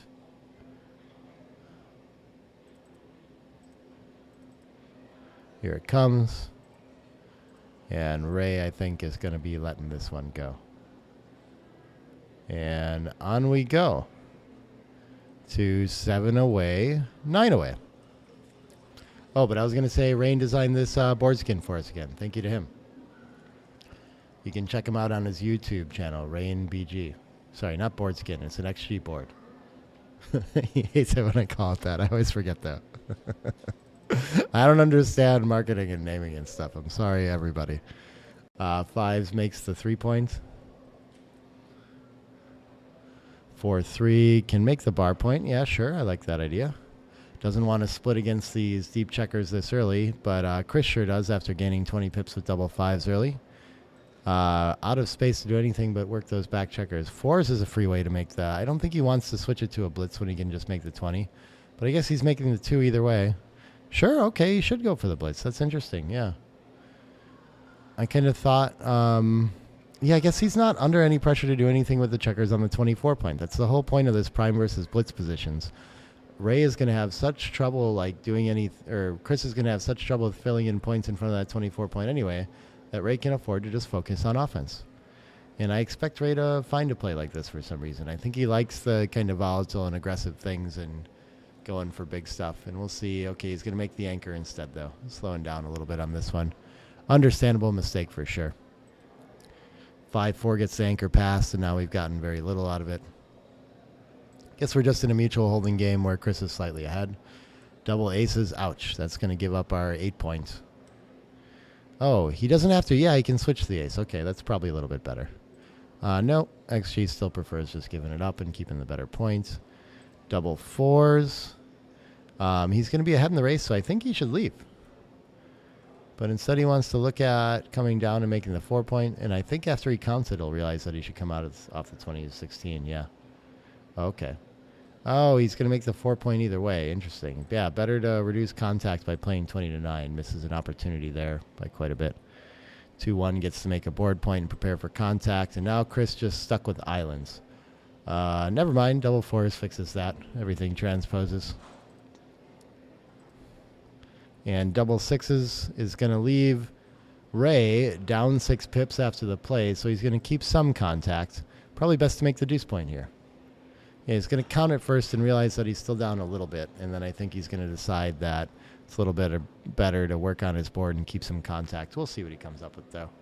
Both are going to be very close because the race is close enough to go for that. But really, he's just making Chris's life easier when he plays all the way to the 8, still down in the race. Marianne Meese is rooting for Ray. Okay. Who's everyone rooting for in the chat here in this rubber match? Chris won the first one. Ray's won the second one. This is the third in a best of 3 9-point matches to decide who goes to the finals. Both have already taken home a little over $2,000, so playing for another $2,000 in this match with the opportunity to win $9,000 up top. plus a $3,000 side pool if they're involved in it. I think Chris is. Can't remember if Ray is. I don't think he is. I think he said he doesn't like side pools. And the 6-2, I think he was saying that's the secret to playing with all these pros. Just don't enter the side pool. 4-2 can make another point. Things are still pretty close, too close to call here. A big set will decide it, though. No cube action coming. 3-2 can slot some more points. Really would like a checker on the 5-point for a racing distribution later.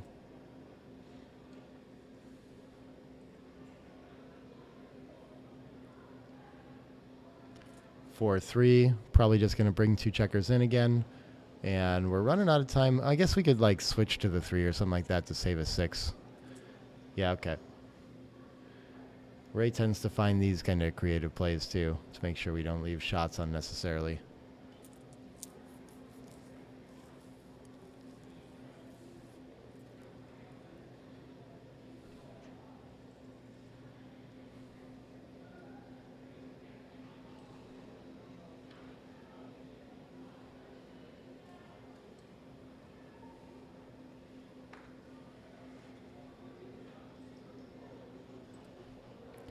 Finds a different version of saving a 6 that's a little bit weaker. 5-3 gets to close the board for Chris. Now we're ready for any sort of contact or running. Ahead 14 pips in the race. Let's see what Ray comes up with. Needs a big set. Oh, that'll do it. I think, once again, since he's still down, he should keep some contact. He's forced to anyway, so I guess he's just going to clear the 14. No option, really. And the 4-1 can hold our position for 1 roll for Chris. Oh, wow, he's supposed to run with the 2 blots behind. This is a big surprise. He's only ahead 3 pips after the roll. So this is surprising that we would volunteer a shot in a position like this. It doesn't even win more, but it creates more gammons with our closed board. Wow, that's really fascinating. That is not a thing that I'm ever looking for. But Chris sees it. Impressive. I guess Ray never has to volunteer a shot next roll anyway, and then we have to crack, and it's going to be worse next roll. So, I mean, maybe plus still likes this, but it does seem like one of those like 3-pie kind of plays when we just look ahead one sequence, then we can see why it makes sense to go for something like this right now. Ray wants to figure out if his hits are market losers. He's down 3, so I don't think he has enough. He has a lot of volatility on this last roll, but pretty sure he's barely favored in this. Of course, there's some perfectas like a 4-2, but 4-4, not much more. 5-2, this is the common case where he's just going to, I guess he can play 6-1, 5-3, and save 1 more roll, but maybe that's bad enough for the race that he should go for this. Okay. 7-2. Yeah, okay. And what is Chris doing? He's forced to come around and play the race. And yeah, so I guess Ray is wise to play towards the race too. Gets within, so he's going to be ahead 2 pips after this roll. Which means neither is going to have enough for the cube. 4-3, so Chris is ahead the 5 now. Ray wasting a little bit. Okay, 6s are likely to decide this game unless Chris can come up with something big here. 3s might be big enough. Plus, Ray's position is wasting a little bit, so he is down 7 pips, which is usually too much in a 40-47 race. But those 4 pips are wasted on the ace bring it down to more like a 3-pip race lead, so it seems likely that he has a take. Probably a double either way.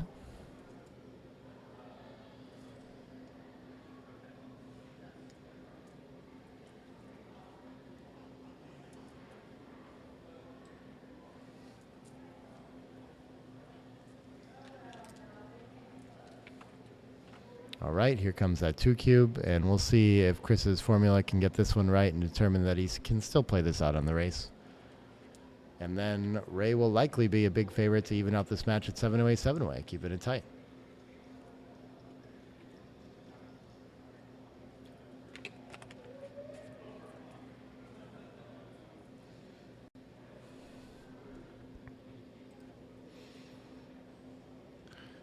Ray taking pictures of the board as he goes to. Should be on stream afterward. Yeah. Oh, interesting that he should go for distribution. He pauses to think about it, but I would have just instantly thought to rip 2 off. And wow, double 5s is going to narrow that gap quite a bit. Chris catching up by a ton. Still behind in this one, though. Not in recube territory quite yet. 2 checkers off. 5-4, peeling 2. All from the right points, avoiding that gap on the 3. How's he doing here? Yeah, still big underdog, even after that set of 5s. And pretty symmetric positions here. Which means the player on roll has a pretty big advantage. 4-1 gets to take 2 off. Okay, doesn't hit the gap. No misses available. And Chris going to need to roll a set to overtake here. Or Ray will even it out like we talked about. Any set will do if he can fade a set from Ray first. Ace 4. That's how it's been going this weekend, though. Usually this is a set. Chris has had those kind of dice. And 4-3, not quite enough. We're going to go to an even score line. 7 away, 7 away.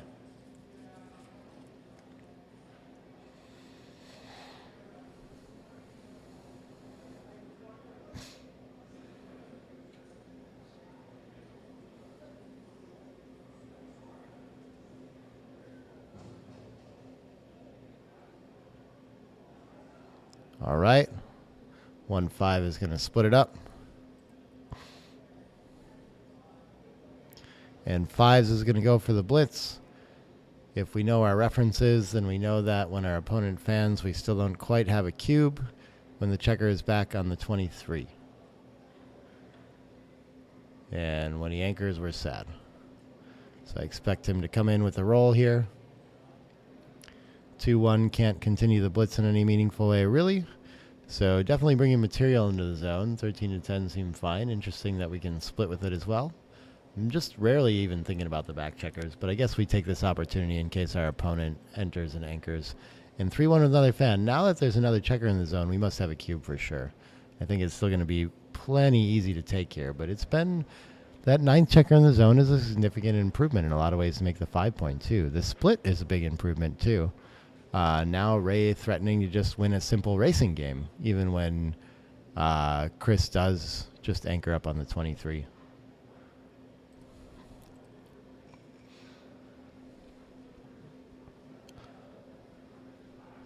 I expect Chris knows that this is still a trivial take, that it is an improvement over the reference, but doesn't swing by a whole window like this.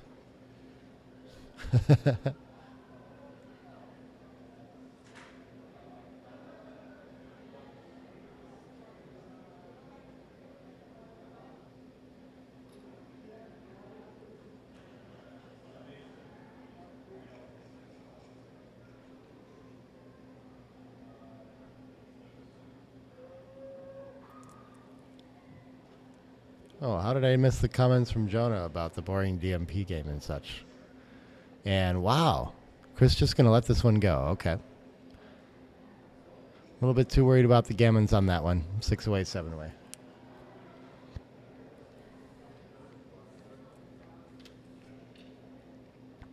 One, 2 tends to like the slot here.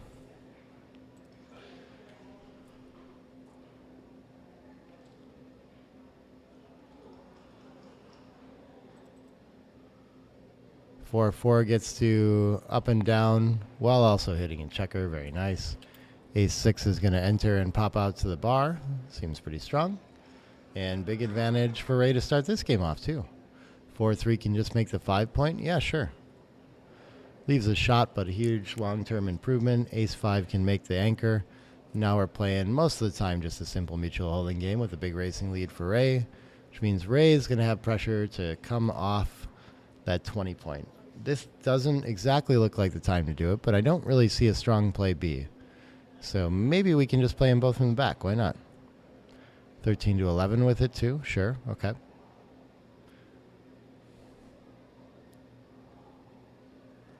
Yeah, why just this quiet play when I leave shots anyway? When we hit 2, our opponent only has 7 in the zone, which leaves us not really wanting an anchor anyway, but okay. Ray wants to keep the status quo. 6-4 is going to make the bar point pretty quickly. Okay, nice piece of structure for Chris. 4-2, what does this do? He could make the 4 point, have the rack, and see if his opponent is feeling lucky enough to come off the bar point. I like that. It's scary to leave the anchor, so why not volunteer those 2 shots? Well, his opponent has no board, and he still has an anchor. Ace-5 could hit and link up, or it can just play a quiet game. I guess being down this much in the race, I'm really not sure. Yeah, but he just links up and wants to wait for his opponent to try to leave their anchor. Make that difficult on him. Good find by Chris. 6-3. Maybe we want to clean up now since our opponent doesn't have to break their anchor to hit. But we could also just make the 4-point board. Yeah, that looks strong. Goes with that, leaves the aces. Chris will be happy to use most aces to hit from here. No such luck. Likely to start some points. So yeah, how about just start the 4 from the mid? Looks pretty good. Okay, we can get a checker mobilized from the 18 as well. Very close stuff. Double 2s. Can buy ourselves some time by getting rid of the midpoint, I think, and then otherwise clean up. But okay, with no board yet, he can actually play all the way to 9 to find maximum flexibility and doesn't even have to worry about the blot on the 8. I like that play a lot. I was thinking something like 13 to 11, 8 to 4. But this is much better. Okay, but doesn't move that at all, and now he's going to be islands and under a lot of pressure on next shake. Chris just has to play quiet and won't be able to take advantage. I guess he could clear the 8 point to make a board point, but better to just hold the blocking points in front and play quiet. And I guess it's not so worrisome for Ray to have islands out there either, since board is so much better. 3-6, I expect the midpoint's the first thing to go. But, oh, he should run from the 20, though. Okay. When his board's so weak like this, he likes to keep that link and doesn't worry about the anchor quite as much. Okay. Just wants to make progress towards home and not give up the outfield like that. Understandable. 66 watching us for this conclusion. Super Jackpot semifinals. Best of 3, 9-point matches is the format. Both players have won 1 match. We're figuring out whoever wins this match is going to move on to the finals of the Super Jackpot, the Cherry Blossom Classic, for over 10,000 up top. Pretty exciting stuff. 4-3 can just escape. I love this. Just in time for Chris to maybe have enough of a board to hit with the 4, if he can cover with it. No such luck. Still has work to do. Ray does, even when he safeties this blot, though, so I don't think we're in cube territory yet. Would love to actually establish an outfield point to help him bring home the midpoint. It's going to be a very difficult task to get those 3 home. And he actually did have a cube there. That's very interesting. Wouldn't have thought so. 6-2 gets to cover and start another point. Okay. Beautiful shot. 5-4 gets by safely. And he misses a big cube now. 6 away, 7 away. I'm really not sure why that is. We should look at that. Look at this. This feels score-based, I guess. I'm not sure why 3-ply wants to send that so much, but I wouldn't have thought to either. Ray just coast right by it. Maybe that'll change on 3-ply. Or on ++. 6-5. I think the midpoint's ready to go, but he can stack up the deuce as well. Okay, he should keep the extra contact. Interesting. He could add a 6' though, too. I like that part about it. 5-4 not about to volunteer anything, so it's just shifted to the ace. And we're so likely to let the midpoint go next time anyway. I don't think... Oh, is there any tricks here where we want to move off the 18 to make 6s worse? No, they're bad already. So, yeah, I like that. Okay. And 3-1, just going to shuffle checkers around, keep as much board as we can, and try to keep 5s to play as well. I like that. Double 5s is starting to catch up. It's still down 11 pips, but it has to waste a lot of pips to the ace if it doesn't move at all. So I'm not sure what to do with this. It is a pass if you run. So you can't run. So I guess you just have to stay for the contact, yeah. Down 11 pips when the pip count is 65 to 76 is just too much. So you resign the game by leaving your contact. So the only thing you can do is keep the best contact you can, even though you have to give up your 6 point to do it. Once you think about it, it should be easy enough to find, but it feels weird to do. Feels like usually you don't want to maintain contact if you have to start cracking your board to do it. But there really just is no other choice here.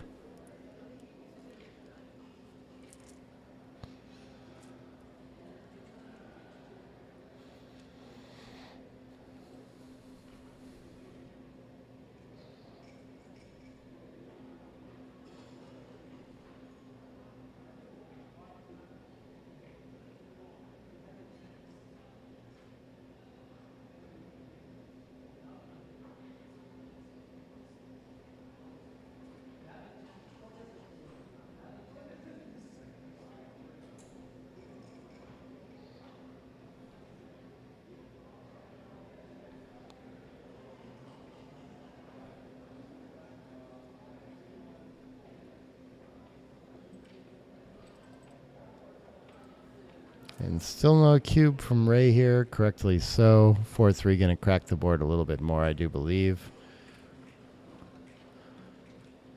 He's got that opening on the 6, but it doesn't mean he can volunteer yet. The 6 is still pretty devastating.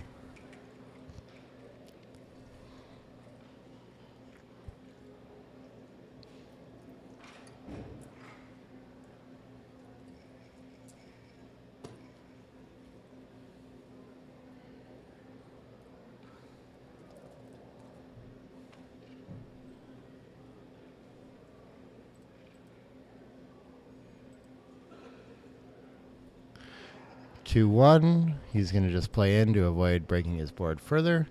And Ray is going to be the first to leave a shot. If Chris can hit the 6, he'll be in good shape, but not all the way through. Ray can just enter to stay in the game. 4-3, not enough, and I think he's just resigning the game either way. Probably breaking my 5 to do it, though. Yeah, okay. And wants to tempt Ray to maybe play on too good, but I think he's going to know that he needs to cash this.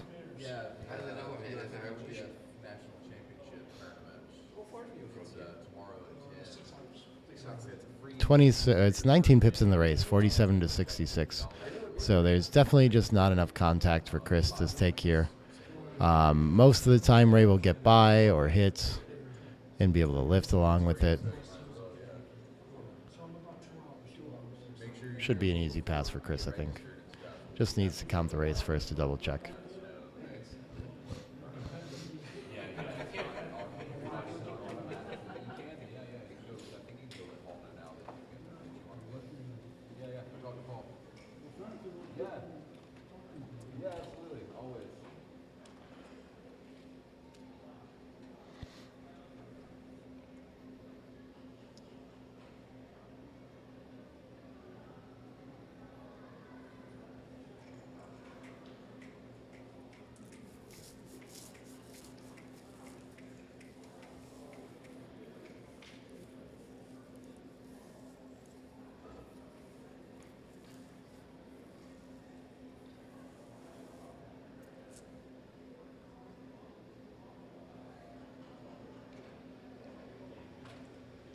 And so we should be moving on to 5 away, 7 away. Small lead for Ray.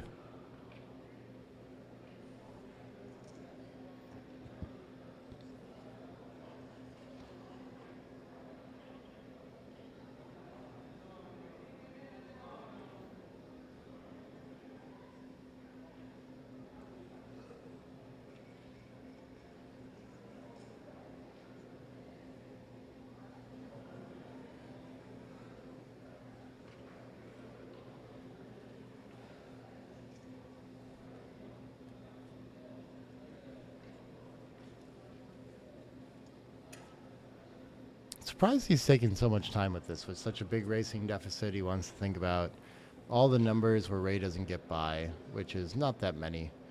When you have the point, it's something like 15 of them where you only get a single shot afterwards too. But without that too, of course, he's just going to hit a whole bunch and lift and all these kinds of things. So yeah, correctly passes now. And on we go. Near perfect game from Chris.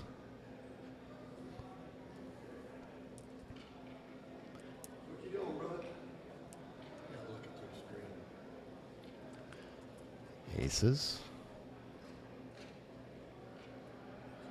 And a 3-1 to open. Gets to start with the best opening roll. Sixes is going to counter that pretty well.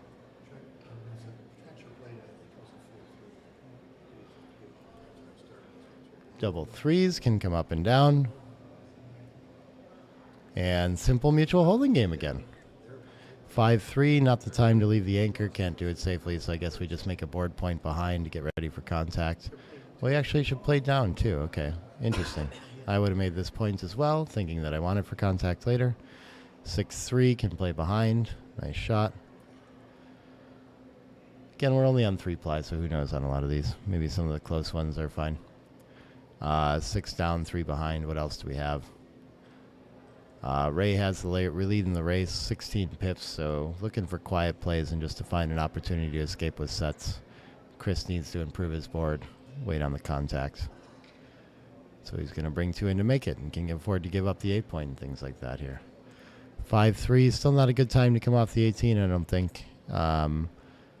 Is it a good time to come off the mid or something? Oh, we have to bury a lot behind here, but I'm still inclined against the rack to just play safe. But look at this, we should volunteer 6. It's just too inflexible to play behind like this. I don't know. It's a tough one. I would have followed the theme too. He would have been hit and in a world of hurt.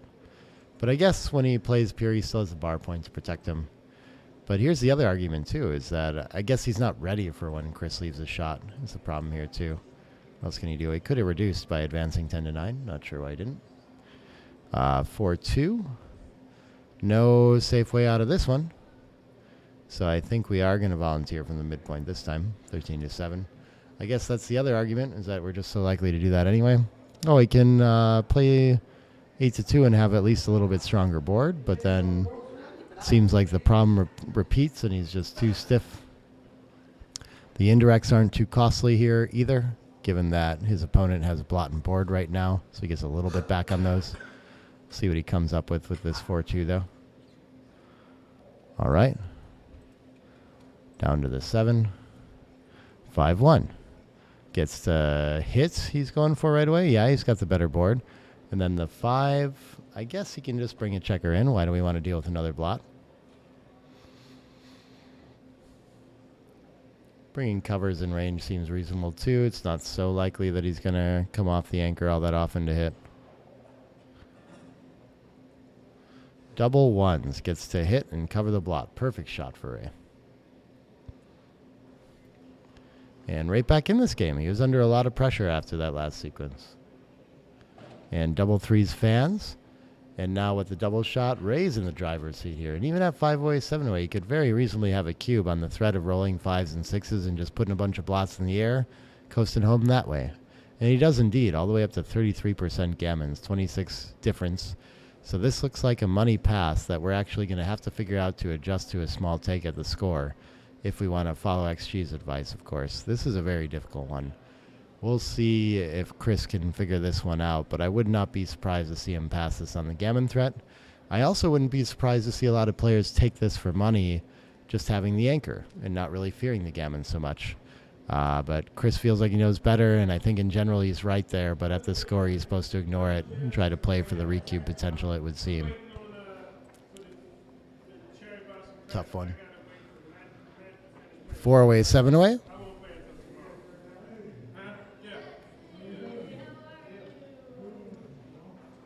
Four, 3.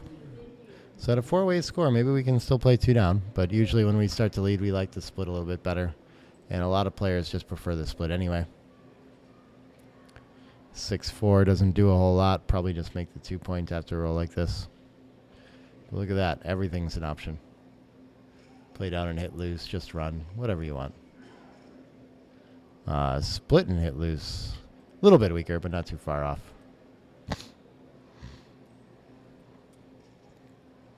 3 is going to enter, and 6 is going to hit on the bar. They're going to be in a big early game blot hitting contest here. Double 5s. I think it's going to be forced to point on head here. And then I don't know what the last 5 is going to be. Maybe hop out of harm's way 20-15 or something like this, even though it takes pressure off. Or we could go for the second hit and try to buy time to pick up checkers. Yeah, I probably like that a little bit better.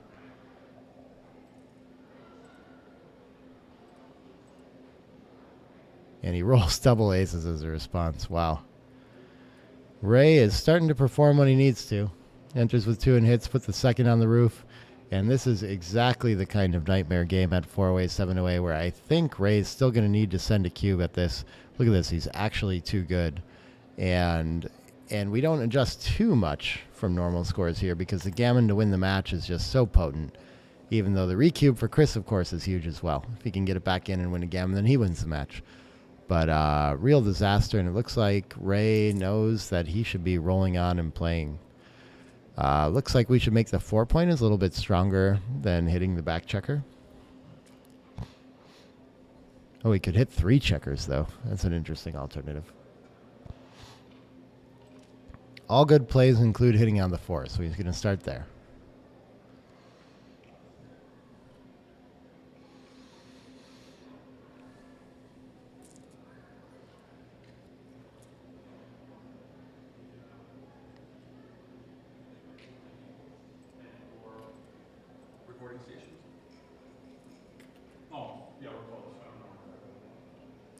Brings 2 in, and now is it time for Ray to cube that he doesn't have 2 on the air. I think this is a better spot for it.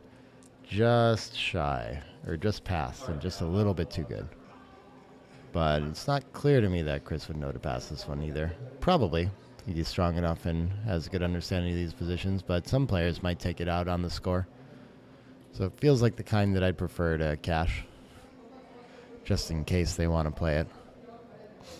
But Ray likes to roll. 6-1, I probably think has to keep going for the attack, but it could make a 5 prime too. Getting to split with it is pretty nice though. We hate leaving the 6s out.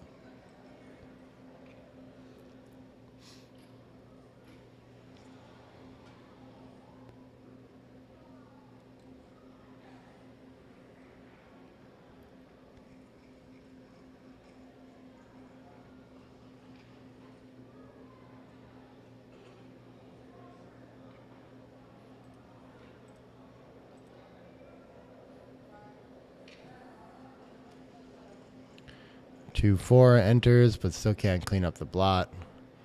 What can the 4 do? I guess it's kind of forced a tempo hit for lack of options here. And it should still be fairly clearly too good for Ray afterward. Pretty poor entry for Chris. What can he do?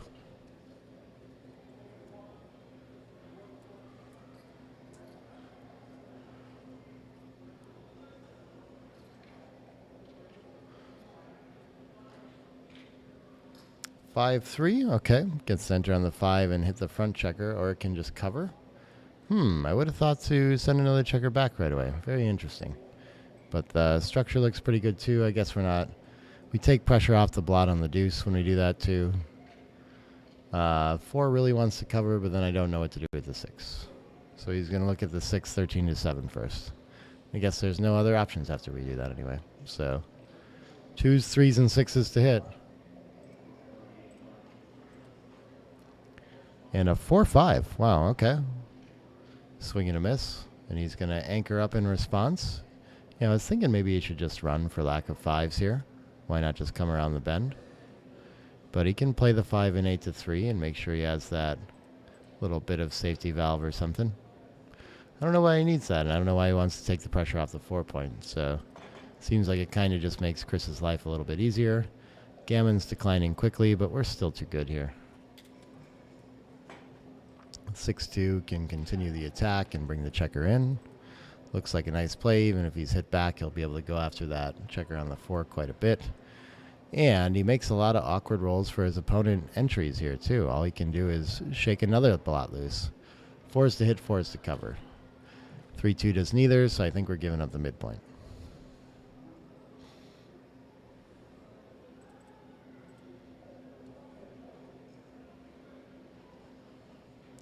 1-3, okay. That's a little bit of life for Chris. Gets to hit and cover.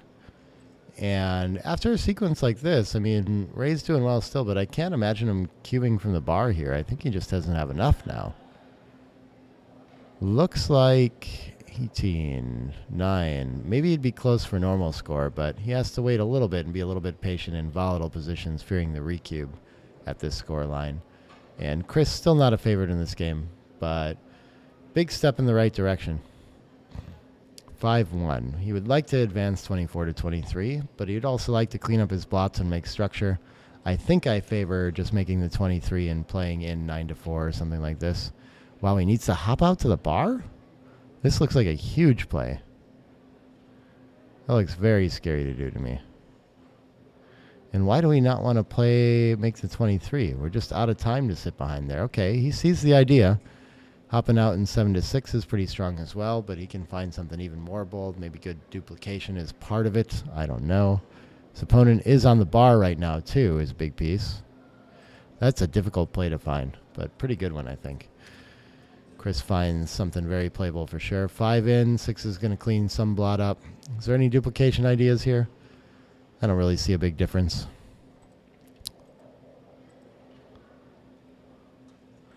And what does Chris come up with? He can play 13 to 9 to avoid leaving a direct there, and then probably 18 to 14 to reduce it to all indirects. Interesting. He's supposed to let go either way now that he's in just a holding game. But, yeah, why would it be better to cover the 9 twice? I guess there's so many indirects that maybe it's the same as the direct 3 anyway. Leaves less pips outside and less ways to get gammoned if things go wrong. But I am not certain that Ray will find this cube. I think he tends to find stuff like this, but we'll see here. Still almost close to too good, but it's dropped down to only 23% gammon, so better to cash, especially at this score. Sends it on over. And Chris doesn't want to play. Showing a lot of frustration, it feels like. 3 away, 7 away. Big lead for Ray. So nearly dead in the end of match 2 there. And making a strong run for it to maybe turn this around and advance to the finals. Doing good work here. Looks like the players are going to take a short break here. Maybe come back to finish this out. Exciting match so far. Early on, you may not want to maybe like in your book. Huh? Ray being 4 away early in that game, maybe too good. Maybe he should have cubed on it. Scotty's asking me in that 4-way game if he was too good or not. I think, yeah, he was. He went straight to too good. Yeah, never had a chance to cube in. Yeah. It was an interesting one, though. It's the right way to think about it. Fourth roll in. Yeah. You see if you can get him in. I wasn't saying later. Yeah. Yeah, I think whenever he had any sort of cube decision, he went straight to too good, as I recall. Okay. I don't remember any close ones in there. But yeah. Good eye, my friend. You wrote about it. So. Right. This is exciting. After we get done with this match, we'll do a recap of the day's action, too, to have ready for you tomorrow on stream. I'm pretty sure the stream schedule for tomorrow starts at... Let's go look at that real quick. I think...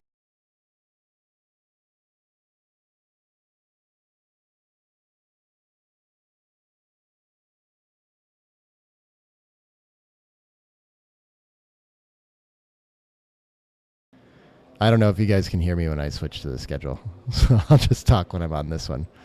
But, yeah, I think we actually probably have to switch to the sound on there. But I just wanted to show you and look at real quick 2 p.m. start time tomorrow. And we'll start with the next round of entries for the Masters Jackpot. My understanding is we had 29 players at least that played the first round today, which means we will easily fill a 32-player bracket and probably overflow closer to 48. I see the players walking back to finish out this match. So reminder, between Ray and Chris, this is a best of 3 9-point matches. Both have won 1 9-point match. This is the tiebreaker, and Ray's leading this 3-way, 7-away. I shared the prize info in that summary too. It looks like it's at least $2,000 for each of these players for making it to the semifinals. Closer to $4,500 for making it to the finals, and then the winner is going to take home $9,000 up top, with a possibility of winning a $3,000 side pool too. So big payday at stake here, and Ray looking good in this match. Chris a little bit frustrated with his luck to even have to be playing this game. Nearly had Ray dead, but Ray crawled back into it to survive the DMP game last time, and here we are with a big lead and a bunch of life. Want to see the multi-match progression now. Should definitely be splitting out a leading score, I do believe. But Ray wants to play 2 down. I see a lot of this. He likes to save the gammon by not splitting his backmen. And so very few cubes available at 3 away, 7 away for Ray. Chris is going to have to be more aggressive with it. 6-2, I think, yeah.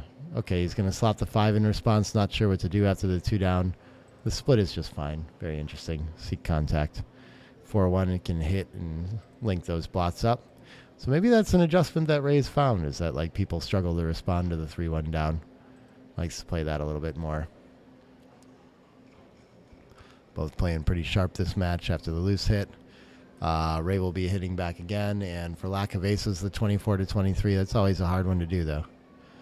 5-2 gets to make the best anchor available. And he'll be looking for a way off that 24. Don't like the 24 and 20 together. But, okay, I guess Ray going to get to make a 20-point anchor of his own, probably. I guess he doesn't need it, but, I mean, it doesn't seem so scary with this 36-pip racing lead to volunteer a shot on the bar point. Chris is going to pop out and hit that, use that as an opportunity. And 3-2, I don't think he wants to break a point to hit, so just link up with the racing lead, just hop up to the 20. That looks pretty nice. 3-1, can't do anything too exciting. So I guess we're just going to get another blot in the mix somewhere, or do we need to play 24-20? I feel like I want to keep contact, so sure, playing behind and starting a point looks pretty good. Not a lot of material in the zone for Chris. 165 to 178. Both have gone backward a little bit. 3-2, do we want to play 13-8 to get a checker in the mix, or just go for mobility from the 20? Both look fine. And 3-4, this can hit and cover. Looks like a beautiful shot.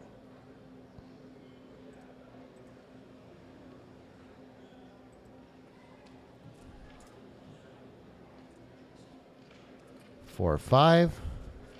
Enters. The 4 is not looking so good, though. Needs to volunteer a blot somewhere. So I guess instead of stripping the midpoint, maybe I would play 6-2, but we could just run 2. Okay, yeah, this looks pretty good. Yeah. It's a double shot, so I hesitated at first with that, but the mobility is probably worth enough to go for it. 4-4 gets to hit again, and then what do we do? Are we going to link up with the 18-10? Looks like a nice idea. Or we could make the deuce point. That looks kind of nice as well. The race is going to be significantly in Chris's favor after the play, so I think he should be looking for ways to just make progress towards home. Maybe with the anchor that looks like 18-10 and 13-9.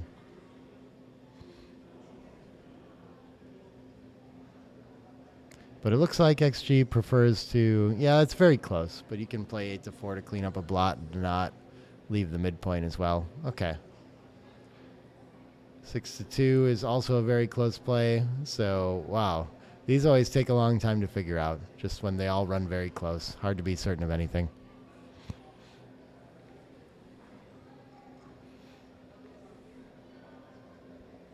Goes for the 2-point, okay.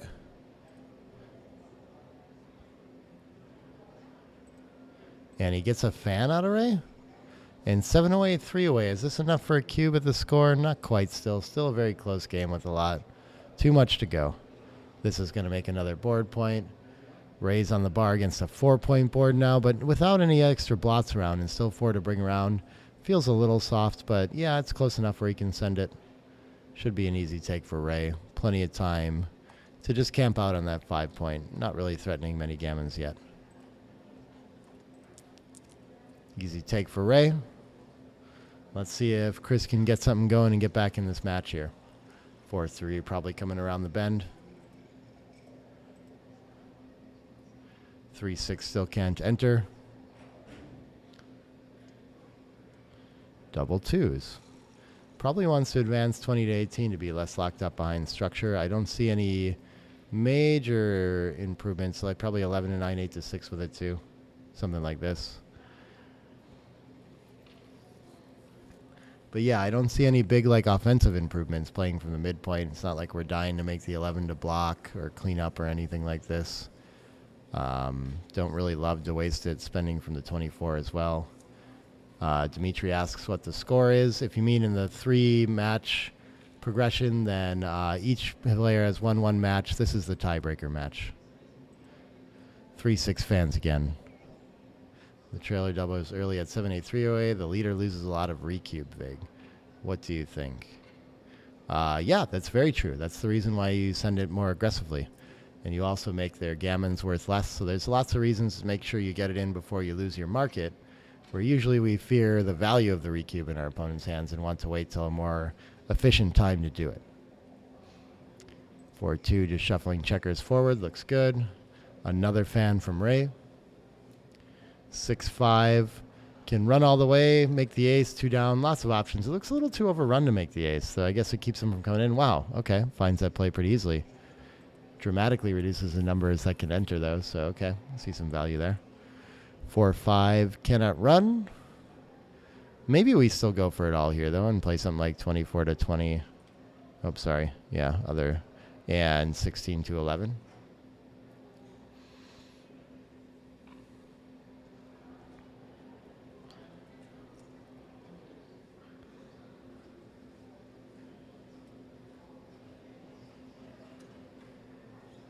Oh, someone got to chat a couple minutes before me, apparently. This is me telling you in the future that in the past someone answered your question. What does he find 2 down? This should be a reasonable play, too. Another fan. And we've got 4 what? Why don't I see where the die landed there? 4-1. Oh, there's the 1 on the die. Okay. Advances, makes the points. 3-1 fans again. Wow, and this is quite the sequence of fans for Ray here. Probably getting pretty frustrated with this. 4 gets to hop out and break in front. Not too worried about the fly shots from the bar. The 5-2 hits it, though. That's a good time to be ready and hit. And a little bit of play in this. Only aces from the bar. Gonna put Ray back on the bar, so I think we have to go for it. He's gonna pause and think about it, though. Those aces hurt a lot and maybe cost him some gammons. He's so happy to be having choices again. So it's not too far off to just play 6-4 with this lead in the match. That's very interesting. I would not have thought of that. I would have gone for the hit pretty instantly. And I know sometimes we need to be careful about that, but this really doesn't look like the time where we're going to lose so many more gammons. Feels like we're just dead if we just play behind and wait. I guess it's going to take a long time for Chris to get his stuff around anyway, though, so I guess he's not in such an urgent rush to hit. 6-1, wrong one from the bar. So what does he need to do now? Is it time to start bearing behind 8-2? Or can we just keep trying to come around and play out to the bar or something like this? I don't think I want to bury checkers yet. Yeah, small mistake to go for it that way. Understandable, though. At least according to this play again. So now Ray can do pretty simple things. Like, I think he should probably make the 5-point here, but making the 17 is compelling, too, because how are you getting attacked on the 20? Oh, there's nothing in front of you.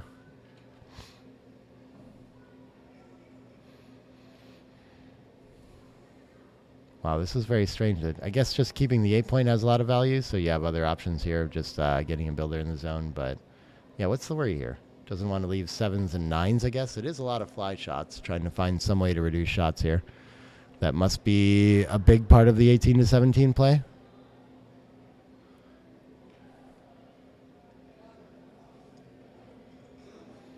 Yeah, he's going to look at this, though, and see that, you know, when am I ever getting attacked? Yeah. Just doesn't gain enough. What are we going to do next roll?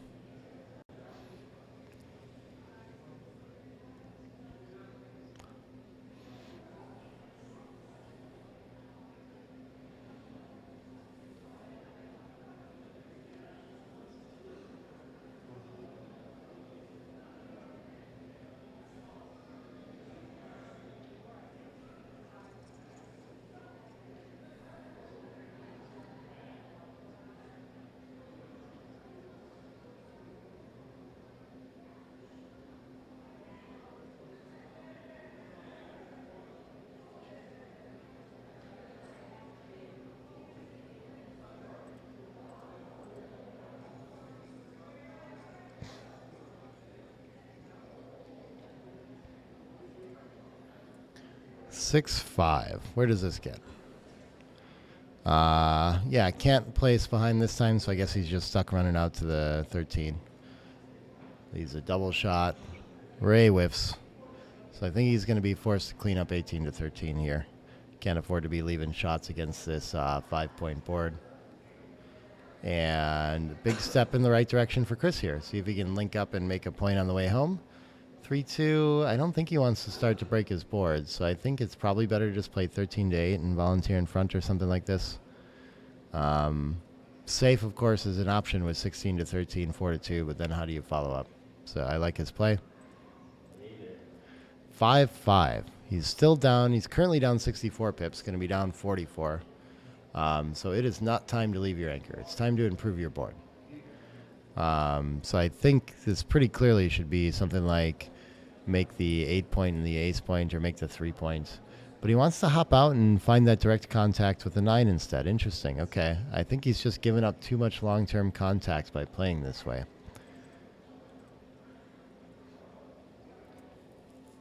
And what does Chris roll? He rolls like a 2-1 to just slot there. Okay. And 6-3. Going to clear another point. So yeah, I guess that might have been his best that time. But so the immediate contact of that 6 pips away is going to block double sixes at least, but just long term, you want to work on your board and be ready back there and have that end game contact, I think. 2-1, another weak one. I guess he's just probably going to switch off the 6 or something, or lifts, whatever he's got to do. All of them should be pretty close.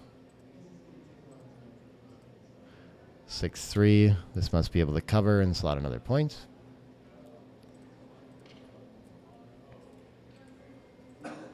And 4-4. Blocked. So he's cracking. Still ahead 40 in the race. 5-3 makes the next point in order. Beautiful shot for Ray. And now suddenly, after this was like a pretty big disaster, it's looking pretty good for Ray. Chris gets to advance everything 1 pip and get a little closer to escaping. 6s and 4s are going to play a little bit better again. 4 gets to cover and slot the bar point. 4-1. And what does he find? A 6-2 gets 1 checker moving. Okay. Things turning around a little bit for Chris, but still under a lot of pressure here. Ton of winning chances for Ray, to be certain. Only a small small favorite for Chris. Wants to buy a little more time outside, potentially. Interesting. I didn't really think about wasting a pip 3 days here.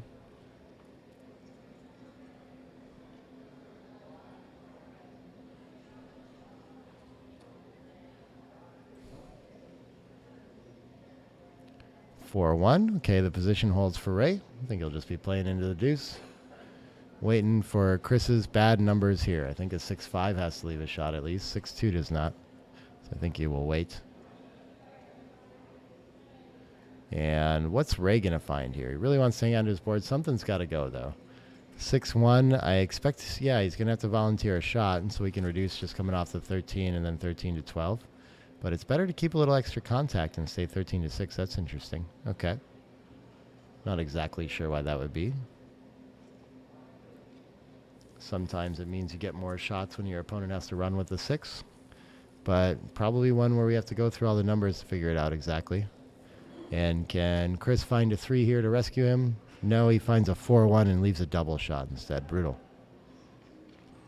Oh, is this like the worst double shot that he leaves too? It's like a million shot. Is there any? It's 4s, 2s, and 1s. It's a triple shot. Yeah. Yeah. And so at 3 away, 7 away, it's going to be really hard for Ray to find a recube. But at normal scores, I think it would be now. Probably a pass already. But that score dynamic is going to keep him in the game. But if Ray hits, he can win a lot of gammons for the match here, too. So this is a very poor roll for Chris. Nice camera, Dimitri says. Yeah, it's yours, man. Thanks for lending this to us, I think. Thank you, Dmitry Obakov, the B-Mob master, for making everything look good. He's going to learn something from my book? Cool, thanks, man. It's super cool to be at a tournament, too, and hear from everyone, you know, what they're figuring out. So, I don't know, I appreciate that. I thought it filled like a niche in learning there, and I'm glad that it's doing well. I never get tired of it. Signing books at tournaments and stuff like that, too. It's a lot of fun. 4-2 hits. Okay. So I think we prefer to keep the point and things blocked and hit with the 13 and come out to the bar. Wow, why from the back, though? So I just want to make sure that... I guess it leaves a 1-6 from the bar. Probably covers the outfield a little better when he pops out. Yeah, okay. It's a little bit confusing. My thought with keeping it was just that it's only aces that it doesn't let him move. So yeah, okay. I might have come up with this too. 5-6 doesn't hit. Okay. And he finds the ace to hit too, and now he's threatening a lot of gammons. Wow, okay. Either 5 should be fine to cover the back, but looking for the closeout mainly to have something like 40+% gammons here. Chris enters a checker. Ray's going to need to hit with 6s, 5s, 1s. Are there any 9s that aren't covered there? No, I don't think so. 5 hits, 3 can cover the back. And no ace for Chris. Fighting to save a gammon to have what life he has at... Oh, Ray wants to recirculate and win more gammons that way. Okay, that's an idea. I think it's better to prevent the anchor. But he wants to be hit and go fishing. Very interesting. I like that idea. Okay. The problem with it is that sometimes you don't always cover, but he will here. 3-2. I think the best way to shuffle is probably 7-4, 5-3, but unfortunate not to get any checkers off. Oh, okay. If we play this way, yeah, we get to peel more often, meaning we get to fight for gammons, which is important to do when the gammons are around 40% like they are. And they actually drop a little bit there, taking a checker off so inefficiently, but the fan's going to bring him back up. 5-2. I think we take 2 off. I like our distribution outside here. Only leaves shots on 6-5, and all the other sets work very well. And not quite over the 50% barrier yet for gammons. But on that fan, I think he's going to become a favorite to do it, to move on to the finals. On the ropes and looks to be surviving it here. What an exciting one for him.